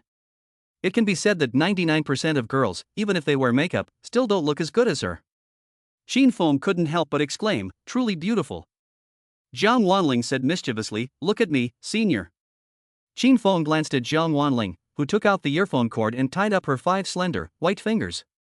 Xin Feng asked, what's the meaning of this? Jiang Wanling said.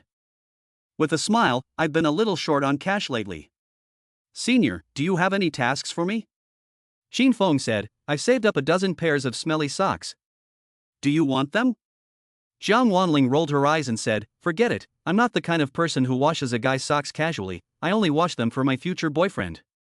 Xin Feng asked with a smile, really? Jiang Wanling replied, of course it's true. Xin Feng said seductively, wash a pair for 100 yuan, wash or not? Jiang Wanling stared at Xin Feng with big eyes and said, senior, you're doing this again, I won't fall for it. Xin Feng continued to raise the stakes, saying, wash a pair for 50. Jiang Wanling said, wait a minute, how can you lower the price? Xin Feng smiled and said, now it's 20 a pair. Jiang Wanling was anxious now, and she said anxiously, then it's still 100 a pair. Just pack up your smelly socks and I'll wash them for you this afternoon. Xin Feng shook his head and said, you missed your chance for 100 a pair. Now it's only 10 a pair. Do you want it? Jiang Wanling said dejectedly, senior, why don't you play by the rules? Xin Feng said confidently, who says I can't be your senior? Jiang Wanling snorted, fine, 10 yuan it is. Senior, you really know how to do business.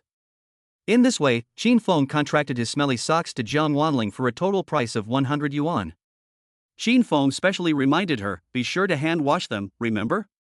Jiang Wanling sighed and said, I know, it's really hard to make money part-time these days. At that moment, Xin Feng's phone rang, and it was a delivery message.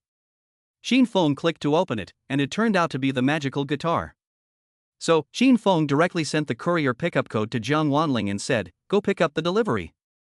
Jiang Wanling immediately said happily, okay, boss. Xin Feng replied, also, go to the lobster barbecue restaurant and bring back my car. I'll give you the key. Xin Feng handed Jiang Wanling the keys to the Ferrari, and Jiang Wanling gave the OK sign, saying, boss, leave it to me, don't worry. I have to say, having someone to run errands for you really saves you a lot of worry.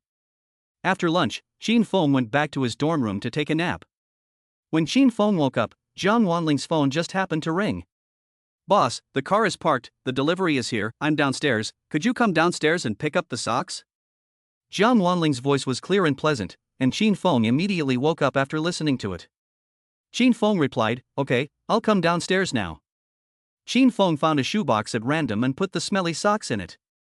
At this time of day, Xin Feng thought that everyone was taking a nap, but he didn't expect that there were still a lot of onlookers downstairs in the dormitory. Xin Feng was shocked. Don't these people sleep? This shows that gossip is human nature, especially gossip about the school beauty queen. Xin Feng came downstairs, ignoring the comments of the others, and went directly to Jiang Wanling's side in flip-flops. Jiang Wanling handed Xin Feng the car keys and his guitar. Jiang Wanling curiously asked, Senior, you can play the guitar too? Xin Feng nodded and said, what? Is there a problem? Jiang Wanling smiled and said, no problem. I just think that guys who can play guitar are very handsome. Xin Feng said with a laugh, guys who can play guitar also have smelly feet. Get ready for that. Xin Feng handed Jiang Wanling a shoebox containing his original smelly socks. Jiang Wanling took the shoebox and said with a smile, "Don't worry, senior, you'll be satisfied with the service. Shall we settle the final payment?" With a whoosh, Xin Feng transferred the money. Xin Feng never procrastinates. The two exchanged tokens of their affection and then turned around and left in style, without any lingering. The onlookers were stunned. I told you there was something going on between the two of them, they've already started exchanging gifts. But yesterday, Xin Feng just went on a date with Enrui, what a scumbag. I took a photo, I have to tweet it to Enrui and tell her to stay away from this scumbag. Soon, a photo of Xin Feng and Jiang Wanling was posted on Weibo. The pictures speak for themselves, and everyone rushed to comment. The comments section was lively, and the little black hearts that had been silent for a long time last night came online one after the other. A scumbag is a scumbag, and he's still a deep-feeling ancestor? He's worthy of being called deep-feeling? Speechless, how could anyone like such a scruffy person? What exactly do they like about him? The goddess is probably just like his Ferrari. If I had a Ferrari, I could do it too. What rubbish! I think I'm 100 times better than him. Zhao Haojie and others were the first to retweet these posts. Zhao Haojie angrily said, "These little black guys really look for trouble all day long." Xin Feng smiled and said, "It doesn't matter, if they want to troll, let them troll, it won't have the slightest impact on me." Zhao Haojie said excitedly, "No, I'll help you fight back. General Zhao vows to protect the gods of 502 to the death." Li Jing echoed, "Count me in."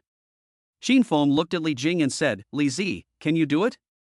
Li Jing patted his chest and said, "Just kidding, I'm always the one who trolls people, who could ever troll me?"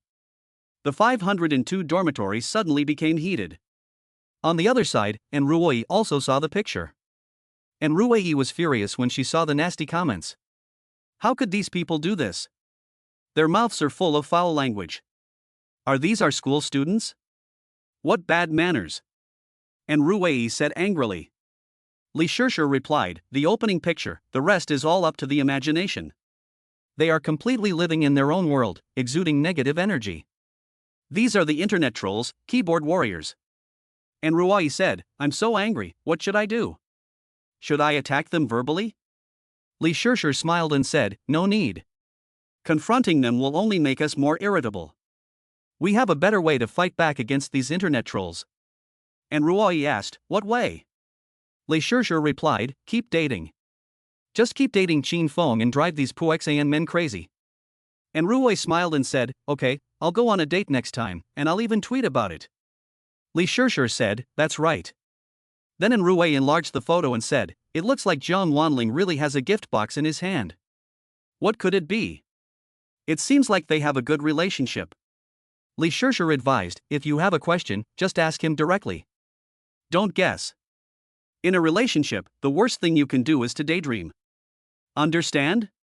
Enrui nodded and said, "I understand. Thank you, Shishir. With you, the love guru, by my side, I feel sure I can win him over."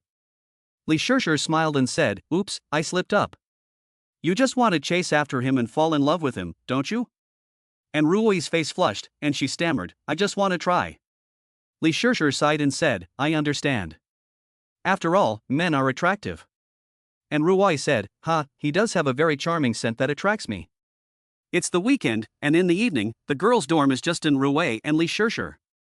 The other two roommates have gone out with their boyfriends and won't be back tonight. Li Shishir is watching a drama, while Enrui is thinking about her date. Enrui can't help but get out of bed and say to Li Shishir, "Shishir, Swallow and her boyfriend went out and won't be back tonight. Where are they staying?" Li Shishir replies, "They must be staying at a hotel, where else would they sleep? On the street?" Enrui said shyly, "Will something happen at night?" Li Shishir said decisively, "Of course, everyone is an adult, and it's normal to have needs in that area." Enrui puffed up her proud breasts and said, "I don't." Li Shishir retorted, "You're full of it.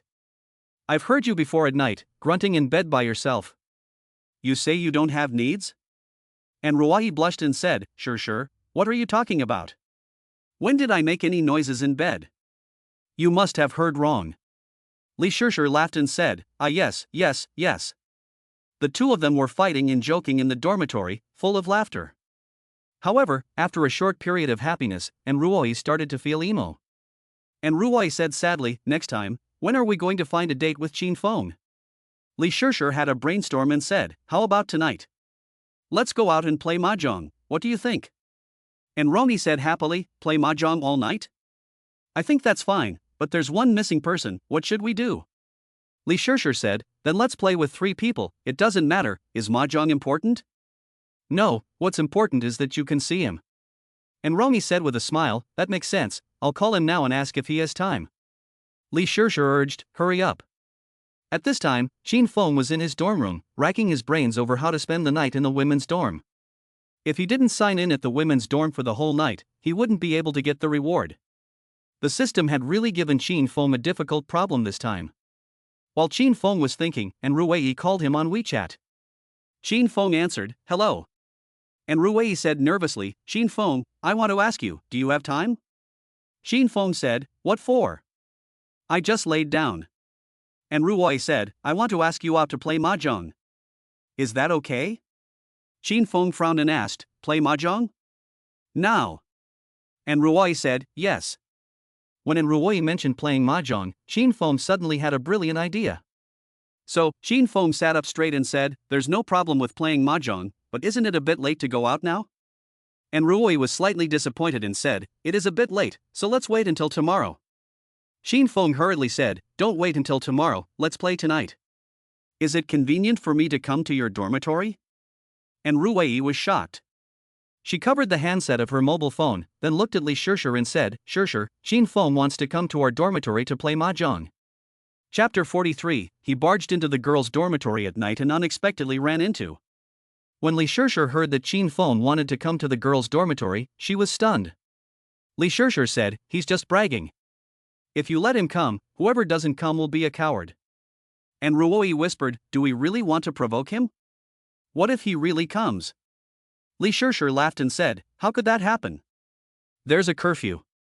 When men and women get along, they must learn to joke around and not be too serious. Guys like girls with a sense of contrast. And Ruoi followed her best friend's advice and said to Qin Feng, come over now, then. It just so happens that my 2 roommates are away, so it's just Shishir, me and you, the 3 of us playing mahjong together. Qin Feng replied, okay, I'll wait for you. Then Qin Feng hung up the phone. And Ruoi put down the phone, looked at Shishir, and said nervously, he's not going to do anything serious, is he? Li Shishir laughed and said, no way, unless he can fly, otherwise he can't get in at all. Do you think the dormitory manager is a vegetarian? And Ruoi said, then he said on the phone, wait for me. Li Shishir said, man, 8 or 10 sentences are all lies. You'd better go take a shower. He's just teasing you. Okay, I'll go take a shower first. And Ruoi went to take a shower, not knowing that Qin Feng was already on his way. Tonight, Qin Feng was going to be brave for once and enter the mysterious realm he had always wanted to enter but was afraid to. Qin Feng hurried to the women's dormitory and called in Ruei again. And Ruei was in the shower, so Li Shishir answered the phone for her. Li Shishir said coldly, hello, who is this? Qin Feng asked, where is Ruei? Li Shishir replied, she's in the shower. I'm her best friend. Is there something wrong? Qin Feng answered honestly, she invited me to your dormitory to play mahjong. I wonder if you're ready. Li Shishir smiled and said, always ready, just waiting for you to come. Qin Feng said, okay, what floor is your dorm on, what room number, and what direction is it exactly? Li Shishir didn't believe that Qin Feng would really dare to come up, so she simply said boldly, 6th floor, room 668. Qin Feng continued, I'll be downstairs, can I signal you? Li Shishir smiled and said, you're downstairs? Okay, hold on, I'll give you a signal light. Li Shishir helped Qin Feng signal, and Qin Feng determined the location of Rui's bedroom. Qin Feng said, okay, I got it, hang up. Li Shishir smiled and said, Mr. Qin, if you come, you have to hurry, the dormitory building is about to close. Qin Feng said, it's okay, I'll go out the back door. Qin Feng then hung up the phone and prepared to move. Li Shishir didn't care at all. You have to know that her bedroom is on the 6th floor. Does he think he can fly in? Li Shishir put her phone down and then opened her tablet to continue watching the show. It was dark, and Qin Feng, dressed in black sportswear, was preparing to climb up the pipe along the wall. However, it seemed that Qin Feng had overestimated his abilities. After climbing less than a meter, Xin Feng felt that he couldn't do it.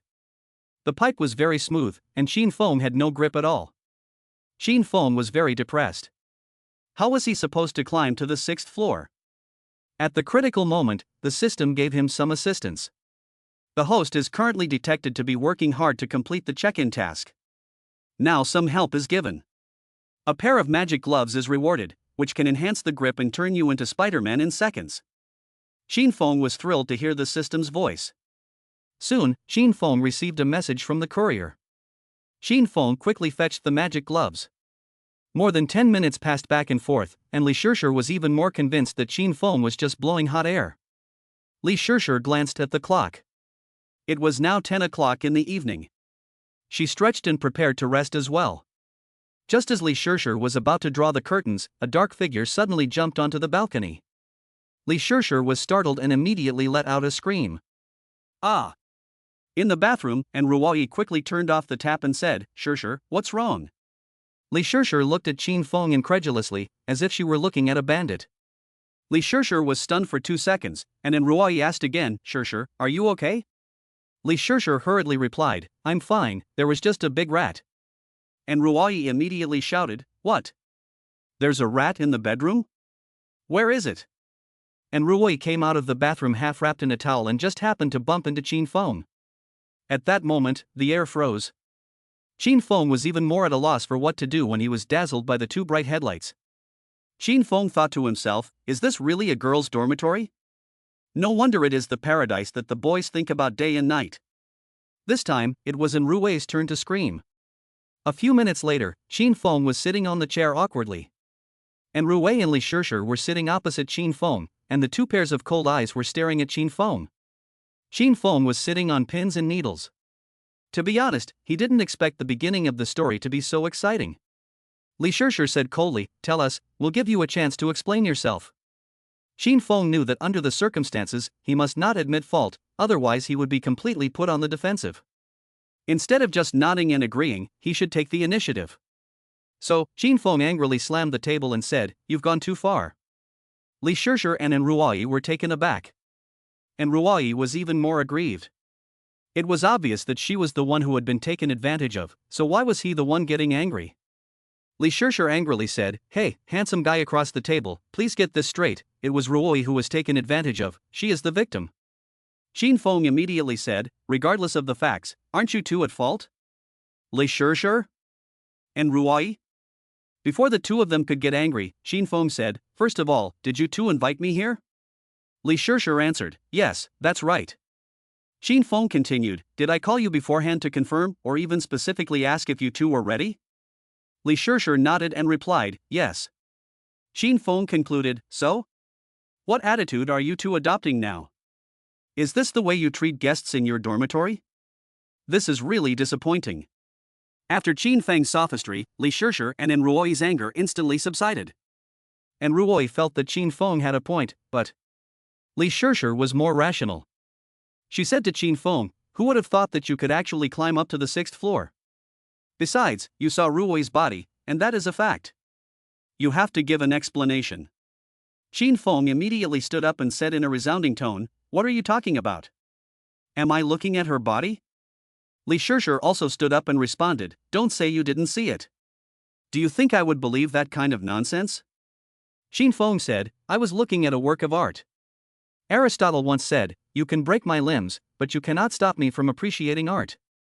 Although it was just a fleeting glance, and Ruoyi has left an indelible mark on my heart, and I will remember it forever. Of course, if you want to pursue my crime of levity, you can. I am willing to accept any form of punishment, for example, jumping from the 6th floor." Xin Feng immediately turned around and was about to go to the balcony. And Ruoyi stopped Xin Feng in his tracks, fearing that he really wanted to jump off the 6th floor. And Ruoyi said, "Xin Feng, I won't pursue responsibility. It was just an accident. Let's just pretend it never happened, okay?" Xin Feng replied in seconds, "I think that's fine." Li Shishir rolled her eyes. This guy is really eloquent. However, this time, Li Shishir was really in the wrong, and she could only let it go. Xin Feng surveyed in Ruoyi's bedroom, his eyes constantly darting around the room. Li Shishir asked coldly, "What are you looking for with those eyes?" Xin Feng replied, Mahjong, aren't we going to play Mahjong? Li Shishir said, you go to the balcony for a while, and we'll change clothes. Xin Feng sighed and said, okay. So, Xin Feng stayed on the balcony for 5 minutes. 5 minutes later, Xin Feng came back again. And Ruoi had put on a short floral dress, and Li Shishir had put on hot pants and a small, revealing halter top. A set of mahjong tiles was on the table. Li Shishir said coldly, come on, sit down and play for a while. Xin Feng sat down and then said, we're one short, so let's get another person. Li Shishir sneered, what? We can't keep you company, is that it? Xin Feng said, 3 people can only play Taheo, not mahjong. And Ruei said, just make do. Xin Feng said, my lips are a bit dry these days. And Ruei quickly said, wait a minute, I'll go wash a fruit plate. While Ruei was washing the fruit plate, Li Shishir looked at Xin Feng and said, you really have a lot of nerve.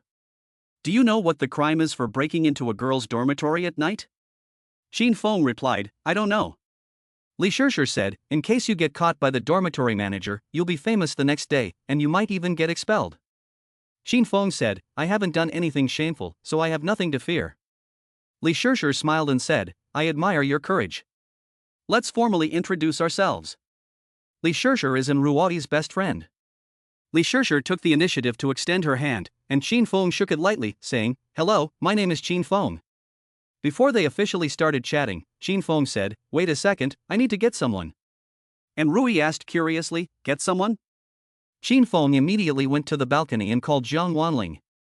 At that time, Jiang Wanling had just opened the Pandora's box that Xin Feng had given her. Jiang Wanling had prepared herself mentally in advance, and she guessed that Xin Feng's socks would stink, but she didn't expect them to stink so badly, they were literally reeking. After the phone was connected, Xin Feng asked, are you asleep? Jiang Wanling pinched her nose and said, I'm washing your socks, senior. How long have you had them? They're standing up, you're so sloppy. Xin Feng said coldly, are you complaining to the boss? Jiang Wanling said, no, the boss's orders are absolute. What do you want? Xin Feng asked, which apartment are you in? Jiang Wanling replied, female dormitory apartment 5, why? Xin Feng said, great, you go to dormitory 668 now, hurry. Jiang Wanling asked curiously, what for? To get something? Xin Feng said, don't ask questions, you'll know when you get there. Jiang Wanling said, okay, this errand will cost 50. Xin Feng said bluntly, I'll give you 100. The boss is generous. After decisively hanging up the phone, Xin Feng returned to the dormitory. And Ruei asked curiously, Xin Feng, who were you talking to on the phone? Xin Feng answered honestly, Jiang Wanling. I asked her to come over and set up a meeting. When Ruei heard Jiang Wanling's name, a strong sense of crisis grew in her heart. And Ruei couldn't help but ask, what is your relationship with her? Xin Feng replied, me and her? It's more like an employer-employee relationship. She works part-time to earn a living, and I occasionally ask her to run errands or pick up a delivery. And Ruei suddenly understood and said, I see, so when you were downstairs in the dormitory at noon, you two were. Xin Feng explained, she picked up a delivery for me, and I went to get it. It was as simple as that, but the people on Weibo just had to stir up trouble. I don't even bother to respond to them. And Ruei said happily, they are quite annoying. At this time, Li Shishir, who was standing nearby, asked, you gave Jiang Wanling a gift box at noon. What was in it? Xin Feng said, what? So curious? Li Shishir nodded and said, very curious. Xin Feng said cheerfully, I'll give each of you one some other time, okay? And Ruei said excitedly, a promise is a promise, no backing out. Xin Feng smiled and said, no regrets, I promise I won't. And Ruei said with a happy face, Xin Feng, you are really a romantic boy. Xin Feng scratched his head embarrassedly and said, romantic? Sort of. Soon, there was a knock on the door, and Jiang Wanling came. Xin Feng was preparing to surprise her. Chapter 44, it's inevitable that you'll touch mahjong when you touch hands. Jiang Wanling knocked on the door with a nervous heart, but she never expected that the first person she saw was Xin Feng. Boss? Jiang Wanling stared at Xin Feng with wide eyes. Xin Feng dragged her into the bedroom and then closed the door. Jiang Wanling was confused. What was going on? And Ruoi and Li Shishir were also very surprised when they saw Jiang Wanling. Why did Xin Feng drag her over here? Could it be that Qin Feng and she have a deeper relationship? And Ruwei couldn't help but start to daydream. Jiang Wanling's face turned red when she arrived in the unfamiliar dormitory. She asked in shock, "Senior, why are you in the women's dormitory? You're really bold." Qin Feng said with a smile, "There's a shortage of one person in Mahjong, so I asked you to come over and form a group." Jiang Wanling declined, saying, "I'm not very good at Mahjong, senior, so I'd better go back." Jiang Wanling turned to leave because she felt so embarrassed. The next second, Qin Feng said coldly, "I'll be the one playing while you keep the company." How would that not show respect to the boss? Upon hearing the words "keep the company," Jiang Wanling hurriedly asked, "Senior, is there any money to be made?" Qin Feng replied, "Of course. 5 yuan a game, no cheating." Jiang Wanling said plaintively, 5 yuan a game? That's too little. Qin Feng immediately changed his mind and said, "It's now 3 yuan. Are you coming?" Qin Feng has always only cut prices, never raised them, and Jiang Wanling knows this all too well. Jiang Wanling hurriedly said, "Come on, let's play." "What kind of mahjong? Popular mahjong or bloody battle to the end?" Qin Feng said, "Either is fine." In this way, the four of them sat down together. Jiang Wanling took the initiative to greet in Ruwei and Li Shishir. "Hello, I'm Jiang Wanling, a sophomore majoring in broadcasting and hosting in the art department. This is my first visit, so please give me some advice," Jiang Wanling said sweetly. And Ruwei smiled and welcomed her, and Li Shishir also said cheerfully, "Hello, Junior, welcome to room 668. Qin Feng urged, "Cut the small talk and let's start playing, I can't wait." Then everyone agreed on the rules and began to shuffle the cards. However, during the process of shuffling, Qin Feng's hands were not very honest, and they rubbed against the girl's hands from time to time. This made Li Shishir a little angry. "Hey, are you shuffling the cards or touching little hands?" Li Shishir questioned. Qin Feng said embarrassedly, "It's normal to rub your hands when you're shuffling mahjong, don't be so narrow-minded." And Ruoi also said to her best friend, "Yes, Shishir, Qin Feng didn't mean it, don't be too serious." Jiang Wanling said to Qin Feng, "If you want to touch my hand, there's a separate price for that." Qin Feng. Okay, the game officially begins.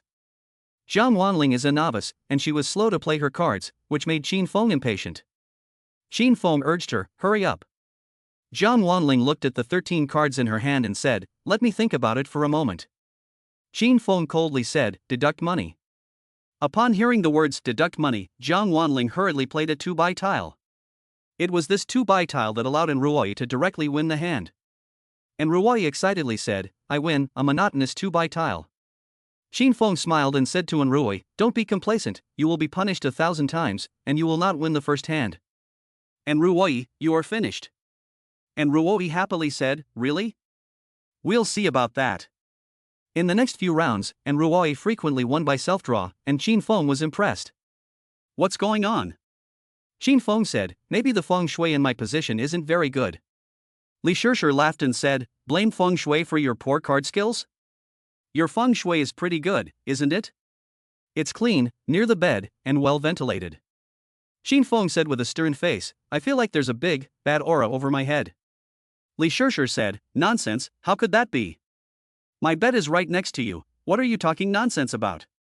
Qin Feng leaned over and suddenly noticed a clue.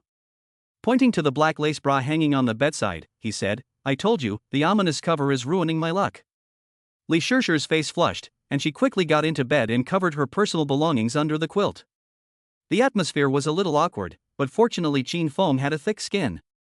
And Rui quickly changed the subject and said, "Today is the first time I've been so lucky, I want to send a tweet." Li Shishir said, "You can, but don't show Qin Feng, or it'll blow our cover." And Rui said, "Okay." And Roy immediately took a photo of the mahjong table and captioned it, "Don't go, let's play until dawn." After Rui sent the tweet, she put her phone aside. Little did she know that this tweet would immediately go viral. The comments section below was full of comments and messages. "The goddess is playing mahjong, are you short of people? Take me, I'll give you some points. Is the goddess playing mahjong in her bedroom? How happy. Wait, why is there a pair of men's hands in the photo?" Attentive netizens noticed a clue in the photo. It turned out that when Ruoi took the photo, she accidentally took Qin Feng's hand in it out of inadvertence. Now, the netizen masses are cracking up. Holy shit, Qin Feng is in the girls' dormitory?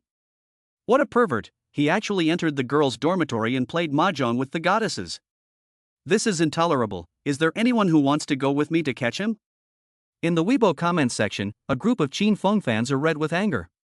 Of course, there are also some Qin Feng fans who are swiping the envious dog head emoji like crazy.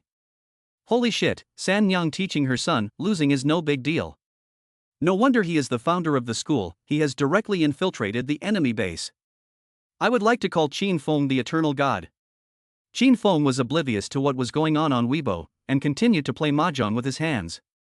During the shuffling process, Qin Feng continued to rub the back of the girl's hand as usual.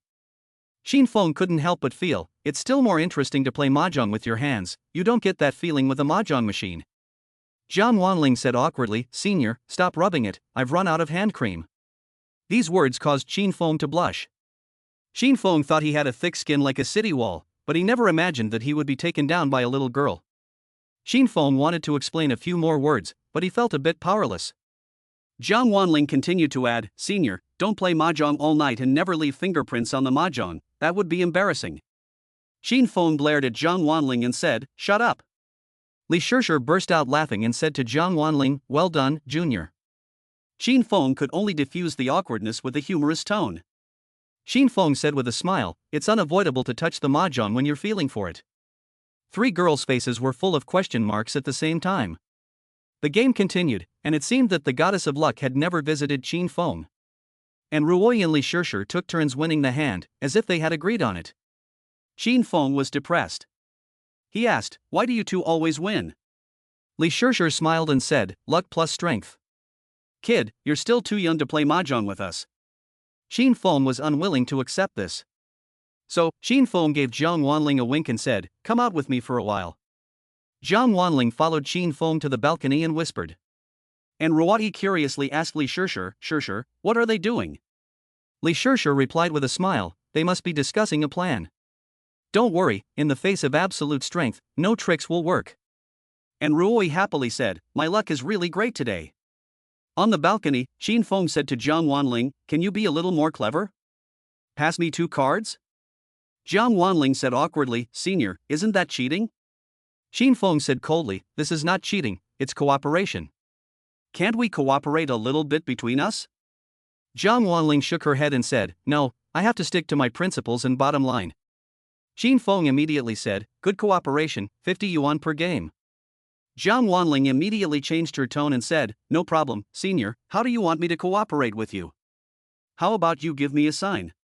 Qin Feng shook his head and said, no, a sign is too obvious. Let's cooperate under the table. Jiang Wanling asked in surprise, under the table, how do we coordinate? Underneath? Qin Feng replied, no, I'll use foot signals to pass on information to you. Jiang Wanling felt incredible. She said with a smile, Senior, you can also use foot signals, that's amazing. With that, Qin Feng and Jiang Wanling returned to their seats. Li Shishir whispered, how did the discussion go? Qin Feng pretended to be calm and said, discussion? We didn't discuss anything. Come on, let's continue. A new round began, and Ruoyi's luck remained strong. She had only played a few rounds when she started to hear the tiles. Qin Feng was still 1 tile short of a hand. Qin Feng was now in urgent need of a 2-circle tile. So, Qin Feng pinned his hopes on Jiang Wanling. Soon, it was Jiang Wanling's turn to play. Just as Jiang Wanling hesitated, she suddenly let out a cry. And Ruoyi asked with concern, what's wrong, little sister? Jiang Wanling immediately blushed and said, nothing, nothing. Under the table, at some point, Qin Feng's foot had already been extended. It was summer, and everyone was wearing slippers, so it was convenient to do things. Qin Feng used his agile toes to draw 2 circles on Jiang Wanling's calf. During this process, Jiang Wanling felt as if ants were crawling all over her heart, making her feel very confused. Jiang Wanling is a girl who is very ticklish. This is a disaster. Jiang Wanling was under tremendous pressure and played the 2-by tile. Qin Feng excitedly said, 2-by, touch. Then, Qin Feng winked at Jiang Wanling, as if to say, well done. However, what Qin Feng never expected was that this 2-by tile was actually a cannon tile. And Rui smiled and said, sorry, Qin Feng, I win. Qin Feng was dumbfounded and asked, you're bluffing with 2 buns? And Ruoyi nodded and said, yes, I'm bluffing with 2 buns. Xin Feng had made a mistake. Xin Feng couldn't help but sigh and shake his head, saying, "Alas, it seems that the god of Mahjong is not looking after me tonight." At this time, Li Shishir said, "It's no fun just playing without chips." Xin Feng heard this and said with a smile, "What? You want to get serious?" Li Shishir said, "I think we can get serious, otherwise it lacks interest." Xin Feng nodded in agreement and said, "Okay, how do you want to play? Play for money?" Li Shishir pondered while saying, "Playing for money hurts feelings, let me think about it, what would you like to order?" Xin Feng said with a laugh, "Playing mahjong with me is not about what you want, it's about what I have." Xin Feng stood up straight and said in a sonorous tone, "Apart from being handsome, I have nothing." Upon hearing this, a flock of crows flew past the 668 dormitory. Jiang Wanling couldn't help but say, "Senior, you still have to be the one to play." Xin Feng suddenly blushed, did he say something wrong? Pu Xinnan is actually quite annoying, but for some reason, and Rui just has a filter for Xin Feng. And Ruwei thinks Xin Feng is so funny. Just as everyone was discussing how to make mahjong more interesting, there was a knock on the door. Knock, knock, knock. Xin Feng's heart leapt. Who was it? Who was outside? Chapter 45, Don't make a sound, do you hear me? Someone knocked on the door outside the dormitory, and Xin Feng's heart leapt in fear. Although Xin Feng had been through countless situations, he was still very nervous at the moment. And Ruwei also nervously said, "It can't be that Swallow and her two friends have returned." Li Shishir asked loudly, "Who's knocking?" Room inspection. The voice of the dormitory manager came from outside the door, and everyone was scared. Xin Feng quickly got up and prepared to sneak away. And Ruwei grabbed Xin Feng's arm and said, "Xin Feng, this is the 6th floor, what are you going to do?" Xin Feng replied, "I'll slide down the pipe." And Ruwei said, "You're crazy. What if you slip and fall?" At this time, there was a loud knock on the door. The dormitory supervisor shouted, "Open the door quickly." In a critical moment, Li Shishir said, "Hide in the closet, quickly." So, Xin Feng, a big man, was forced to hide in the girls' closet. It was dark and smelled good in the closet. Then, and Ruoi opened the door, and the dormitory supervisor, a middle-aged woman with a big body and a short temper, walked in. The matron was a middle-aged woman, stout and with a very short temper. "What are you doing?" she said angrily. And Ruwei explained in a panic, "We were playing mahjong, sorry, auntie." The matron looked at the mahjong on the table and said coldly, "Playing mahjong, is the dormitory the place to play mahjong?" And Ruoi hurriedly apologized, "Sorry, auntie, it won't happen again, we'll put the mahjong away now." The auntie stormed angrily to the balcony, as if she was deliberately looking for something. And Ruoi's heart was pounding, and she asked in a small voice, "Auntie, what are you looking for?" The auntie replied, "I received a report from the public that a pervert has infiltrated the girls' dormitory." "Have you seen him?" And Ruoi was shocked and said, "Report? Who reported it?" The auntie glared at Ruoi with sharp eyes and said, "So you really have seen the pervert? Where is he?" And Ruoi was at a loss for words. At this critical moment, Li Shishir calmly said, "Auntie, how could a pervert be in our dormitory? The three of us were just bored in playing mahjong. From the sound of your tone, it seems like we're covering up a criminal. If you don't believe us, you can search our dormitory. It's only so big anyway. Where do you think a pervert could hide?" Upon hearing this, the auntie's tone softened slightly and she said, "I'm just thinking about your safety." The three of them took turns negotiating with the auntie, while Xin Feng hid in the dark closet and didn't dare to say a word. Xin Feng couldn't understand why he had been reported, and who had actually reported him. Xin Feng took out his phone and looked through Weibo, and suddenly understood. Xin Feng thought to himself, "I was careless." There were already hundreds of comments on Enrui's Weibo post. Everyone at the bottom had become a detective, and based on just a single photo of a hand, they had concluded that Xin Feng was in Enrui's dormitory. The comments were brilliant. This kind of pervert must be severely punished. Guys, I've already reported it to the dorm manager. I'm sure by now the pervert has been brought to justice. Rejoice, rejoice. Tomorrow, Xin Feng, the scumbag, will be expelled from school. Hurry up, I can't wait. Where's the paparazzi? Any photos from the first person's perspective? Xin Feng saw these comments and a sneer appeared at the corner of his mouth. These people really live by the sea, and they meddle in other people's business. In that case, Xin Feng must fight back against them. Xin Feng quietly opened a crack in the closet and took a blurry photo with his mobile phone. Then, Xin Feng sent a Weibo. Copy, I'm in a very narrow space, and it seems like I'm lost. Once the Weibo was sent, the netizens below it went into a frenzy. Holy shit, the son of a bitch is hiding in the closet, what a bastard. Where's the security guard? Go report him again. I hate the sight of him gloating like that. Some of Qin Feng's die-hard fans were also raising the banner of Qin Feng. Brother Feng is awesome, you did what I wanted to do but was afraid to do. The goddess's closet, oh my, just thinking about it is exciting. Brother Feng, don't be afraid, if anything happens, we will protect you. In the girls' dormitory, the matron gave Ruei and her two friends a good scolding, which lasted for almost 10 minutes. Qin Feng felt his legs go numb. Just as Qin Feng was about to give up, the matron finally retreated. Hurry up and turn off the lights and go to bed, don't play anymore, do you hear me? The matron said coldly. And Ruei said, okay, auntie, we'll turn off the lights and go to bed right away. The grumpy matron finally went offline. The three girls all let out a sigh of relief. And Ruei hurriedly opened the closet and anxiously said, Qin Feng, come out quickly, your aunt is gone. Qin Feng said embarrassedly, my legs are numb, give me a hand. And Ruei and Zhang Wanling each grabbed one hand and pulled Qin Feng out of the closet. Inadvertently, Qin Feng also brought some personal items out of the closet. Qin Feng was seen hanging a ribbon-like personal item around his neck. Li Shishir couldn't help blushing when she saw it. It was her new invisible underwear. Li Shishir was quick-witted and quickly removed the small piece of cloth from Qin Feng's neck. Qin Feng curiously asked, what is it? Li Shishir pretended to be calm and said, nothing, let's continue. Everyone sat back down. However, after the accident, and Ruei was no longer in a good mood. And Ruei said, that's strange, why would someone report it? Qin Feng looked at the simple Zhang Wanling, and Zhang Wanling immediately raised his hand and said, reporting to the boss, it definitely wasn't me, I am absolutely loyal to you. Li Shishir said, it definitely wasn't me either. Then the three of them looked at Qin Feng. Qin Feng said awkwardly, I wouldn't blow my own whistle, would I be stupid? At this time, Li Shishir said to Enrui, did you expose it by tweeting?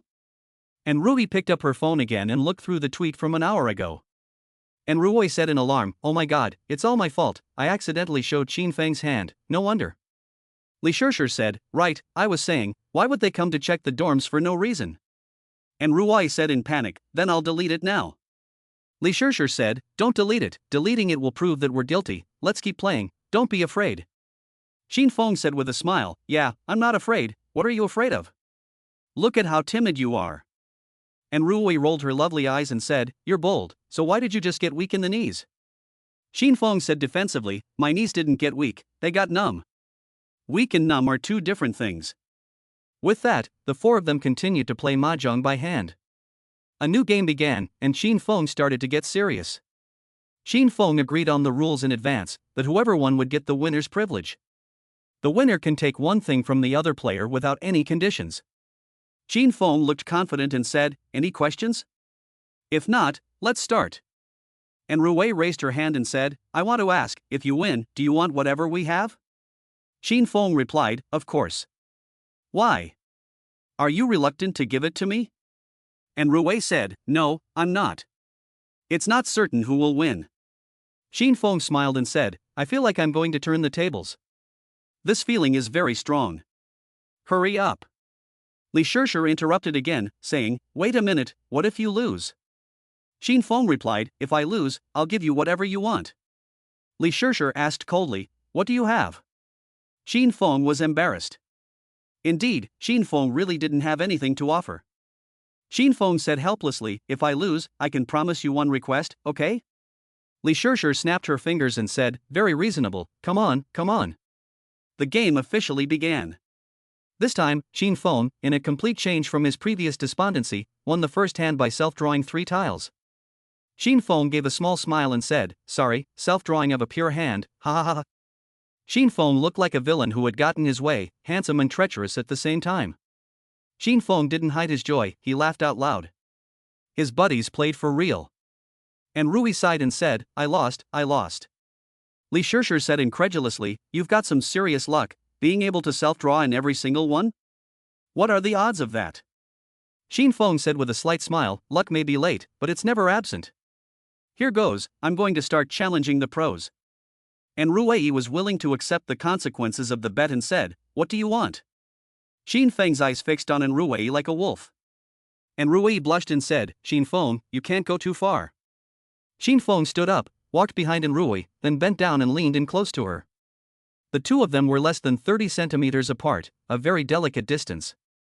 Jiang Wanling's eyes widened, her mouth pressed shut over her fingers, and her heartbeat suddenly quickened. Obviously, Jiang Wanling was substituting herself into the role of Ruoi. And Ruoi also felt Xin Feng's magnetic field, and her entire body became flushed, and her breathing became rapid. Li Shishir saw this and was ready to defend herself against a mugger. If Xin Feng made any rogue move, Li Shishir would hit him over the head with a baseball bat. Xin Feng slowly approached Ruwei, his nose touching her fragrant shoulders. And Ruwei nervously closed her eyes, looking like she was ready to be picked. However, the next second, Xin Feng asked, you smell really good, what shower gel do you use? And Ruwei opened her eyes and said awkwardly, what? What did you say, Xin Feng? Xin Feng immediately went to the bathroom, took out a large bottle of shower gel, and said, okay, this is it, my trophy for this round. And Ruwei let out a long sigh of relief, thinking, so he wanted the shower gel. What a shock! Li Shishir put down the baseball bat and said with a smile, come on, continue. The new game began, and Xin Feng was possessed by the god of Mahjong, frequently self-drawing. Sorry, 7 pairs and self-draw. Sorry, self-draw with a pong. Ugh, too much luck, another pure hand. In the end, Xin Feng played another hand of Guoshir Wushuang, completely overwhelming the other 3. Guoshir Wushuang, also commonly known as 13 orphans, has a probability of only 0.043% of being able to be won. Li Shishir said in shock, you can self-draw with this? You've got to be kidding. And Ruwei was stunned and said, this is the first time I've seen someone self-draw a 13 or wild hand. Xin Feng, you're amazing. Jiang Wanling admired and said, Senior, are you playing mahjong with your life expectancy? Xin Feng said excitedly, alas, invincibility is so lonely. At this time, Xin Feng's spoils of war had already piled up like a mountain. Body wash, laundry detergent, wash basins, hangers, toothpaste, toilet paper, toner, facial cleanser. Li Shishir couldn't help but complain, you came to our dormitory to stock up? Xin Feng smiled and said, stop it, I really lack these things, I use my roommate's toothpaste, all secretly. And Ruwei said, Xin Feng, you were so pitiful, I still have a box of toothpaste here, you can take it all. Xin Feng said gratefully, thank you. Just as Xin Feng was feeling complacent and preparing to restock, the knock on the door sounded again. This time, the dormitory manager came directly with the security guard. Open the door, open the door. This time, the voice outside the door was a man's, and Li Shishir immediately realized the seriousness of the situation. Li Shishir hurriedly said, hurry up and go to bed and pretend to be asleep, I'll go answer the door. And Ruwei hurriedly climbed into bed, and Jiang Wanling also hurriedly climbed into bed to take cover for a while. Xin Feng was in an awkward situation. He said anxiously, which bed should I go to? Li Shishir said, you go to Ruwei's bed, hurry. Xin Feng said with hesitation, isn't this a bit inappropriate? Li Shishir said, if you don't want to be expelled from school, don't be a drag and get into bed quickly. Xin Feng was ecstatic inside, stop talking, this is really exciting. The girls' dormitory has beds and desks, and each bed is equipped with a bed curtain. Xin Feng quickly climbed into Ruwei's small bed, which was 1.5 meters wide.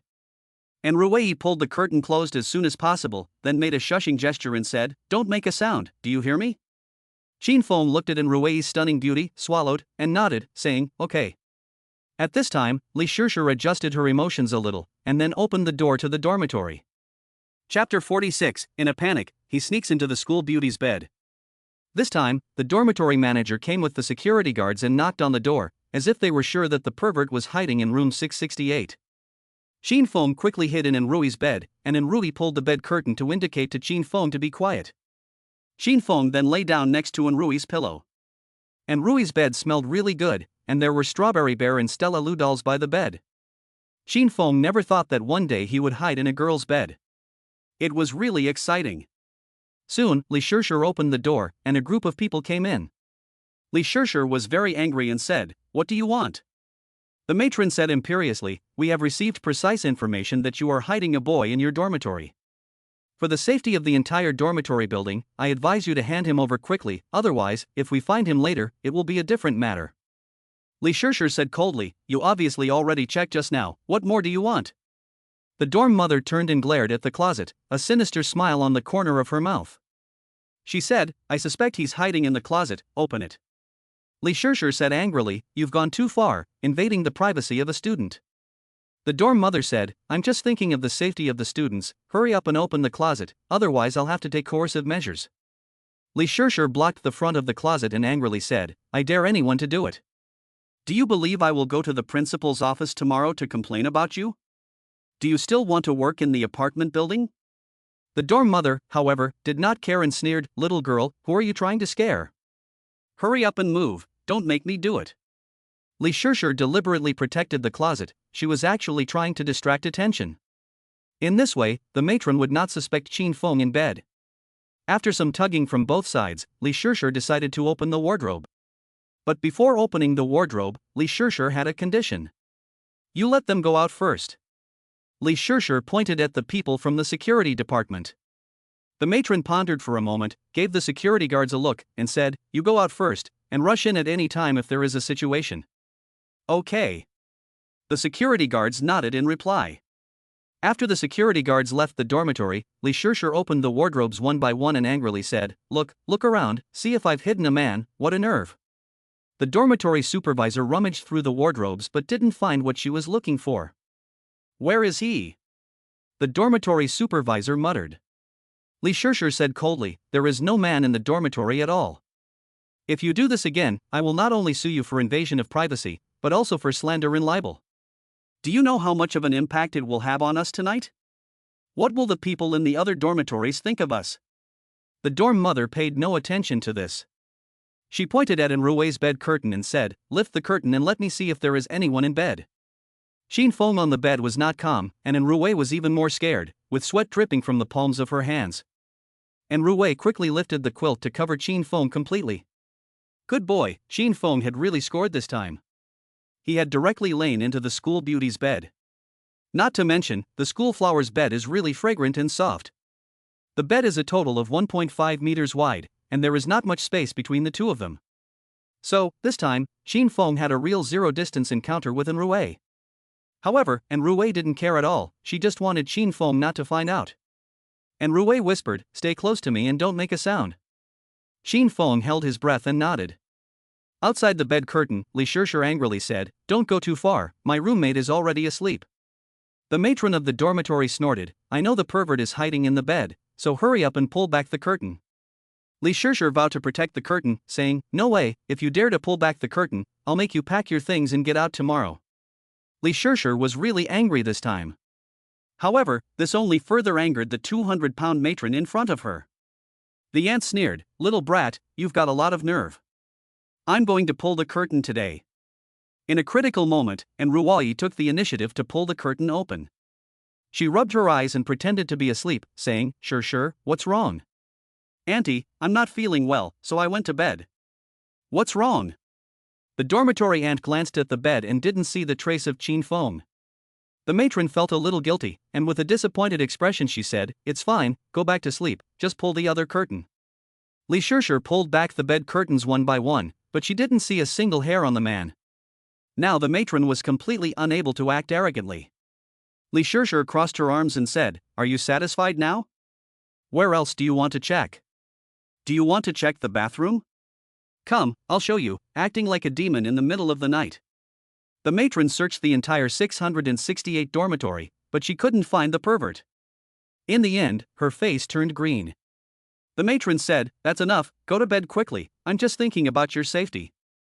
Li Shishir said with a smile, thank you, take care, goodbye. Qin Feng was hiding under the covers, and she must not dare to move, she was about to suffocate. Just when the crisis was about to be lifted, Qin Feng suddenly felt her nose tickle, as if a strand of hair had accidentally floated into Qin Feng's nose. Qin Feng couldn't help but sneeze. It was this sneeze that made the female dormitory manager return once again. Come, pull the curtain back again, hurry. The female dormitory manager said with angry eyes. Li Shishir could not stand it anymore and directly took out her phone to make a call. Li Shishir called her father and pretended to cry, saying, "Dad, I'm being bullied at school." Upon hearing this, Li's father immediately asked, "What's wrong, my dear? Who's bullying you? I'll take care of it for you." Li Shishir cried and said, "The dorm manager of our dormitory building checks the rooms late at night and makes trouble, saying that there are men in our dormitory. Not only does he rummage through our closets, he also pulls back the curtains of our beds. Dad, I'm scared." Upon hearing this, Li's father was enraged. He said, "Give me the phone to the dorm manager." Li Shishir glared at the dorm manager and then handed her the phone. The dorm manager had an arrogant expression on her face and said, "Hey, this parent, please don't interfere with my work." Li's father angrily said, "Now please leave my daughter's dormitory immediately, or I will call the police. As the dormitory manager, you have the right to check the students' rooms, but you cannot violate their privacy."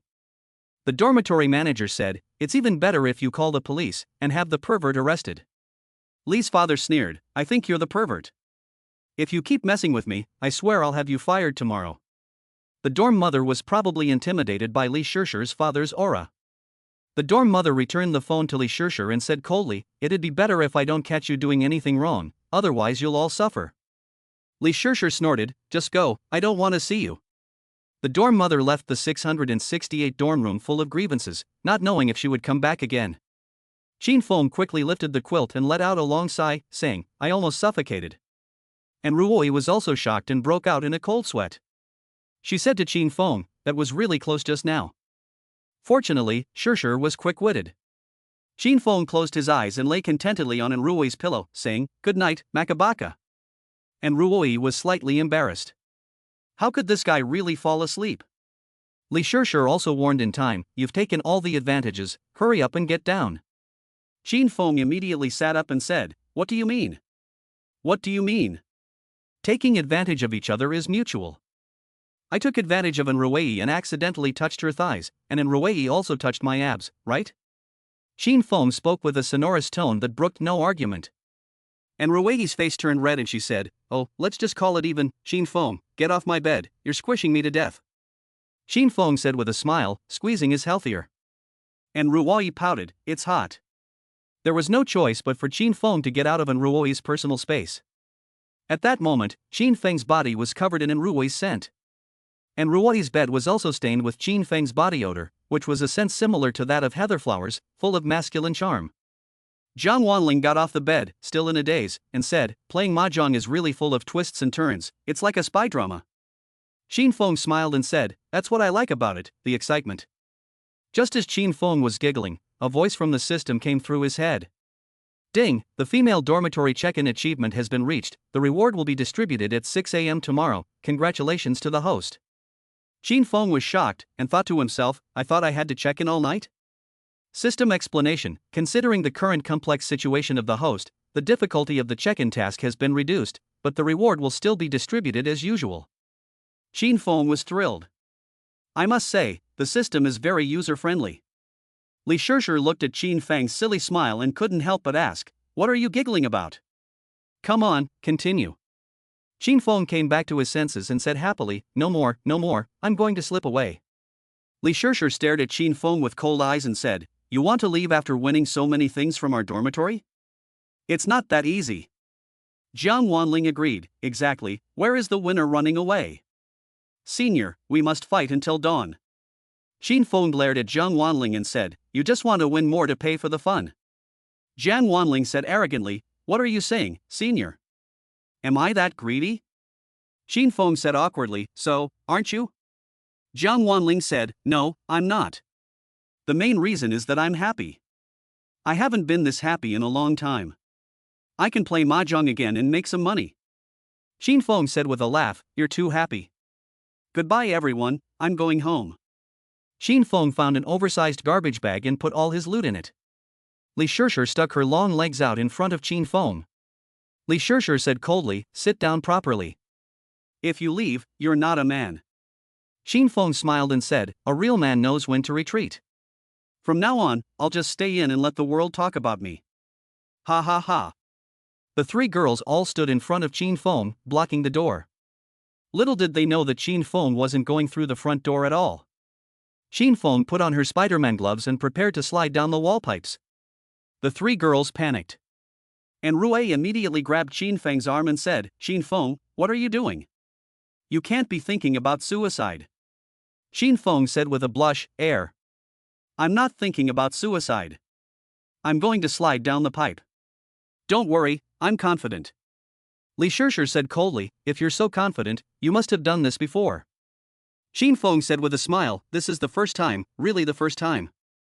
Li Shishir pointed at Qin Feng and said, I seriously suspect that you were a thief before, otherwise how could you climb walls and roofs? Qin Feng said immediately, don't falsely accuse me, I'm not a thief. Li Shishir asked, then what are you? Qin Feng replied, I am a thief of the great thief. Li Shishir coldly said, I think you are a thief of the flower thief. Qin Feng didn't want to argue with Li Shishir. This little woman was like a thorny rose, always trying to go against Qin Feng.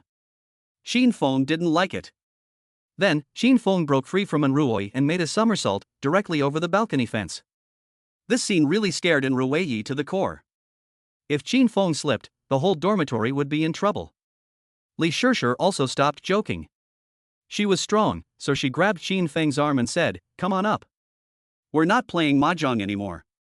We'll figure out how to get you back tomorrow. Qin Feng frowned and said, tomorrow? How? Do you want me to wear women's clothes? No way, absolutely not. Li Shishir said, you hurry back, it's too dangerous out there. Qin Feng said, it's dangerous for you to hold my hand. Li Shishir wouldn't let go, no matter how Qin Feng threatened her. There was nothing Qin Feng could do but use his mouth. Qin Feng immediately aimed at Li Shishir's fair arm and took a bite. Li Shishir was stunned, and she immediately let go of his hand, saying, you're a dog.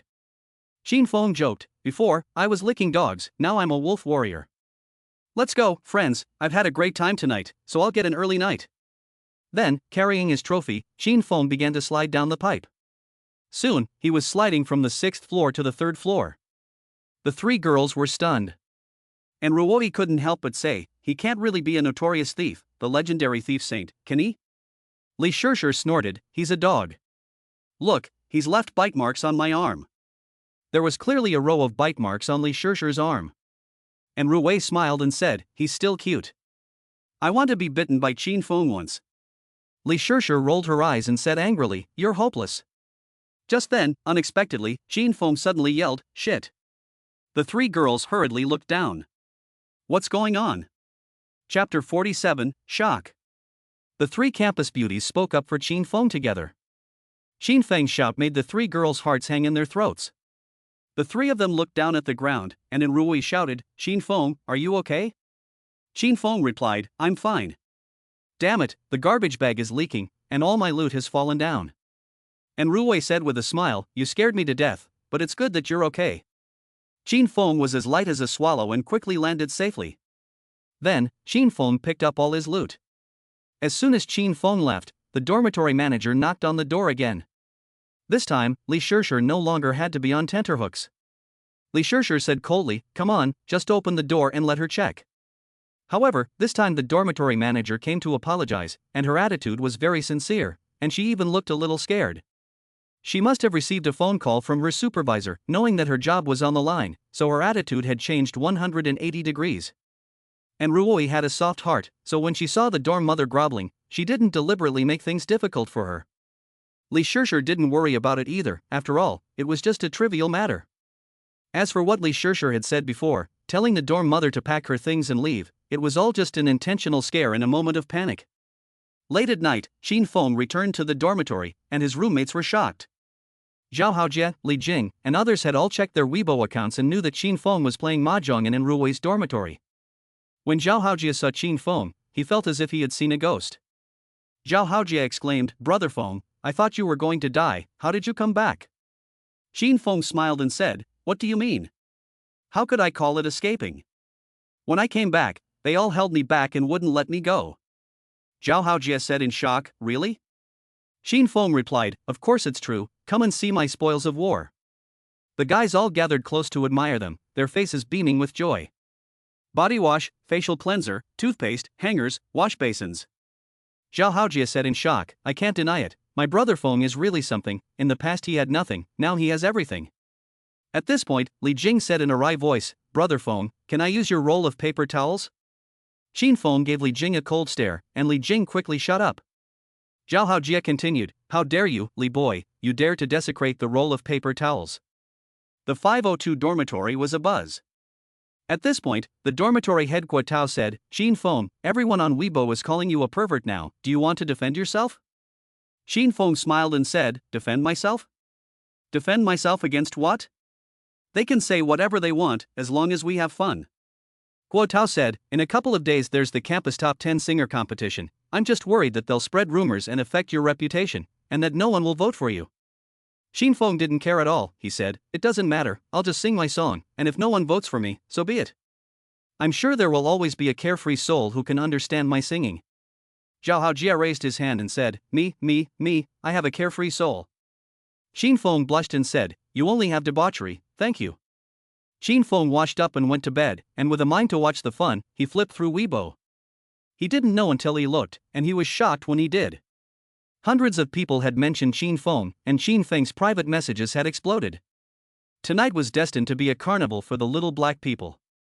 And Rui's Weibo post was still continuing to ferment. There are already thousands of comments. Waiting for a result online, did that scumbag Qin Feng get caught? Brothers, I've already called the school security department, and I think Qin Feng has been brought to justice. Yes, this kind of scum deserves to go to the pig cage. What a jerk, taking advantage of his wealth to do whatever he wants, cheating for money, sex, and affection. Qin Feng couldn't help but laugh when he saw all the abuse. These little black guys are really interesting. Qin Feng played mahjong for 3 hours, and they cursed for 3 hours. They really have perseverance. Since that was the case, Qin Feng decided to throw salt into their wounds. Qin Feng decisively took a full picture of the spoils, which he then sent to Weibo. Weibo caption, "Sorry, take them all." Not long after the Weibo was sent, the comment section was flooded with little black fans. They were ravenous, venting their inner anger and dissatisfaction. What's going on? Shouldn't he be writing a reflection in the police station? Why is he still tweeting? It seems that he hasn't been caught yet. This pervert is really getting on my nerves. Did he steal all this from the goddess's bedroom? What a beast, he didn't even spare the goddess's toilet paper. Just as everyone was raging against Qin Feng, and Rui suddenly retweeted Qin Feng's tweet, with the comment, "Humph, win and run." Now the truth is clear, and the haters have collectively broken their defenses. This is a real hammer, isn't it? Qin Feng really infiltrated the girls' dormitory to play mahjong. Oh, God, why are you doing this to me? Report, keep reporting, where is justice? Where is justice? Subsequently, Li Shishir also retweeted the post, with the caption, "Are you guys okay?" Li Shishir's subtext is, "Are you guys okay? If you're fine, go to sleep. Bothering people all day long, isn't it annoying?" The black fans broke through the defense again. Unexpectedly, Li Shishir, and Rui's guardian angel, was taken down. What magic did he use? I admit that he is a bit handsome and has a bit of money in his pocket, but is that a reason for him to do whatever he wants? Buddy upstairs, I think so. However, it's not over yet. Another 3 minutes later, Zhang Wanling also retweeted Qin Feng's tweet. Zhang Wanling's tweet text was, "I'm just a matchmaker, bitter smiley face." This time, the black fans were collectively silent. Because no matter how powerful the keyboard, they could not type out their inner sadness. What's the point of playing anymore? There were 4 people playing mahjong, and 3 of them were school beauties, and the 3 school beauties collectively spoke up for Qin Feng. What kind of status was this? In room 502, Zhao Haojie and Li Jing were brushing up on their Weibo accounts when they jumped straight out of bed. Zhao Haojie excitedly hammered on the bed frame, shouting, "Well done, goddess, you should have hit those little black kids hard in the face, and made their faces crooked." Li Jing also said, "Wow, I want to retweet it too, what should I do?" Zhao Haojie said, "If you retweet, you may be attacked." Li Jing was fearless and said, "It doesn't matter. As Feng's bodyguard, I must be brave and ready to die. I won't sleep tonight, I'm going to fight with them." Qin Feng looked at these 2 idiots and was quite moved. Qin Feng yawned and said, "You 2 take your time to sort things out, I'm going to sleep. By the way, Li Jing, don't touch my toilet paper, got it?" Li Jing laughed and said, "Don't worry, brother Feng, go to sleep." Early the next morning, while Qin Feng was still asleep, the system awarded him the female dormitory attendance bonus. The system implanted 100 Chinese golden oldies into Qin Feng's mind. Qin Feng hummed and sang in his sleep, having a blast. When he woke up, it was already 11 a.m. Zhao Haojie and the others were still sound asleep. Qin Feng got out of bed and opened the unopened magical guitar. At this moment, Qin Feng felt that he had musical cells all over his body, eager to be developed. Chapter 48, the top 10 singers on campus audition, and Qin Feng is on stage. Qin Feng took out the mysterious guitar that the system had rewarded him with. The moment Qin Feng touched the guitar, it was as if he was touching the warm cheeks of a young girl. This guitar is simply too beautiful. As a deep-feeling ancestor, how could Qin Feng not know how to play the guitar? Qin Feng immediately plucked the strings and sang a classic old Cantonese song, Half Moon Serenade. Qin Feng's voice is very magnetic, and he practiced it all night in his dreams. Therefore, the talent of singing is now precisely in Qin Feng's grasp. A song of Half Moon Serenade woke up everyone in the dormitory. Zhao Haojie said dazedly, "Brother Feng, practicing a song? It's so beautiful." Li Jing said in shock, "Brother Feng can also play the guitar? It's really a revelation." Qin Feng took a sip of water to moisten his throat and said, "Let's go, we're going to the audition." Qin Feng said go and go, without even washing up, he was so confident. Zhao Haojie and Li Jing were both dumbfounded. "Brother Feng, wait for me, let me put on some pants." The campus's top 10 singer competition had the audition set up at the entrance to the cafeteria, and the judges were all students from the student council. After all, it was an audition, so it was pretty normal. Qin Feng carried his guitar to the audition site, and he was able to grab some lunch on the way. The sun was shining brightly at noon, and the temperature had soared to over 30 degrees Celsius. Cool short skirts could be seen everywhere on campus, and it had to be said that university life was really great. On the way, many people recognized Qin Feng and walked around him. Qin Feng guessed that they must be the same group of people he had seen on Weibo. Online, they were loud and aggressive, but in reality, they were mostly submissive. Some girls were even gossiping about Qin Feng behind his back. "I heard that he sneaked into the girls' dormitory last night. How scary, what a pervert. Yes, I'm really worried that he will break into our dormitory and do something dirty to me. How disgusting and vulgar, how could Binhai College produce such a sex maniac?" Qin Feng didn't bother to argue with them. However, Zhao Haojie and Li Jing couldn't stand it. The two immediately ran up to the small group of 3 women. Zhao Haojie said coldly, "You're being a little narcissistic, aren't you? I wouldn't even look at a woman like you, and do you really think that Brother Feng would go into your dormitory?" Li Jing said loudly, "Exactly, you put on so much foundation that you look like a ghost, and you don't even know how ugly you are." Zhao Haojie and Li Jing struck back hard, and the 3 gossiping women immediately blushed. "Where did you come from, dog licker? Why are you pointing your finger at the 3 of us beautiful girls?" the leading older sister angrily asked. Zhao Haojie replied, "I am the deeply affectionate ancestral master's blade-wielding bodyguard. You spoke rudely, so I must educate you." Li Jing said, "Yes, if people don't offend me, I won't offend them.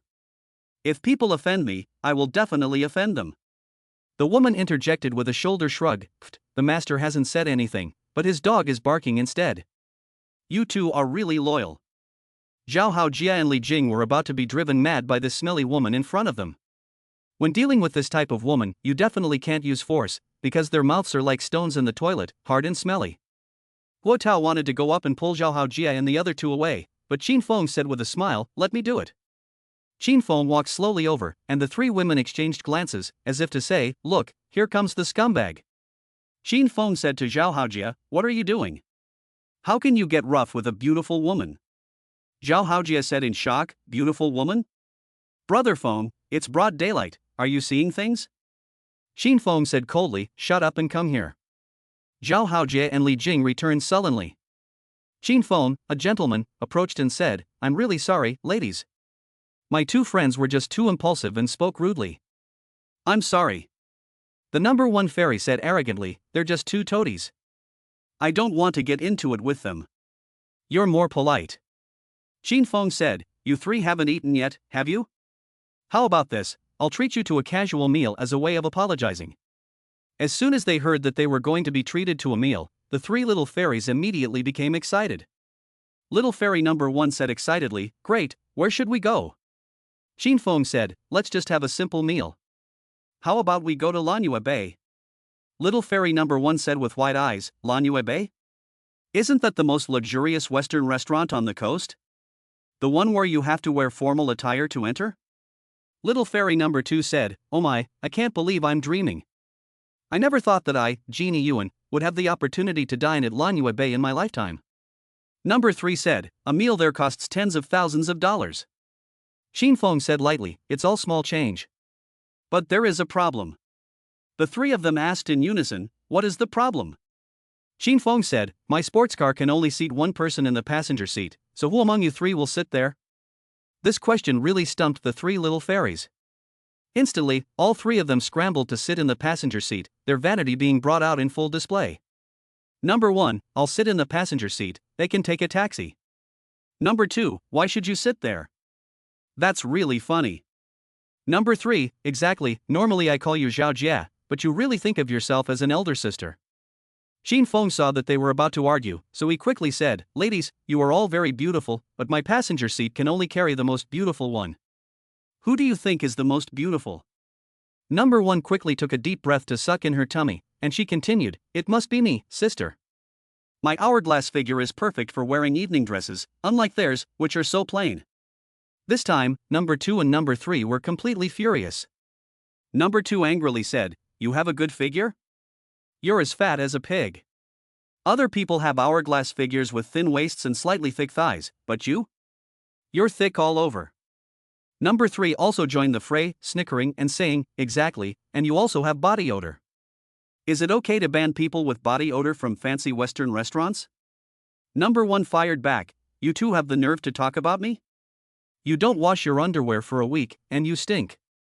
If it weren't for the free cosmetics, I wouldn't even walk with you. Next, the three of them started to reveal each other's secrets, and the conversation was quite exciting. Zhao Haojie and Li Jing were shocked. They had never imagined that these girls were so hypocritical. 3 minutes ago, they were still holding hands and were like sisters, but 3 minutes later, they started tearing each other apart. It was wonderful, just wonderful. Soon, the quarrel escalated and the three of them started fighting.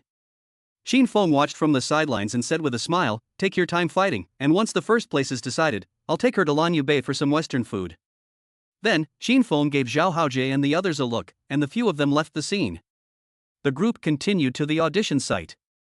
Zhao Haojie exclaimed, Brother Feng, the trick of sowing discord that you just used was awesome, it made the enemy collapse without a fight.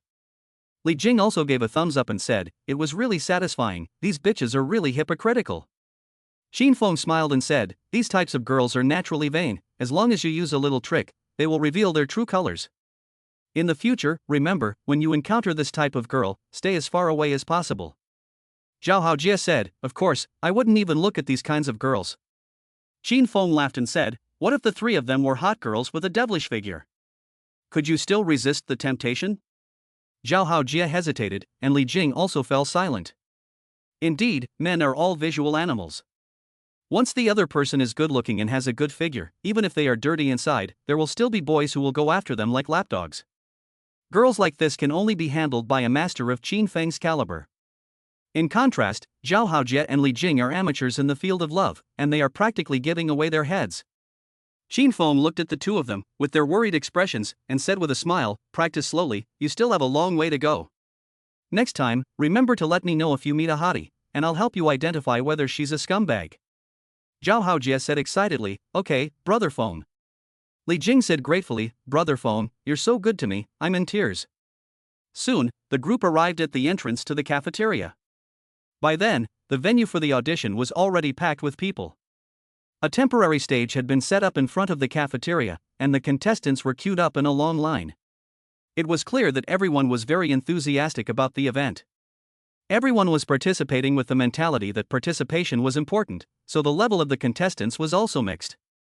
Some were so out of key that they were running off the rails, but they still bravely picked up the microphone and showed off their singing voice. Xin Feng couldn't help but say to Li Jing, Li Zi, why don't you come and sing a song? Li Jing hurriedly said, I'd better not. While others sing for money, I sing for my life. Soon, Qin Feng's arrival attracted the attention of the organizers. The top 10 singers competition is considered a relatively important competition at the school, and it is jointly organized by the Student Union and the Student Association. Xin Feng is now considered a big celebrity at school, and there are almost as many people who hate him as there are people who like him. So, the organizers were very happy that Xin Feng was willing to participate. In no time, Xin Feng heard his name being called over the loudspeaker. Contestant 066, Xin Feng, please come to the stage and sing. The host said. Xin Feng was a little surprised. It was obviously not yet his turn. Zhao Haojia nudged Xin Feng and said, Brother Feng, go quickly, sing quickly, and eat after you sing, haha. In this way, Xin Feng was arranged to go on stage early.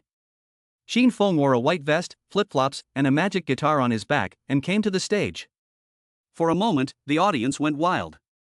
Holy shit, is this the scumbag who broke into the girls' dormitory last night? He is our role model, entering and leaving the girls' dormitory like he owns the place, and even stole the goddess's toilet paper. Because of him, the girls' dormitories are now installing anti-theft windows, haha, I'm dying of laughter. Yes, it's fine to install security windows on the first, second and third floors, but also on the sixth floor. I have to say, Xin Feng has made outstanding contributions to the cause of anti-theft and anti-wolf. For this reason alone, I support him. Xin Feng, come on, while the school beauty is not here, I'll confess my love for you. I like you, and I like your Ferrari. The boys and girls were talking about it, and the atmosphere was very lively. Xin Feng briefly introduced himself, and then began to prepare to sing. What song should I sing?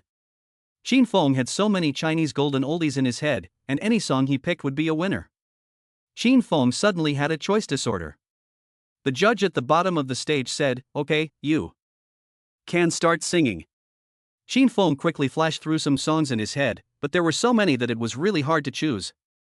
While Xin Feng was in a daze, the students below, who were just watching the fun, were already rolling their eyes to the sky. He can't be bad, right? He's carrying a guitar and pretending to be cool. He's probably just nervous, which is normal. Everyone, don't laugh, let me laugh first, haha. Guys, it's just nerves getting the better of you on stage. It's possible he's pulled his trousers down. Do you really need to laugh at someone else? Really, hahaha. Quick, record his embarrassing appearance and post it on Weibo. Quick, post it, let's all mention the school beauty. Everyone couldn't wait to see Xin Feng fail. But Xin Feng was afraid he would disappoint them, because he had already decided what he wanted to sing. Chapter 49, a touching rendition of My Classmate that moved the entire audience. Xin Feng was going to sing My Classmate by Lao Lang, a very nostalgic song. Every time Xin Feng went to a karaoke bar before, he would order this song. Offstage, Zhao Haojia, Li Jing and the others were all very nervous. They shouted together, "Go, Brother Feng!" The onlookers became more and more excited, and some were even heckling. He's not going to sing it, is he? The school beauty is not here, so they can't sing, can they? Ha ha ha ha. Get off the stage. Get off the stage. Facing the heckling of the crowd, Xin Feng was not affected at all. Soon, Xin Feng got in the mood and began to strum the guitar and sing along. Will you be sounding tomorrow? The diary you wrote yesterday. Will you still be thinking tomorrow? Of the one who used to cry the most. As soon as the prelude to My Classmate at the front of the desk started, the noise from the audience instantly disappeared. There are 3 reasons for this. Firstly, the song has a moving melody and beautiful lyrics that can evoke memories of high school. Secondly, Xin Feng's voice is very magnetic, as if kissed by an angel. And thirdly, the magical guitar can give an invisible sense of power. In today's world, most music is fast food style, and very few pieces can touch people's hearts and make them unforgettable. Xin Feng's song hits people's hearts and leaves a deep impression.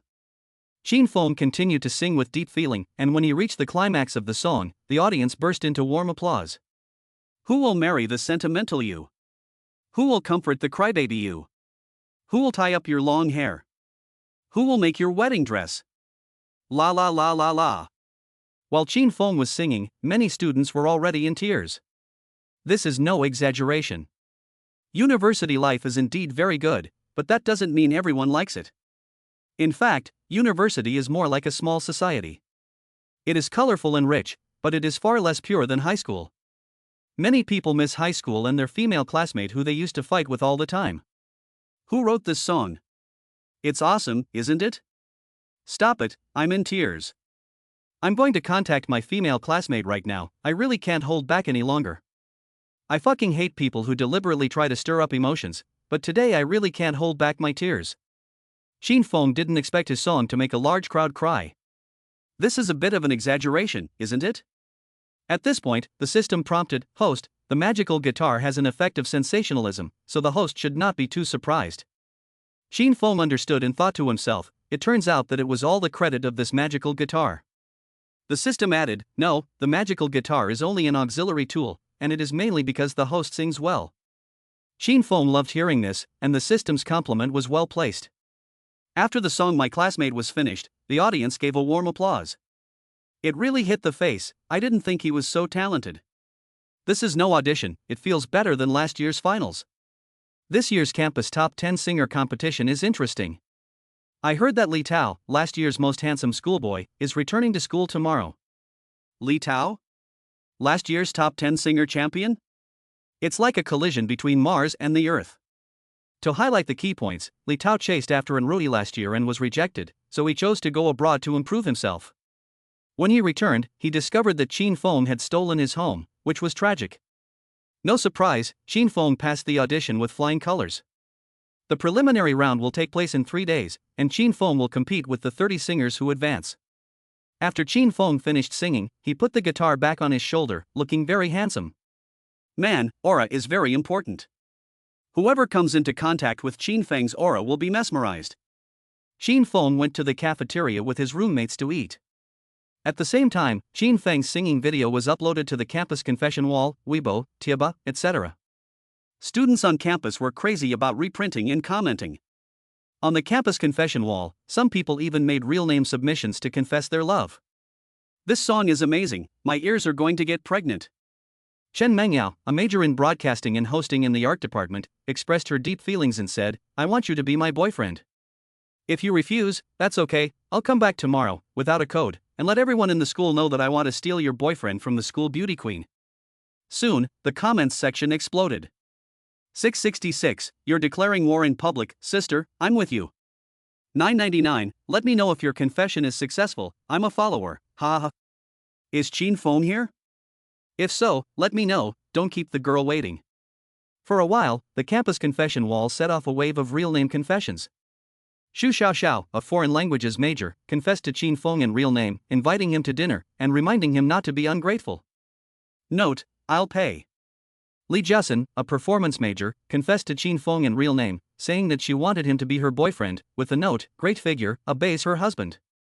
Zhao Wanwan, an economics major, confessed to Xin Feng in real name, saying that she wanted to be his girlfriend, with the note, "Black silk or white silk or an Audi RS, you can pick whatever you like, as long as you can let me be your girlfriend." Boy, the confession wall is getting more and more voluminous, which shows how competitive the girls are. The comments section is even a large-scale dog abuse scene, with every girl who confessed posting their own beautiful photos. The haters have broken through the defenses once again. "Oh, dear God, why do you like him the more he's a scumbag? How are pure love warriors like us supposed to survive? Where is Xin Feng? Come out and declare your position. What's the point of leaving the girls hanging? Stop barking, man, I think I see my girlfriend coming to profess her love. Holy shit, man, you're so green, no, it's tragic." Within the time it took Xin Feng to finish his meal, dozens of girls had hung up their declarations on the confession wall. It was truly incredible. On the other side of the wall, in Enrui's dorm room, she had just got up and finished washing up. Last night, she had a long chat with her best friend Li Shishir, talking the whole night through. That was why she had slept in today. But it was this sleep-in that made her miss the chance to see Xin Feng's audition live. By the time Enrui realized something was wrong, it was already too late. Enrui looked at the microblogging confession wall, which was full of real-name confessions, and was stunned. What's going on? Why did so many people confess their love to Xin Feng? Enrui said in shock. Li Shishir also just picked up her phone and hurriedly clicked on the singing video taken by a passerby. After the song My Classmate finished playing, Li Shishir was stunned. Li Shishir exclaimed, "Is this guy Xin Feng?" Enrui replied, "It must be him, you can tell by his hairstyle, no one else is as carefree as he is." Li Shishir listened again and couldn't help but praise him again and again, "This song is just amazing. This guy has a story to tell just by listening to him." Enrui admired and said, "But the song he sang really has a lot of feeling and is really nice to listen to." Li Shishir asked with a smile, "What? Do you also miss your high school male classmate?" And Ruwei replied, don't be silly, my high school classmates for 3 years were all girls. Li Shishir then saw the confession posts from girls in various majors. Oh my, they're so desperate, I can't believe someone confessed and agreed to pay for 3 years' phone bills. Li Shishir laughed. And Ruwei was under a lot of pressure. She said anxiously, oh no, I shouldn't have slept in, I missed the audition for Qin Fengmai. If only I had been there. Li Shishir sighed and said, that's just fate. You never sleep in, but you stayed up all night chatting with me last night. And Ruwei said, what do we do now? There are so many more competitors out of nowhere. Li Shishir said, if they're going for it, you should too. Who can't talk a good game? If it really doesn't work out, I'll make some sacrifices. And Ruwei asked, what do you mean? Li Shishir said with a smile, you should also confess in real life, and say that whoever agrees to confess will get a bestie. For your happiness, I don't mind suffering a little. And Ruwei knew Li Shishir was joking, so she hurriedly said, oh, Shishir, don't tease me. The more Ruwei thought about it, the more depressed she became. She was really sad now. Li Shishir saw her melancholy expression and comforted her, saying, don't be sad. This is just the preliminary round, and there's still the final. Wouldn't it be better if we went to the final and show our support? And Ruwei asked, what if Qin Feng gets taken by someone else? Li Shishir smiled and replied, remember, anything that can be taken easily is not a high-quality product. This is also a test for him. And Ruwei nodded and said, okay, so what should we do now? Li Shishir said, of course we should go eat. Maybe we'll run into him in the cafeteria. And Ruwei said anxiously, so what are we waiting for? Let's go, hurry up, quick. And Ruwei changed her clothes and hurriedly led her best friend to the cafeteria. The sun was blazing today, and the temperature had soared to 35 degrees Celsius. Li Shishir wore hot shorts that exposed her long, slender legs to the sun. There's nothing you can do about it. Girls with great figures can do whatever they want. And Romy was also wearing a short skirt. Her figure was not much different from Li Shishir's, and it was even more exaggerated. On the way, and Romy kept urging her to hurry up. Li Shishir said, slow down, don't you get tired running with that big cup? And Romy was speechless. Her best friend drove all the time. And Romy glared at Li Shishir and said, I'm not tired at all. Hurry up, or Qin Feng will finish eating lunch. And Ruwei and her friend had already run to the cafeteria as fast as they could, but they still arrived too late. Qin Feng had already finished eating and was licking his plate clean. After finishing eating, Qin Feng didn't go back to the dormitory, but instead took his 3 roommates with him to the school swimming pool to cool off. Summer had arrived, and taking a dip in the pool was a very enjoyable thing to do. However, Li Jing and Zhao Haojie couldn't swim at all. The 4 of them arrived at the entrance to the swimming pool. Zhao Haojie said awkwardly, Brother Feng, I can't swim, I only know how to drink water. Li Jing also said, Brother Feng, why don't you go by yourself, I want to go back to the dormitory and lie down. Qin Feng said with a blush, lying down in the dormitory, can you lie down and get a girlfriend? Li Jing and Zhao Haojie shook their heads repeatedly. Qin Feng said, the swimming pool is full of beautiful women in bikinis, what if you get hit on? What if someone wants to add you on WeChat? Then fate will come. Zhao Haojie and Li Jing's eyes immediately lit up. So, Qin Feng and the others went to the swimming pool. None of them had brought swimming trunks, so they all bought a new pair of swimming trunks on the spot. When they changed into their swimsuits, the difference between the men was clear at a glance. Zhao Haojie exclaimed, damn, Feng Go, where did you get those abs? Qin Feng replied, I had them before, what's the problem? Zhao Haojie was shocked and said, you secretly trained your abs while we were drinking beer? And you have 6-packs? Qin Feng laughed and said, life is about movement, so get moving, young man. Qin Feng couldn't wait to get to the swimming area. There were no old people here, just beautiful young women in swimsuits. Regardless of their appearance, the girls did have great figures. Qin Feng couldn't help but rush over, then dive into the pool and enjoy the cool water. At that moment, the girls in the pool all turned to look at Qin Feng.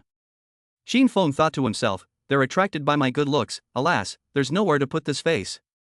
However, the next second, the pool management auntie shouted at Qin Feng, what are you doing? Why are you in the women's pool? Qin Feng was embarrassed, and he asked with a dumbfounded face, women's pool? Do swimming pools still have separate men's and women's pools? The pool attendant snapped, nonsense, of course it's divided. Your men's pool is next to it, so get out quickly, or I'll consider you a pervert. Xin Feng couldn't help blushing, this was a whole lot of trouble. Xin Feng quickly got out of the pool and apologized, I'm sorry, I didn't know the rules. The pool attendant glanced at Xin Feng's figure and said coldly, I'll let you off this time, but don't do it again. Xin Feng smiled and said, okay, thank you, auntie. Just as Xin Feng was about to change positions, a voice suddenly came from his ear. Senior, what a coincidence, we meet again. Xin Feng turned his head and saw Jiang Wanling, who was wearing an orange short-sleeved shirt. Xin Feng smiled and said, you're swimming too? Jiang Wanling explained, no, I'm a part-time lifeguard. Xin Feng asked in surprise, part-time lifeguard? You? Jiang Wanling smiled and said, yes, so what? I have a certificate, I am a certified lifeguard. Xin Feng was stunned, and he asked, so have you saved anyone? Jiang Wanling shook her head repeatedly and said, no.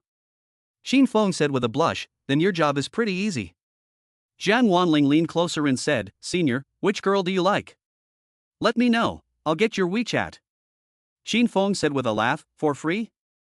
Jiang Wanling said, 10 yuan each, isn't that a good deal? Xin Feng said, forget it, it's not necessary.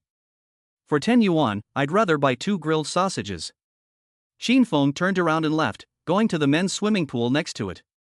Jiang Wanling followed closely behind, saying, Senior, I can also teach swimming. The original price is 50 yuan per lesson. Since we're friends, I'll give you a 20% discount. Xin Feng said with a laugh, I've been swimming in the river since I was little. Do you think I need your help? Jiang Wanling smiled and said, the positions I teach are standard. As soon as Xin Feng heard the word posture, he immediately started to think of something naughty. Can you demonstrate the standard posture first? Xin Feng asked. Jiang Wanling replied, of course you can. Come, follow me. And so, Xin Feng returned to the women's swimming area to watch Jiang Wanling's standard swimming posture with his own eyes. This scene was also filmed by someone with ulterior motives and posted online. In an instant, Xin Feng was once again thrust into the spotlight. Chapter 50, Swimming Lessons, One Dares to Teach, the Other to Learn. Jiang Wanling temporarily took off her lifeguard orange t-shirt and then jumped into the pool to teach swimming skills. So white. Don't get me wrong, Xin Feng was talking about skin. While demonstrating, Jiang Wanling explained, this is backstroke. First, you have to learn to breathe. Jiang Wanling explained a variety of positions in one breath. Needless to say, she knows a lot, and she really has a lot of skills, so she deserves to make money. Xin Feng stood on the shore and smiled, saying, I want to learn to dog paddle. Can you? Jiang Wanling said in surprise, dog paddle? Are you sure? Xin Feng nodded and said, very sure. Jiang Wanling hesitated for 2 seconds, but still decided to demonstrate for Xin Feng. The dog paddle is a strange position, but it is indeed suitable for beginners. Here, watch me. Jiang Wanling looked very cute dog paddling, and Xin Feng couldn't help but laugh. Xin Feng couldn't help but say, as a lifeguard, aren't you afraid of being caught giving private lessons to students? Jiang Wanling said, it's fine. Only if students master swimming techniques can they avoid the danger of drowning. I'm solving the problem at the root and preventing it from happening. Xin Feng added, and you can make money on the side. Jiang Wanling smiled and said, making money is secondary. The main reason is that I still want to teach you my amazing skills. Xin Feng asked again, how many have you taught before? Jiang Wanling replied, you are the first, senior. The next second, Xin Feng jumped directly into the water and said, I hope I am also the last. Xin Feng entered the water and began to learn. Jiang Wanling hurriedly said, Senior, you should go to the men's pool to practice. This side is the women's pool, and men are not allowed in. Xin Feng said, don't worry about the details. Why don't you come with me to the next pool? Jiang Wanling hurriedly refused, saying, forget it, I'm not going next door. So the two switched places, with Xin Feng underwater and Jiang Wanling back on the shore. One dared to teach, the other to learn. Kick your legs straight, that's it, and then breathe, very good. Xin Feng felt unsatisfied learning underwater by himself. Xin Feng wanted to drag Jiang Wanling under the water. So, Xin Feng performed a masterful acting technique. He suddenly said with a painful expression, oops, I have a leg cramp, what should I do now? Jiang Wanling hurriedly said, adjust your breathing, don't be nervous. Once you get a leg cramp underwater, you must. Xin Feng asked, must what? Jiang Wanling replied, "You must get out of the water immediately." Qin Feng was impressed. This was simply nonsense literature. "Let me give you a hand, senior, come up for a breather," Jiang Wanling said, reaching out her hand. The next second, Qin Feng grabbed her white, silky hand and then pulled Jiang Wanling under the water. Jiang Wanling was caught off guard and said reproachfully, "Senior, you're so bad." The two of them started a splash fight in the water, and this scene was also seen by the people around them, and everyone sneered. They took photos secretly and uploaded them to Weibo. Microblogging copy, shocked, scumbag Qin Feng broke into the women's swimming pool and had an affair with the new campus beauty Jiang Wanling. Within a few minutes, everyone had exploded this microblog. The little black guys felt like they were back in business. Isn't someone going to do something about this pervert? He broke into the women's dormitory last night and jumped into the women's swimming pool without permission today. Does he even care about the school rules? He's shameless. And she's flirting with Jiang Wanling, what a brute. It's a shame that the Queen of Andy University is protecting him like this, but he's actually cheating on her with someone else. What's wrong with him? He must think he's some ancient prince, that he can have it all, right? Why doesn't someone like that just die? The comments below are all blasting Qin Feng. At the same time, in the school cafeteria, Ruoyi and Li Shishir were having lunch. Although the two of them didn't manage to catch Qin Feng, they still had to eat. Ruoyi usually doesn't play with her phone while eating, but this time she made an exception. She checked her Weibo account, hoping to find a clue to Qin Feng. Ruoyi said with a smile. Li Shishir sighed and said, "You're like a possessed person now. I really don't know what kind of drug Qin Feng has put you under." As soon as she finished speaking, Ruoyi suddenly exclaimed, "Shishir, look, Qin Feng is at the natatorium." Ruoyi had checked Qin Feng's swimming video, and she couldn't stop laughing. Li Shishir took the phone and watched the video again. Li Shishir said, "So he went swimming." Ruoyi said with a nervous expression, "Should we go?" Li Shishir said, "Calm down, I'll watch it again." In the video, Qin Feng and Jiang Wanling were simply playing in the water, and it did seem a bit intimate, but it was definitely not as dirty as the comments section. Li Shishir asked, "Ruoyi, what do you think of this?" Ruoyi replied, "I don't know." Li Shishir saw her best friend so aggrieved and quickly comforted her, "Don't panic, the video is fake, seeing is believing, let's go, we'll go over there now." Ruoyi nodded and quickly ran with her best friend to the swimming pool. At that time, Qin Feng was having a great time. Unfortunately, as he played, more and more people gathered around, and everyone was pointing and gesturing at Qin Feng frantically. "This guy is awesome, he dares to enter the women's pool, is he really not afraid of being reported to the whole school?" Reporting is nothing, he wasn't afraid of breaking into the women's dormitory last night. What a pervert, where is the pool attendant? Isn't she going to do anything? If she doesn't, I'm going to do something. Please hurry up and do something, stop barking. After much waiting, the pool attendant came over. She was an auntie who had just lectured Qin Feng, but he had turned around and jumped into the women's pool. In the pool, Jiang Wanling hurriedly said, "It's over, senior, you're going to get caught, hurry up and get out."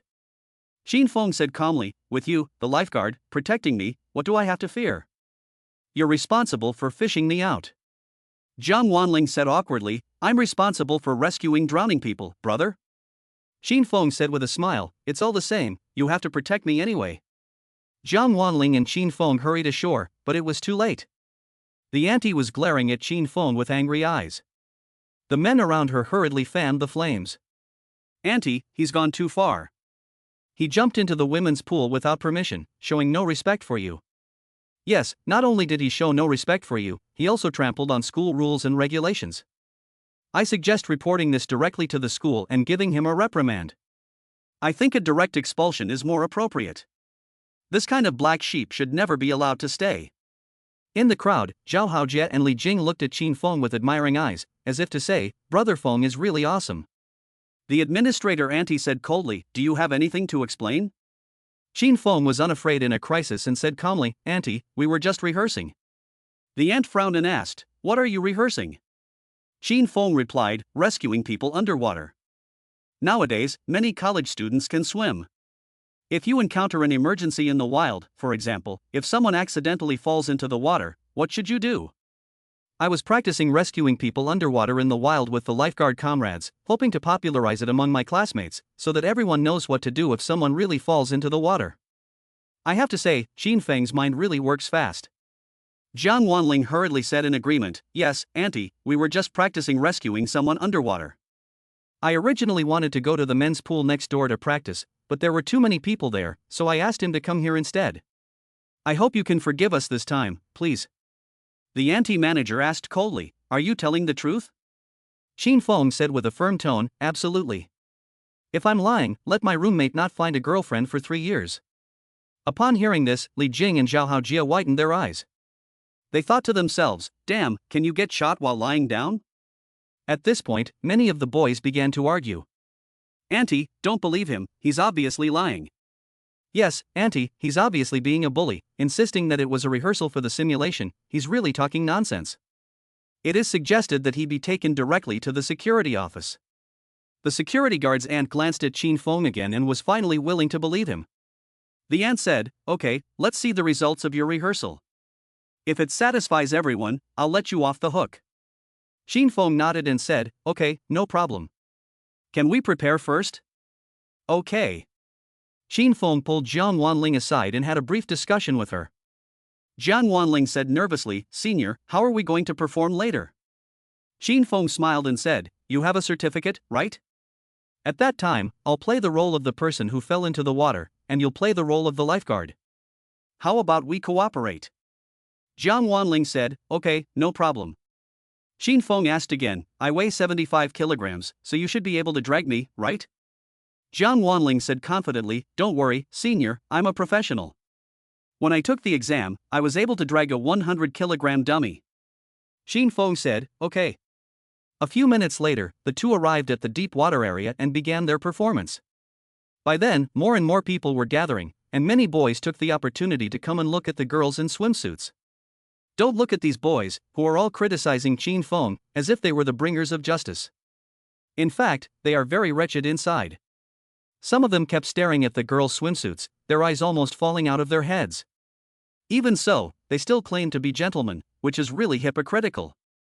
In full view of everyone, Qin Feng jumped into the deep end. Jiang Wanling also put on her orange lifeguard's shirt again and prepared to start the rescue. Qin Feng went to the center of the deep end, where the water was 2 meters and 3 centimeters deep. Qin Feng showed his head and shoulders and said, okay, now I'll demonstrate the first scenario, where the person in the water is calm. Qin Feng relaxed his whole body and leaned back, so that only his face was above the surface. Then Jiang Wanling jumped into the pool, swam up to Qin Feng's back, and then used a special rescue technique, with one hand passing under Qin Feng's left armpit, around his chest, and pulling him to shore in an inverted swimming position. After the rescue was successful, everyone applauded. Wow, Jiang the campus beauty is really amazing, she can also rescue people underwater. This looks like it was professionally trained. Yes, I also want to play the role of the drowning person, I want to drown once. After arriving on shore, Jiang Wanling patiently explained the rescue techniques to everyone, and everyone listened very carefully. After Jiang Wanling finished explaining, Qin Feng said, okay, now let's simulate the second situation. The person in the water is emotionally agitated and in a state of mental arousal. Everyone pay close attention. After Qin Feng finished speaking, he returned to the deep water area once again. Before the simulation, Qin Feng whispered to Jiang Wanling, I'm going to flop around a bit, so be prepared. Jiang Wanling said confidently, don't worry, Senior, I'm a professional, you can flop around as much as you like, I promise to tow you safely to shore. Okay, I believe you. After saying this, Qin Feng jumped directly into the deep water area. This time, Qin Feng played the part of a drowning person in a state of extreme panic. Qin Feng kept flailing around in the water, shouting for help. Knowing that it was a drill simulation, I didn't know if I thought I was really drowning. Even the lifeguard was shocked. This young man is obviously from the acting department. This is so realistic. Jiang Wanling was prepared. She shouted, don't be afraid, Senior, I'll save you. Jiang Wanling jumped into the water again, trying to repeat her previous trick and dragged Qin Feng to shore. However, this time, Qin Feng would not cooperate so easily. The moment Qin Feng and Jiang Wanling made contact, Qin Feng seemed to have grabbed a lifeline. Qin Feng directly held Jiang Wanling tightly, and kept dragging her under the water. In an instant, Jiang Wanling lost her balance in the water. Jiang Wanling felt the heavy pressure on her shoulders, and she shouted, Senior, don't get excited, don't press me. Unfortunately, in this state, the drowning person simply couldn't hear anything, and the instinct to survive made him grab onto everything. The people watching were also shocked by what they saw. This was too realistic. Chapter 51, Auntie wants to reward you, do you want it? Sheen Feng vividly portrayed what a drowning person really looks like, but, obviously, Jiang Wanling did not react quickly. Jiang Wanling had been tightly grasped by Qin Feng and choked on several mouthfuls of water. Originally, Jiang Wanling could easily drag Qin Feng to shore in the water, but now she had no strength at all. Senior, let go quickly, Jiang Wanling shouted. In the final moments, Qin Feng let go of Jiang Wanling. Unfortunately, Jiang Wanling had just been too excited, causing her calf to suddenly cramp and her entire body to sink. This time, it was Jiang Wanling's turn to drown. Fortunately, Qin Feng was very skilled in water, and in no time, he saved Jiang Wanling and brought her ashore. After getting ashore, Qin Feng said with concern, "Are you okay, little sister?" Jiang Wanling couldn't stop coughing, and with red eyes, she looked at Qin Feng and said, "Senior, you have to pay extra for this." Qin Feng smiled and said, "You must pay extra." Then, Qin Feng and Jiang Wanling came together in front of the crowd. Qin Feng said with a serious face, "I think everyone has just seen that once a person falls into the water and is in a panic, they will grab onto anything around them, regardless of the consequences. This is a physiological instinct. Even a professional lifeguard may be dragged down by the person they are rescuing. Therefore, I suggest that if you encounter a person in the water, the first thing to do is to shout for help and call for more people to help. Never go into the water lightly. If you really have to go into the water, you must tell the person in the water loudly not to panic and that someone is rescuing you. Everyone's life is precious. Never do something bad out of good intentions. This is our simulation drill. Auntie, you can punish me now." Qin Feng's words completely broke the defenses of everyone present. Most people at the scene had already begun to feel deeply guilty. Damn it, I really deserve to die. He was so dedicated to science and was thinking about my life, but I doubted that he was a pervert. Oh my god, what am I doing? Why did I scold him? This is not something you can hack. There was a round of warm applause. I have to say, Qin Feng's method of making the little black guy shut up was really brilliant. The manager's auntie said excitedly, "Young man, the two simulated drills were really vivid." Nowadays, there are indeed many children who, when they get hot under the collar, don't know their own strength and think they can do anything. They want to be the hero and save the day, but in the end, they don't save anyone and get themselves into trouble instead. I think your rehearsal just now should be promoted so that more people know about it. Qin Feng said, "So, do I still have to be punished?" The auntie said with a smile, "Not only will you not be punished, I'm going to reward you." On hearing the word reward, Qin Feng immediately drew in a sharp breath. Qin Feng hurriedly refused, saying, "Auntie, forget it, I don't want any reward." The auntie said, "How about this, in the future, whenever you come to the swimming pool, you can swim in any pool you like." Qin Feng was stunned when she heard this. The boys on the spot protested one after the other. "Auntie, this is so unfair, why can he do it and we can't? Just because he has six-pack abs? I protest." "Yes, Auntie, you have to be fair, otherwise where would school rules and regulations be?" In response, the auntie said coldly, "Shut up." In fact, before, the school swimming pool did not distinguish between the sexes, but some male students always liked to do indecent things, such as fighting in the pool. Never mind, I won't say anymore, you all know anyway, so, then there was an unwritten rule of separating the sexes. This rule was set by me, and I have the right to change it. Are there any more questions? Everyone suddenly understood. At this point, a few boys jumped out and said excitedly, "Auntie, I also want to apply to enter the women's pool." The auntie said coldly, "Okay, you just need to prove that you have good character." Several boys promised one after another, vowing that their character was absolutely impeccable. Unfortunately, the auntie didn't believe them at all. The auntie said, "It's useless to be smart-mouthed, you still need to prove it with actions. How about this, stay overnight and help me clean the pool, and I'll see how you perform." The boys scrambled to sign up one after another. After many years, Qin Feng became the first man to swim in the women's pool.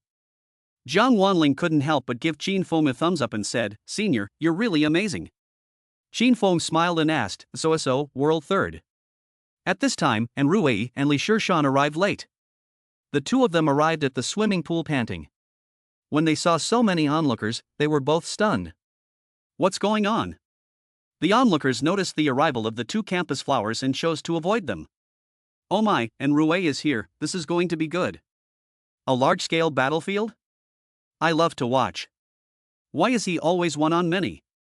Is there anyone left to live? I admit that this scumbag is very good, but I am from the prestigious Media University of Marina Bay, is there really no one who can sanction him? I don't believe it. And Rue and Li Shirshir hurried over, nearly out of breath from running. When Qin Feng saw them, he smiled and said, "Why are you here?" And Rue was sweating from exhaustion and said, "We just finished eating and wanted to come here to swim." Qin Feng said, "Sure, come on." At this point, her best friend Li Shirshir gave Rue a look, telling her to ask him directly. So, gathering her courage, and Rue said to Qin Feng, "Can I speak to you alone for a moment?" Qin Feng said, "Sure, let's go. We'll go to the lounge." In full view of everyone, Qin Feng and Rue walked side by side. Many gossipy paparazzi took photos and then posted them online. They had nothing better to do all day, so they loved gossiping about other people, it was their greatest joy. Qin Feng and Rue went to the lounge. Qin Feng asked, "Last night, did the dormitory manager give you trouble again?" And Rue replied, "She came, but she came to apologize." Qin Feng said with a smile, "That's good, as long as she didn't cause you any trouble." And Rue said, "No trouble, except that today the dormitory manager informed us that we need to install anti-theft windows throughout the building, so in the future you may not be able to come to our dormitory to play mahjong." Qin Feng said, "That's okay, you can just go to a mahjong parlor in the future." Qin Feng sat down, took off his swimming cap, and his damp hair dripped. And Rue looked at Qin Feng and suddenly blushed, and her heart beat faster and faster. There was no way around it, after all, Qin Feng had six-pack abs. In terms of lust, men and women are actually equal. However, while boys show their lust, girls often hide it. And Rue gazed deeply at Qin Feng, seemingly focused, but in fact already distracted. Qin Feng asked, "Hey, what are you thinking about?" And Rue? Qin Feng called her name twice before and Rue came back to her senses. And Rue hurriedly said, "Qin Feng, what were you guys doing just now? Why are there so many people gathered around?" Qin Feng explained, "We were just having a safety drill." And Rue curiously asked, "A safety drill? What was it about?" Qin Feng replied, "It was about how to rescue a drowning person." And Rue said disappointedly, "I missed it again." Qin Feng asked with a smile, "Why do you say again?" And Rue hurriedly said, "Because I missed it during the preliminary round." "You are entering the campus top 10 singer competition, why didn't you let me know in advance? I will go cheer for you." Qin Feng said, "It's only the preliminary round, there is also a final. Can you come back and cheer for me in the final?" And Rue said happily, "No problem, I will definitely go to support you." After chatting for 5 minutes, and Ruo's heart was opened and the misunderstanding was naturally resolved. Indeed, as Shirshir had said, if there is a problem, you must ask face to face, as this will avoid any distortion of the information. Qin Feng said with a smile, let's go swimming together." And Rue hurriedly said, "I haven't got my swimsuit, so wait 10 minutes for me, I'll go back to the dormitory now." Qin Feng said, "No rush." And Rue said eagerly, "You're not in a hurry, but I am. I'm going now, bye." So when Rue once again hurriedly dragged her best friend back to the dormitory. It was midday, the temperature outside was 35 to 36 degrees, and Li Shirshir was on the verge of heatstroke. Li Shirshir said, "Slow down, I'm exhausted." And Rue said, "I feel full of energy." Li Shirshir said, illusory love numbs your brain. Right now you feel full of strength, but by nightfall you'll be weak as a kitten." And Rue laughed and said, "No way, you're just trying to scare me." Li Shirshir said, "You'll see.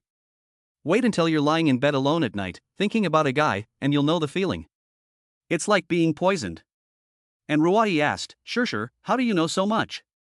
Do you have a crush on a guy too?" Li Shirshir replied, "No, I read romance novels, and the silly, white and sweet heroines are all like that, they just go on and on about it." And Rue asked, "What?" Li Shirshir said, "They fall in love with you first, ha ha ha." And Rue scolded, "Shirshir, are you ignoring me? Are you? Don't run away." The two of them chased each other, running all the way back to the dormitory to get their swimsuits. And Rue chose a white one-piece swimsuit that wasn't too revealing but showed off her figure beautifully. Li Shirshir had originally wanted to wear a black bikini, the kind with a triangle top. But Rue stopped her in time and said, "Shirshir, don't wear a bikini. Li Shishir asked, what's wrong with wearing a bikini when swimming? And Ruoy said, there are a lot of boys at the swimming pool, and they'll definitely point and stare at you, which is not a good influence. Li Shishir smiled and said, I don't care about those losers, they just gossip about others behind their backs every day. And Ruoy persuaded, I don't want to hear them say obscene things, and it makes me feel bad to hear them fantasize about you. Li Shishir said, okay, then I'll change into something more conservative, is that okay? And Ruoy said happily, yes. However, Li Shishir looked everywhere and really couldn't find a conservative swimsuit. In the end, and Ruoy lent Li Shishir another one-piece swimsuit, saying, Shishir, you wear mine, we're about the same size. Okay? Suddenly, Li Shishir thought of something, and looking at Ruoy, she said, Ruoy, I just realized, you didn't want me to wear a bikini because you were afraid Qin Feng would peek, oops, you little thing, playing mind games with me. And Ruoy hurriedly explained, Shishir, how can you think of me like that? I'm angry. Although Ruoy explained, her smile betrayed her. Li Shishir made her position clear and said, don't worry, I won't compete with you for a man. I'll only help you Wu Qin Feng and find happiness. And Ruoy was moved and said, after you help me find happiness, what about you? Li Shishir replied, me? Of course I'll be beautiful on my own. Men will only affect the speed of my fingers. Li Shishir was driving, but Ruoy didn't react at first. And Ruoy said, stop chatting, let's go, don't keep Qin Feng waiting. The two grabbed their swimsuits and once again rushed to the swimming pool. By then, Qin Feng was swimming in the women's pool like a happy fish. In the men's pool next to it, many people had pink eye, but they really couldn't do anything about Qin Feng. At most, they can just mouth off or send a tweet to complain about Qin Feng. At this moment, a skinny guy dashed out of the crowd, excitedly saying, holy shit, Jin Zhengxian is on his way here, finally someone is coming to do justice. At this, everyone seemed to see a savior. Really? It's that Jin Zhengxian from the school swimming team, who has a great body. Yes, it's him, I guess he read the tweet and came over, usually he trains outside because he thinks the school swimming pool is rubbish. This is going to be good. I hope handsome Jin will support justice and trample the scumbag Qin Feng underfoot. A group of people, filled with righteous indignation, are discussing how to punish Qin Feng. Qin Feng, as the person involved, is happily swimming in the women's pool. After a few laps, Qin Feng spots Zhang Wanling sitting in the rest area, lost in thought. Zhang Wanling doesn't seem very happy. Qin Feng thinks to himself, could it be because of the drill earlier? Qin Feng immediately got out of the water, walked over to her and asked, hey, what are you thinking about? Zhang Wanling came back to her senses and said, nothing, sir. Qin Feng said, are you unhappy about the drill? If so, I apologize. I did go a bit too hard. Did I hurt you anywhere? Let me blow on it for you. Zhang Wanling smiled and said, I'm not a child, I don't need you to blow on it for me. It's just that my calf is a bit uncomfortable. Qin Feng frowned and asked, calf? Zhang Wanling nodded and said, yes, I can't feel any strength in my legs, and I get cramps as soon as I get in the water. Qin Feng immediately said, come on, stretch out your legs, I'll rub them for you. Chapter 52, Swimming with the School Beauty for the First Time. Zhang Wanling had cramps in her calves, and Qin Feng was rubbing his hands together, ready to show off his skills. Qin Feng had a wicked smile on his face, and just as he was about to get started, Zhang Wanling pulled her legs back. Zhang Wanling said apprehensively, Senior, you seem like a pervert. Qin Feng said with a pretentious expression, what are you talking about? I was trying to help you, but you misunderstood me. Alas, forget it, it's hard to be a good person these days. Then, Qin Feng turned around with disappointment. Zhang Wanling hurriedly called out to Qin Feng, Senior, I was joking with you. Help me fix it, it hurts when I move. Qin Feng said coldly, sorry, you've already missed your chance for a free massage. Now if you want me to help you, you need to recharge. Zhang Wanling said embarrassedly, no, Senior, I'm just a poor student, where would I get the money? Qin Feng said with a wicked smile, if you don't have the money, you can. Zhang Wanling said with a sigh, Senior, you're not attracted to my appearance, are you? My soul is so interesting, and you only care about my body. Do you guys only care about a girl's appearance and figure? Qin Feng replied, nonsense, what else is there to look at if not the face and legs? What, the insides? Zhang Wanling smiled and said, Senior, you have quite a nice set of abs. Can I touch them? Qin Feng asked in return, and can I touch yours? Zhang Wanling immediately said, no way. Xin Feng said with a blush, "Sister, you have double standards." The two flirted with each other, just like brother and sister. As they chatted, Jiang Wanling's calf suddenly cramped up again. Jiang Wanling said in pain, "Senior, help me press it, it's cramping up again." Xin Feng looked at Jiang Wanling and felt inexplicably happy. Xin Feng said with a smile, "Wow, your little toes are so cute, you can even make a Y with them." Jiang Wanling said anxiously, "Because it's cramping up, you have to help me press it, senior." There was no choice but for Xin Feng to help. Xin Feng used his skilled hands to massage the soles of Jiang Wanling's feet, and she felt much better. Xin Feng said, "You told me to help." Jiang Wanling replied, "It really hurts." As soon as Xin Feng let go a little, Jiang Wanling's calf cramped up again, but as soon as Xin Feng pressed down hard, she was able to recover immediately. Xin Feng began to have fun. He would let go and then press down, as if he was going in and out. Jiang Wanling was miserable. She cried and said, "Stop playing, senior." Xin Feng smiled and said, "I'm having so much fun." Jiang Wanling said with a pout, "Your happiness is based on my pain." Seeing her so miserable, Xin Feng stopped joking. After continuing to press for a while, Xin Feng massaged Jiang Wanling's calf muscles. During the massage, Jiang Wanling held back her screams. However, in the end, she couldn't hold back. "Stop, senior," Jiang Wanling said, clenching her fists. Xin Feng said coldly, "Don't scream." Xin Feng massaged for about 3 minutes. After 3 minutes, Xin Feng let go again, and Jiang Wanling no longer had any cramps. Jiang Wanling moved her little foot around and said, "It seems to have an effect." Xin Feng said with a smile, "Of course it does. It's an inherited skill. I'm proficient in massage and acupressure." Jiang Wanling said with a yelp, "You're obviously an old hand at this, and you must massage girls a lot." Xin Feng answered honestly, "Yes, but..." Jiang Wanling asked, "But what?" Xin Feng said, "Your feet are the most beautiful I've ever felt, like cheesy lang jelly." Jiang Wanling smiled and said, "What kind of metaphor is that?" Xin Feng said seriously, "Promise me that you won't wear high heels in the future." Jiang Wanling asked, "Why?" Xin Feng replied, "Because I don't want those beautiful feet to stink." Jiang Wanling kicked Xin Feng and said, "Get away from me, please." Xin Feng got up and was ready to continue swimming. In a short while, and Ruoi and Li Shishir rushed back. The male pool dogs next door started to boil. Holy shit, it's a once-in-a-lifetime event to see the 3 most beautiful girls in the school gathered in the swimming pool. With these bodies, who wouldn't be mesmerized? Scum like Xin Feng really deserves to die. Guys, don't worry, just hold on a little longer. According to reliable sources, Kim Younghyun will arrive at the battlefield in 3 minutes. When Xin Feng saw Ruoi and Li Shishir, a phrase came to mind. When you stare into the abyss stares back. And Ruoi was wearing a white one-piece swimsuit that showed off her clean and pure sexiness. Li Shishir was wearing a black swimsuit that made people want to open a blind box. When faced with such formidable opponents, only Xin Feng could withstand them. And Ruoi smiled and said, "Xin Feng, I've kept you waiting." Xin Feng praised, "You have a great figure." And Ruoi blushed and said, "Thank you." Li Shishir crossed her arms and teased, "Just great? There aren't many girls at the University of Media and Communications with a better figure than Ruoi." Xin Feng replied, "It doesn't matter, I don't have high standards for figure." And Ruoi asked in surprise, "Really? Xin Feng, you don't have any requirements for your future girlfriend either?"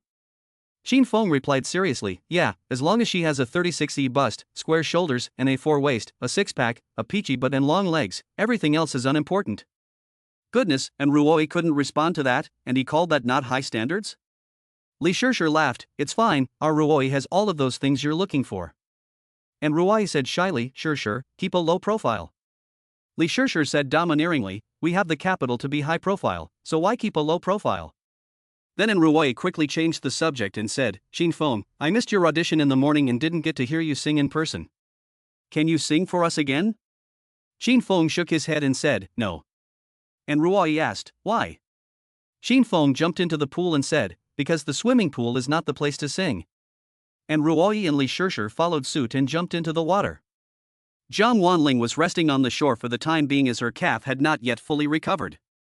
It was a cool summer day and swimming was really super refreshing. Xin Feng could even swim here all day long. However, Xin Feng kept swimming on his own, leaving Ruoi out in the cold.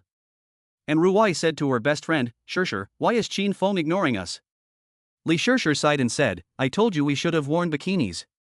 Men are visual creatures, and our outfits obviously don't attract him. And Ruwai said with a sad expression, oh, really? Shall we go back and change now? Li Shirshir said, forget it. If he ignores us, we ignore him too. Why should we bother? Let's just be aloof. And Ruwai nodded and said, okay. Although Ruwai said she was being aloof, her eyes were still looking for Qin Feng. Hey, where is Qin Feng? And Ruwai asked, puzzled. Inadvertently, Qin Feng disappeared into the pool. Li Shirshir said, he probably went to the lounge. The next second, and Ruwai felt her butt being touched. And Ruwai exclaimed, who touched my butt? Shirshir, was it you? Li Shirshir had a face full of question marks.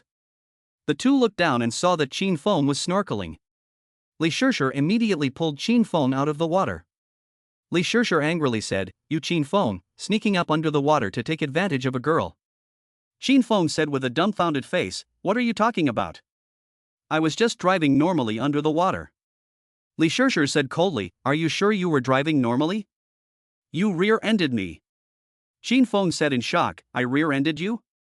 I'm sorry, the underwater visibility is not good, I really didn't mean to. At this time, Jiang Wanling, who was resting on the shore, smiled and said, Senior, don't explain. I can see clearly that you were going for Shue's but. Upon hearing this, Qin Feng was directly embarrassed, and Ruoi also blushed, not knowing how to face Qin Feng. Li Shirshir sneered and said, fortunately, there is this monitor in the form of a schoolgirl, otherwise it would really be hard to explain. Come on, let's discuss the issue of compensation. This is obviously a traffic accident. Ah, no, it should be a hit and run. Let's think about how to compensate. Qin Feng said awkwardly, if I really have to compensate, that's no problem, but shouldn't I check the condition of the car first? Li Shirshir immediately poured a face full of cold water on Qin Feng and said, you still want to check the condition of the car? You've got some nerve. And Ruwei was listening on the sidelines, confused. To ease the awkwardness, and Ruwei quickly said, why don't we punish Qin Feng by making him sing a song? Li Shirshir said, I think that's fine. Jiang Wanling also said excitedly, yes, yes. Qin Feng sighed and said, okay, I'll sing a song after the swim. I can't play well without a guitar right now. Several people agreed. Then, Qin Feng continued to dive. And Ruoi couldn't help but say, I didn't think Qin Feng would like to dive, that's amazing. Li Shirshir rolled her eyes and said, nonsense, the underwater scenery is so beautiful. And Ruoi asked, scenery? What scenery? Li Shirshir sighed and said, alas, you're still too young. After another 10 minutes, Qin Feng was ready to take a break and drink some water. At this time, a big shot came to the swimming pool. Yes, this person is the captain of the school's swimming team, Jin Zhengming, who is also said to be a mixed race and very handsome. Jin Zhengming's arrival made the girls completely crazy. The girls all like to practice sports, especially those who can swim. They all have six-pack abs, which makes people feel happy just looking at them. Not only did the girls boil over, but the boys couldn't sit still at the moment either, as if their boss had arrived. In the lounge area, Qin Feng sat with the three girls, exchanging life experiences and talking about their ideals, having a great time. At this time, Zhao Haojie and Li Jing came running. Zhao Haojie said, Brother Feng, it's bad, someone's here to sanction you. Qin Feng had a question mark on his face and asked, sanction me? I haven't broken the law, why would they sanction me? Zhao Haojie explained, the captain of the school's swimming team, Kim Youngyun, wants to challenge you. Brother Feng, do you want to run away? Qin Feng asked in return, why run? What's his level? Zhao Haojie answered, he's won the Grand Slam in swimming competitions.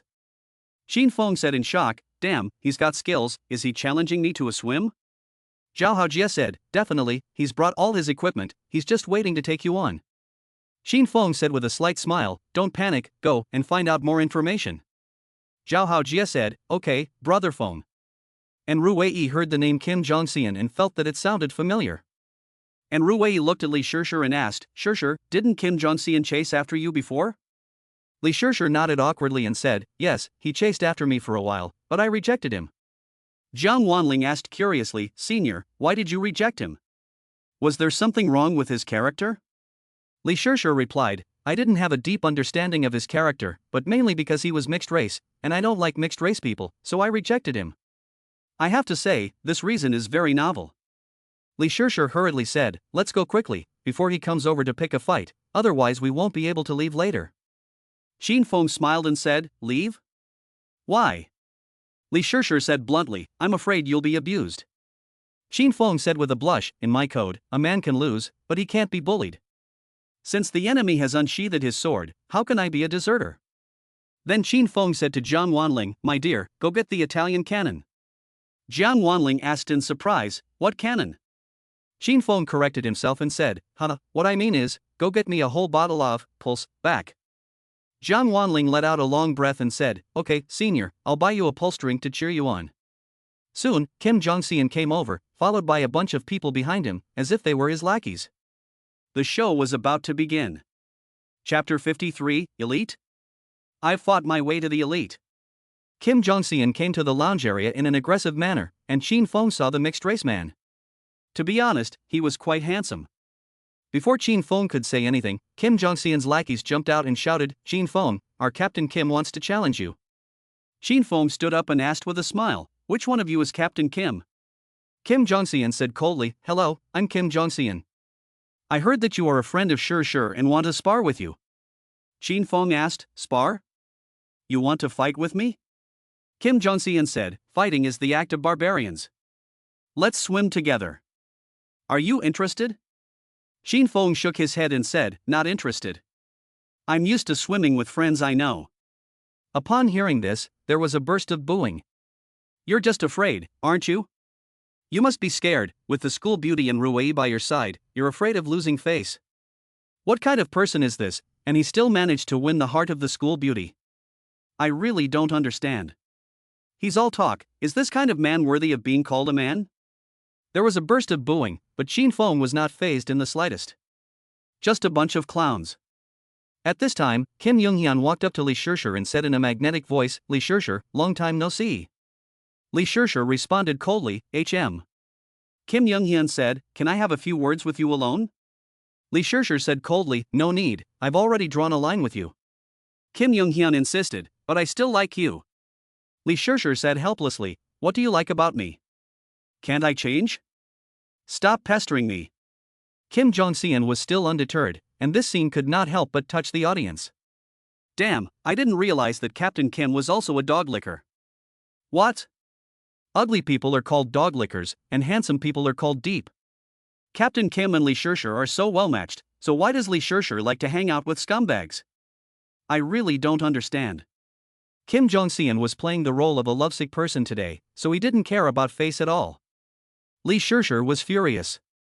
She got up directly and said to Xin Feng, let's go, I don't want to see this scoundrel. The next second, Kim Jong-seon said loudly, you would rather choose this coward than be with me, right? Kim Jong-seon sarcastically referred to Xin Feng as a coward, which sounded particularly harsh. And Ruei was angry. She was the first to stand up for Xin Feng and said, classmate, please show some respect. How can you judge others so casually? And with such a bad name. Li Shishir also said coldly, Kim Jong-seon, if you keep messing around, don't blame me for being rude to you. Kim Jong-seon said, did I say anything wrong? A coward who only takes advantage of the women's pool has no right to call himself a man. Many people at the scene joined in the uproar. Finally, someone stood up and revealed the true face of the scumbag. He must be exposed, and the scumbag must not die a good death. Captain Jean, we support you. Facing the ridicule of the crowd, Xin Feng said slowly, okay, since you call me a coward, let me, a coward, show you a few moves. Tell me, how do you want to play? Jin Zhengxian glared at Xin Feng and sneered, so you're finally willing to take the bait? Xin Feng replied, your bayonet is already pressed against my chest.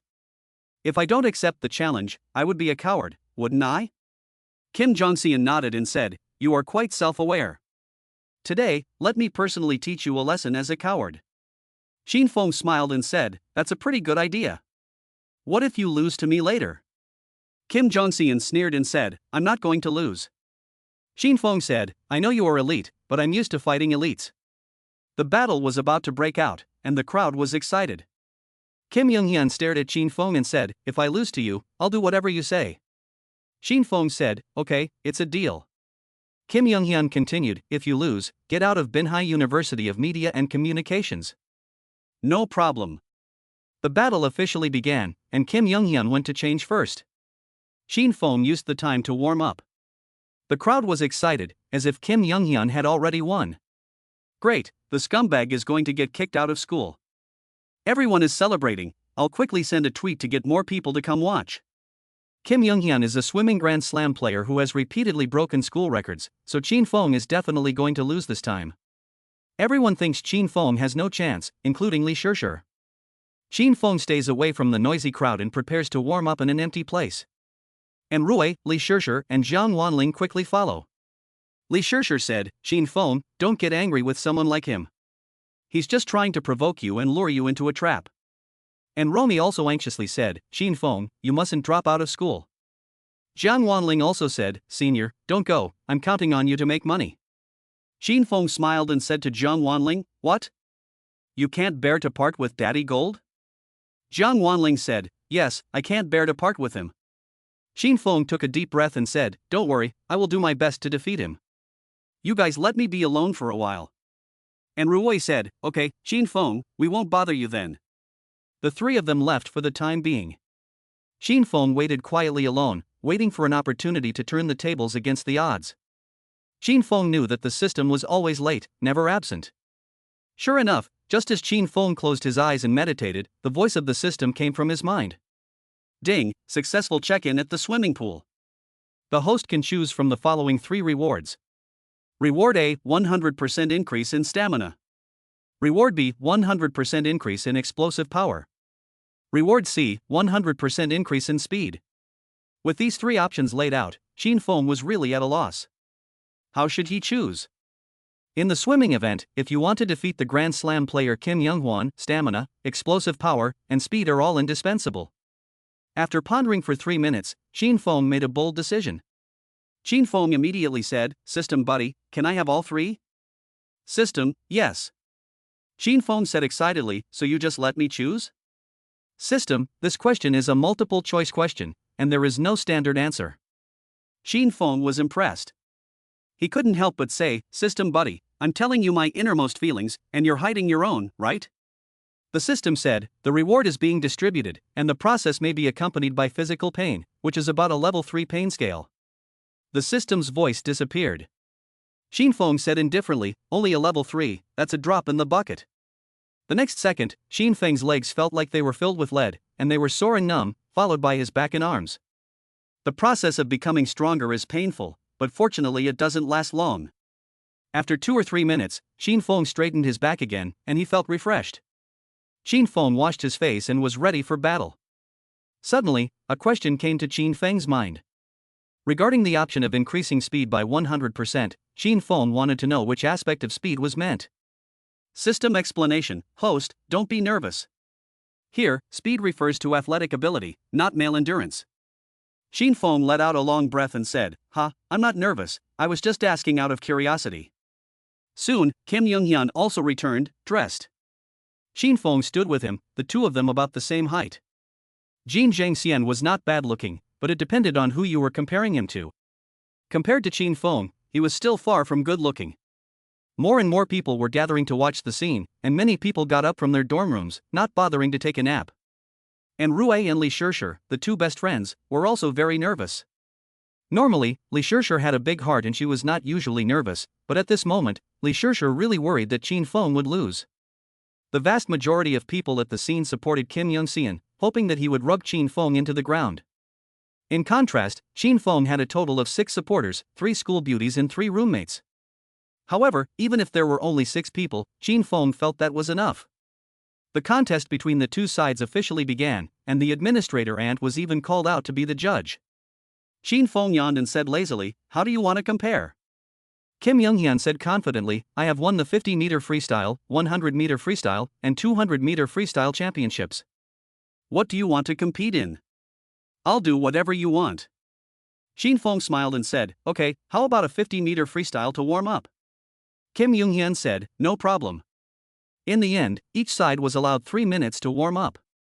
Shin Fong was taken care of by the 3 school beauties in the rest area, and the scene made the onlookers hateful. And Rui said, Qin Feng, don't be nervous, just do your best. Li Shishir said, go for it and screw him, if you screw him, I'll be impressed. Jiang Wanling said, Senior, I hope you can work a miracle. Qin Feng stretched his arms and did some stretching exercises. He smiled and said, don't worry, it's a small scene. Qin Feng's 3 roommates also prayed that Kim Younghyun would pull his pants down. 3 minutes later, Qin Feng and Kim Jonghyun stood in front of the 2 lanes. The school pool was exactly 15 meters long. Before the race, Kim Jonghyun arrogantly said, do you want me to let you win by 10 meters? Qin Feng said, that's not necessary, so that no one can say that I won unfairly. Kim Jonghyun put on his goggles and said, okay, just wait to be abused. Just as the race was about to start, and Rui suddenly said, wait a minute. Then, in full view of everyone, and Rui walked quickly up to Qin Feng and handed him her swimming goggles. And Rui said gently, Qin Feng, put your swimming goggles on. Qin Feng said, you put them on for me. And Rui blushed and said, okay, I'll put them on for you. Everyone there had their hearts broken. Damn it, what kind of person are you? Don't you have hands? Do you have to ask someone to help you? What a bitch. Captain Jean, give him a good beating. Yes, Captain Jean, help us avenge our humiliation and crush the dignity of this scumbag. For all the licking dogs, this is a battle of dignity. 1 minute later, Qin Feng signaled to the auntie who was the administrator that they were ready. On your marks, get set, go. With a shout of go from the auntie, Qin Feng and Jin Jingxian jumped into the water at the same time. Kim Jongxian is a former champion, and he got off to a fast start, diving 3 meters and immediately surfacing. Everyone thought this was going to be a no contest. However, to everyone's surprise, Qin Feng dived straight down to 15 meters. By the time Qin Feng surfaced, he had pulled 10 meters ahead of Kim Jongxian. Everyone was dumbfounded and couldn't believe their eyes. My God, does this guy have incredible lung capacity? He can dive such a long distance. Chapter 54, One Hug for Two, a Winner in Life. As everyone knows, the breaststroke is the fastest swimming style. This is because the resistance underwater is minimal. Qin Feng swam 15 meters in one breath, and by the time he surfaced, he had left Jin Jingxian far behind. Everyone was shocked. The breaststroke must be considered cheating. Stop barking, this is a freestyle competition, and the breaststroke is of course allowed. But this is too exaggerated. Others can only swim 3 to 5 meters, but he swam more than 10 meters. How can this be fair? The Olympics don't have such a long distance for the breaststroke. You don't understand, do you? The swimming competition rules state that the longest breaststroke distance is 15 meters, so he didn't break the rules. Before anyone could say anything, Qin Feng had already arrived at the other side of the river first. For the 50-meter freestyle, Qin Feng only needed 24 seconds. You need to know that the standard time for a 50-meter freestyle for a national-level athlete is 24.5 seconds. This shows that Qin Feng has already reached the level of a national-level athlete. In contrast, when Kim Younghyun arrived on the other side, it took him 32 seconds. 32 seconds was already Kim Younghyun's best time, and it seemed that he was in great form today. But even so, he was still 8 seconds slower than Qin Feng. Kim Younghyun thought he had won. He excitedly slapped the water, splashing it. The onlookers were embarrassed. When he came to his senses, he realized that Qin Feng had already reached the shore. Qin Feng said lightly, congratulations, you came in second. Kim Younghwan was shocked. He asked in disbelief, you were faster than me? Qin Feng quickly corrected him, what's your wording, I swam faster than you. Kim Younghwan said, how is that possible? How could you possibly swim faster than me? I've won the Grand Slam. Qin Feng said with a blush, what's wrong with the Grand Slam? I specialize in winning the Grand Slam. Kim Younghyun hurried ashore and then ran to check the video taken by passers-by. At this time, and Rui and the other 2 also ran towards Qin Feng. And Rui was stunned and said excitedly, Qin Feng, your freestyle is amazing. Li Shishir couldn't help but praise him as well, you kid can do it, you're good, tell me, are you hiding your status as a national first-class athlete? Qin Feng replied modestly, no, I'm just an amateur. I've liked fishing in the river since I was a child, so I'm good at swimming. This remark caused a stir among the crowd. Damn, an amateur has completely outperformed a professional? What a show-off, I really want to beat him up. Other people have the capital to be show-offs, but can you swim 50 meters in 24 seconds? The school record seems to be 32 seconds. I have to admire him, he's a capable scumbag. The outcome was clear, and Chin Fong was ready to settle the score with Kim Young-hyun. However, Kim Young-hyun looked unconvinced. Glaring at Chin Fong, Kim Young-hyun said coldly, "That doesn't count." Chin Fong smiled and said, "What? It doesn't count? Why?" Kim Young-hyun said bluntly, "You broke the rules." Frowning, Chin Fong asked, "What rule?" Kim Young-hyun said, "You just swam more than 15 meters underwater. According to the swimming competition rules, your result is invalid." Kim Young-hyun made his position clear, and the others started to make a scene. It's not a fair victory, a victory stolen by cheating. What is it called? Real ability. He can only dive underwater, worthy of being a turtle hiding its head. If you have the ability, you can compete fairly. These people are really interesting. Chin Fong obviously did not exceed 15 meters, and they insisted on reversing black and white. Sure enough, in the world of spammers there is no sight. Lee Shirshir saw Kim Young-hyun acting like a scoundrel and became furious. Lee Shirshir angrily said, "Kim Young-hyun, are you a man? Can you afford to lose? I really look down on you." Jiang Wanling raised her hand and said, "I have video evidence." The senior's distance in the breaststroke definitely did not exceed 15 meters. And Ruwei said, "We all saw it clearly, so why are you still playing the bad guy?" Zhao Haojie and Li Jing and the others were also emotional. Zhao Haojie even guaranteed with his character that Chin Fong definitely did not violate the rules. Unfortunately, Kim Jong-seon remained arrogant. He said bluntly, "Do you dare to compete with me again?" Chin Fong smiled and said, "Okay, I'll let you lose convincingly." Kim Jong-seon then said, "This time, let's compete in the 1,500-meter freestyle." When he said this, the crowd went into an uproar. Is Captain Kim going to show his true skills? 1,500 meters is impossible for an untrained athlete. See, this scumbag is probably going to die of exhaustion in the pool. Well done, Captain Jean. Go for it and beat him. 1,500 meters means swimming 15 laps in the pool in one breath. Chin Fong did not immediately agree, but fell into thought. Seeing this, Lee Shirshir walked up and angrily said, "Kim Young-seon, don't go too far.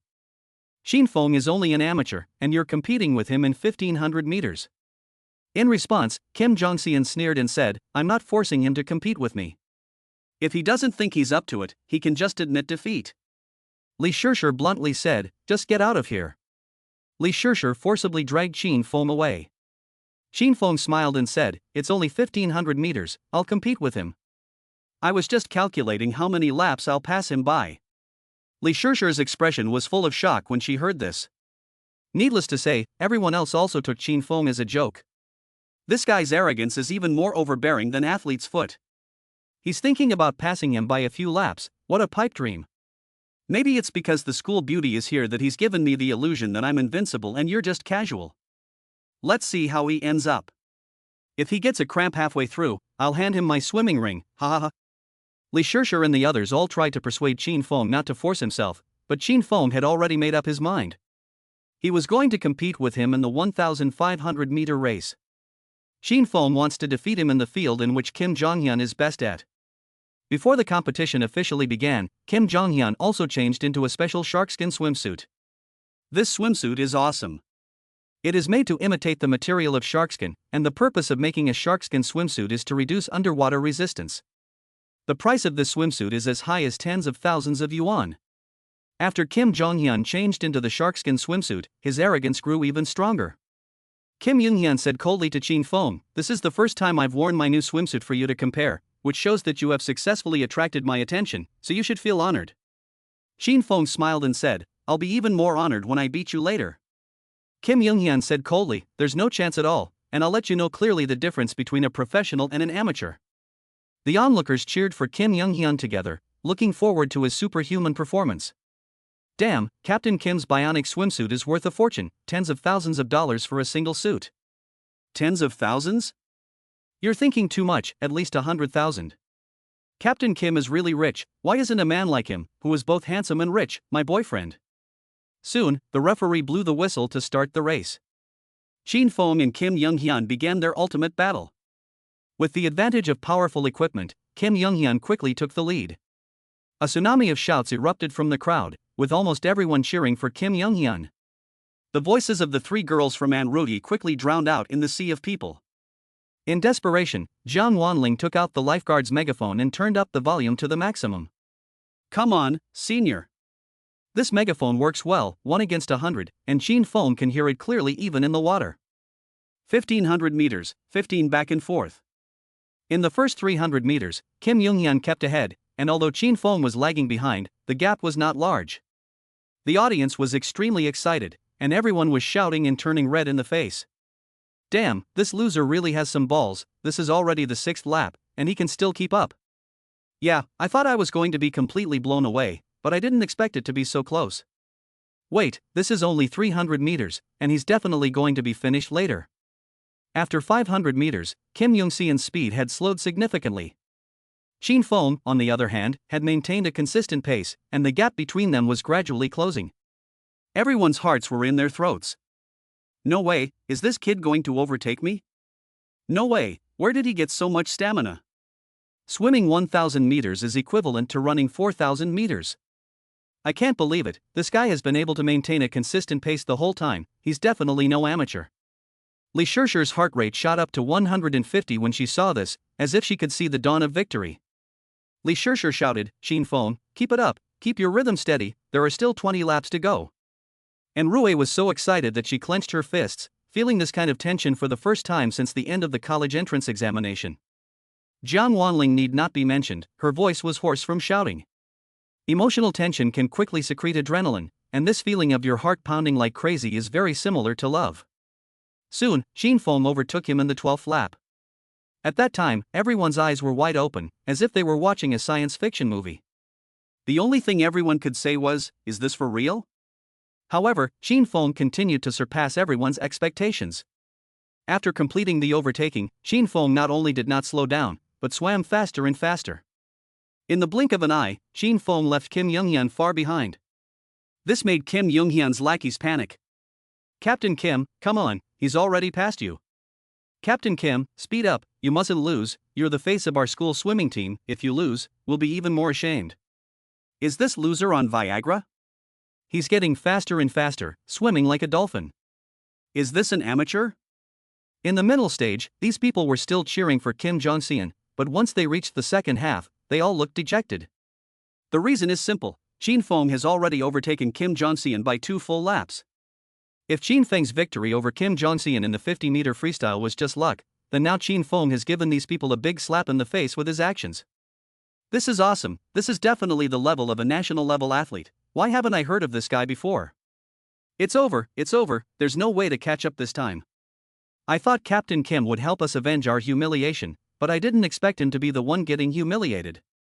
There was nothing we could do. Qin Feng was just too strong. In the last lap, the swimming pool was filled with the voices of Li Shishir and the others. And Rui said excitedly, come on, Qin Feng, there's only 1 lap left. Li Shishir was even more excited and said, speed up and sprint. Jiang Wanling shouted, can you go any faster?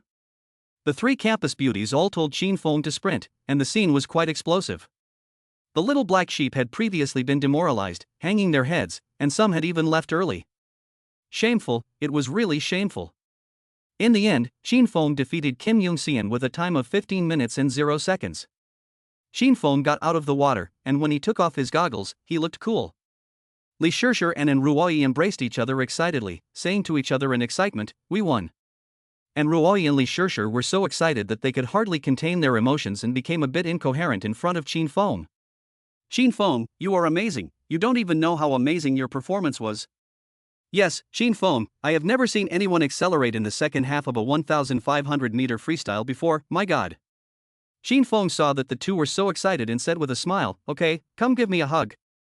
The next second, Qin Feng embraced the two in full view of the crowd, a true winner in life. Chapter 55, Crisis, the most popular guy is here. Qin Feng embraced the 2 top school beauties with 1 arm, a scene that made countless people spit blood in their hearts. In broad daylight, in the open sky, what kind of discipline is this? Where is the security guard? Security guard? Is this not being controlled? Even the security guard is jealous. I'm tired. Destroy me. Watching your goddess throw herself into the arms of another man, and being unable to do anything about it, is even more unbearable than killing me. Qin Feng hugged in Rui and Li Shishir for more than 10 seconds. Li Shishir reacted quickly. She just wanted to push Qin Feng away when he suddenly felt weak in the legs. Li Shishir and Rui quickly supported Qin Feng. And Rui asked with concern, Qin Feng, what's wrong with you? Qin Feng grinned and said, my legs are weak. Just let me rest for a while. The two of them helped Qin Feng to the rest area, and Zhang Wanling quickly handed him a bottle of. Zhang Wanling said in a hoarse voice, Senior, have some. Qin Feng curiously asked, what's wrong with your voice?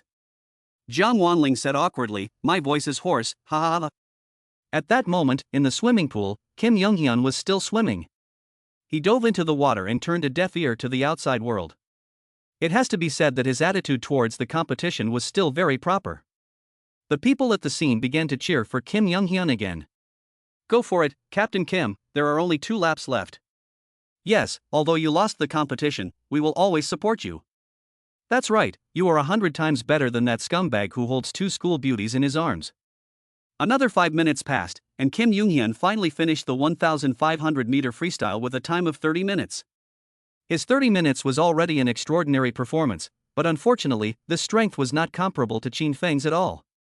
Qin Feng's 15 minutes would be considered quite explosive even in international competitions, not to mention the fact that Qin Feng was wearing inferior swim trunks, the kind that cost 10 yuan apiece. If Qin Feng had also changed into a speed swimming suit, he would definitely have been able to break 15 minutes. After completing the challenge, Kim Younghyun still raised his arms and shouted, slapping the water. This was his usual way of celebrating. During the 50-meter freestyle earlier, he had done a silky combo. Qin Feng didn't bother him and let him be happy for a while. After Kim Younghyun got out of the water, he walked straight up to Qin Feng and said, you definitely didn't last, right? It's okay, there's no shame in losing to me. Starting tomorrow, I don't want you to show up on campus. Get as far away from here as you can. Get out. This word get lost was so harsh that Kim Younghyun's younger brothers felt ashamed along with him. Li Shishir was completely speechless at this guy. She was about to angrily confront this arrogant guy when Kim Younghyun's younger brother ran over. The younger brother whispered a few words in Kim Younghyun's ear, and Kim Younghyun was like struck by lightning. What? He finished the freestyle more than 10 minutes before me? Kim Younghyun couldn't believe it. His younger brother said awkwardly, yes, Qin Feng, that scumbag, finished in 15 minutes. Kim Younghyun laughed and said, impossible, absolutely impossible, how can he finish 1,500 meters in 15 minutes? Why doesn't he go to the Olympics? His younger brother sighed and said, yes, we all saw it with our own eyes. Kim Younghyun stubbornly said, he must have missed a few laps, you didn't notice, what are you guys doing? How can you make a mistake counting laps? At this point, Li Shishir could no longer bear it and said, don't disgrace the school swimming team, just go home. Kim Younghyun refused to admit that he had lost to Qin Feng, which made many female fans turn their backs on him. Why can't this person lose? It's obvious that he's better than him, and he's still being stubborn. He just can't accept the fact that he was beaten, after all, he is a Grand Slam player. I suddenly don't like him anymore, this kind of person can only win, not lose. In an instant, everyone switched from being fans to being haters, and large groups of onlookers began to abandon Qin Feng. In contrast, Qin Feng's reputation began to rapidly reverse, and many girls had already begun to admire Qin Feng. No wonder the school beauty queen was willing to pay for his services, Qin Feng really had an irresistible charm. Yes, suddenly I think he's so handsome, even more handsome than Kim Younghyun. Not only is he handsome, but he's also very low-key, I like this kind of low-key and insightful guy. Qin Feng completely ignored these comments, dismissing them as the ramblings of a bunch of windsocks. In the end, Kim Jonghyun was forced by public opinion to admit defeat in front of Qin Feng. Kim Jonghyun stared at Qin Feng with a fierce gaze and said coldly, you are definitely not an amateur. Which swimming club are you from? Qin Feng didn't bother to waste any more words with him. Qin Feng said directly, it doesn't matter who I am. You lost, and according to our previous agreement, you must now obey all of my commands. You? Kim Jongseon was infuriated, but there was nothing he could do about it. He had lost. Kim Jongseon said angrily, what do you want me to do? Qin Feng said, first, I order you, from now on, to stop pestering Li Shishir. Can you do that? Kim Jongseon said resentfully, okay, I promise. Qin Feng continued, second, now turn around and go as far away as you can, as fast as light speed. Kim Jong-seon left, and before leaving, Kim Jong-seon left a threat. 30 years of Hadong, 30 years of Hashi, mo. Kim Jong-seon's words were not finished when Chin Fong directly kicked him, angrily saying, Mo, you head, a defeated general, and you still dare to mouth high in front of me. Kim Jong-seon ran away in disgrace, because he really had no face to stay any longer. In this battle, Chin Fong went up to the campus confession wall again. The confession wall had another group of girls who confessed in real names.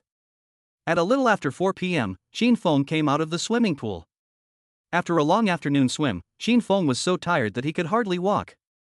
Now, Chin Fong just wanted to lie down on the bed and rest. At this time, Li Shishir suggested, "Let's have dinner together." "I'll treat." "What do you say?" And Ruoi also happily said, "Yes, Chin Fong, after dinner, we can play mahjong together and fight until dawn." Jiang Wanling excitedly said, "Great, I'll get a tip again." Faced with the enthusiastic invitation of the 3 campus flowers, I believe no guy would refuse. However, Chin Fong chose a different approach. He said directly and clearly, "Thank you for your kindness, but I'm tired and want to go back to my dormitory to rest. Bye." Chin Fong turned with a flourish, leaving the 3 campus flowers with his back. On the way back to his dormitory, Zhao Haojie and his brothers came after him in a mad rush. Zhao Haojie said excitedly, "Brother Fong, why didn't you have dinner with the school flower group?" Chin Fong asked in return, "Why should I have dinner with them?" Zhao Haojie said, "What a great opportunity, 3 school flowers eating with you, how many people dare not even dream of it?" Chin Fong shook his head and said, "In the evening, the 4 of us have a little barbecue in the dormitory, drink some beer, and after drinking, lie down in bed and play some games. Wouldn't that be more fun? Do you have to have a woman in your life? Can't you live without a woman?" Chin Feng's words woke him up from his dream. Zhao Haojie suddenly understood, and he said excitedly, "Brother Fong is really in a higher realm." Li Jing also said excitedly, "For this sentence alone, I will pay for tonight's barbecue and beer." Chin Fong smiled and said, "Right, for your trouble, I will teach you a few techniques for picking up girls." Zhao Haojie and Li Jing listened attentively. Chin Fong said, "If you want to go out to dinner with a girl you like, you must make a separate appointment, not go together. Only friends go out to dinner together." Zhao Haojie said puzzledly, "Wouldn't it be better to become friends? The relationship would be closer." Chin Fong said with a smile, "Do you lack friends? What you lack is a girlfriend, understand?" Zhao Haojie seemed to understand but didn't. Chin Fong added, "Remember, if a girl says in the future, we can start as friends, just block her. I have so many friends around me, do I need you as a friend?" Zhao Haojie suddenly understood. That night, Chin Fong and his friends got drunk in their dorm room. At 10 p.m. in the girls' dormitory, and Ruoi sat on a chair, staring at her phone. Li Shishir called her twice, but there was no response. Li Shishir immediately turned off the light, and suddenly Ruoi's face glowed green. And Ruoi exclaimed, "Shishir, why did you turn off the light?" Li Shishir said with a smile, "What? Did you lose money in the stock market? Why is the screen of your phone glowing green?" And Ruoi quickly turned on the light and said, "I was editing a message, trying to ask Chin Fong out to dinner." Li Shishir said, "So you were editing a message, let me take a look and give you some advice." And Ruoi handed the phone to Li Shishir. Li Shishir looked at it and said in shock, "My goodness, writing a short composition? You reply to my messages using abbreviations, and you keep saying and ah. You sent him a message of 400 to 500 words?" And Ruoi said shyly, "I was afraid I wouldn't express myself clearly, so I wrote a few more sentences." Li Shishir looked at the phone and read it out loud. "Chin Fong, last time after we finished eating the lobster, there was a movie we didn't get to see. Can we go see a movie together tomorrow night?" Before Li Shishir could finish reading it, and Ruoi snatched the phone back from her. And Ruoi said, "Don't read it out loud." Li Shishir said with a smile, "Ruoi, this isn't going to work if you chase after guys like this, they don't like girls who are too proactive or too simple." And Ruoi said plaintively, "So what should I do?" Li Shishir said, "Apart from appearance and figure, the most important thing for a girl is to be interesting."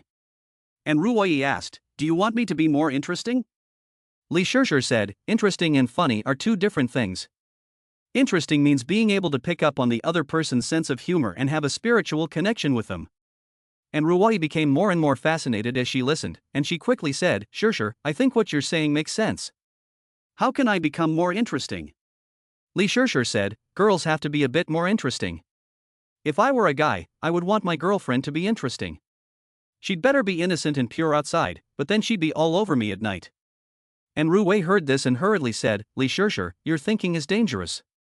I need to stay away from you. Li Shishir immediately drew the curtain and said, come on, let's watch a movie to enrich your knowledge and make you more interesting. And Ruwei asked, what movie? Li Shishir said, there are many movie resources, with themes including mountaineering, tutoring, and plumbers. Which one do you want to watch? And Ruwei said awkwardly, what's this got to do with that? Just pick one. Li Shishir said with a wicked smile, okay, don't regret it after watching it. As it turned out, some romantic action movies are not only liked by boys, but also by some girls. Tonight's Weibo is particularly lively, with Qin Feng's swimming video being wildly reposted. The comment area is full of comments from women, and the swimming club coach has even invited Qin Feng to join. Oh my god, who can come and discipline him? Perhaps only that man can fight with him. Help, hurry up and show up, I'm really going to collapse. The comment area is full of comments from AI Tay alone, who is none other than Li Tao, the former school grass number 1. Li Tao is no slouch. He was once the only one of his kind at the Binhai University of Media and Communication, and was known as the school's most popular guy. After being hurt emotionally, Li Tao chose to study abroad for a year. Finally, after much waiting, Li Tao updated his social media accounts. Li Tao released his latest single My Love with the caption, I'm back. This time, the hearts of all the male students in the school once again ignited with a raging fire. Chapter 56, the preliminary round begins, and he officially clashes with the school's grass star. After a year of silence, Li Tao has pursued further studies, and now his Weibo tag is singer and artist. Obviously, he has been preemptively poached by a major company, and his star path is bright. For students at the Communication University, being signed by a major company is the stuff of dreams, and many are waiting for an opportunity. Li Tao posted his new single on Weibo and quickly received a crazy repost from fellow alumni. His Weibo comment area exploded, with fans flooding in. Is Li Dajiatzi going to be famous? That's amazing, which company signed him? He's going to be a big star soon, I envy Li Dajiatzi. Yes, a year ago, Li Tao held flowers in his hands and made a deep confession, but Enruoi rejected him mercilessly. I'm sure Flower Girl is regretting it now. And Flower Girl, are you here? The man you abandoned is back with a vengeance. Online shouting to Qin Feng, the person who defeated you is here. Many people have followed Enruoi, wanting Enruoi to come out and make a statement. However, Enruoi is too busy right now, as she is popularizing knowledge about the sexes. In the next 2 days, Qin Feng did not meet with Enruoi, and Enruoi also resisted the urge to go on a date, which was quite torturous, especially after watching a little movie about love. Finally, Wednesday night came, and the preliminary round of the top 10 campus singers was about to begin. The competition venue was set up in the University Student Activity Center. At 6 p.m., the activity center was already full of students who came to watch. Thanks to Qin Feng's participation, this top 10 singer competition was very lively. Most people came to laugh at Qin Feng, and a small number of people came to support him. Of course, among this small number of people were 3 of the best schoolgirls. Enruoi was wearing a light green short skirt tonight, perfectly combining the coolness of summer with her youthful charm. The surrounding girls all looked at her with envious and jealous eyes. She's so fair, I envy her for having such fair skin. Not only is she fair, she's also good looking, and not only is she good looking, she also has such a great figure. It's so unfair. Yes, her legs are slender and long, while ours are thick and strong. Forget it, I'm going to get a leg slimming injection. The university campus queen must be cheering for Qin Feng. I can tell just by guessing. Where is that scumbag? Hasn't he arrived yet? It's really too much to make the campus queen wait for him. Enruoi was sitting in the front row, and soon, her best friend Li Shishir arrived. Li Shishir was still a total hottie tonight, and the sexy backless dress was probably only something a beauty of her caliber could pull off. Li Shishir bought 2 fruit teas and sat down next to Enruoi, saying, "It's so hot today, it's going to kill me." Enruoi said, "Calm down, and you'll naturally feel cooler." Li Shishir smiled and said, "Ouch, are you calm?" "I don't think so." "Let me feel your heartbeat." Enruoi said shyly, "Stop it, Shishir, there are so many people here." Li Shishir said nonchalantly, "What are you afraid of? Anyone who dares to gossip will be directly attacked by me." Just as the two were joking, the crowd suddenly became noisy. Could it be that Qin Feng had arrived? Enruoi hurriedly stood up and looked into the distance. The audience was very excited, just like it was New Year's Eve. Holy shit, it's Li Tao, Li Tao is back. He's gotten even more handsome in just 1 year, he's practically a god. Why would the young Master Li come? At his level, he should be a judge. When rivals meet, they are extra jealous, so there's going to be some good drama. When Enruoi learned that the other person was Li Tao, her expression was very frustrated. Why is it him? Li Shirshir sipped her fruit tea and gossiped, wow, your scandalous boyfriend is back in the country, aren't you going to say hello? Enruoi gave Li Shirshir a glare and said, just shut up, they're the ones who started the rumors. I don't even have a boyfriend, and I don't have any feelings for him at all. Li Shirshir said, yeah, if there's no connection, there's no connection. I understand. Li Tao is coming strong, determined to win Enruoi back. Only this time, he has changed his strategy. He doesn't want to lick her face to confess his love, but is prepared to win Enruoi's favor with his abilities. So, this time, he is participating in the top 10 campus singers competition with his new single, determined to redeem himself. At this time, the host came on stage and said, the preliminary round of the top 10 singers competition will begin soon. The preliminary round will begin soon, but Qin Feng is late. There was nothing she could do about it. Qin Feng just liked to be on time. And Ruoi was waiting anxiously, her thoughts completely on that man. Li Shirshir, sitting next to her, couldn't help but say, Ruoi, I've noticed that you have a physiological attraction to Qin Feng. And Ruoi asked curiously, what do you mean by physiological attraction? Li Shirshir replied, in layman's terms, it means being attracted to the other person's body and getting aroused at the sight of them. And Ruoi blushed and said, don't talk nonsense, I'm not attracted to his body. Li Shirshir smiled and said, it's useless to be stubborn. Body language doesn't lie. Every time you chat with Qin Feng, you can't help blushing and your eyes dart around.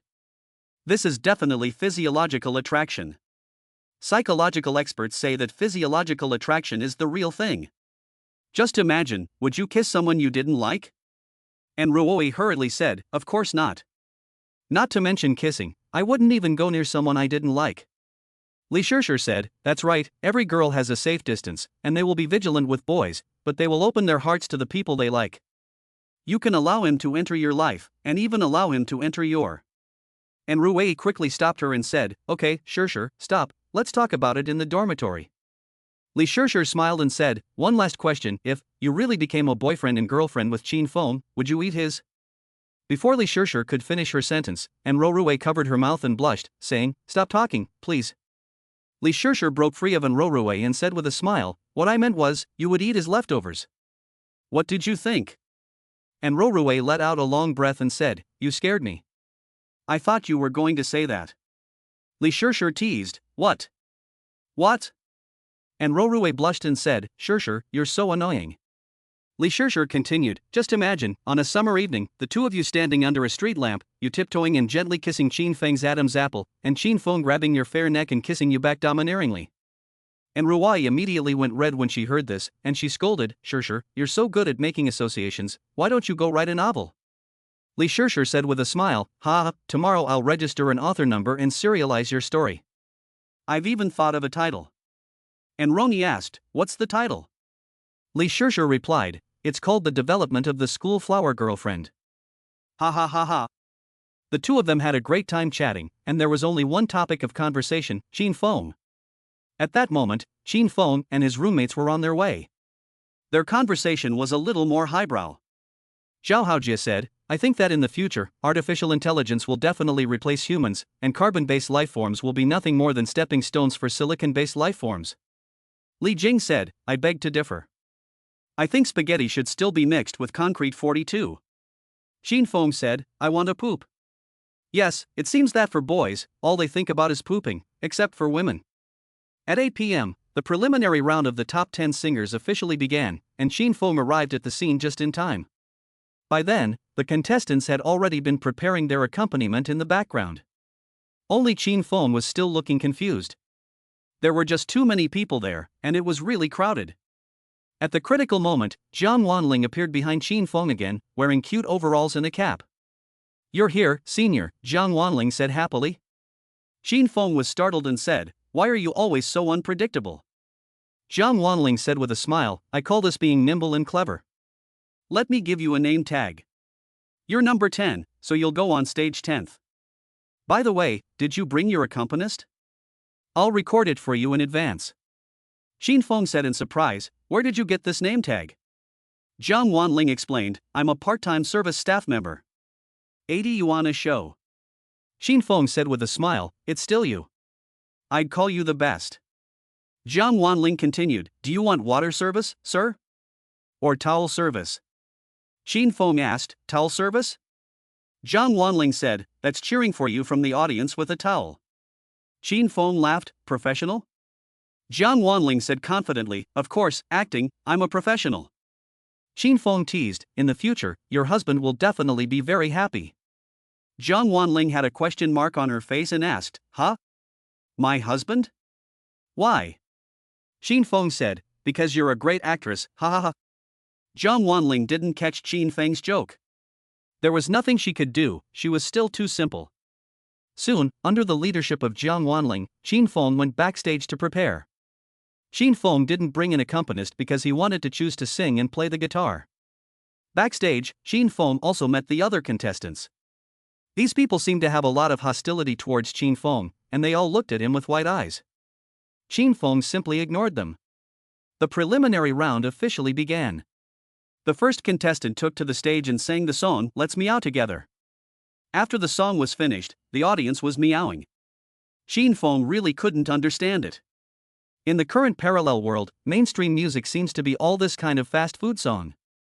It's not unpleasant to listen to, but it's not very nutritious. This kind of music is very easy to brainwash people, but after a period of time, everyone will forget it. In today's music scene, there are very few memorable hits. Offstage, and Ruoyi and Li Shishir anxiously waited for Xin Feng to take the stage. Li Shishir said, don't worry. I heard from a junior that Xin Feng is number 10. And Ruoyi stubbornly said, I'm not worried. I believe he's the best. The previous contestants' songs were all mediocre, and the judges' comments were also average. Soon, it was the sixth contestant's turn to take the stage, and for a moment, the entire audience cheered. Yes, contestant number 6 is Li Tao, who is already a minor celebrity in the entertainment industry and has impressed even the judges. After Li Tao came on stage, he didn't immediately start singing, but rather posed. Li Shishir was speechless and said, what? He's not even an idol yet, and he's already starting to carry a burden. And Ruoyi said, I rejected him directly before because I felt that he wasn't sincere. Li Shishir said, let's hear what he can sing. Chapter 57, Fairy Tale is Here, a tear-inducing masterpiece. Li Tao was the champion of last year's top 10 singer competition, and with the song Clear Breeze and Bright Moon he successfully broke out of the circle and signed with a record company. So, he does have talent in terms of his voice, otherwise he wouldn't have so many fans supporting him. The song he brought today is the original track Thin Horse, a sad love song.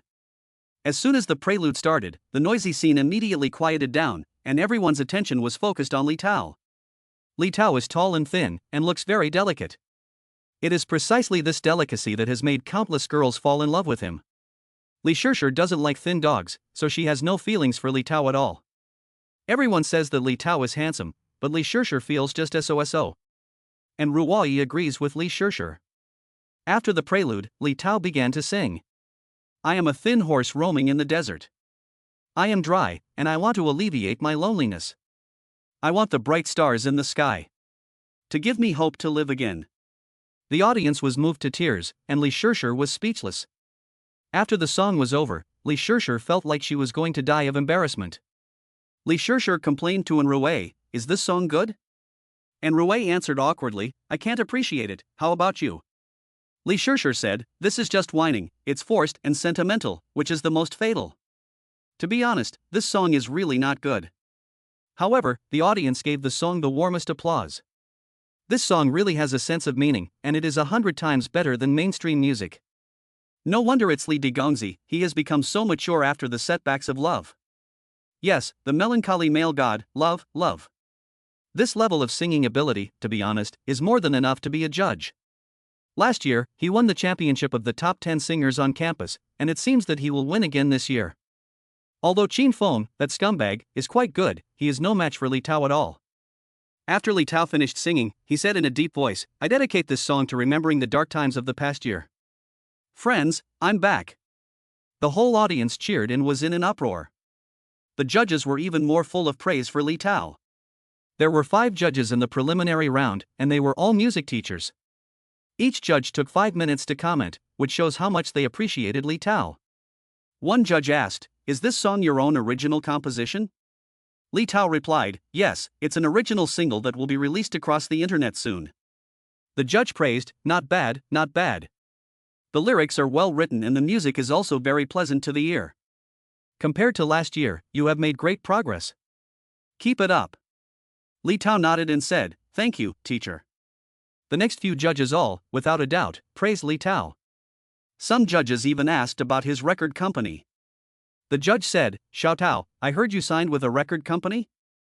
Li Tao replied, "Yes, teacher, I signed with Yedong Music and became a singer. In the future, I hope to make a name for myself in the Chinese music scene." The judge gave him a thumbs up and said, "Good for you, young people should dare to make a name for themselves. I wish you a bright future." In this way, Li Tao delayed for more than half an hour alone. Qin Feng was even sleepy backstage. What was going on? Why was he chatting about ordinary things? The contestants behind him were also dejected.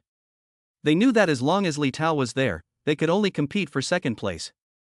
Finally, after all the judges had finished commenting, Li Tao picked up the microphone and looked at Enrui in the first row, as if he were about to make a deep confession. This time, the audience couldn't sit still. "The cameras are ready. Holy shit, is Mr. Li going to renew his relationship with the school beauty in Ruwei? Oh my god, why can't I meet a man with such deep feelings? Please hurry up and get together, I want to root for this couple. Yes, get together, I'd rather wish Li Tao well than let that scumbag Qin Feng have his way." And Ruwei was really embarrassed, she really didn't want to respond to Li Tao in any way. Li Shishir looked at Li Tao coldly. She wanted to see what kind of mushy romantic things this weak-looking boy on the stage could say. After a brief gaze, Li Tao said with deep feelings, "I have a lot of feelings after returning today. Here, I want to say that there is always someone coming from the crowd, bringing wind and rain with them, and you can't avoid it. When they leave, they mess up the 4 seasons, and you are difficult to cure after a long illness." After this sentence was finished, the audience once again erupted. Damn, the young Master Li is really eloquent. Isn't Enrui even the slightest bit moved? Yes, if it were me, I would have cried straight away. Li Tao is really infatuated. After Li Tao finished speaking, he came straight off the stage. In his opinion, his perfect persona had been created, and the rest would naturally follow. Obviously, Li Tao had unilaterally declared himself to be Enrui's quasi-boyfriend. Little did he know that in Enrui's opinion, no matter how sweet the words of love, if they are not spoken by the boy she likes, they will only have the opposite effect. Enrui was worried, and she was worried about Qin Feng. Li Shishir saw her unhappy expression and asked with concern, "What's wrong, Rui? Are you falling in love?" And Ruwei replied, "No, I'm just afraid that Qin Feng will feel the pressure." Li Shishir said, "Maybe he can work a miracle, just like in a swimming competition, right?" And Ruwei nodded and said, "Yes, that's right." The next few contestants were distracted while singing, and some even forgot the lyrics. The judges shook their heads.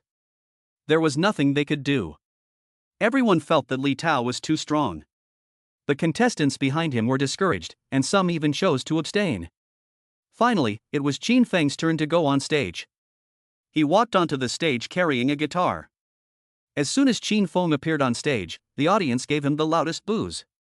This guy really has some nerve, knowing that Li Tao is participating, he still dares to go on stage and sing. His courage is commendable, and since he dared to go on stage, don't blame me for being ruthless. Don't be careless, this scumbag has talent. During the preliminary auditions, that song classmate at my table left a deep impression on me. Having talent is one thing, but it depends on who you're comparing yourself to. Li Da's already signed with a record label, how can he compete with Li De? Dream on, I don't believe it anyway. The more skeptical voices there were in the audience, the more excited Qin Feng became. When Qin Feng took to the stage, Enrui finally perked up. Enrui said excitedly, "Qin Feng, come on, you're the best." Li Shishir echoed, "Show them your true strength and slap them in the face." Zhang Wanling was also waving a towel vigorously below the stage, looking radiant. The 3 school beauties were cheering for Qin Feng together, causing everyone's hatred for Qin Feng to reach the maximum. Even the neutral audience members turned against Qin Feng in an instant, and the booing grew louder and louder. Facing the booing, Qin Feng gave a small smile, then closed his eyes and placed his right hand by his ear, as if to say, "Boo louder, I can't hear you." This action made the audience even more angry. What's he pretending? This scumbag really deserves a beating. I want to punch him. Count me in. When he's finished singing, let's go at him. The scene was very noisy, and under these circumstances, Sheen Foam simply could not sing. At the critical moment, the judges promptly took control of the situation and signaled for everyone to be quiet.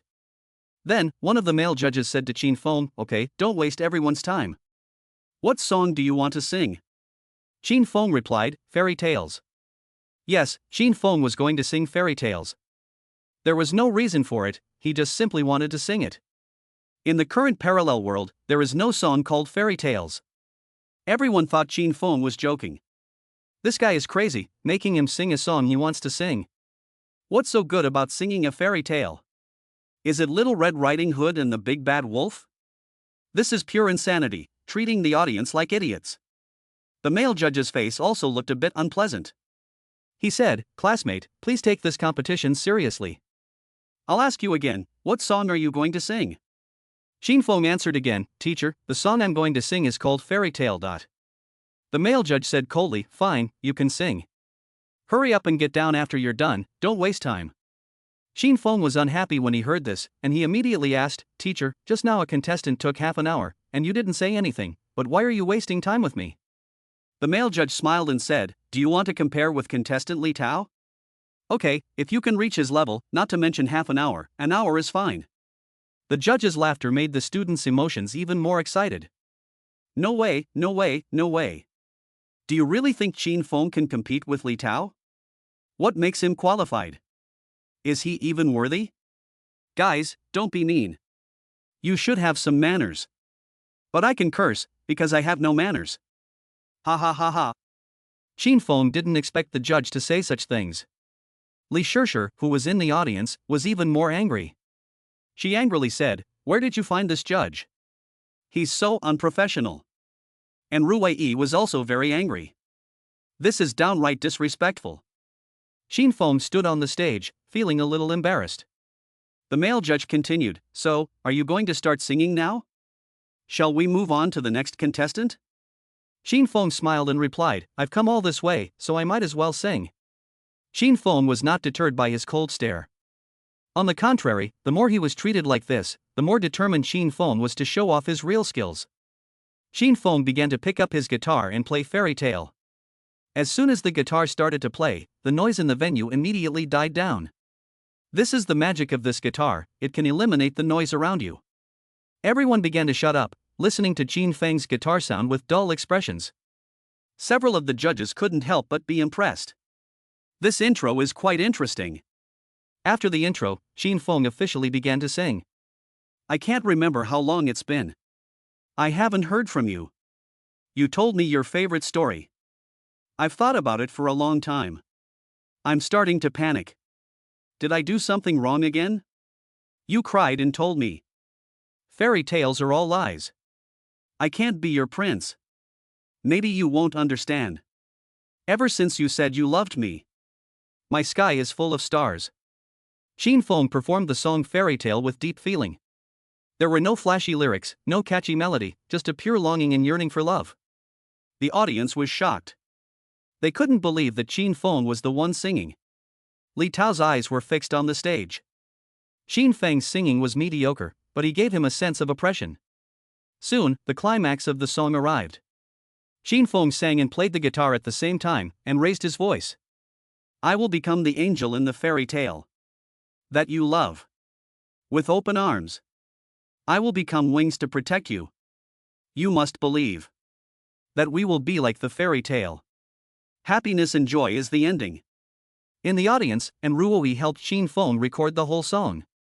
For some reason, the tears in her eyes kept welling up. I have to say, the song really brings tears to your eyes. Li Shishir has always had a high tear point, but when she heard this song, she couldn't stop a lump forming in her throat. Admittedly, this tear-inducing effect has something to do with the magical guitar, but, as I said before, the magical guitar is only supplementary, and the key is that Sheen Foam sings well. 3 minutes later, after Sheen Foam finished singing Fairy Tale, all the previous giggles and jeers disappeared, leaving only the faint sound of choking. Okay, it's time for the judges to give their scores. Chapter 58, Sheen Foam rushes to his roommate's online date. Xin Feng's fairy tale was so tear-jerking that the audience members were in tears. What kind of emotional experience could have produced such a pure song? I feel like I'm seeing an angel. Is his deep feeling an act? Why do I hear sadness, longing, and misplaced love in his singing?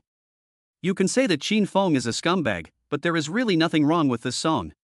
It is even completely comparable to Li Gongzi. Is it possible that this fairy tale is even better than Li Tao's Thin Horse? The crowd was divided, torn between reason and emotion. Reason told them to resist the scumbag, but from an emotional point of view, they really liked the song. The 5 judges were also hearing such a wonderful song for the first time, and they all praised it. Compared to Li Tao, Xin Feng's song didn't have ornate lyrics or difficult singing techniques. But the most essential thing about music is emotion, and that is the power that most moves people. The male judge who had just been on the show was also very embarrassed. He didn't think Xin Feng could sing music of this caliber. It was unbelievable. The male judge said with a forced smile, "Young man, is this song your original work?" Xin Feng said frankly, "No." As soon as he said this, there was a chorus of boos from the crowd. I told you, how could a scumbag write such a soulful song? It turns out it's a cover.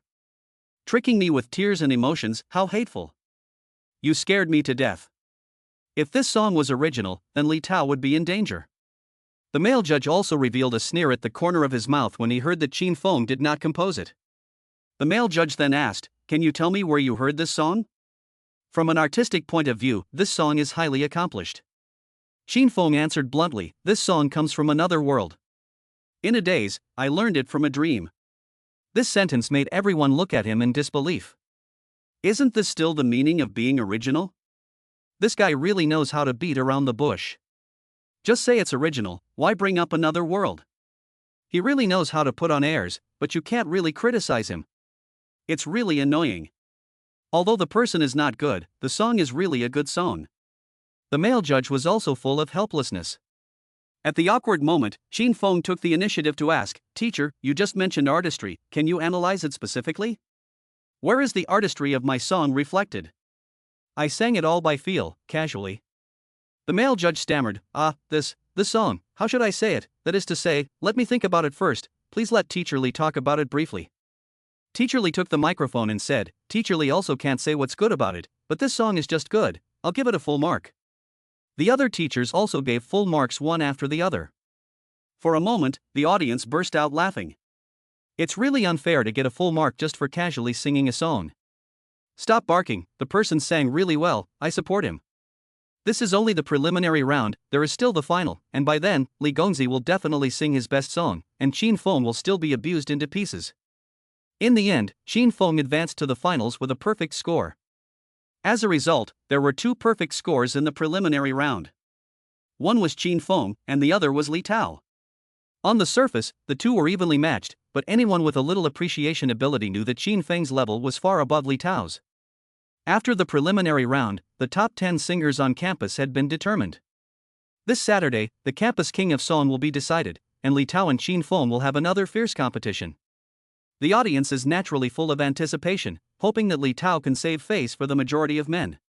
After the competition, everyone dispersed. The 3 campus beauties hurriedly came to Xin Feng's side, each one full of praise for him, their eyes full of admiration. Sure enough, in college, a guy who can sing really gets extra points. And Ruoi said excitedly, "Xin Feng, the song you sang was really great, it was like music from heaven." Li Shishir said, "No tricks, just full of emotion." Zhang Wanling said, "Excuse me for asking, but was the girl in fairy tale your first love? Is she the same girl as the one in my classmate?" I have to say, Zhang Wanling's question was still very sharp. Xin Feng glared at Zhang Wanling and said, "You ask too many questions." Zhang Wanling said, "Gossip, let's chat."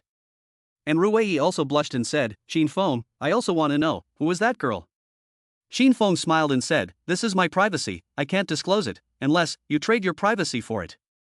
Zhang Wanling said mischievously, "Hey, senior, you're so small-minded, you don't even trust us, we'll keep your secret for you." Xin Feng said, "Some other time, let's sit together and chat some other time." The 3 most beautiful girls on campus were all disappointed. Then Xin Feng said, "But I'm still very grateful that you came to cheer for me. In fact, my song Fairy Tale is for one of you." When he said this, the 3 girls looked at him in surprise. They asked in unison, "Who?" Xin Feng smiled and said, yes. Xin Feng threw a question and then walked away. This completely confused the three most beautiful girls on campus. The three of them started to think nonsense and didn't want to eat dinner. When the surrounding little licks saw this scene, they couldn't help but grind their teeth with hatred. These days, it's so hard to get a girlfriend. Why do all the school beauties surround the scum? We honest people are obviously so good, alas. Is there any possibility that if we go up and talk to her, we can also succeed? An emotional scientist once said that often the more beautiful a girl is, the easier it is to woo her, because she is so beautiful that everyone around her thinks she is out of their league and so they don't dare to talk to her. That makes sense, brother. You go give it a try, and we'll cheer you on. So, encouraged by a group of people, a clumsy, strong boy was pushed forward. He gathered his courage and ran up to Li Shishir, saying, "Excuse me, beautiful lady, may I bother you for a moment?" Li Shishir replied coldly, "You've bothered me enough, thank you." Oh well. The boy came with high hopes, but left with his head in the dust. As it turned out, you can't take the words of an emotional expert too seriously. That night, Xin Feng had a drink in his dorm room with his friends to celebrate his advancement to the singing contest. Zhao Haojie said drunkenly, "Brother Feng, congratulations in advance on winning the top 10 singer competition." Xin Feng said while eating peanuts, "I haven't even competed yet, and you're already congratulating me in advance? You have so much confidence in me?" Zhao Haojie said, "Of course. What level is Li Tao? Can he compete with you?"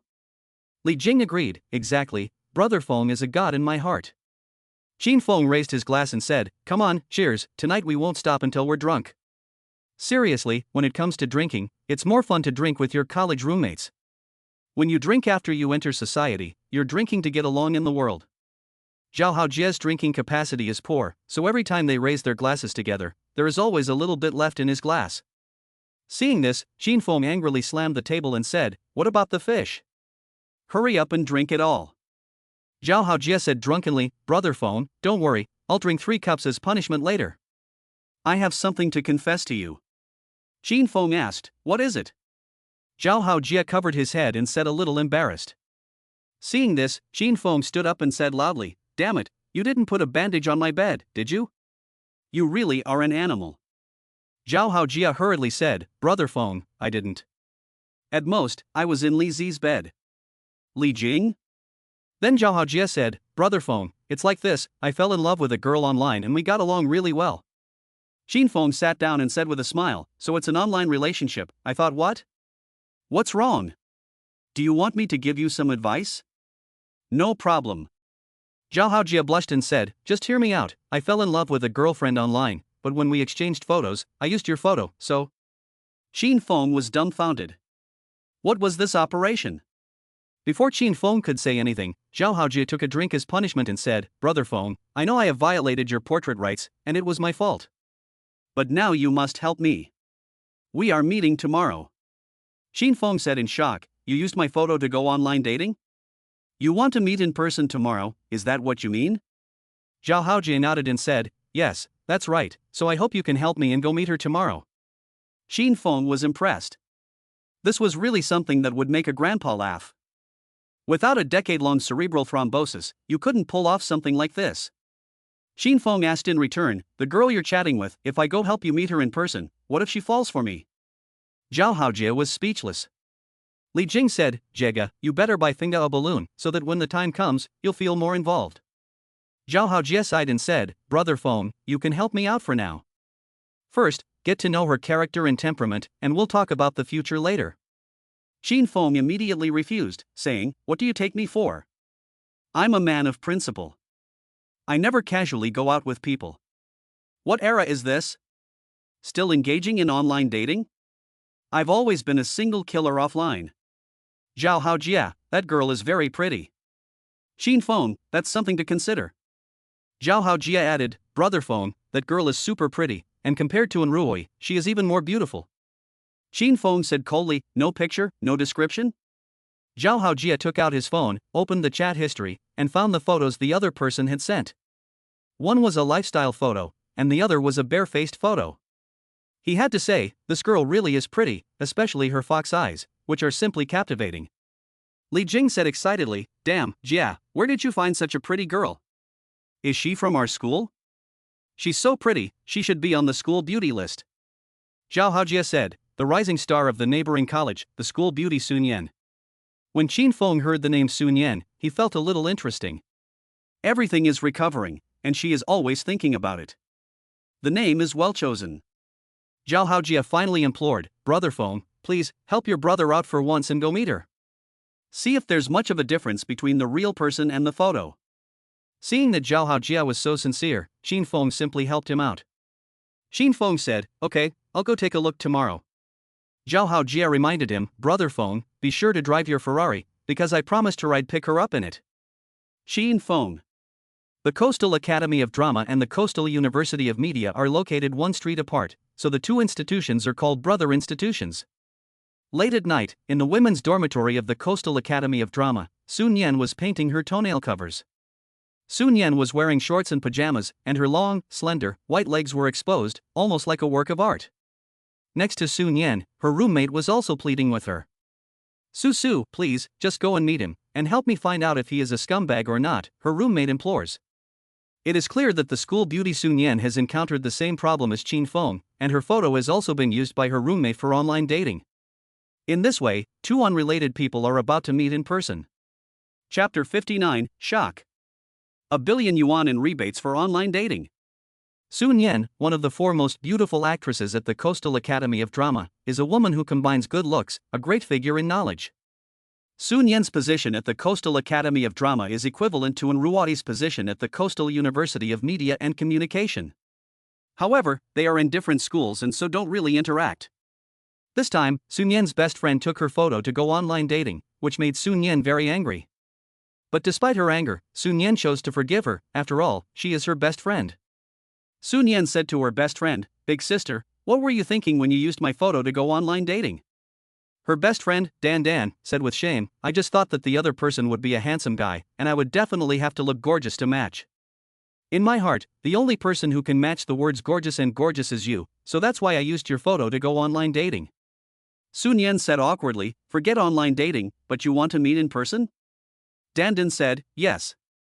Sun Yan angrily said, yes my ass. You're the one who started online dating, so if you want to meet in person, go ahead, but I'm not going. I think all guys are pigs. Dan said, he's really super handsome, and he has a Ferrari.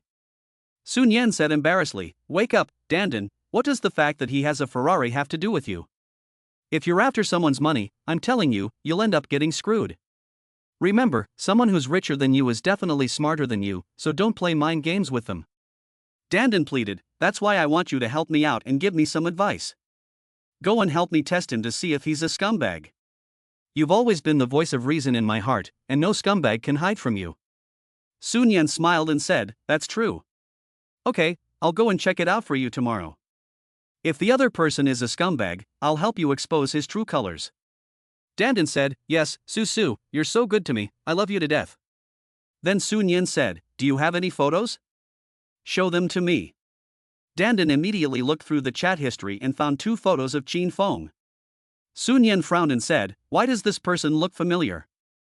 Dan asked, have you met him? Sun Yan thought for a moment and said, I saw him on the trending topic a couple of days ago. He's from the Communication University next door. He's been called a scumbag by many people, and he even publicly showed his affection on Weibo. How could he have hooked up with you in private? Dan blushed and said, yes, he even called me baby. Sun Yan said angrily, he's a real scumbag. He's a hypocrite. Dan, you must have seen that trending topic too. Dan said, yes, I did, but... Sun Yan said, I understand, you've been swept away by the Ferrari, wake up, Dan. Dan said, what if he really likes me? Su, go meet him tomorrow and find out more about him. Sun Yan sighed and said, fine, you just won't learn until you see the coffin. That night, in Qin Feng's dormitory, the 4 of them drank a total of 52 bottles of beer. All 4 of them were drunk. When Qin Feng woke up and opened his eyes, he felt a splitting headache. Qin Feng fumbled with the iron bed and asked, wake up, guys, what time is it? Li Jing looked at his phone and said, it's not even 6 o'clock, you can sleep for another 2 hours. Wei Tao, the dormitory leader, also woke up. He looked at his phone and shouted, guys, wake up, it's 6 o'clock at night. This shout woke up Qin Feng and the others. Li Jing sighed and said, well, it's already like this, so might as well keep sleeping. Xin Feng, that makes sense. Zhao Haojie, if we sleep, we're done. The next second, Zhao Haojie said with wide eyes, damn it, tonight I want to get laid. Zhao Haojie quickly pulled up Qin Feng and said excitedly, brother Feng, go wash up quickly, tonight you have to go on a date for me. Qin Feng also recalled that last night he did promise him that he would go on a date for him. Helpless, Qin Feng got up with a heavy body and went to wash his face. Qin Feng looked at the decadent version of himself in the mirror and couldn't help but say, I've been hurt by wine and women, and I've become so haggard. Starting today, I'll quit drinking. At 6:30 p.m., Qin Feng tidied up and got ready to go. However, Qin Feng's clothes seemed a bit too casual. Zhao Haojie hurriedly said, brother Feng, this is the first time we're meeting in person, so we should dress formally. You should wear my suit. Qin Feng said coldly, what's wrong with me? It's over 30 degrees outside, and you want me to wear a suit? Zhao Haojie said, at least change your shoes. What kind of man wears flip-flops? Qin Feng said with a blush, what the hell do you know? The most important thing about a man is his inner self. Besides, I make my living with my looks, not my clothes. Upon hearing this, Li Jing couldn't help but admire and say, brother Feng is so confident. Go for it, and fight to win Jia Ji's woman. This sounded very wrong. Zhao Haojie's face darkened and he said, why do I feel like I'm glowing green? Qin Feng laughed and said, do you know who my favorite character is in the Romance of the Three Kingdoms? Zhao Haojie asked, who? Qin Feng replied, Zhao Mengde. Then Qin Feng directly and gracefully left. Zhao Haojie shouted, brother Feng, when we go on a date, turn on the voice call, I want to feel a bit more involved. Qin Feng said, okay, wait until we get to the hotel, I'll turn on the video for you, ha ha ha. Zhao Haojie's heart broke. Although the temperature was over 30 degrees Celsius, it was snowing inside his heart. Snowflakes fluttering, the north wind howling, the world was a desolate place. Qin Feng returned downstairs and was about to get into his Ferrari, but then thought, I just had a drink last night, I'd better take the shared electric bike. So, Qin Feng swept up a shared electric bicycle and prepared to go to the location of the rendezvous. This time, Qin Feng was guided by one principle, only spend money on the other person, never receive money from them. In fact, it is very simple to tell if the other person is a scumbag, just see if they are willing to spend money on you. Scumbags are often selfish and self-interested, so it is almost impossible to get them to spend money on you. However, just as Qin Feng was about to set off, a crisp voice came from his head. Ding, the current situation of the host has been detected, and the following options are available. Option A, run errands for your roommate, and the woman pays for the entire process. The system will rebate the host 10 times the amount, with a cash rebate limit of 1 million. Option B, run errands for your roommate, and pay for the entire date yourself. The system will rebate the host 100 times the amount, with a cash rebate limit of 100 million. Qin Feng was stunned when he heard the system's voice. Cashback is starting again, but this time it is obvious that the system wants Qin Feng to be a lapdog. Qin Feng will never be a lapdog in his life. Qin Feng once vowed that whoever wants to be a lapdog will eat instant noodles without the seasoning pack. Therefore, in the face of 100 times cashback, Qin Feng hesitated. Money is only material, and Qin Feng will not sell his soul for money. Just as Qin Feng was repeatedly brainwashing himself, the voice of the system came again. Modify option B, the upper limit of this cashback is set to 10 billion. Qin Feng's mouth grew wide upon hearing this. That's 10 billion. 10 billion, 10 billion. Chapter 60, Welcome to the Confrontation, You've Met Your Match. Under the system's powerful money-making ability, Qin Feng still chose to yield tactically. It's just being a lapdog, who hasn't been young before? Qin Feng was ready to hunt. Suddenly, he realized that the object he was going to meet this time was Zhao Haojie's girlfriend. As the saying goes, you can't take advantage of a friend's wife. Take advantage of a friend's girlfriend? Is that reasonable? Well, it's not reasonable. But why did Qin Feng feel an inexplicable excitement? Qin Feng quickly dispelled his evil thoughts. This time, Qin Feng had two main tasks. The first is to determine the difference between the real person and the photo, the second is to get a sense of the other person's character. After some soul-searching, Qin Feng decided to stick to his principles. Soon, Qin Feng rode a shared electric bicycle to the agreed location. By then, Sun Yan was already in position.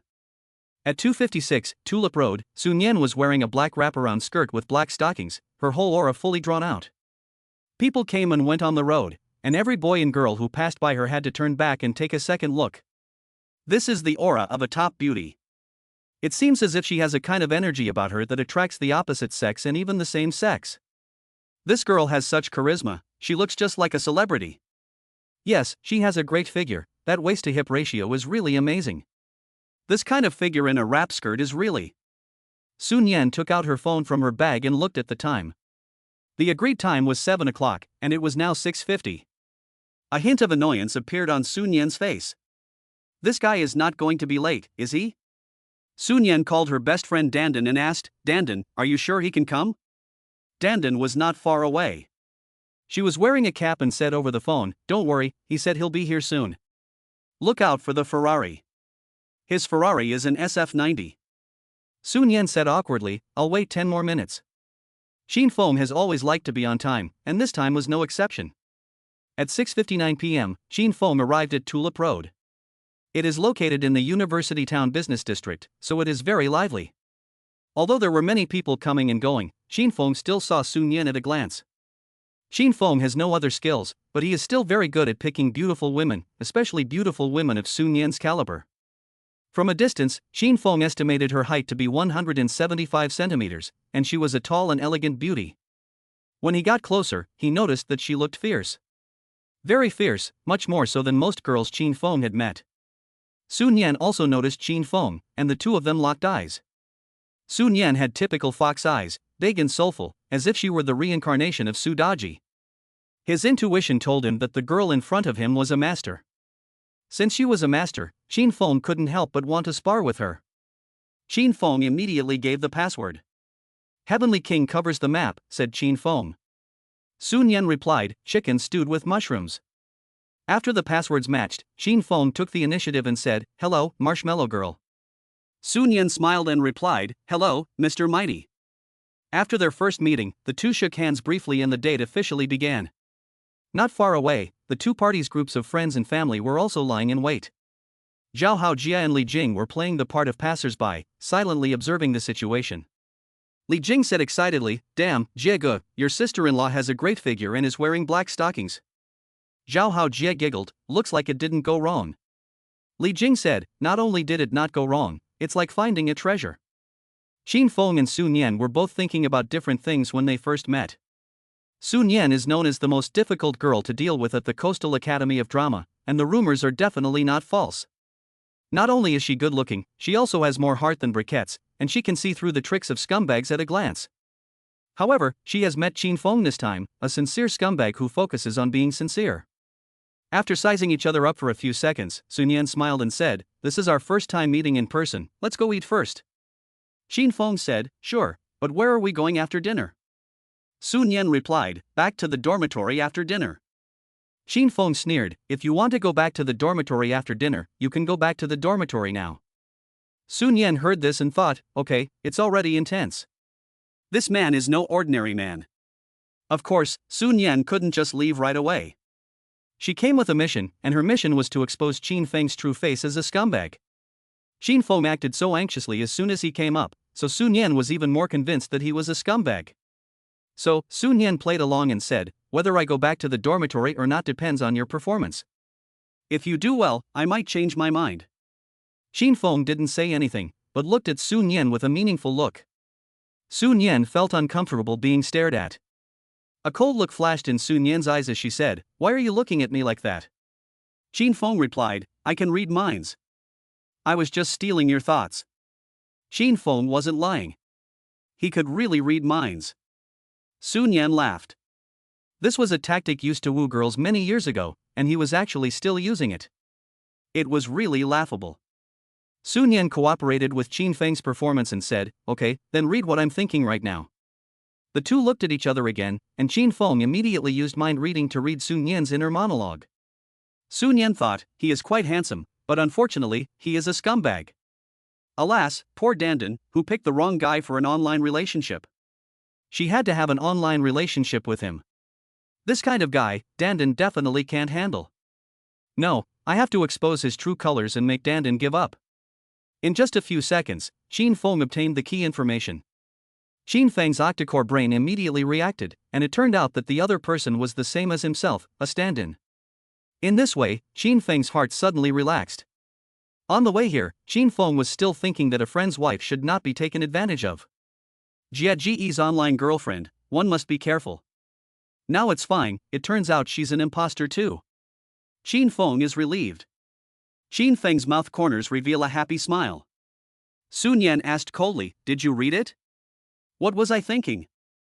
Xin Feng said, "You were thinking, wow, my husband is so handsome, this time I've won big time by opening the blind box."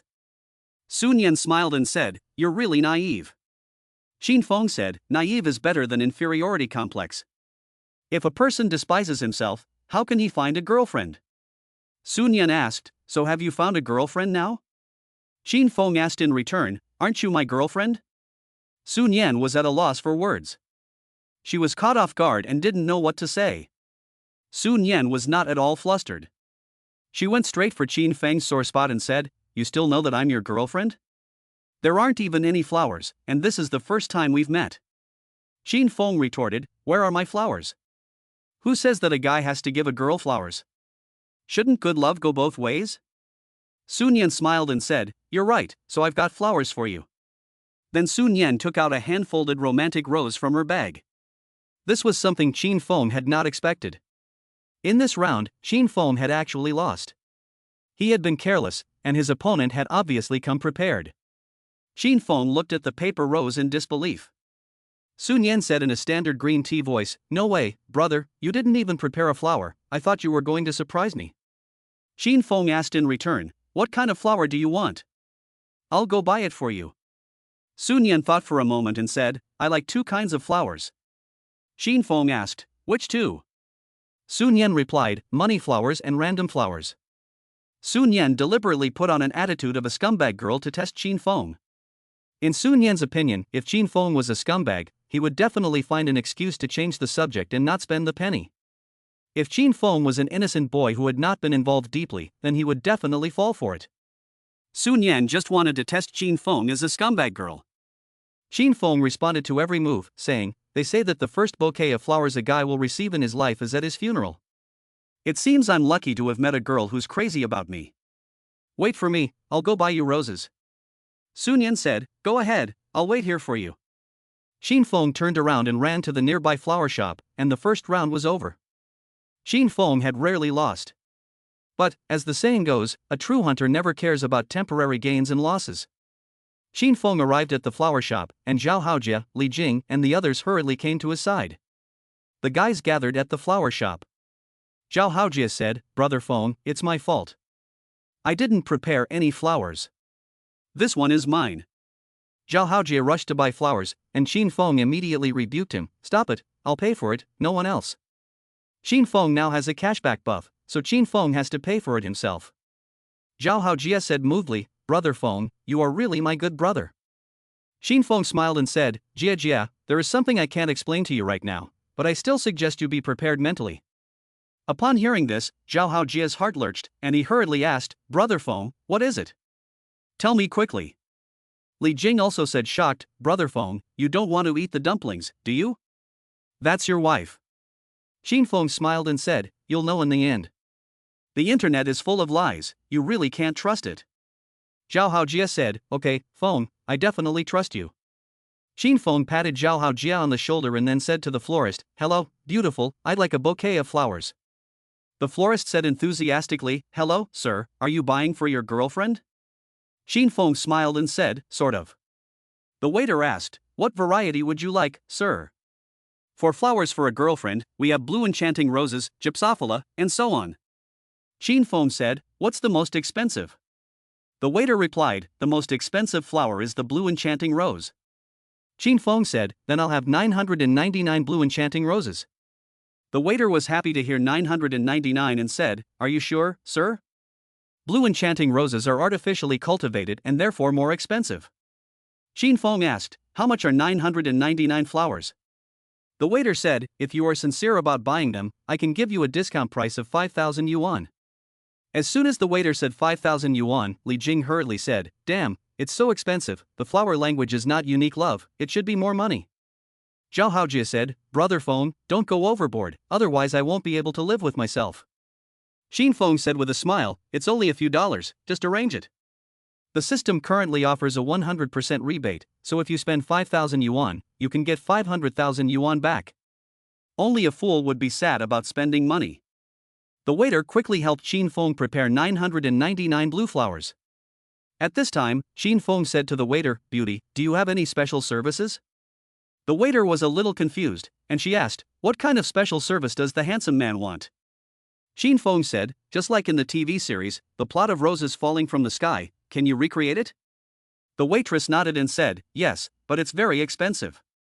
Xin Feng said excitedly, "It doesn't matter if it's expensive, I'm rich." The waitress said, "We have a petal salute, which is the kind that sprays into the sky and can create the romance of falling petals." Xin Feng said, "That's great, give me 10 shots." The waitress said, "Sir, because the petals in the salute are all dried flowers, the price of one shot is 1,000 yuan, so would you like to think about it carefully?" Xin Feng immediately took out his phone to make the payment and said, "No need to think about it at all, thank you, romance is priceless, let's get started."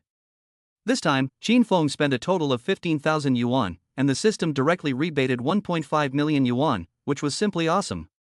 However, Zhao Haojie and the others did not know Xin Feng's secret. Zhao Haojie said excitedly, "Brother Feng, you are really good to me, if we get together in the future, I will definitely invite you to be my best man."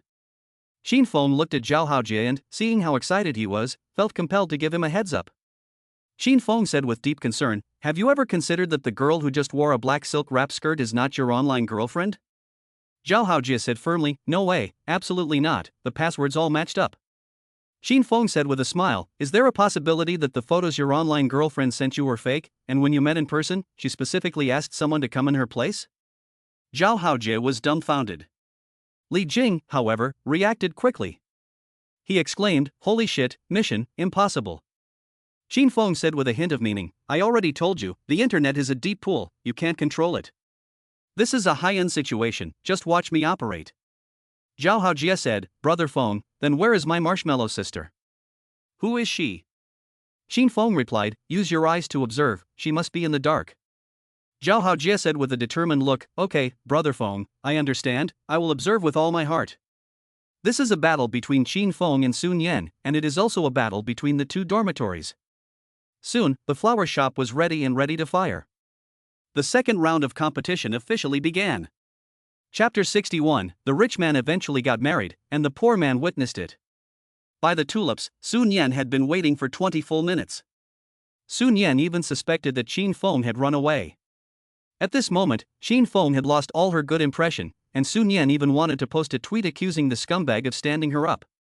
However, her roommate Dandan came running over in time and said, "Susu, just wait a little longer, he'll be here soon. It's probably because he bought too many flowers and the waiter is having trouble wrapping them up." Sun Yan said with a blush, "Dandan, let's not kid ourselves, he just saw that it was going to cost money and quickly found an excuse to get out of it." Dandan said, "No, wait 5 more minutes." Sun Yan took a deep breath and said, "Okay, 5 minutes. If he doesn't come in 5 minutes, I'm leaving." As soon as Sun Yan finished speaking, Dandan excitedly said, "Here he comes." "Oh my, such a big bunch of flowers?" Dandan quickly hid them. Sun Yan turned around and was also stunned. Sun Yan thought that Xin Feng was just buying a simple bunch of flowers as a token of his affection, but she never expected that Xin Feng would get such a big bunch of flowers. Xin Feng walked down the street holding 999 blue orchids, and everyone around him looked at him. Is this guy going to confess? He's really rich, 999 blue orchids. Last time I bought 52 for my girlfriend and it cost over 600 yuan. The rich will eventually get married, and the poor will witness it. Who is his girlfriend? She's so happy. Xin Feng attracted attention from the moment he left the flower shop. Where there's excitement, there are onlookers. Everyone gathered around, wanting to witness the moment of confession. Soon, Xin Feng came to Sun Yan's side and handed her 999 blue devils. He said, "Sorry for the wait, the packaging took a bit longer than I expected." Sun Yan asked in surprise, "Are these flowers for me?" Xin Feng smiled and said, "What else could they be?" Sun Yan was a little confused. She usually received a lot of roses, and blue devils were not uncommon. But this was the first time she had received 999 roses, which was too much. Sun Yan felt very heavy when she took the roses. Of course, what was heavier than the roses was her mood. Just now, Sun Yan was still misunderstanding Qin Feng for standing her up, but then she received 999 roses, which was really hard to accept. Qin Feng looked at her blushing expression and asked with a smile, "Why? Isn't it supposed for a boyfriend to give flowers to his girlfriend? Are you shy?" Sun Yan said coldly, "Shy? Don't be silly. But thank you very much, the flowers are very pretty." Qin Feng continued, "There are even more beautiful ones. Do you want to see them?" Sun Yan asked, "What?" Qin Feng said, "First, call me husband and see what happens." Sun Yan glared at Qin Feng and said coldly, "You wish? Don't think that just because you gave me a few flowers, I'll do whatever you say." Qin Feng laughed and said, "Huh, I see. Fine, forget it.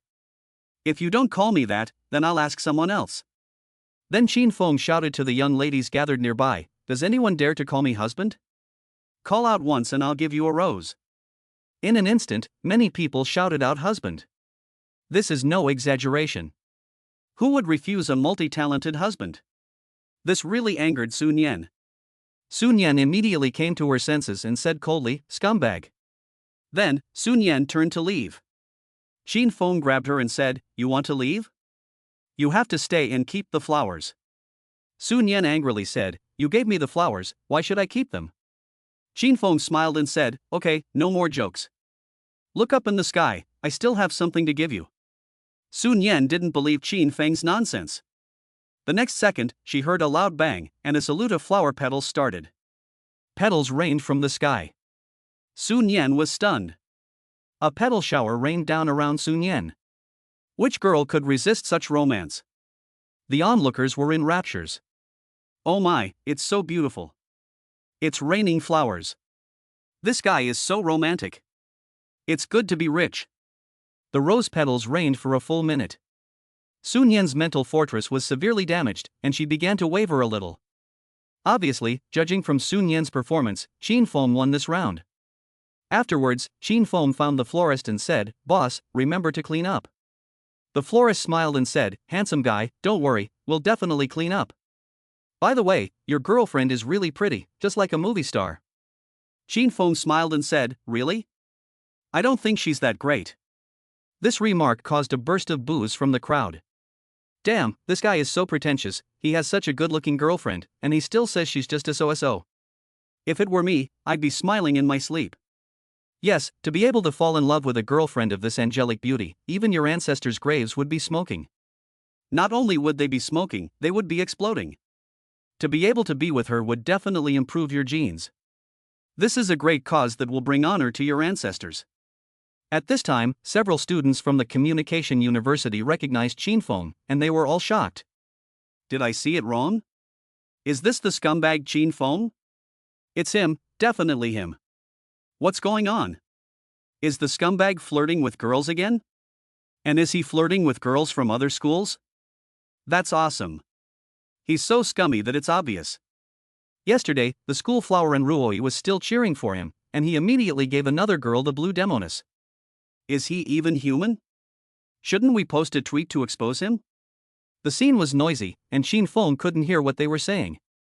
At this time, Sun Yan said to Qin Feng, "I'm going to the bathroom, wait for me a moment." Sun Yan left in a panic, leaving Qin Feng alone. Sun Yan ran out of Qin Feng's sight, holding 999 blue flowers in her hands, and found her roommate Dandan. Dandan was so excited that she couldn't speak. Dandan was so moved that she said, "Su, I told you that he is sincere with me, didn't I?" Sun Yan said, "Sending flowers doesn't mean everything. We need to test him some more." Dandan hurriedly said, "Test him, you go ahead and test him." Sun Yan said, "Okay." A few minutes later, Sun Yan returned, and Qin Feng had disappeared. Where is he? Sun Yan began to look around, and in the process, she gradually became passive. Just as Sun Yan was distracted, Qin Feng's voice came from behind. "Beauty, looking for me?" Qin Feng said with a smile. Sun Yan turned around and saw Qin Feng buy 2 Haagen-Dazs ice creams. Sun Yan asked coldly, "Where have you been?" Qin Feng replied, "I bought 2 ice creams. Can you eat ice cream?" This was a very meaningful question from Qin Feng. Sun Yan took the ice creams and smiled and replied, "Of course I can." Xin Feng said, "That's great." Sun Yan said, let's go eat." Xin Feng said, "Okay, let's go." "Wait, where are your flowers?" Sun Yan replied, "I've stored it temporarily somewhere, otherwise my hands will get tired if I keep holding the blue demonis." Xin Feng looked at Sun Yan and said, "It seems that your finger strength is not very good, and it is necessary to moderately increase some finger strength training." Sun Yan asked, "For example?" Xin Feng said seriously, "For example, use a grip strengthener." Sun Yan smiled and said, "So, your fingers are very strong, right?" Xin Feng said, "Of course, my fingers can play the most beautiful music in the world. Do you have time to compete with me?" Sun Yan said, "I'm afraid you're not that good." The two of them were subtly edging each other, testing each other. Verbally, neither side gained an advantage. Sun Yan was about to have dinner and took the opportunity to test Xin Feng again. Sun Yan suggested, "Let's go eat spicy grilled fish, it tastes good and the price is very affordable." As soon as Xin Feng heard the price was affordable, he immediately refused, saying, "Forget the fish and a spicy sauce. On the first date, we should go somewhere formal after dinner." Sun Yan frowned and asked, "Could it be that you can't eat spicy food?" Xin Feng laughed and said, "Are you kidding?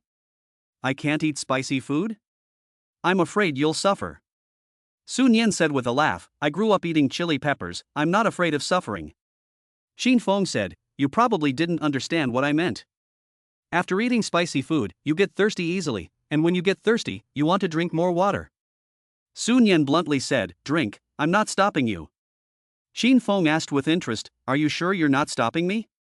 Sun Yan felt that Xin Feng was hinting at something. Soon, Sun Yan reacted, saying, "You're sick." Xin Feng smiled and said, "You can sense that I'm sick, which means we're the same type of person, right?" This time, Sun Yan had met her match. Sun Yan was not angry, but instead asked, "So, what do you say, what do you want to take me to eat?" Xin Feng said, "Let's go to the skyscraper and have Western food, while enjoying the night view of the city and sipping red wine." Sun Yan asked, "Are you sure?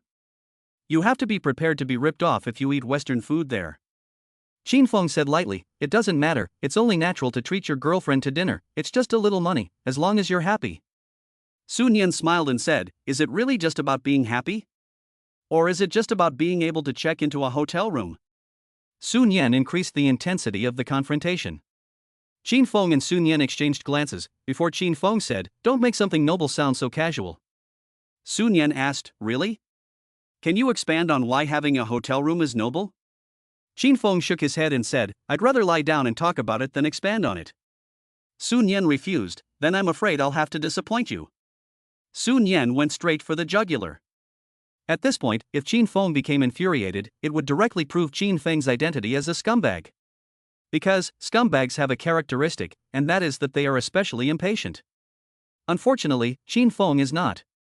Xin Feng said with confidence, "In my opinion, having a hotel room is something that two people in love must experience. One is looking forward to it, and the other is worried about it. Of course, if you think having a hotel room is despicable, that is your opinion, and I will not intervene." Sun Yan sneered and said, "You are worthy of being a great writer, your words are of a high level, you even used idioms. Before we started online dating, I already knew about you. You were considered a celebrity at your school, and you were even dubbed a scumbag. Your story seems really exciting." Xin Feng said, "We can have some wine and chat slowly." Sun Yan asked, "What if I get drunk? Will you take me back to my dormitory?" Xin Feng replied, "I can take you back to the hotel." Sun Yan said, "You are really honest." Xin Feng said, "I like to play straight." With that, the two of them went to the skyscraper together and went to a fancy restaurant to eat Western food. On the other side, Xin Feng's image as a scumbag was once again secretly photographed and uploaded to Weibo. For a while, Weibo once again set off 1,000 waves. At that time, and Ruoi was still in her dorm room, struggling with who Xin Feng had sung that song for last night. Just because Xin Feng said guess, and Ruoi spent the whole day guessing blindly. Li Shishir had just finished watching the drama and was about to check her Weibo account. As she was scrolling, suddenly, Li Shishir's face changed, her expression full of boundless anger. If the photos of Xin Feng online were rumors before, this time, it was definitely the real deal. Chapter 62, The Schoolflower is here, so get out of the way. When Li Shishir saw Xin Feng holding flowers and professing his love, she was furious. Perhaps Li Shirshir felt that she had been deceived, or perhaps she felt that she had misjudged him. In any case, Li Shirshir was now incredibly angry. Li Shirshir was prepared to confront him and ask him to clarify. And Ruoi was concentrating on her handicraft. And Ruoi owed Qin Feng a gift from the previous time, so she was preparing to carefully make a Gundam car block and give it to Qin Feng on the night of the final. Li Shirshir glanced at the time, quickly changed her clothes, and was ready to go. And Ruoi saw Li Shirshir's flustered appearance and couldn't help but ask, "Shirshir, where are you going at this hour?" Li Shirshir said coldly, "Don't worry about it, I'm going to take care of some things." And Ruoi said, "Okay, then. Be careful and come back soon. I won't accompany you, I still have to put together the building blocks. This car Gundam is really hard to put together, my eyes are about to fall out." Li Shirshir saw her best friend so serious, and she said with concern, "Ruoi, don't put it together." And Ruoi said, "How can that work? I have to give it to Qin Feng before the finals. This car has more than 2,000 parts, and I guess I'll have to work all night." Li Shirshir wanted to say something, but she really couldn't bear to shatter in Ruoi's dreams of love. Just as Li Shirshir was torn between what to do, and Ruoi sensed Li Shirshir's change in mood. And Ruoi asked, "What's wrong? Shirshir, you don't seem quite yourself. Everyone on Weibo is mentioning in Ruoi, so I know there's no hiding it." So Shirshir said, "Ruoi, take a look at Weibo." "Weibo? What's wrong?" And Ruoi took out her phone and opened Weibo. Her message alert said she had 99 new followers. And Ruoi was stunned, and she immediately clicked on the post mentioning her. Qin Feng stood in front of a girl with 999 blue flowers in his hands. At that moment, and Ruoi's mind went blank. Li Shirshir saw in Ruoi's dazed look and said with pain in her heart, "Ruoi, no matter what happens, I will always be by your side." And Ruoi's other two roommates also came over to comfort her. In fact, they had already seen that tweet, but they didn't dare to tell her. The dorm leader, Swallow, comforted her, "Ruor, time will tell. You have to be careful when looking for a partner. Talent is important, but character comes first." Ruor's eyes filled with tears, and the pain in her heart welled up. Ruor tried her best to control her emotions and said, "It's okay, I can accept it. Besides, Qin Feng and I are just friends, and he has the right to choose." Then, Ruor sat back down and continued to build the blocks. Li Shirshir couldn't understand, and asked, "Ruoi, why are you still putting the blocks together?" Ruoi said, "One thing is one thing, I do owe Qin Feng a gift, and I want to return it to him." Li Shirshir saw that she was so infatuated, so she took Ruoi's hand and said, "Get changed, let's go." Ruoi asked, "Go where?" Li Shirshir said, "Ask him face to face, otherwise, I'm afraid you're going to suffer." And Ruoi whispered, "I don't have the status to ask, this is Qin Feng's personal business." Li Shirshir said coldly, "I said there is, so hurry up and change your clothes and set off with me." Li Shirshir is a feisty and straightforward person who doesn't like to beat around the bush. She always goes straight for the point, and impulsiveness is her byword. In her words, there are so many opportunities to try and make mistakes when you're young, so why waste it? Maturity is something that happens after the age of 30. At this stage, Li Shirshir just wants to do whatever she wants. On the other side, Qin Feng and Sun Yan had already arrived at the skyscraper. People who can afford to eat here are all celebrities, and the price of a meal will not be less than 5 digits. This place is much more upscale than the Western restaurant where Qin Feng and Long Yueyun had dinner before, or rather, it is not in the same league at all. Sun Yan knows very well that you can't eat in a place like this without making a reservation 3 days in advance. Therefore, Sun Yan concludes that Qin Feng is just blowing hot air, and he will never take himself to a place like this for dinner. "I guess we'll still have to go to the grilled fish place later." However, Sun Yan did not expose Qin Feng, but continued to cooperate with Qin Feng's performance. Before they formally entered, Qin Feng said with a smile, when ordering, "Pick the more expensive items. Don't save money for me." Sun Yan sneered and said, "So generous? It seems that you're going all out to get me." Qin Feng stopped immediately and emphasized, "You are already my girlfriend, how can you call it wooing?" Sun Yan corrected himself and said, "Sorry, I made a mistake, it's cheating to get into bed, right?" Qin Feng said, "Don't be so direct." Sun Yan said, "Isn't that what you like?" Sun Yan was so direct, and Qin Feng didn't hide it anymore. Qin Feng said with a smile, "So, are you willing to sleep with me?" Sun Yan asked in return, "Can you promise not to move around in bed?" Qin Feng said with a solemn oath, "I just want to hold you without moving around." Sun Yan shook her head in disappointment, thinking to herself, what a scumbag, I don't believe you. The two then entered the skyscraper and took the elevator to the top floor restaurant. This scene was also secretly filmed by the Campus Dog Squad and simultaneously uploaded to Weibo in real time. The latest news on the scumbag was reported. He had already taken the girl to the skyscraper, but it was not known whether they were going to dinner or to a hotel. The comments section was even more provocative, with people taking sides and getting excited about the whole thing. It's a bit early to go to a hotel, isn't it? Is the scumbag that desperate? Scumbags are all animals who think with their lower bodies. They'll be subservient to you before going to bed, but they'll deny you after they've pulled up their pants. If you go out for dinner, it'll be very expensive. You won't be able to afford a meal in a skyscraper without spending tens of thousands of dollars. Who is the girl in the hip-hugging skirt? Someone please rescue her before she goes astray.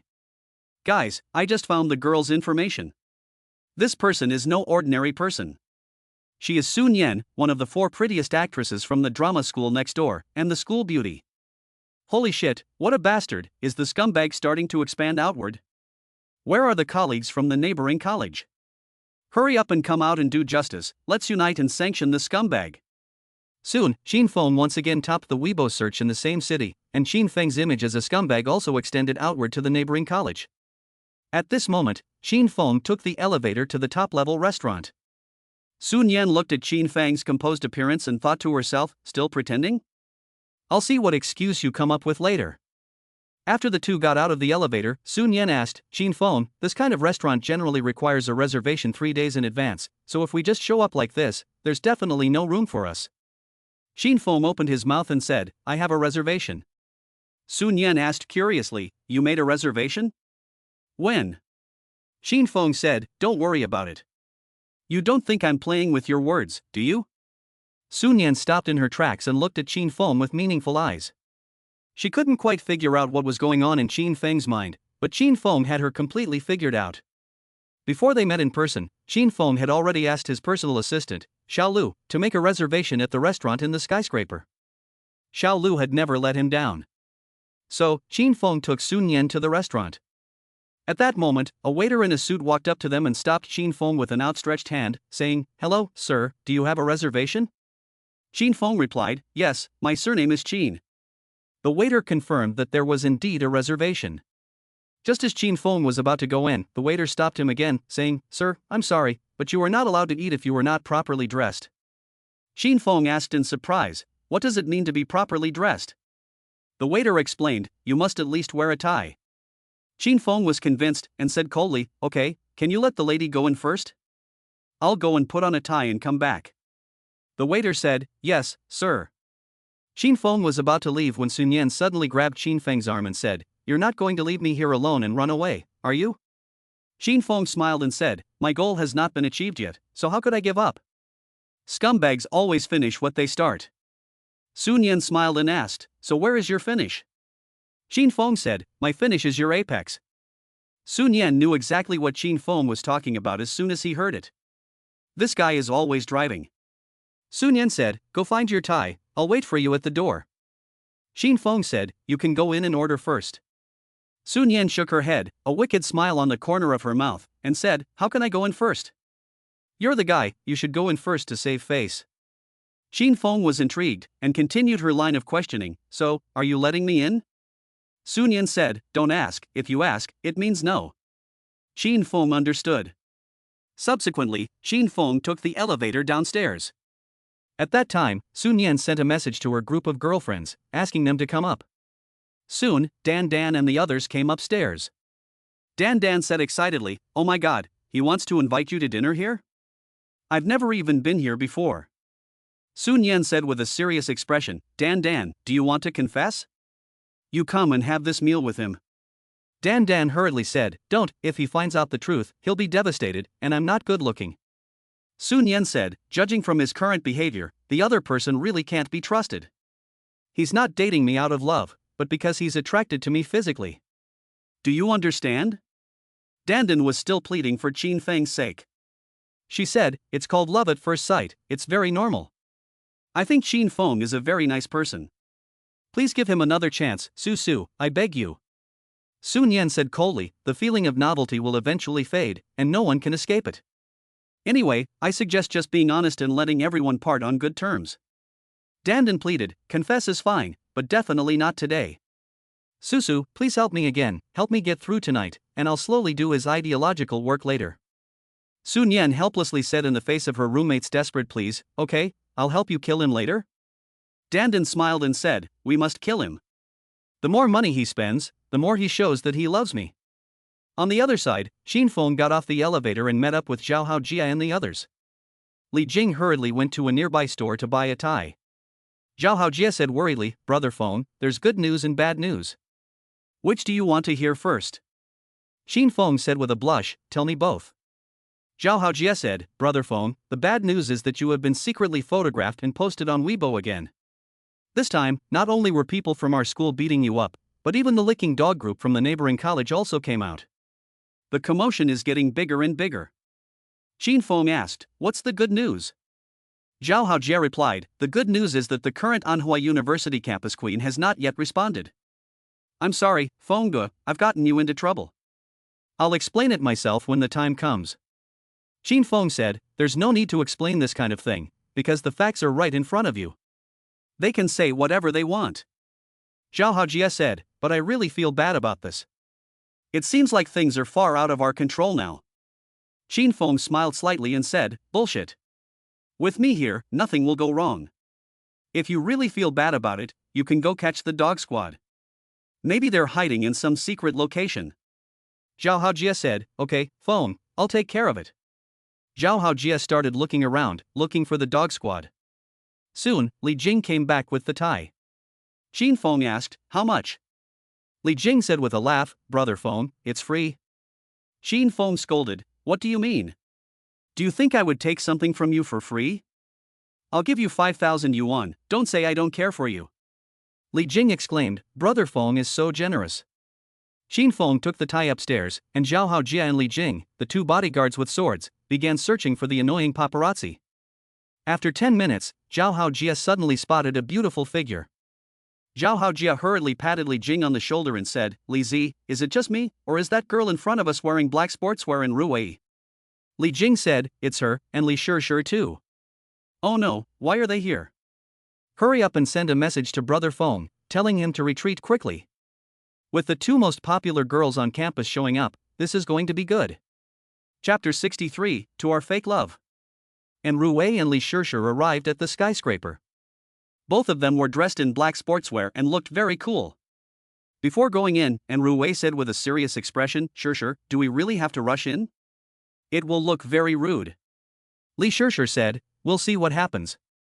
Let's observe calmly first. If we make a mistake, we'll be in trouble. I just calmly analyzed the situation on the way here, and I really don't think we should be reckless. And Ruwei nodded and said, I think so too. Let's observe first and then take action. Then, Li Shishir handed in Ruwei a mask and said, don't ever reveal yourself. And Ruwei said, okay. The two whispered downstairs, and this scene was also captured by the paparazzi hiding in the corner. The paparazzi immediately posted the photo to Weibo with the caption, the two campus beauties gathered at the skyscraper, and the arrest operation officially began. To find out what happens next, please follow my account for real-time updates. Once this post was published, it caused a frenzy among the netizen masses. Damn, dude, that was awesome, now there's going to be some good drama. Can you do a live broadcast?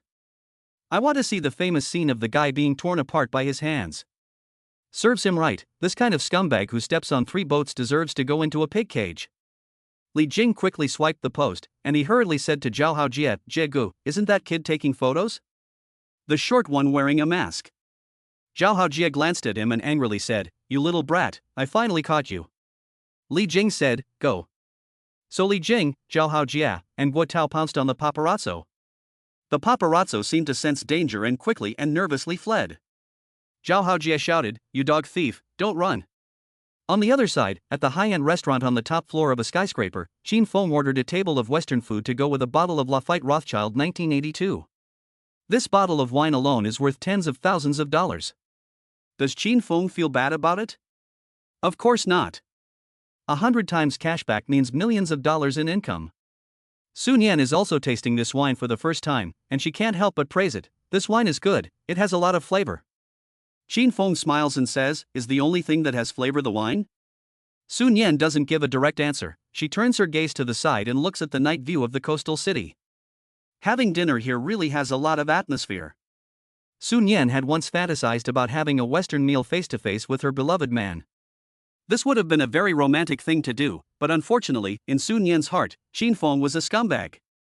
After a brief moment of absent-mindedness, Sun Yan looked at Qin Feng and asked, did this meal cost a lot of money? Aren't you worried about the cost? Qin Feng replied, because I love you, what's wrong with spending a little money on the one I love? Sun Yan smiled and said, you can just say you love me so casually? Love is not something you say. Qin Feng smiled and said, I understand, love is not something you say, it is something you do. Sun Yan asked, so what are you willing to do for me? Qin Feng answered without hesitation, anything. Sun Yan said, then send a friend request on WeChat, just like an official announcement of your relationship. Qin Feng said, no. Sun Yan looked disappointed. Qin Feng asked in return, so do you love me? Sun Yan thought for a moment and said, of course, if I didn't love you, why would I waste my time eating with you? Qin Feng said, if you love me, let me see your chat history with your best friend. Sun Yan opened his mouth and said, no. Qin Feng laughed, raised his wine glass, and reached out and said, come, let's clink glasses to our fake love. Sun Yan clinked glasses with Qin Feng. Sun Yan knew that Qin Feng was a scumbag, but for some reason, she always felt inexplicably relaxed when she was with him. It really is true to the saying, a scumbag, except that you can't marry him, everything else is great. At this time, Rui and Li Shishir also arrived at the top floor. After greeting the waiter, the two quietly snuck into the restaurant. The waiter originally did not allow the two to come in, but when Li Shishir showed a black card, the waiter immediately changed his attitude and specially prepared desserts for the two. The two sat next to Qin Feng, with the two tables less than 20 meters apart. After Rui sat down, her heart was pounding. She whispered to Li Shishir, Shishir, I'm so nervous. Li Shishir smiled and said, stay calm. Qin Feng did not notice Rui's arrival, and he continued to chat with Sun Yan about love. Qin Feng looked at Sun Yan's peerless face and said, you don't really love me. Sun Yan smiled and said, oh. Why? Qin Feng said bluntly, a woman who truly loves me is willing to swallow everything for me. Can you? Sun Yan nodded and said flirtatiously, sure. Qin Feng said excitedly, you can say whatever you like, but you still need to prove it with actions, don't you think so? Sun Yan said, I can swallow everything, but what about you? Do you need to show me something too? Qin Feng said, no problem, love is mutual, except that I forgot to shave today, you shouldn't mind, right? The two of them were speaking in code, and no one else could understand a word they were saying. Sun Yan drained the glass of red wine and said, I've heard you sing before, and you're not bad. Can you sing a song for us? Qin Feng said, good singing. Any reward? Sun Yan smiled and said, what do you want for a reward? Qin Feng replied, next time you buy me some seafood. I'm craving abalone. Sun Yan said cheerfully, okay, you sang well, I'll take you out for abalone tonight. Qin Feng immediately signaled the waiter to bring him a guitar. Sun Yan had seen Qin Feng's singing videos the other day, classmate at the same table and fairy tale, and both were very well sung. This was an important reason why Sun Yan had agreed to come with Dan Dan to meet Qin Feng in person. Sun Yan wanted to meet the kind of man who could write the song fairy tale. Soon, the waiter brought a guitar. Qin Feng simply adjusted the tuning and asked, what kind of music do you want to hear? Rock or folk? Sun Yan said, whatever, it's fine. Qin Feng was about to play a folk song. Qin Feng then asked, what was your name again? Sun Yan laughed and said, can't even remember your girlfriend's name? Have you had too many online girlfriends? Qin Feng shook his head and said, no, I mainly forgot to write your name in the notes. Sun Yan asked, then what did you write in the notes? Qin Feng made one up on the spot and said, 172 fox-eyed sister with a fierce look. Sun Yan said coldly, you're something, so I'm just a fish in your pond, right? Qin Feng said, you're the prettiest one. Qin Feng now had to carry the banner of a scumbag, so that Sun Yan could spend money without worry and Qin Feng could get more cash back. So, although Qin Feng seemed to be on the first level, he was actually in the atmosphere. Sun Yan said, slightly tipsy, remember, my name is Sun Yan. Qin Feng held out his hand and said, hello, Miss Su. Sun Yan shook hands with Qin Feng, and Sun Yan continued, let's get started, Mr. Scumbag. Chin Fong began to play the guitar, and he was going to sing a classic folk song, Miss Dong. This is a very sensational folk song. Since the girl sitting across from Chin Fong was called Sun Yan, Chin Fong simply changed the lyrics to Miss Su. As soon as the intro started, the whole restaurant fell silent. The celebrities at the other tables all pricked up their ears. And Ruwei and Li Shishir were also listening intently to Chin Feng's guitar playing. And Ruwei thought to herself, could this girl be the heroine of fairy tale? Miss Su, you've never forgotten your smile. Even though you long to grow old like me. Miss Su, you look beautiful when your mouth curves downwards. Just like the clear water under Anha Bridge. Chin Fong sang this song Miss Su in a deep voice, and Sun Yan was completely captivated. Sun Yan had never heard such a touching folk song before. Could it be that this song was written especially for him? Soon, Chin Fong reached the climax of the song, and many celebrities gathered around, listening intently. So those may not be the real Miss Su. You're not a classmate without a story. Falling in love with a wild horse, but my home has no grassland. This makes me feel desperate, Miss Su. After the song was over, the audience burst into applause, everyone thinking that Chin Fong had sung beautifully. The young man sang really well. Yes, is he a professional singer? How can someone so young sing at such a high level? It's unbelievable. I'd love to get to know him if I get the chance.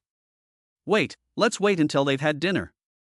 On the other side of the room, and Ruwei had already come to a conclusion after listening to the song. In Ruwei's opinion, the girl Chin Fong really liked was the one sitting opposite her, Miss Su. There was no love in the lyrics Chin Fong sang, but it gave the impression of being full of love. And Ruwei was extremely sad. With red eyes, she looked at Li Shishir and said, Shishir, thank you for accompanying me here and letting me give up. Li Shishir comforted her, Ruwei, if you want to cry, just let it out. And Ruwei shook her head and said, let's cry back in the dormitory, it's too embarrassing to cry here. Li Shishir said, then you're not going to ask him face to face? We're so close. And Ruwei said, no, I don't want to bother him. And Ruwei is really good, Li Shishir knows, the more carefree she acts now, the more turbulent her emotions are. This may be the pain of growing up that she has to go through. Li Shishir is about to take Ruwei away from this sad place when suddenly her phone starts ringing. She took out her phone and looked at it. It turned out to be a private message on Weibo. Li Shishir didn't want to pay any attention to it. It was just a bunch of little lickspittle dogs fanning the flames, which was downright boring. However, there was one message that caught Li Shishir's attention. The other person claimed to be Chin Feng's roommate. Li Shishir took a closer look at the private message and then frowned. And Ruwei got up to leave, and Li Shishir suddenly grabbed her hand and said, don't worry, Ruwei, things may still turn out for the best. Chapter 64, What? Acting jealous? Li Shishir received a private message from Zhao Haojie, who said that it was all part of the script. However, Zhao Haojie did not explain in detail. This left Li Shishir confused. In a hurry, Li Shishir decided to wait a bit longer. On the other side, when Chin Fong put down the guitar, Sun Yan's expression looked incredibly intoxicated. This song has struck right at Sun Yan's heart. Sun Yan's eyes gradually became tender, as if they were really as clear as the water under Anha Bridge.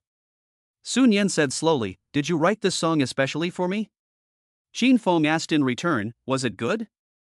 Sun Yan replied, Miss Su, the lyrics are well written and the melody is nice. Falling in love with a wild horse is fine, but I don't have a prairie at home. You really can improvise. Chin Fong poured the wine back into the glass and then raised his glass and said, cheers, Miss Su. At this moment, I feel that you are really beautiful, just like Su Daji during the Yin and Shang dynasties. Sun Yan smiled and asked in return, are you implying that I will bring disaster to the country and the people? Chin Fong said, Daji died under the skirt, but she was still a flirt even as a ghost. The two looked deeply into each other's eyes, their eyes almost sparking. Sun Yan, who had just come to her senses, sighed and said, with your literary talent, you must have cheated many young girls into bed. Chin Fong said, if I say it's never happened, would you believe me? Sun Yan shook her head and said, no. Chin Fong said, some people may seem like scum, but they are actually very affectionate. Sun Yan smiled and said, so your main tactic is to create a contrast. Aren't you afraid that your image as a deep lover will collapse? Chin Fong replied, I am already in ruins, so what's there to collapse? The world doesn't understand me, and I don't care, because I'm not living my life to show them. Sun Yan raised her glass again and said, thank you for the song. Can this Miss Sue be my exclusive in the future? Xin Feng replied, of course. Next time I meet someone new, I'll sing Miss Dong and Miss Li for her. It's just a change of surname. Sun Yan said coldly upon hearing this, just when I was beginning to have a little change of heart about you, you're already reverting to your scumbag nature. After dinner, Xin Feng was about to go pay the bill. Xin Feng knew that the meal must have been expensive, and he was prepared to spend a lot of money. The more you spend, the more you get back. However, at this time, some socialites approached. They were dressed in smart suits and smiled, saying, "Hello, young man, you sang a nice folk song just now." Xin Feng politely responded, "Thank you." "Young man, I just recorded a video, can I post it online?" a lady asked. Xin Feng replied, "Yes." Seeing that Xin Feng is such an easygoing person, everyone can't help but chat with him a little more. "Young man, I'm the owner of Huaying Entertainment Company. Here's my business card. Can we get to know each other and become friends? I think your musical talent is very high. Are you interested in coming to my company to develop?" "Young man, you look so young, you must be a university student, right?" "Which university?" "You're really talented." Everyone handed out their business cards one after the other, and Xin Feng was embarrassed to refuse. At this time, the boss of Huaying wanted to help Xin Feng pay the bill. This action really made Sun Yan look dumbfounded. Just singing a song, and someone is rushing to pay the bill? This is too exaggerated. Li Shishir and Enruoi in the shadows also didn't expect Xin Feng to be so popular. You have to know that the people who come here to eat are all celebrities, and they don't just invite people to dinner casually. Enruoi whispered, "Shishir, why don't we go help Xin Feng pay the bill? I think he's in a difficult situation." Li Shishir widened her eyes in disbelief and said, "What? Listen to what you're saying. Xin Feng is hitting on girls, and we're paying the bill. You're confused in your love brain, aren't you?" Enruoi said with a smile, "Actually, I've come to terms with it. If he really meets a girl he really likes, I should wish him well." Li Shishir said, "Wish him well my ass. I'd hate to go up and give him a good beating. Just wait a bit, and observe a bit more." Xin Feng naturally wasn't happy when someone else offered to pay the bill, as it was cutting off his own financial path. Xin Feng immediately said, "Thank you all for your kind words.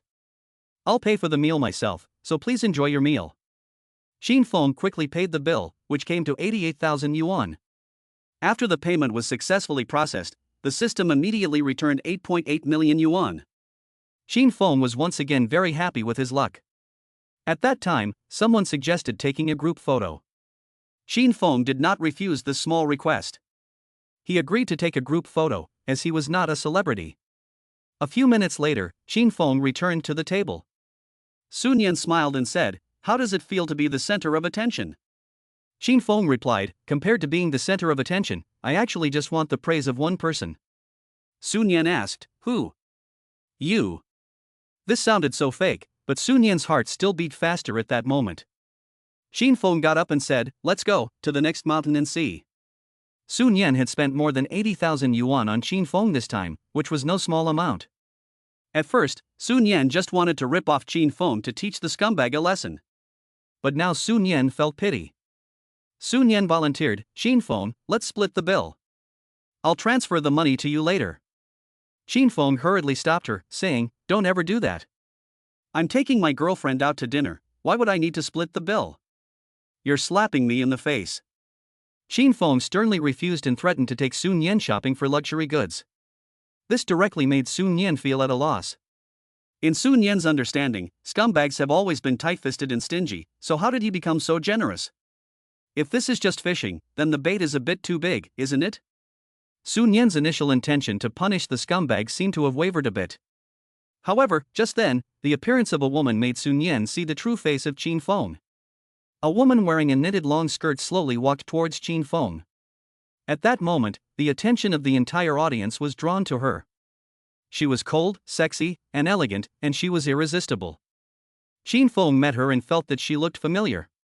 Sun Yan also sensed the aura of the other person. Who was this mature and sexy woman in front of her? Did she know Xin Feng? The woman was Yang Yihan, the woman who had once collided with Xin Feng. Xin Feng remembered, and he said excitedly, "It's you." Yang Yihan gave a faint smile and said, "We meet again, what a coincidence." Xin Feng said excitedly, "It is indeed a coincidence. The last time we met was in the hospital. What was your name? I'm sorry, I've forgotten. Yang Yihan said, it seems that after the car accident last time, your body has not yet fully recovered. Xin Feng smiled and said, I am somewhat forgetful. At this time, Yang Yihan looked at Sun Yan. The two full-level characters had an eye battle. In a contest between women, they often don't need to speak, they compete with their aura. Obviously, in this round, Sun Yan, as a student, was at a disadvantage. Yang Yihan is a female CEO who exudes the intellect and charm of a mature woman. This kind of maturity takes time to develop, and Sun Yan can't compete with her. Then, Yang Yihan looked at Xin Feng and said, is this your girlfriend? She's so pretty. Xin Feng thought for a second and said, we're just ordinary friends, having dinner together. This sentence of ordinary friends completely angered Sun Yan. Sun Yan tried his best to restrain his emotions, staring coldly at Xin Feng. If looks could kill, then Xin Feng would have been killed countless times already. Yang Yihan smiled and said, you guys chat, I won't bother. You sing well. Sometime, we can chat alone. You should have my business card. Xin Feng smiled and said, no problem. Yang Yihan's appearance completely threw Sun Yan off guard. In the dark, Li Shishir was also extremely shocked. Isn't this your cousin? How does she know Xin Feng? Li Shishir said in shock. And Rui asked in surprise, what? That's your cousin? She's so beautiful. Li Shishir said incredulously, no, I have to ask properly. Soon, Xin Feng and Sun Yan left the restaurant. Sun Yan was surprisingly angry, so she walked so fast that it was as if she was wearing boots of extreme speed, and Xin Feng couldn't catch up with her. And Rui saw this and hurriedly said, sure, should we go after them? Li Shishir said, no rush, I'll go say hello to my cousin first and ask what's going on. Okay. Xin Feng and Sun Yan walked into the elevator. There were only two people in the elevator. Sun Yan's emotions exploded completely. She sneered and said, so in your heart, I'm just an ordinary friend. Just a second ago, you said I was your girlfriend. You scum can change your face really quickly.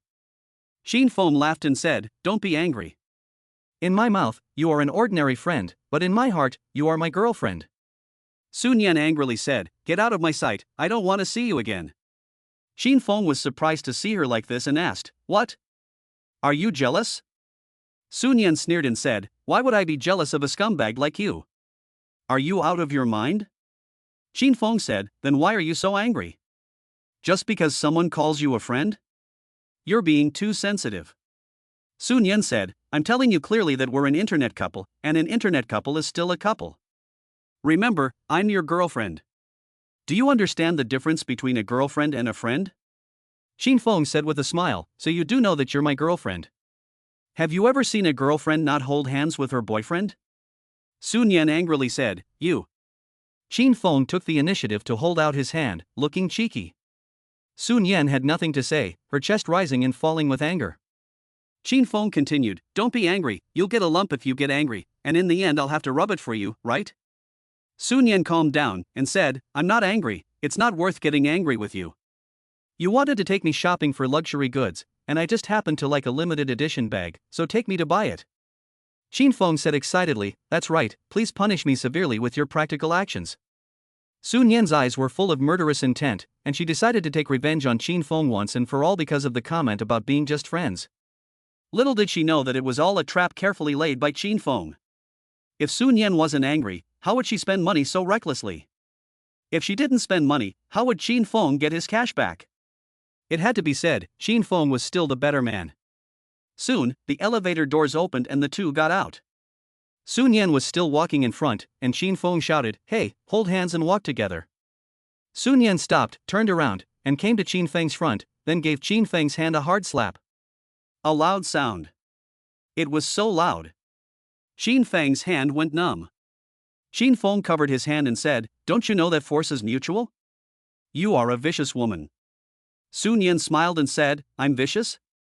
This is just the beginning, and the worst is yet to come. You need to be prepared mentally. Xin Feng said with a laugh, who's afraid of whom? In this game of masters, Sun Yan was prepared to teach Xin Feng a harsh lesson and then withdraw unharmed. Little did she know that in relationships, there is no such thing as withdrawing unharmed. Chapter 65. After getting the 100,000 yuan bag, Sun Yan was in disarray. Zhao Haojia and his brothers Li Jing and Li Jing caught the paparazzi who had taken the photos and ordered him to delete the photos from Weibo. The paparazzi was quite stubborn, refusing to do as he was told, and said that his brothers were on their way.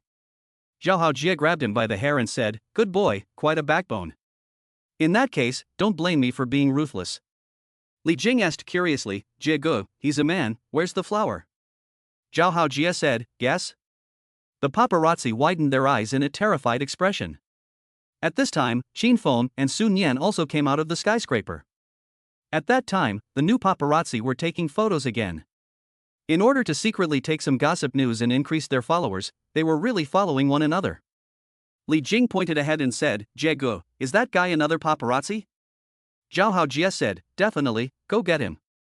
So it was, Qin Feng went on a date, the paparazzi took photos, Zhao Haojia caught the paparazzi, and the three groups of people were each busy with their own business. Zhao Haojia had done his best, but unfortunately, he was still a step too late. Qin Feng's latest developments were quickly posted on Weibo. Public opinion was in an uproar. Can someone tell me why he got away with it? Where's the live broadcast of him tearing the scumbag apart? Observer, can you give it some effort? He even laughed. That face is the most disgusting I've ever seen. The comments section below was completely polarized. Some people were blasting Qin Feng, while others supported him. He's truly the master, able to walk through a sea of flowers without getting a single petal on his clothes. When will I be like him? Driving the fastest car and picking up the prettiest girls. Master, please hurry up and teach me. I'll listen to you on my knees. A half hour with the master is more exciting than my whole life. At the moment, Qin Feng and Sun Yan are preparing to go shopping at the mall. On the way, they happen to encounter a new wave of paparazzi. It has to be said that paparazzi are really everywhere these days, and they are very rampant. Qin Feng, however, pays them no mind at all. Sun Yan stops in her tracks and asks in surprise, "Someone is taking your picture, why don't you avoid it?" Qin Feng responds coldly, "Because I'm not afraid." Sun Yan asks, "Why aren't you afraid?" Qin Feng said in a resounding voice, "I'm not afraid, so I'm not afraid." Sun Yan asked with a light smile, "May I ask where your confidence comes from?" Qin Feng replied, "Because I'm crooked, so I'm not afraid of the straight shadow." Sun Yan rolled her eyes at Qin Feng. Then the two of them strolled all the way to the mall. Jiulong City Commercial Plaza is the largest shopping center in Binhai. Here, if you have money, you can buy most of the pleasures in the world. Sun Yan decided to get back at Qin Feng because he said they were just ordinary friends. For girls, shopping is the cure for everything, so Sun Yan decided to buy a bag. So, Sun Yan went straight to the luxury goods section and wanted to get a Gucci crossbody bag, which cost over 6,000 yuan. Sun Yan felt that over 6,000 yuan would be enough to teach Qin Feng a lesson. Before entering the store, Sun Yan looked at Qin Feng and said meaningfully, "Does your stomach hurt? Do you need to go to the bathroom?" Qin Feng frowned and said, "No, why do you ask?" Sun Yan said, "I'm afraid your stomach will suddenly hurt when you check out later." Qin Feng said with a blush, "Can your heart be as big as your cup size? Don't think of me as petty. I've spent tens of thousands of dollars in a Western restaurant. Do I care about your petty money?" Sun Yan said, "Okay, Mr. Qin, I'll watch your performance later." The two entered a luxury handbag store, where they were greeted by a dazzling array of bags. Clutch bags, crossbody bags, bucket bags. The raw materials for these bags are not expensive, but once they are labeled as luxury goods, their value is different. If you add the word limited edition, the price doubles. Once the two entered the store, they were warmly greeted by the sales assistant. "Handsome man, are you shopping for a bag for your girlfriend?" The sales assistant asked Qin Feng with a smile. Qin Feng said, "Yes, my girlfriend is angry, and she says that a bag can cure all ills. So, I've come to cure her." The waiter said, "Handsome guy, that's not right. Girls are meant to be pampered, so how can you make her angry?" Qin Feng was unhappy at hearing this. Nowadays, it's common to hear that girls are meant to be pampered and spoiled. This has unwittingly put a yoke on boys. So, Qin Feng asked Sun Yan, "Do you agree with the waiter?" Sun Yan smiled and replied, "Yes, girls are meant to be pampered." The next second, Qin Feng slapped Sun Yan directly on the butt. Qin Feng's hand was very strong, and after the slap, the waiter was dumbfounded. Sun Yan glared at Qin Feng and said coldly, "What are you doing?" Xin Feng asked, does it hurt? Sun Yan replied, nonsense, of course it hurts. Xin Feng said with a smile, it's good that it hurts. I'm hurting you, isn't that what you wanted? The waiter was stunned. This guy is truly a genius of logic. Sun Yan stared at Xin Feng angrily, her eyes full of murderous intent, so scared that the waiter avoided eye contact. Sun Yan had originally planned to pick a bag in the 6,000 yuan range as a token of her appreciation, but after Xin Feng's slap, she completely changed her mind. Xin Feng, on the other hand, said firmly, don't always say that girls are born to be pampered and loved. It's as if we guys are born to owe you. Saying that actually smears and vilifies women. Guys and girls who are together must support each other and care for each other. That's what healthy love is. A little thing makes me care for you and spoil you rotten. What, are you a giant baby? Xin Feng's strong attitude left Sun Yan a bit speechless. There was nothing she could do about it, because Xin Feng was telling the truth. In fact, Sun Yan's thoughts were the same as Xin Feng's. She felt that girls could be completely self-reliant and self-improving, and did not need anyone to feel sorry for them. However, Sun Yan was currently holding the script for the trashy girl, so she had to continue acting despite her reluctance. So, Sun Yan asked with a sudden idea, are you trying to reason with me? Xin Feng said coldly, if you don't want to listen, you can just leave. Xin Feng also had a temper. When his temper flared up, he didn't even care about the system's rebates. The word roll did not make Sun Yan angry, but instead made her feel a little better about Xin Feng. Sun Yan smiled and said, the way you look now is quite charming, and you are much better than the average scumbag. Xin Feng thought to himself, women are so strange. The more you lick her, the more motivated she becomes. Then, Xin Feng kept his face stern the whole time and waited for the payment. Sun Yan turned around a few times, but she didn't choose a bag. Xin Feng asked, sis, why don't you pick one? Sun Yan said coldly, who are you calling sis? Xin Feng said with his hands spread, sis, there are so many bags, don't you like any? Sun Yan said, the bag I like has already been bought, let's go, I'm not buying anymore. Yes, Sun Yan changed her mind again. Although she was holding the script for the trashy girl, she still couldn't bring herself to do it. Sun Yan continued, I'm out of lipstick, let's go buy some. Sun Yan wanted to buy lipstick because it was cheap. Unconsciously, Sun Yan had started saving money for Xin Feng. Sun Yan wanted to leave, but Xin Feng didn't budge. Sun Yan said urgently, hurry up, what are you doing? Xin Feng said sternly, you obviously liked the bag, why didn't you take it? Trying to save money for me? Sun Yan said helplessly, I already told you, the bag I liked was bought, now I can't look at any of these in the store. Xin Feng scolded, nonsense, I know exactly what you're thinking. Sun Yan laughed, then looked at Xin Feng with her arms folded and said, still showing off your mind-reading skills with me? Okay, since you're so confident, go pick one, just pick my favorite. Xin Feng said coldly, watch closely, I'll only do it once. Then, Xin Feng walked directly to the second row of cabinets and picked up a Gucci crossbody shoulder bag with a gold logo. Sun Yan was stunned. How did he know she liked this bag? Could it really be mind-reading? No way. Absolutely not. Sun Yan thought to herself, it must be a lucky guess. Xin Feng brought the bag over and asked, is this the one? Sun Yan wanted to argue, but her expression already betrayed her. When Xin Feng held Sun Yan's favorite bag, her instinctive reaction was to laugh. This is normal, who wouldn't want to laugh? Sun Yan couldn't hold back her happiness and asked, how did you guess? Xin Feng replied, because you stopped for 3 seconds on this bag, and you stopped for less than 2 seconds on the other bags. Sun Yan was a little moved by Xin Feng's words. Sun Yan didn't expect Xin Feng to be so observant. Girls are detail-oriented. Sun Yan happily said, okay, you got it right, put it back. I like this bag, but it doesn't like me. Xin Feng asked, why? Sun Yan replied, just take a look at the price. Xin Feng glanced at the price tag. This Gucci crossbody bag was a limited edition, worth up to 100,000 yuan. This was really a waste of money, and Xin Feng was shocked. The waiter hurriedly came forward and said, sir, this bag is the latest limited edition, only 500 have been released worldwide, so the price is a bit expensive, but I really think this bag suits your girlfriend. Xin Feng was in deep thought. Sun Yan knew that Xin Feng definitely didn't want to spend money. However, Sun Yan wasn't angry, she felt that not spending money was the normal operation, and the boys who spent money on this bag were all big complainers. Sun Yan looked at Qin Feng's dazed appearance and asked, "What are you thinking about?"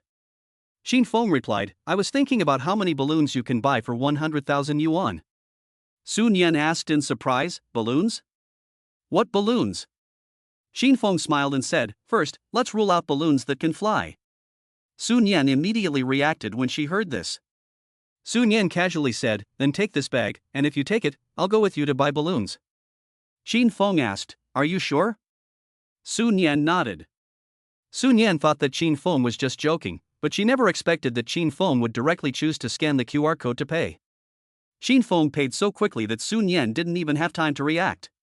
After everything was done, the waiter said excitedly, "Handsome guy, you're really good to your girlfriend, my goodness, it's really enviable." Then the waiter said to Sun Yan, "Beauty, cherish it, there aren't many good-looking men like your boyfriend." Qin Feng hurriedly said, "Okay, stop flattering, wrap it up quickly, we need to hurry and buy lipstick." The waiter said excitedly, "Okay, handsome, just wait 2 minutes, I'll wrap it up for you right away." At this time, Sun Yan said coldly, "Forget it, we don't want the bag, could you please refund the money?" The waiter was at a loss for a moment, and looked at Qin Feng with an embarrassed expression. Qin Feng said directly, "Don't mind her, just wrap it up." The waiter smiled and said, "Okay, handsome, I wish you a successful start tonight." At this time, Sun Yan pulled Qin Feng aside and said coldly, "Are you crazy, buying a bag for 100,000 yuan?" Qin Feng said domineeringly, "It's a man's business, so women should mind their own business. Besides, I'm buying a bag for my girlfriend, and my girlfriend is buying balloons for me. It's only natural. I yearn for a love that goes both ways." Sun Yan retorted, "When did I agree to buy you balloons?" Qin Feng glared at Sun Yan and said, "Trying to renege? Do you believe I can access the surveillance footage directly?" Sun Yan was completely flustered. Sun Yan actually didn't lack money, her parents gave her a very generous living allowance.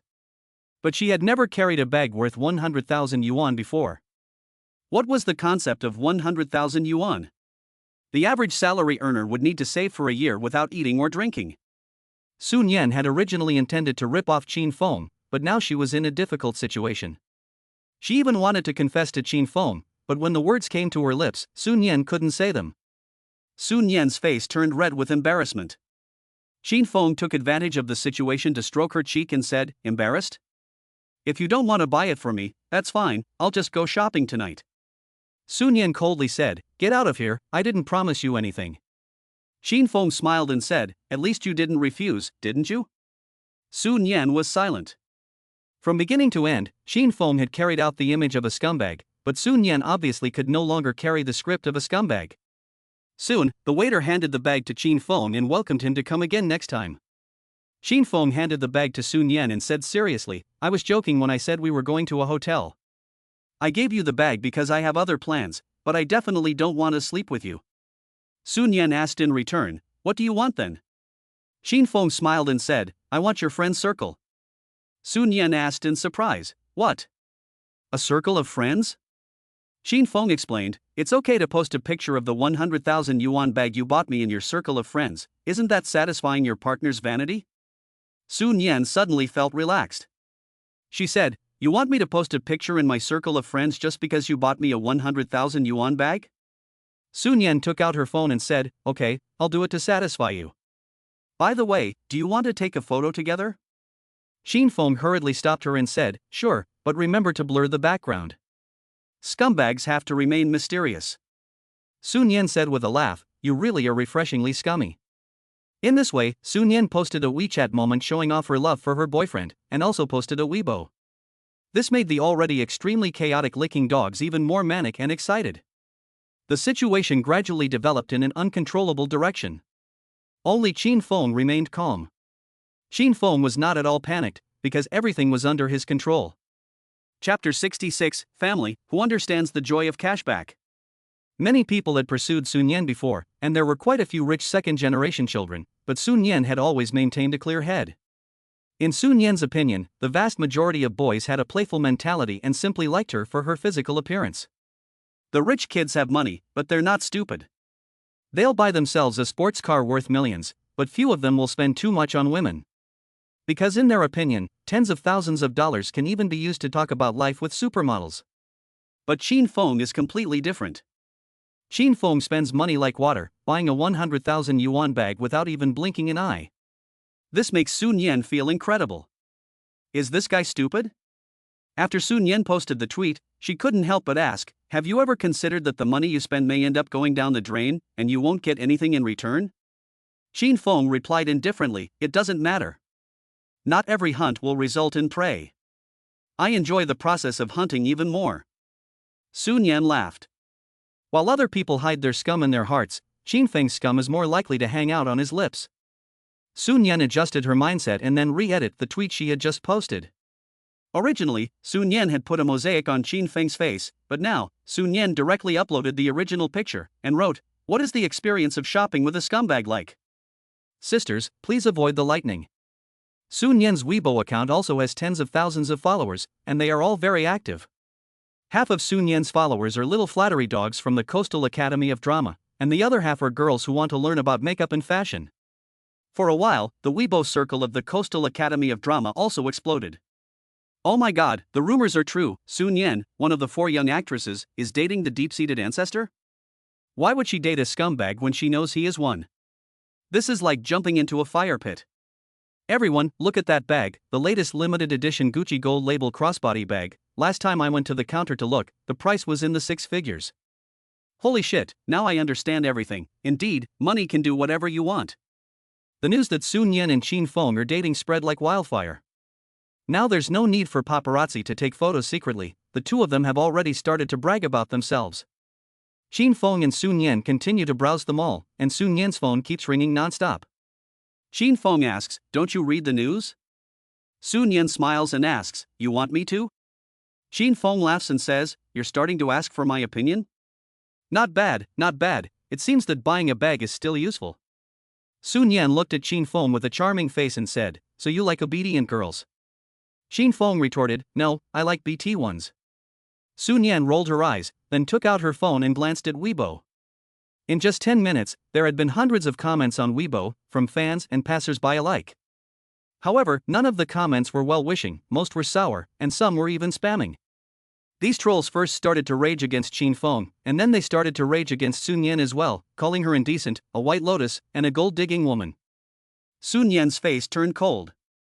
Xin Feng saw this and glanced at her phone screen, saying, there are so many little black dots, delete them. Sun Yan said, delete them? Why? Xin Feng said, because someone is slandering you. I just didn't think it through. I let you post the tweet on a whim. It's better to delete it, so as not to affect your normal life. Sun Yan smiled and said, people's mouths are two-faced. They can say whatever they want. In the world of trolls, they won't stop just because you deleted the tweet. They will privately insult you. Sometimes, you haven't even done anything, but they will use all kinds of vulgar words to attack you just because you wore a sexy dress. Xin Feng said, yes, the dark side of human nature is ugly. After all, it's jealousy that's at work. Sun Yan smiled and said, so, just ignore it, act like you didn't see it. Of course, the people spewing at me are just a minority, and you've helped attract most of the firepower. You're almost sputtering. Xin Feng said with a touch of swagger, they're spewing at me, blackening my name, and cursing me, while trying to become me. Even if their firepower is fierce, it's limited to the internet. Will it affect me in reality when I'm holding a girl's waist? Sun Yan asked with interest, so did you hold a girl's waist? Xin Feng just reached out his hand, and Sun Yan immediately stepped aside and said, handsome guy, be more reserved. You've only met once and you're already putting your arm around her. In 3 months, you'll be wanting to kiss her, right? Xin Feng laughed out loud. Then Xin Feng said, let's go, let's keep spending. Xin Feng walked ahead, and Sun Yan suddenly called out to him, do you want to hold hands? Xin Feng turned around and answered, is that something I can just do if I want to? Sun Yan said, come on, give me your hand. Xin Feng held out his hand, and Sun Yan took out a small toy from her bag. Xin Feng looked at it and said, holy shit, it's a pair of handcuffs. Xin Feng was stunned. Xin Feng asked in surprise, you brought this on a date? What? You want to cuff me? Sun Yan explained, you can never be too careful. After all, this is the first time we're going out, so who knows if you're a pervert? Xin Feng said awkwardly, now, do you think I'm a pervert? Sun Yan said slowly, that remains to be seen. Then, Qin Feng cuffed one of his hands, and the other hand was cuffed to his own hand. Qin Feng was dumbfounded. Is there such an operation? Sun Yan said with a smile, in that case, when you pay later, you won't run away. Qin Feng said with a blush, I've never run away from a single thing. Sun Yan said, men can change at any time, I have to be on guard at all times. Qin Feng said with a laugh, alas, the most basic trust between people is gone, and it's chilling. After Qin Feng finished speaking, he looked down at the handcuffs and froze for a moment. Sun Yan asked, what are you thinking? Qin Feng answered honestly, I'm thinking, when we're in bed at night, can I cuff you up? Sun Yan said with a smile, you really know how to have fun. Qin Feng said, if a person has no dreams, what's the difference between them and a salted fish? Sun Yan said, think about it then. The two of them handcuffed together, walking in the mall, could be said to have attracted the attention of onlookers. Holy cow, this young man. Is this cosplay? I have to say, this girl has a really good figure, with a protruding belly and a round butt, the guy is really lucky. The two of them walked and chatted, as if Sun Yan had forgotten that this was a script. Being with Qin Feng, the corner of her mouth could not help but rise. Sun Yan is actually a cold girl, but tonight she could not remember how many times she had laughed. Sun Yan asked in a casual manner, interview me, what is it like to have such a beautiful girlfriend? Qin Feng responded coldly, you can't experience it if you haven't slept with her. Sun Yan said coldly, do you have to sleep together to experience it? Qin Feng said decisively, of course. Sun Yan said with a laugh, you guys are really animals who think with your lower body. Qin Feng said with a resounding tone, I'm doing it for procreation, for the continuation of my genes, and for the growth of my race. Sun Yan was convinced, and she asked again, what if we slept together, would you like my body? Qin Feng immediately angrily said, what if I slept with you? What do you care? I'm not going to be the one to take the blame. Qin Feng's move was truly brilliant, breaking through the silence. Sun Yan stopped in her tracks and said coldly, do you have to go against me? Qin Feng said with a smile, just kidding, don't be angry. Okay, now I'll answer your question directly. If we really do get to the point of sleeping together, I think. Sun Yan asked, what do you think? Qin Feng sighed and said, oh, it's the same with the lights off. This was the greatest disrespect Sun Yan had ever received. Sun Yan angrily said, can sleeping with 100 kilograms be the same as sleeping with 200 kilograms? Qin Feng retorted, don't compare like this. As the saying goes, all good-looking skin is the same, but an interesting soul weighs more than 200 pounds. Sun Yan said with a laugh, an interesting soul can't kill you. The two argued while walking into the lipstick store. For the next half hour or so, Qin Feng led Sun Yan on a cool shopping spree. The full-color lipstick cost 5,000 yuan, and the cash rebate was 500,000 yuan. The Chanel necklace cost 38,000 yuan, and the cash rebate was 3.8 million yuan. Balenciaga stockings, 3,000 yuan a pair, Qin Feng bought 10 in one go, spending 30,000 yuan and getting a cashback of 3 million. Qin Feng was frantically spending money, and Sun Yan gradually became intoxicated with the joy of spending. Soon, Sun Yan was carrying more and more bags. In a daze, Sun Yan realized that she was gradually heading towards the abyss of sin. Sun Yan stopped in her tracks, looked at Qin Feng with a dazed expression and said, how much have we spent? Qin Feng replied, less than 500,000 yuan. Sun Yan said, that's enough. Qin Feng shook his head and said, that's not nearly enough. The system's cashback limit is 1 billion, and we're nowhere near there yet. Qin Feng wanted to continue spending, but Sun Yan asked a very pointed question. Sun Yan looked at Qin Feng and asked, Qin Feng, do you really think that you can buy love with money? Qin Feng answered without hesitation, of course you can. If you can't, it just means that you don't have enough bargaining chips. Sun Yan laughed lightly and said, you really are a big idiot. Qin Feng said, the world laughs at me for being crazy, but I laugh at the world for not being able to see through it. Just as the two were discussing money and love, a street interview interrupted the two. A tall young lady came up to Qin Feng and said enthusiastically, hello, handsome, can you spare 2 minutes to do an interview with us? Qin Feng asked in surprise, an interview? What's the topic? The young lady replied, I am the host of the street interview program. May I ask you a few questions? Is this a live broadcast? The young lady said, yes, handsome, do you mind? If you mind, we can blur your face. Qin Feng and Sun Yan exchanged glances. Qin Feng asked, a live broadcast? Do you dare? Sun Yan smiled and said, what's there to be afraid of? So, Xin Feng said to the young lady in a domineering manner, "Come on, she looks good, let's pick her first." Soon, the young lady called over a filming partner from the same group, who held a mobile phone with the lens pointed at Xin Feng and the young lady. The street interview officially began. First, the first question. The young lady held a microphone and asked Sun Yan, "Hello, beautiful. What is the relationship between the person standing next to you?" Xin Feng was about to answer when Sun Yan preempted him and said, "Boyfriend and girlfriend." "Do you really need to ask?" Sun Yan was afraid that Xin Feng would say they were just friends, so she cut him off. The young lady continued, "Okay, can you share your first experience?" Goodness, she just asked about the first time. Is that really necessary? Sun Yan had been arrogant, but now she suddenly became nervous when she heard about the first time. Sun Yan glanced at Xin Feng and said, "You answer this question." Xin Feng sneered and said, "Is that all?" Sun Yan urged, "Answer the question. Don't waste time, tell us about your first time." Xin Feng took the microphone and asked, "Do you want to hear the details?"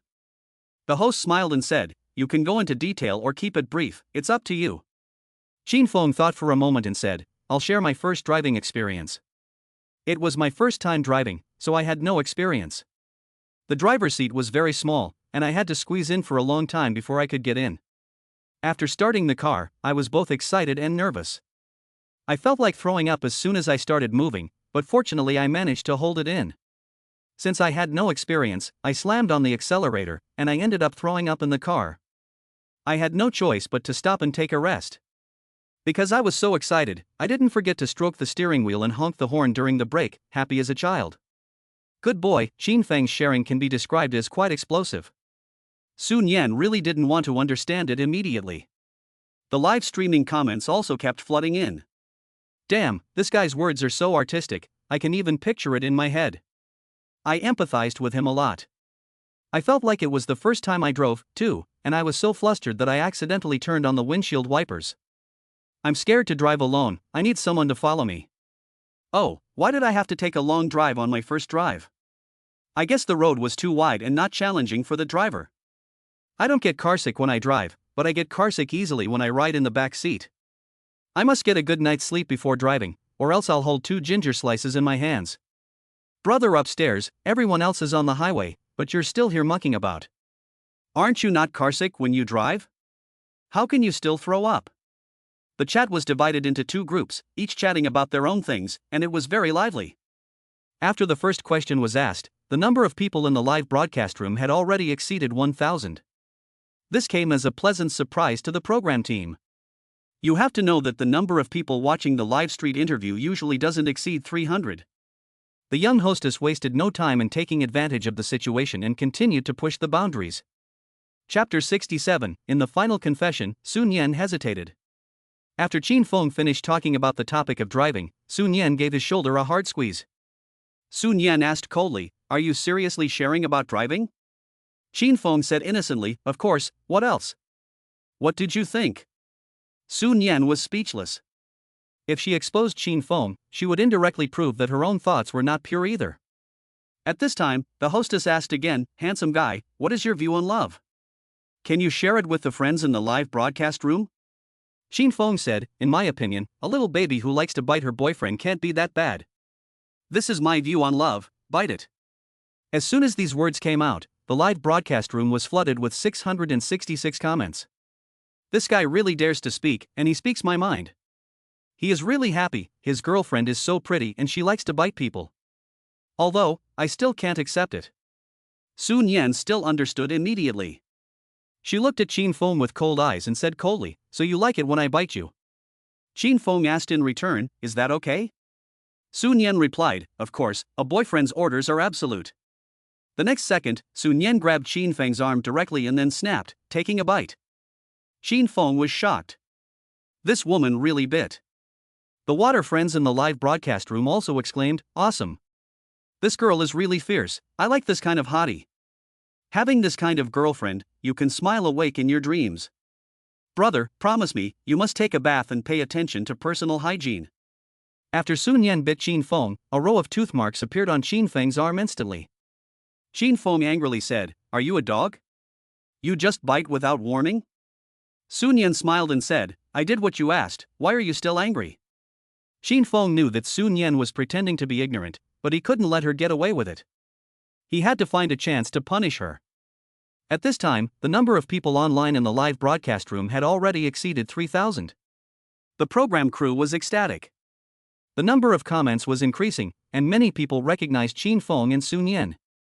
Holy shit, there really is a live broadcast, I finally found it.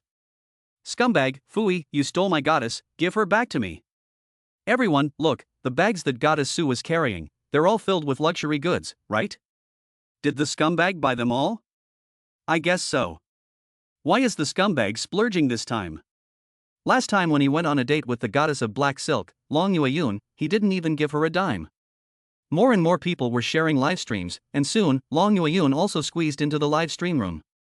When she saw Xin Feng, this scumbag, she felt bad for him. Long Yueyun thought to herself, this scumbag even hooked up with the school flower from the college next door. At this time, the host began to ask the third question. Beauty, you came out shopping with your boyfriend today, can you share with us what you bought? The host asked. Sun Yan was a little hesitant, because these things were all so expensive. Xin Feng said proudly, say it out loud, don't hide it. Sun Yan said, this is the moment you've been waiting for, isn't it? Xin Feng smiled and said, of course, go ahead and say it. Sun Yan understands that all guys are vain. This time, Xin Feng spent nearly 500,000 yuan, so it's fine for Sun Yan to slightly satisfy his vanity. So, in the live broadcast room with more than 5,000 people, Sun Yan began to share her spoils of the day with everyone. Gucci crossbody bag 100,000 yuan. Chanel gold necklace 40,000 yuan. Balenciaga stockings 50,000 yuan. After Sun Yan had finished reporting the unit price of each item, the black fans in the live broadcast room completely lost their defenses. They kept calling Xin Feng a scumbag, but they never expected that Xin Feng had actually spent so much money. For a while, the comments section was in complete chaos. Long Yueyun was so angry that she was about to spit blood. Why? Why? She couldn't understand it. They were both wearing black stockings and a hip-hugging skirt, so why was Xin Feng dating her and spending money on her, while dating someone else and buying them so many gifts? The haters in the comments section could only rage in impotence. Oh, dear God, another goddess has fallen prey to the charms of a scumbag. I feel so bad for the school beauty queen. He's such a womanizer. I'm tired. Every time I attack a scumbag, I get hurt beyond repair. Where is justice? Where are the brothers from the college next door? Stand up. The live broadcast room was very popular, and the host was very happy. The host said to Sun Yan, Beauty, I can tell that your boyfriend really likes you a lot. He bought you so many gifts, but what did you buy him? This is a good question. Xin Feng looked at Sun Yan with meaningful eyes, expecting her answer. Sun Yan did not panic. She smiled and said, I didn't buy him anything, but I will force start his computer for him tomorrow morning. The words force start carried a lot of meaning. The host and Xin Feng understood immediately, but the cute little people in the broadcast room were all confused. What did she mean? Someone please explain. What does force start mean? Where is the power button? Good luck with your pregnancy. The host wanted to continue to press his luck and ask more borderline questions. However, Xin Feng was impatient. He said to the host, okay, let's end the interview here, we need to get to work. The host said, okay, handsome, good luck. The two disappeared from the camera, which made the licking dogs in the comment section very anxious. Are they going to a hotel? The progress bar is moving too fast. Goddess, no, you are my white moonlight. Goddess, you must make him use protection and protect yourself. Dude upstairs, you're a real dog. Xin Feng and Sun Yan took a walk to May 4th Square. There were a lot of people in the square, and it was said that there would be a drone show tonight, so a lot of people were waiting here. Xin Feng and Sun Yan were handcuffed together the whole time, and their hands touched every now and then. Sun Yan's heart was itching and tingling, and she even had the urge to hold hands. However, she couldn't, because she knew that the man beside her didn't belong to her, and everything today was just a game. The two of them found a bench to sit on, and Sun Yan placed her bags on the chair. Sun Yan let out a long sigh and said, I'm so tired. Xin Feng raised his hand and said, uncuff me, I need to go to the bathroom. Sun Yan turned her head and said, I don't have the key. Xin Feng sneered and said, great, you don't have the key, that's great, we can sleep together tonight. Sun Yan glared at Xin Feng and said, you wish. Then Sun Yan opened the handcuffs and let Qin Feng go. After Qin Feng left, Sun Yan quickly called over her roommates. Sun Yan said to her roommate Dandan with a serious face, "Dandan, you can keep these gifts, including the bag and necklace." Dandan said in a panic, No, this is too valuable. If I accept them, the nature of the gift will change, from deception to fraud. If he finds out, I'll definitely have to call the police. Sun Yan also realized the seriousness of the situation. Sun Yan said coldly, "I'll just confess later, I can't keep testing him." Dandan said, "Okay, at this point, there's no other way." Sun Yan said, "Just be prepared, don't panic." Dandan asked, "So is he a scumbag?" This question really stumped Sun Yan. In the less than 3 hours they had spent together, Sun Yan had really enjoyed himself. Could this be the charm of a scumbag? Su? Dandan asked again. Sun Yan came back to her senses and said, "I don't know." On the other side, Qin Feng did not go to the toilet. He just found an excuse to leave temporarily. There is a drone show tonight, and Qin Feng is going to get romantic. Qin Feng found the person in charge of the drone show and expressed his request. Qin Feng wants to use a drone in the night sky and write Sun Yan's name. The person in charge directly refused because they have other programs tonight and cannot be changed at will. The person in charge said, "Sir, if you want a customized drone show, you need to book at least a week in advance." Qin Feng cut to the chase and said, "I can pay extra." The person in charge said, "It's not about the money." Qin Feng made an offer, starting at 100,000 yuan. The person in charge hesitated and said, "Sir, the time is too short, we won't have time to rehearse." Qin Feng continued, 200,000 yuan. The person in charge said, "Sir, if you tell me what to do quickly, I will inform the team and discuss it with them." Qin Feng smiled and said, "Thank you." Qin Feng discussed the matter with the drone team for 10 minutes. 10 minutes later, the person in charge handed Qin Feng a walkie-talkie. Now, Qin Feng was in command of the drone project. It had to be said, having money is great. Qin Feng was about to go back when his phone rang. It was his roommate Zhao Haojie. Zhao Haojie asked anxiously, "Brother Feng, where are you?" Qin Feng replied, "Wuxi Square, why?" Zhao Haojie said, "Brother Feng, you need to hurry." Zhao Haojie paused, and Qin Feng was confused. Qin Feng said, "Come over here, the script is almost over, it's your turn." Zhao Haojie said, "Okay, Brother Feng, I'll be right there." After decisively hanging up the phone, Zhao Haojie said to Li Shishir, trembling, "Li University Flower, Fenggu is now at Wuxi Square." Li Shishir said coldly, "Okay, I got it." Just now, Zhao Haojie wanted to tell Qin Feng to run quickly, but given that the University Flower Li Shishir was right next to him, Zhao Haojie did not have the courage to be honest. In this way, Li Shishir and Enrua Yi hurried to Wuxi Square. This time, they were determined to get to the bottom of this. Enrua Yi was in a state of confusion, and her whole body felt light and airy. No matter how many people on Weibo called Qin Feng a scumbag, Enrua Yi didn't care. She just wanted to hear Qin Feng's explanation in person. At the same time, Qin Feng had already returned to Sun Yan's side. Sun Yan was preparing to work up the courage to confess the truth. As for the consequences, Sun Yan didn't care. Everyone was an adult, and since they had chosen to deceive in the first place, they had to take responsibility for their actions. As for the gifts, Sun Yan is prepared to return them all to Qin Feng. Qin Feng sits next to Sun Yan, and he knows exactly what Sun Yan is thinking. After a short silence, Sun Yan says, "Qin Feng, there's something I need to tell you. You can be angry, and you can even scold me." Qin Feng looks at Sun Yan with affectionate eyes and says softly, "Are you going to break up with me?" Sun Yan is at a loss for words for a moment, and she admits that her heart is in turmoil. Sun Yan could not believe it herself. In less than 3 hours, she had actually fallen for a scumbag. Sun Yan was preparing to gather her emotions again. At that moment, the drone show began. Many drones with a blue glow appeared in the night sky. The drones formed a huge circle, waiting for Qin Feng to give the order. People in Wuxi Square looked up at the sky one after another, taking photos and videos with their phones. Sun Yan looked at the night sky and said, "Let's watch the show first. After the show is over, I'll tell you." Qin Feng said, "Okay."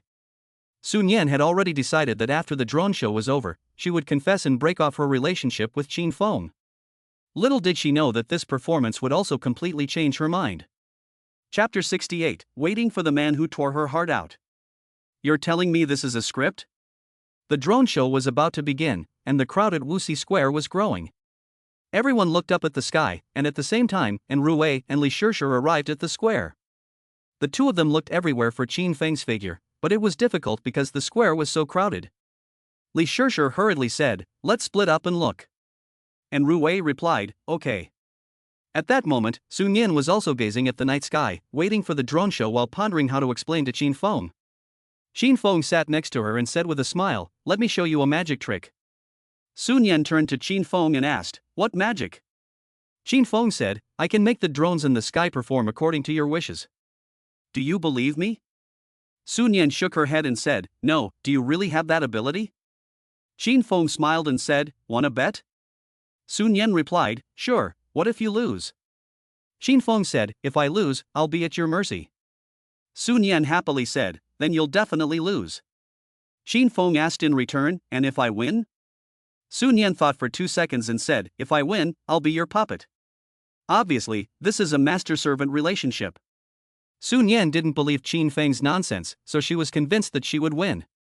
Then Qin Feng said confidently, "Okay, now you look at the sky and silently visualize the performance you want to see." Sun Yan looked up at the sky again, wanting to see the drones arranged in the shape of a 5-pointed star. Qin Feng quickly eavesdropped on Sun Yan's thoughts. Then Qin Feng leaned over and gave orders over the walkie-talkie. Pattern, 5-pointed star. Qin Feng said, "Roger." Soon, the drone swarm in the sky began to perform in coordination, forming a large 5-pointed star in the sky. Sun Yan was stunned, and she said incredulously, "Is this for real?" Qin Feng said calmly, "Keep thinking." Sun Yan wanted another heart shape, and within a few seconds, the drone swarm formed the shape of a heart. This time, Sun Yan was completely shocked. Sun Yan looked at Qin Feng and said excitedly, "What kind of magic is this?" Qin Feng took out the walkie-talkie and said, "The ability to make money." Next, Qin Feng ordered the drones to write Sun Yan's name in the night sky. The audience was full of envy at such a high-profile declaration of love. "Wow, who is Sun Yan? It sounds like a girl's name." "Yeah, this must be the romance her boyfriend has prepared for her. It's so sweet." It's really the case that the rich always get married, and the poor witness it. There was a group of paparazzi in the crowd wearing baseball caps, and they turned on the live broadcast, specifically the drone show. For a while, the comments section exploded. "Is this a confession? Oh my god. Using a swarm of drones to confess is really creative. The scumbag smells so good, I really want to have a passionate love affair with him, spend money on me when we're dating, cry his heart out when we break up, and then lose 20 pounds. I declare that this battle to protect the goddess has failed, and Sun Yan has been removed from the list of the 4 most beautiful actresses at the Coastal Academy of Drama." At the same time, Rui also saw the drone performance. She knew in her heart that this performance was specially prepared by Qin Feng for Sun Yan. And Rui's mood was imaginable. The 10-minute drone performance moved Sun Yan to tears. To be honest, Sun Yan always thought she was cold-blooded. There were many warm guys around Sun Yan who had chased her, doing things they thought were touching, such as buying milk tea, buying breakfast, and reserving seats. None of these things could touch Sun Yan's heart, and they even made her feel disgusted. However, today Sun Yan's iceberg is really about to melt. The drone show is over, which means today's date is coming to an end. There is still a lot of cash back, but Qin Feng doesn't know what to buy anymore. Just let it be, life is about leaving some regrets. Sun Yan wiped her eyes with a tissue and said, "When did you prepare the surprise?" Qin Feng replied, "Just when I went to the bathroom." Sun Yan said, "You're something." Qin Feng sighed and said, "Okay, don't you have something to say to me?" "It just so happens that I also have something to say to you." Sun Yan thought that Qin Feng was going to make a deep confession, and anyone in their right mind would think that Qin Feng was going to confess. This made Sun Yan even more flustered. She didn't know how to face Qin Feng, nor did she know how to explain her deceitful behavior. Sun Yan looked into Qin Feng's eyes and said slowly, "You go first." Qin Feng said, "You go first." Sun Yan hesitated and said, "No, you go first." "Qin Feng, let's say it together." Qin Feng counted to 3, 2, 1, and the two of them said what was in their hearts together. "Sun Yan, I'm sorry, I lied to you." "Qin Feng, let's break up." Sun Yan's words were within Qin Feng's expectations. However, Qin Feng's words were unbelievable to Sun Yan. Qin Feng actually took the initiative to break up?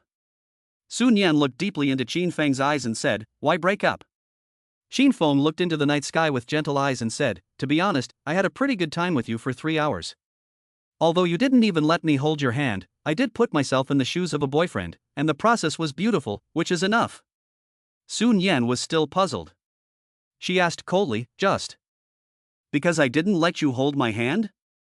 Qin Feng smiled and said, "Of course not. I had a million opportunities to hold your hand in 3 hours." Sun Yan asked, "Then why?" Qin Feng, "Because." Just as Qin Feng was about to reveal the truth, Li Shishir's voice came from his ear. Qin Feng. In an instant, the world of two became a battlefield for four. Li Shishir and Ruai were finally going to face Qin Feng head-on. Qin Feng was also a little surprised. Why had they come over? Ordinary people would panic in a situation like this. However, Qin Feng remained calm and collected. He got up and said, "Why have you two come over?" Li Shishir was so angry that her adrenaline was pumping. She glared at Qin Feng and said, "We? Of course we're here to see you confess. Go ahead, please start your performance." And Ruoi's eyes were also red, and she stared at Qin Feng without saying a word. It wasn't that Ruoi didn't want to speak, it was just that her voice felt like it was stuck in her throat, and she couldn't say a word. The onlookers also gathered around. Everyone watched while whispering. What's going on? 3 women, 1 drama? Judging from the situation, it looks like the original wife is catching the mistress. This guy is awesome, being fought over by such a pretty girl. The paparazzi also mingled in the crowd and started live streaming the first scene of eating melons with their phones. When the live stream viewers saw Ruoi and Li Shishir, they completely went wild. The show is about to start, tear the scumbag apart, hurry up. The School of Arts at the University of Media Arts sent a congratulatory message, the scumbag is going to die. The School of Business of the University of Media and Communication sent a congratulatory message, saying that they would accompany Ahwazi. They respectfully saw off the patriarch, wishing him a safe journey. The comment section was flooded with messages, as everyone rejoiced and witnessed the downfall of the scumbag together. On the scene, Sun Yan got up and stared at Ruoi and Li Shishir with cold, steely eyes. Sun Yan was not intimidated in the least when faced with the 2 women in front of him, who were completely on par with him in terms of looks, figure and temperament. Sun Yan coldly asked, "You want to break up with me because of these 2? Qin Feng said frankly, "It has nothing to do with anyone, it's just because the script is over." Sun Yan frowned and asked, "Script? You mean everything you did tonight was part of the script?" Qin Feng smiled and said, "Aren't you too?" Sun Yan suddenly realized that Qin Feng knew from the beginning that he was pretending, and that he was just acting. Sun Yan coldly asked, "Then why did you buy me so many things?" Qin Feng replied, "Because I am just like you, I am also an imposter, online dating for my roommate, and I bought all these things just because I felt bad psychologically." The truth is out, and the audience is confused. The streamers in the live broadcast room are also baffled. Which macho man will come out and explain what is going on? How did it turn into a script? I will pay 3 yuan, can I act for a while? I also want to act, even if I am just a passerby. On the spot, and Ruei and Li Shishir were also incredulous. Zhao Haojie had already explained to the 2 of them before, but Li Shishir felt that they were making up an excuse. Now it seems that the excuse is true. At the critical moment, the parties finally appeared. Qin Feng called his roommate Zhao Haojie, and Sun Yan also asked Dandan to come over. Zhao Haojie, as the man, came forward and sincerely bowed to apologize, saying, "I'm sorry, I deceived everyone. I am Mr. Mighty. The man I chatted with online before was me. I specially asked my roommate Qin Feng to help me today, causing everyone to be troubled. I'm very sorry." Sun Yan was shocked. She didn't expect the other person to be fake as well. Sun Yan glanced at Dandan and signaled for her to express her opinion as well. Dandan walked up with a red face and said apologetically, "I'm sorry, I deceived you too. I'm Marshmallow Girl, and I asked my roommate Sun Yan to help me meet someone. Everything before that was a misunderstanding. I'm really sorry." When the truth came out, the audience's jaws dropped. Oh my, what kind of melodrama is this? Online relationships are linked by a thread, but the person who meets someone in person is not the person involved? The water on the internet is so deep, I dare not fall in love online again. So, does this have anything to do with whether Qin Feng is a scumbag? Everyone, don't be confused. Dandan is an ordinary girl, and her appearance and figure are not comparable to Sun Yan's, but Dandan is also a sensible person. Dandan said to Qin Feng, I'm sorry, I was the one who told Su Su to buy all these luxury goods, and the purpose was to test whether you are a scumbag. Qin Feng asked with a smile, now that the test is over, do you think I'm a scumbag? Dandan shook her head. Now that the truth was out. Qin Feng took Zhao Haojie over and patted him on the shoulder, saying, okay, now it's your turn to impress her. Zhao Haojie looked scared and his legs couldn't stop trembling. Zhao Haojie said shakily, Brother Feng, I can't do it, she won't like me. Qin Feng pinched his shoulder and scolded, man, the most important thing is to have confidence. Go, find someone to talk to her alone. Zhao Haojie plucked up his courage and nervously said, can I have a few words with you alone? Dandan nodded shyly. Qin Feng saw that there was a good chance. The audience was stunned. They had originally thought it would be a drama of tearing the scumbag apart, but it turned out to be a misunderstanding. And Rui also let out a long sigh of relief. She had spent the past 3 hours in torment, every minute and second of it. Li Shishir glared at Qin Feng and said, you're just going to play along with the script here with me? Qin Feng smiled and said, I think my acting was pretty good. Li Shishir was speechless. She really wanted to give Qin Feng a good beating to take out her anger on him. The stream viewers in the live broadcast room broke their defenses one after the other. Oh my god, what kind of scripted killing is this? You're playing the script, but we're the ones being killed. He got away with everything, and after eating, he wiped his mouth and said it was a script? No one believes that. Buddy, stop barking, the facts are right in front of you. I don't believe it, I refuse to believe it. The farce is over, and the actors are about to leave the stage. Qin Feng smiled and said goodbye to Sun Yan, saying, seriously, your acting is still commendable, but you are still a million miles away from being a scumbag. Sun Yan asked coldly, what does a real scumbag look like? Qin Feng said, you can ask the goddess of black silk. Then, Qin Feng shouted at the paparazzi cameras, is Ms. Long in the broadcast room? If so, send a bubble so I can see your hands. How could Long Yueyun not be there? She didn't expect to get shot even while lying down. Long Yueyun was so angry that she almost dropped her phone. Long Yueyun let out a torrent of abuse at the phone screen, and just from the lips you could tell it was pretty bad.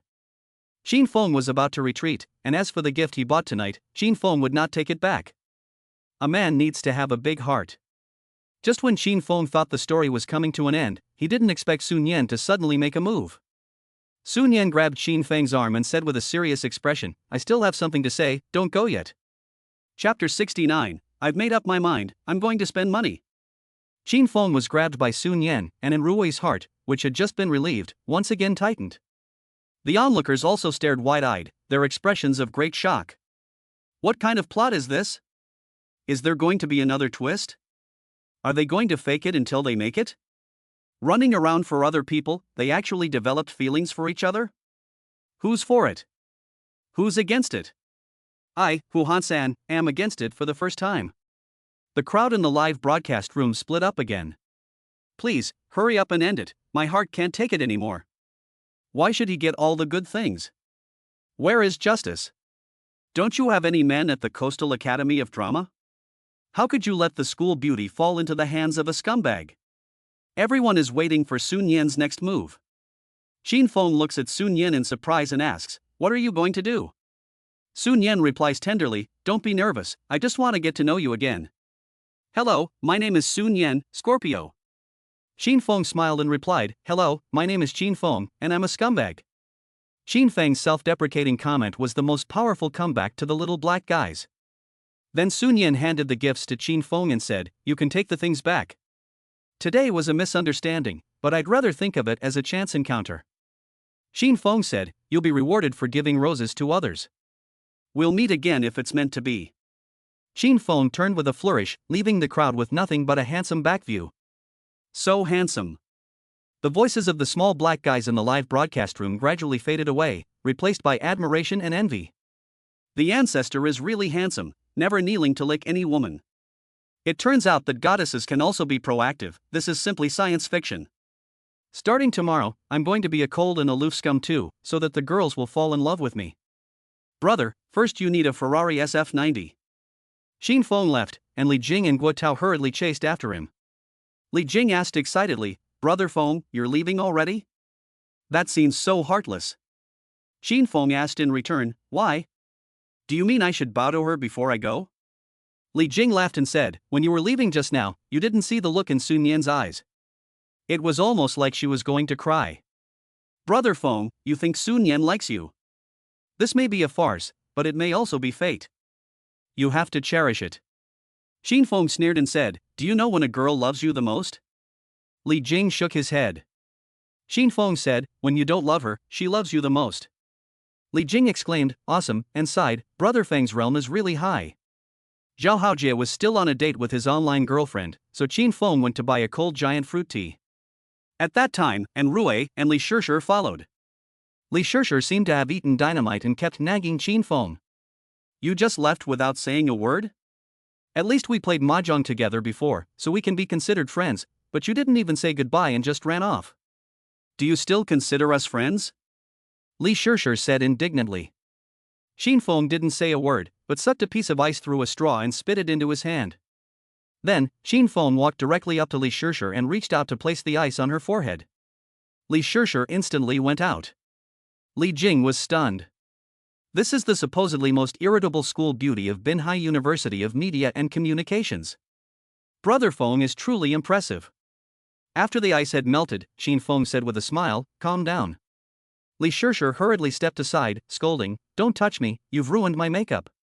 And Rui seemed to want to say something to Xin Feng, but after the incident just now, she was obviously a little embarrassed. Xin Feng took the initiative to ask, and Rui, you're acting strange today. And Ruai nervously said, what's strange about it? Xin Feng smiled and said, you look strange. Such corny romantic lines would make a dog shake its head, but they worked on Rui. And Rui smiled and said, thank you. Xin Feng offered Rui his own fruit tea and said, please drink my imported fruit tea. And Rui was taken aback. This was the fruit tea that Xin Feng had drunk. Should she accept it?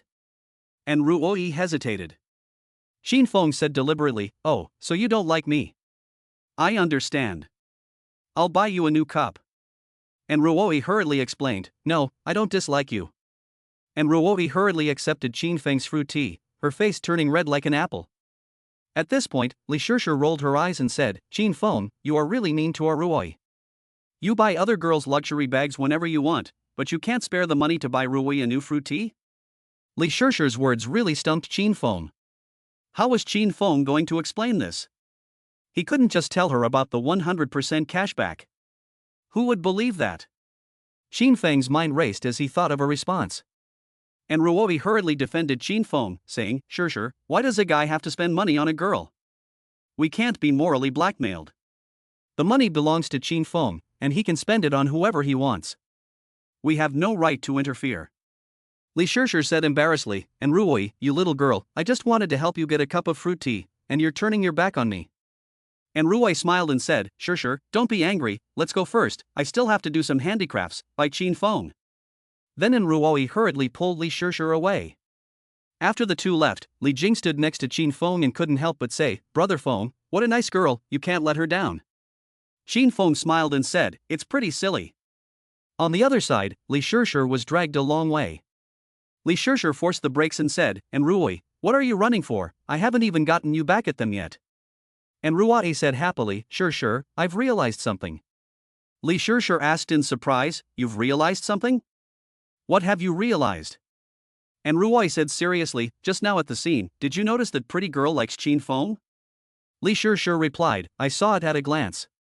What's her name? Sun Yan, right? Sun Yan must have a crush on Xin Feng. When Xin Feng left, Sun Yan's eyes were definitely gazing after him, they were practically twinkling. And Rui said, so do you think Xin Feng likes her? Li Shishir thought for a moment and replied, I don't think so. You can't hide if you like someone, and the same goes for if you don't. Xin Feng gave me the impression that he was just playing along. And Rui said happily, so, tonight was a total mess. In just 3 hours, Sun Yan fell for Xin Feng. Why? Li Shishir said awkwardly, you don't mean to say that Xin Feng is charming, do you? And Rui said, charisma is only one aspect. Another reason is his ability to spend money. Xin Feng spent a lot of money on her, so Sun Yan quickly fell in love with him. This proves that money can make people feel like they like someone. So, you see. Li Shishir shook her head. And Ruoyi took a deep breath and said, I've decided, spend money. Li Shishir was convinced. What kind of level of romantic thinking would produce such a train of thought? Li Shishir quickly nipped her idea in the bud, saying, Do you think a love castle built with material things is strong? And Ruoyi said naively, How do you know unless you try? Maybe it just might work out? Li Shishir said angrily, Snap out of it. You've already lost yourself in this illusory relationship. You've become worried and indecisive, full of wild thoughts, and you're still jealous. And Ruoyi giggled and said, Is this love? It's so amazing. Li Shishir sighed and said, Alas, there's no hope. I have to take you to watch 2 episodes of The Silence of the Lambs to wake you up. That night, after returning to her dorm room, and Ruoyi continued with her handicrafts. This misunderstanding did not diminish her love, but rather made her even more infatuated. Li Shishir was simply in awe of her best friend, who was really just being silly. But on second thought, when you're young and meet someone amazing, it's really hard to resist the urge to act on your feelings. That's why there are so many dog lickers these days. Dog licking is a derogatory term, but before the term dog licking came into use, this kind of selfless, unreciprocated devotion was called deep affection. Qin Feng lay on his bed, scrolling through his phone, his face glowing a greenish hue. His roommates all thought he was writing a short essay and they all came to tease him. Brother Feng, you know you regret it now, but it's a pity, you've missed a girl who's all eyes for you. No, Brother Feng, you've missed 3 at once. Sing a song, happy breakup, you're happy, you finally found someone better. These 3 brothers are one more mean than the other. Qin Feng sat up and glared at them and said, What are you dogs barking at? Li Jing said with a smile, Brother Feng, don't pretend. We've all seen it. Are you apologizing to Ruoyi or Sun Yan via WeChat? Your face is glowing green. If you didn't know, you'd think the stock market had crashed. Qin Feng said embarrassedly, I'm going to apologize to my childhood friend via WeChat? Don't be ridiculous. Zhao Hao said, Brother Feng is still sticking up for himself. If you're so capable, take out your phone and have a look. Li Jing pretended to be impressed and said, Jia, you should give Feng some face. You've been so dominant for so long, what's wrong with being a lapdog for once? Qin Feng was impressed by these friends who were so quick to criticize. In that case, Qin Feng stopped pretending. Qin Feng got out of bed and said, I'll show you a magic trick. The 3 brothers asked at the same time, What mode? Qin Feng took out his phone and opened the small composition. The 3 brothers booed. The next second, Qin Feng lightly tapped the screen, and it turned out to be a screenshot. Upon closer inspection, the picture turned out to be a screenshot Ruoyi had sent to Qin Feng. It turned out that Ruoyi had written the short composition and sent it to Qin Feng as a picture. The 3 brothers were immediately dumbfounded, and their fragile hearts were dealt a severe blow. Zhao Haojia hurriedly said, Brother Feng, let me see the short composition written by the university's most beautiful girl. I want to see what the short composition of the top goddess is like and how it differs from mine. Zhao Haojia wanted to see it, so Qin Feng immediately put the phone on silent. Qin Feng said with a smile, You want to see it? No way. This is someone else's privacy.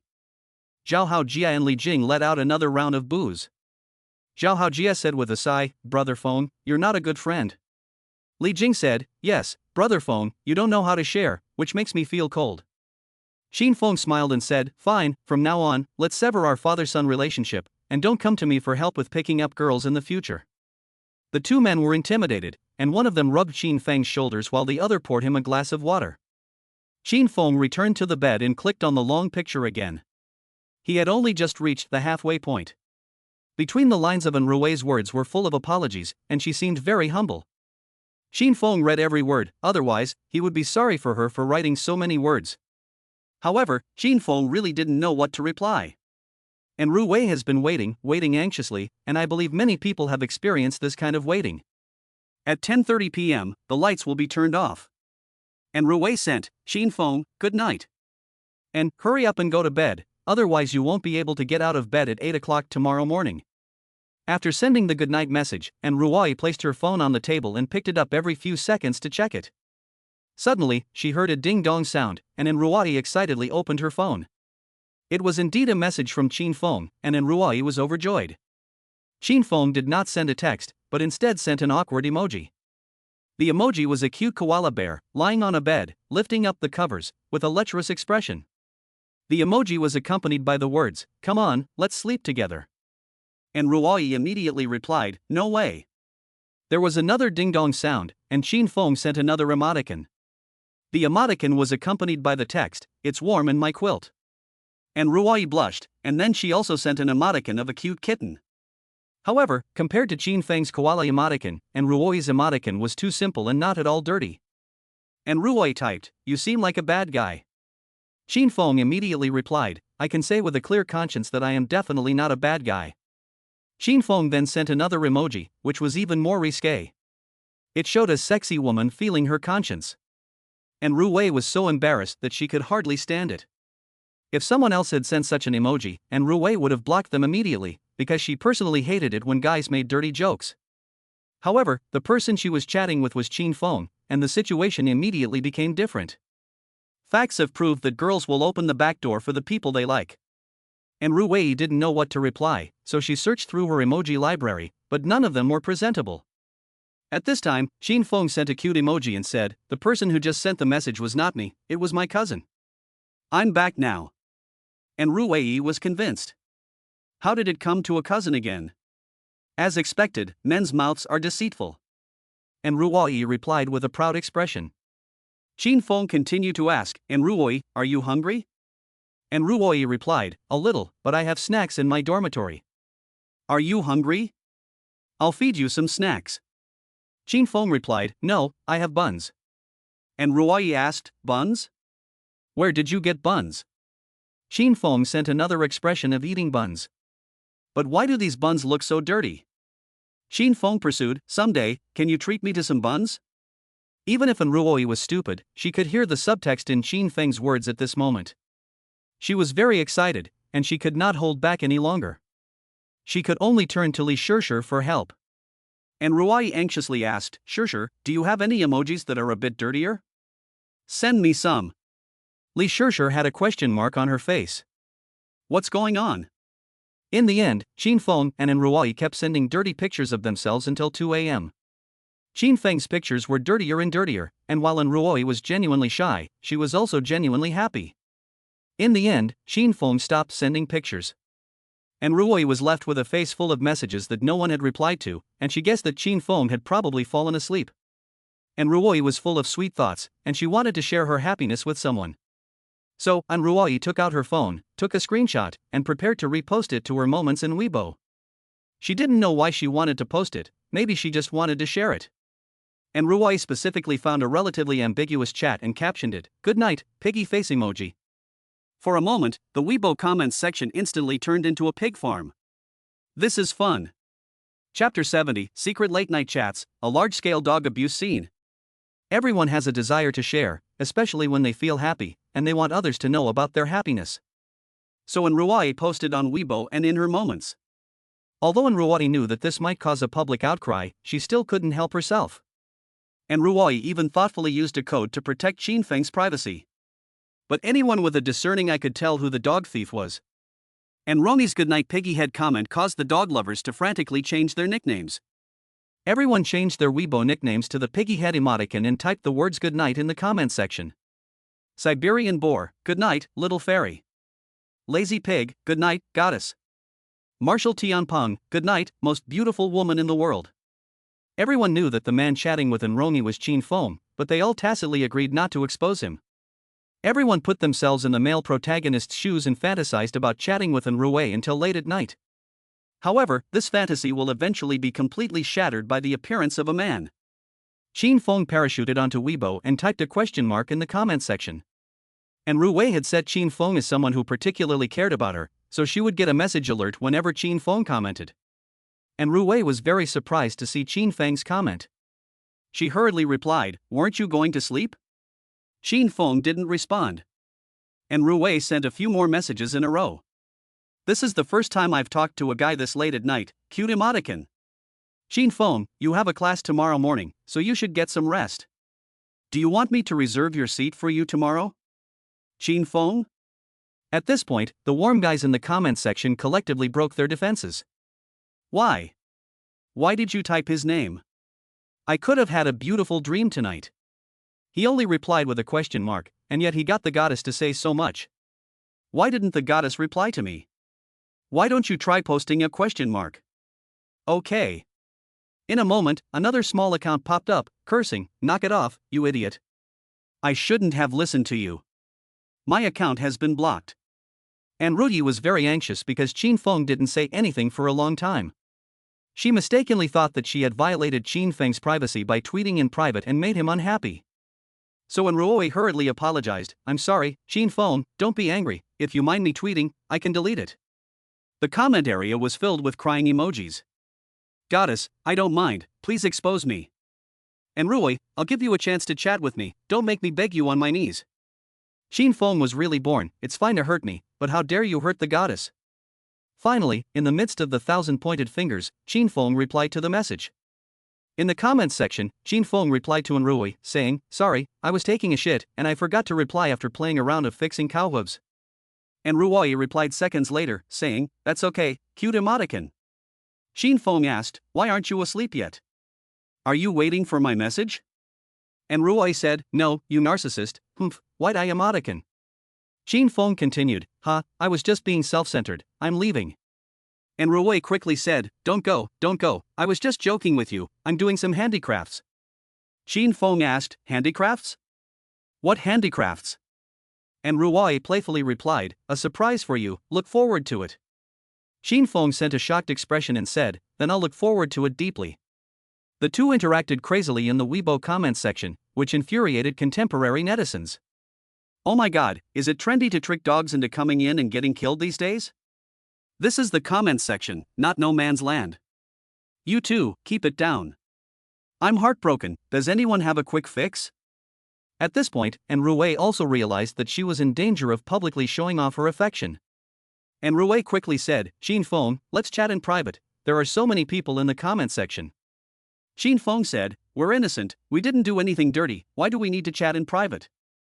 It's fine to chat in the comments section, it has a sense of atmosphere." And Ruyi shyly said, "But, I want to whisper something to you." Qin Feng replied with a lecherous emoticon and said, "Then please move to WeChat." In an instant, the comment area was once again filled with countless black fans. "I will never live in peace with this scumbag. I must avenge the theft of my wife. Brothers, let's carry the banner against scumbags." Don't panic, brothers, the finals of the top 10 singer competition are coming up soon, and there will be a voting session. Let's vote for Masterly. You're right, we just can't let him get carried away. What a jerk, does he really think he's the hero of a popular novel? Weibo has been buzzing all night, but does it affect Qin Feng's chat with the school beauty? Only the weak bark endlessly, the strong quietly improve themselves. The next morning, Li Shishir got up and washed, but Enrui stayed in bed. You should know that Enrui usually doesn't stay in bed. Li Shishir felt something was wrong, so she quietly climbed into Enrui's bed, touched her little face and asked, "Lazy pig, get up." Enrui said lazily, "Shishir, let me sleep a little longer, I'm so sleepy." Li Shishir asked, "What time did you go to bed last night? I heard you giggling in the middle of the night. What were you talking about with your boyfriend?" Enrui said with a smile, "I'm not telling you." Li Shishir sighed and said, "Alas, you are now beyond help. I hope this man is your true love, not your downfall." On the other side of the room, Qin Feng, as usual, did not get up. However, Qin Feng now has a privilege. Even if he skips class, the teacher will not hang him. What a life! Zhao Haojia's body was awake, but his soul was still in bed. The three roommates dragged themselves out of bed like zombies, washing their faces expressionlessly. Before the three left the house, Qin Feng opened his eyes and said, "Help me bring lunch at noon, okay?" Zhao Haojia said, "Okay, got it." Li Jing sighed and said, "Alas, Feng's university is a university, but my university is like senior year of high school." Although Qin Feng was not in class, the entire class was filled with arguments about him. Did you read Weibo last night? Qin Feng and Enrui were showing their affection for each other from afar. Of course, I was watching the whole time, and my heart was broken. Where is Masterly? Why hasn't he expressed his position? He's probably in seclusion, saving up his big move. Everyone was spewing abuse at Qin Feng while at the same time hoping to see him. Unfortunately, Qin Feng did not show up all morning. Xin Feng slept until 11:30 a.m., and he was still woken up by the urge to urinate. He took out his phone and glanced at it, and found an application for WeChat friend. Xin Feng clicked to open it, and it turned out to be Sun Yan. Could it be that there was still lingering affection? It was possible. Xin Feng agreed to her friend request, and Sun Yan immediately sent a message. Why did you agree now? Sun Yan asked coldly, with an attitude of a haughty queen. Xin Feng replied, I just woke up, is there something the matter? Sun Yan said, the gift you gave me last night, I've already ordered a same-city delivery, it will be delivered at 12 o'clock. Xin Feng asked, why did you return it again? Sun Yan replied, I don't want to owe you anything, now or even. Xin Feng sighed and said, oh, okay, is there anything else? Sun Yan was very uncomfortable with Xin Feng's indifference. Clearly, last night he was full of deep feelings, but why has he become like this today? Is this what men are like? During the 4 or 5 seconds of silence between the two, Xin Feng yawned 3 times. Sun Yan asked coldly, don't you have anything you want to tell me? Xin Feng asked, what are we having for lunch? Sun Yan felt slightly better when she heard Xin Feng's caring greeting, and she replied, I haven't decided yet. Xin Feng continued, I'll give you 2 options, option 1, chicken burger, option 2, fried rice with eggs. Sun Yan replied, fried rice with eggs. Xin Feng said, okay, I'll have the fried rice for lunch. I'll ask my roommate to bring me a copy later. Thanks. Sun Yan was really impressed when she heard this. He wasn't trying to help her order, but was instead letting her help him make a choice. This man is so considerate. Xin Feng said, no more nonsense, get up and wash up, bye. Sun Yan hurriedly said, wait. Xin Feng asked, what's wrong? Sun Yan said, what are you going to do with the gifts from last night? Xin Feng said, what I do with them is my business, it's none of your business. Sun Yan angrily said, it's the middle of the day, are you on drugs? I can't even ask? Xin Feng thought for a moment and said, I'll probably hang them up for sale on the second-hand market, since you chose to return them, don't ask, hang up. Xin Feng hung up the phone without any lingering emotions. Sun Yan was depressed. After last night's mishap, Sun Yan had thought she would immediately forget about Xin Feng and continue her original single and carefree life. However, when she closed her eyes and lay in bed, there was always a moment when the figure of Xin Feng would pop up. If you can't forget, there will be a response. That's why Sun Yan took the initiative to add Xin Feng as a friend. Unexpectedly, it was a cold shoulder for her warm face. In a fit of anger, Sun Yan directly deleted Xin Feng. After deleting him, Sun Yan angrily said, Sun Yan will never be a womanizing dog. Sure enough, at 12 noon, Xin Feng received a lot of delivery notifications. Tired of fetching them, Xin Feng directly WeChat patted Zhang Wanling, ready to let her run an errand. Xin Feng patted her profile picture, and WeChat immediately popped up a reminder. I patted Zhang Wanling's foot and said, Princess, I wish you 1,000 blessings in good health. Goodness, Xin Feng had been taken advantage of without realizing it. Zhang Wanling received a message from Xin Feng as soon as she finished class. She replied immediately, Boss, what can I do for you? Xin Feng replied, there's a delivery, can you take it? Zhang Wanling sent an emoticon that said got it and said, sure thing, boss, I'll deliver it quickly. Xin Feng said, it's probably a bit much. Zhang Wanling said, it's fine, I'll use the trolley to help you take it there. Xin Feng said, thanks for your hard work. Then, Xin Feng changed his tap-tap settings and said, before you go get the delivery, tap me. Zhang Wanling asked in surprise, what do you mean by tap-tap? Xin Feng replied, tap my profile picture. Zhang Wanling knew what Xin Feng meant. At this time, if you tap-tap, you will definitely be taken advantage of. However, there was nothing she could do. The boss's orders were absolute. Zhang Wanling casually tapped Xin Feng, and sure enough, a prompt popped up on the screen. I patted my senior on the shoulder and said, Dad, you've worked hard. Zhang Wanling looked at it and was convinced. This senior is just like a child. Zhang Wanling sent a disdainful wide-eye expression. At 12:30 p.m., Zhang Wanling pushed the trolley and came to deliver the express to Xin Feng under the scorching sun. The outdoor temperature today was a full 38 degrees, and Zhang Wanling really had a hard time earning this money. Zhang Wanling wore a sun-protective shirt and jeans. Her jeans were short, but her legs were long. Zhang Wanling told Xin Feng to come downstairs, and soon Xin Feng came down in flip-flops. After the two met, Zhang Wanling couldn't help but complain, Senior, you have too many deliveries, I'm almost exhausted. Xin Feng smiled and said, isn't it good to have more? I'm paid by the number of pieces, 10 yuan per piece. Jiang Wanling happily said, ha, you're so generous, but, sir, it's so hot today, don't you want to give me a little heat allowance? Xin Feng asked in return, how much allowance do you want? Jiang Wanling said playfully, 3 yuan per package, not much, is it? Xin Feng said, how about this, you pick one of these express delivery boxes, and that will be your allowance, agree? Jiang Wanling said excitedly, really? You're not lying to me? Xin Feng nodded and said, of course it's real. Pick any one you like. Jiang Wanling said excitedly, like opening a blind box. Let me think, which one is better? Let's pick a bigger box, because bigger ones are definitely more valuable. Xin Feng said, that's not necessarily so. As the saying goes, concentrated is the essence, so the contents of the smaller box might be more expensive. Jiang Wanling bit her moist lips, her big eyes fixed on Xin Feng as she fell into thought. Xin Feng asked, what are you thinking? Jiang Wanling said, I'm observing your micro-expressions to get some key information. Xin Feng smiled and said, go ahead, observe carefully. The two looked at each other for a minute. After a minute, Xin Feng took the initiative to say, your clothes are a bit see-through. Jiang Wanling covered her chest and said shyly, oh, you rascal, where are you looking? Xin Feng said seriously, hurry up and pick, it's hot. In the end, Jiang Wanling chose a medium-sized box.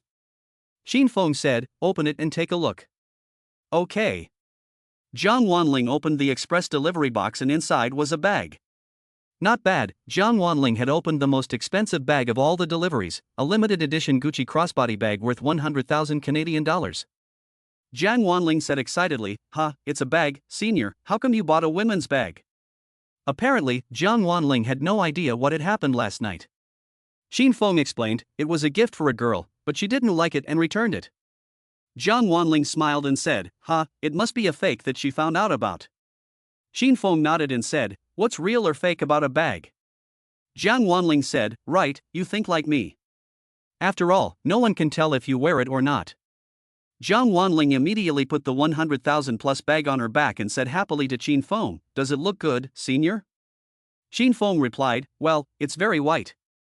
Jiang Wanling had a face full of question marks and asked in surprise, what's white? Xin Feng replied, of course it's the bag, what else? Jiang Wanling smiled and said, senior, how much is this bag? Xin Feng said, it's not expensive, I bought it for 9.99 yuan. Jiang Wanling said in shock, wow, is it really that well made for 9.90 yuan? In the future, if you give a gift to a girl and she doesn't like it, you can give it to me. If she doesn't like it, I won't. Xin Feng said with a smile, you can buy it from me. Jiang Wanling said, let's go, I haven't eaten yet. Xin Feng said, buy, to buy. Jiang Wanling asked, to buy? Who's to buy? Xin Feng smiled and said, of course it's you. Jiang Wanling reacted, and she scolded, senior, you'd better calm down. SQ is emanating from your eyes, it's scary. Jiang Wanling left with her favorite crossbody bag slung over her shoulder, skipping merrily. Jiang Wanling thought that this was just a 9.9 imitation Gucci bag, but in fact this bag was worth 100,000 yuan. And it was precisely because of this bag that Jiang Wanling was the target of public opinion attacks for a while.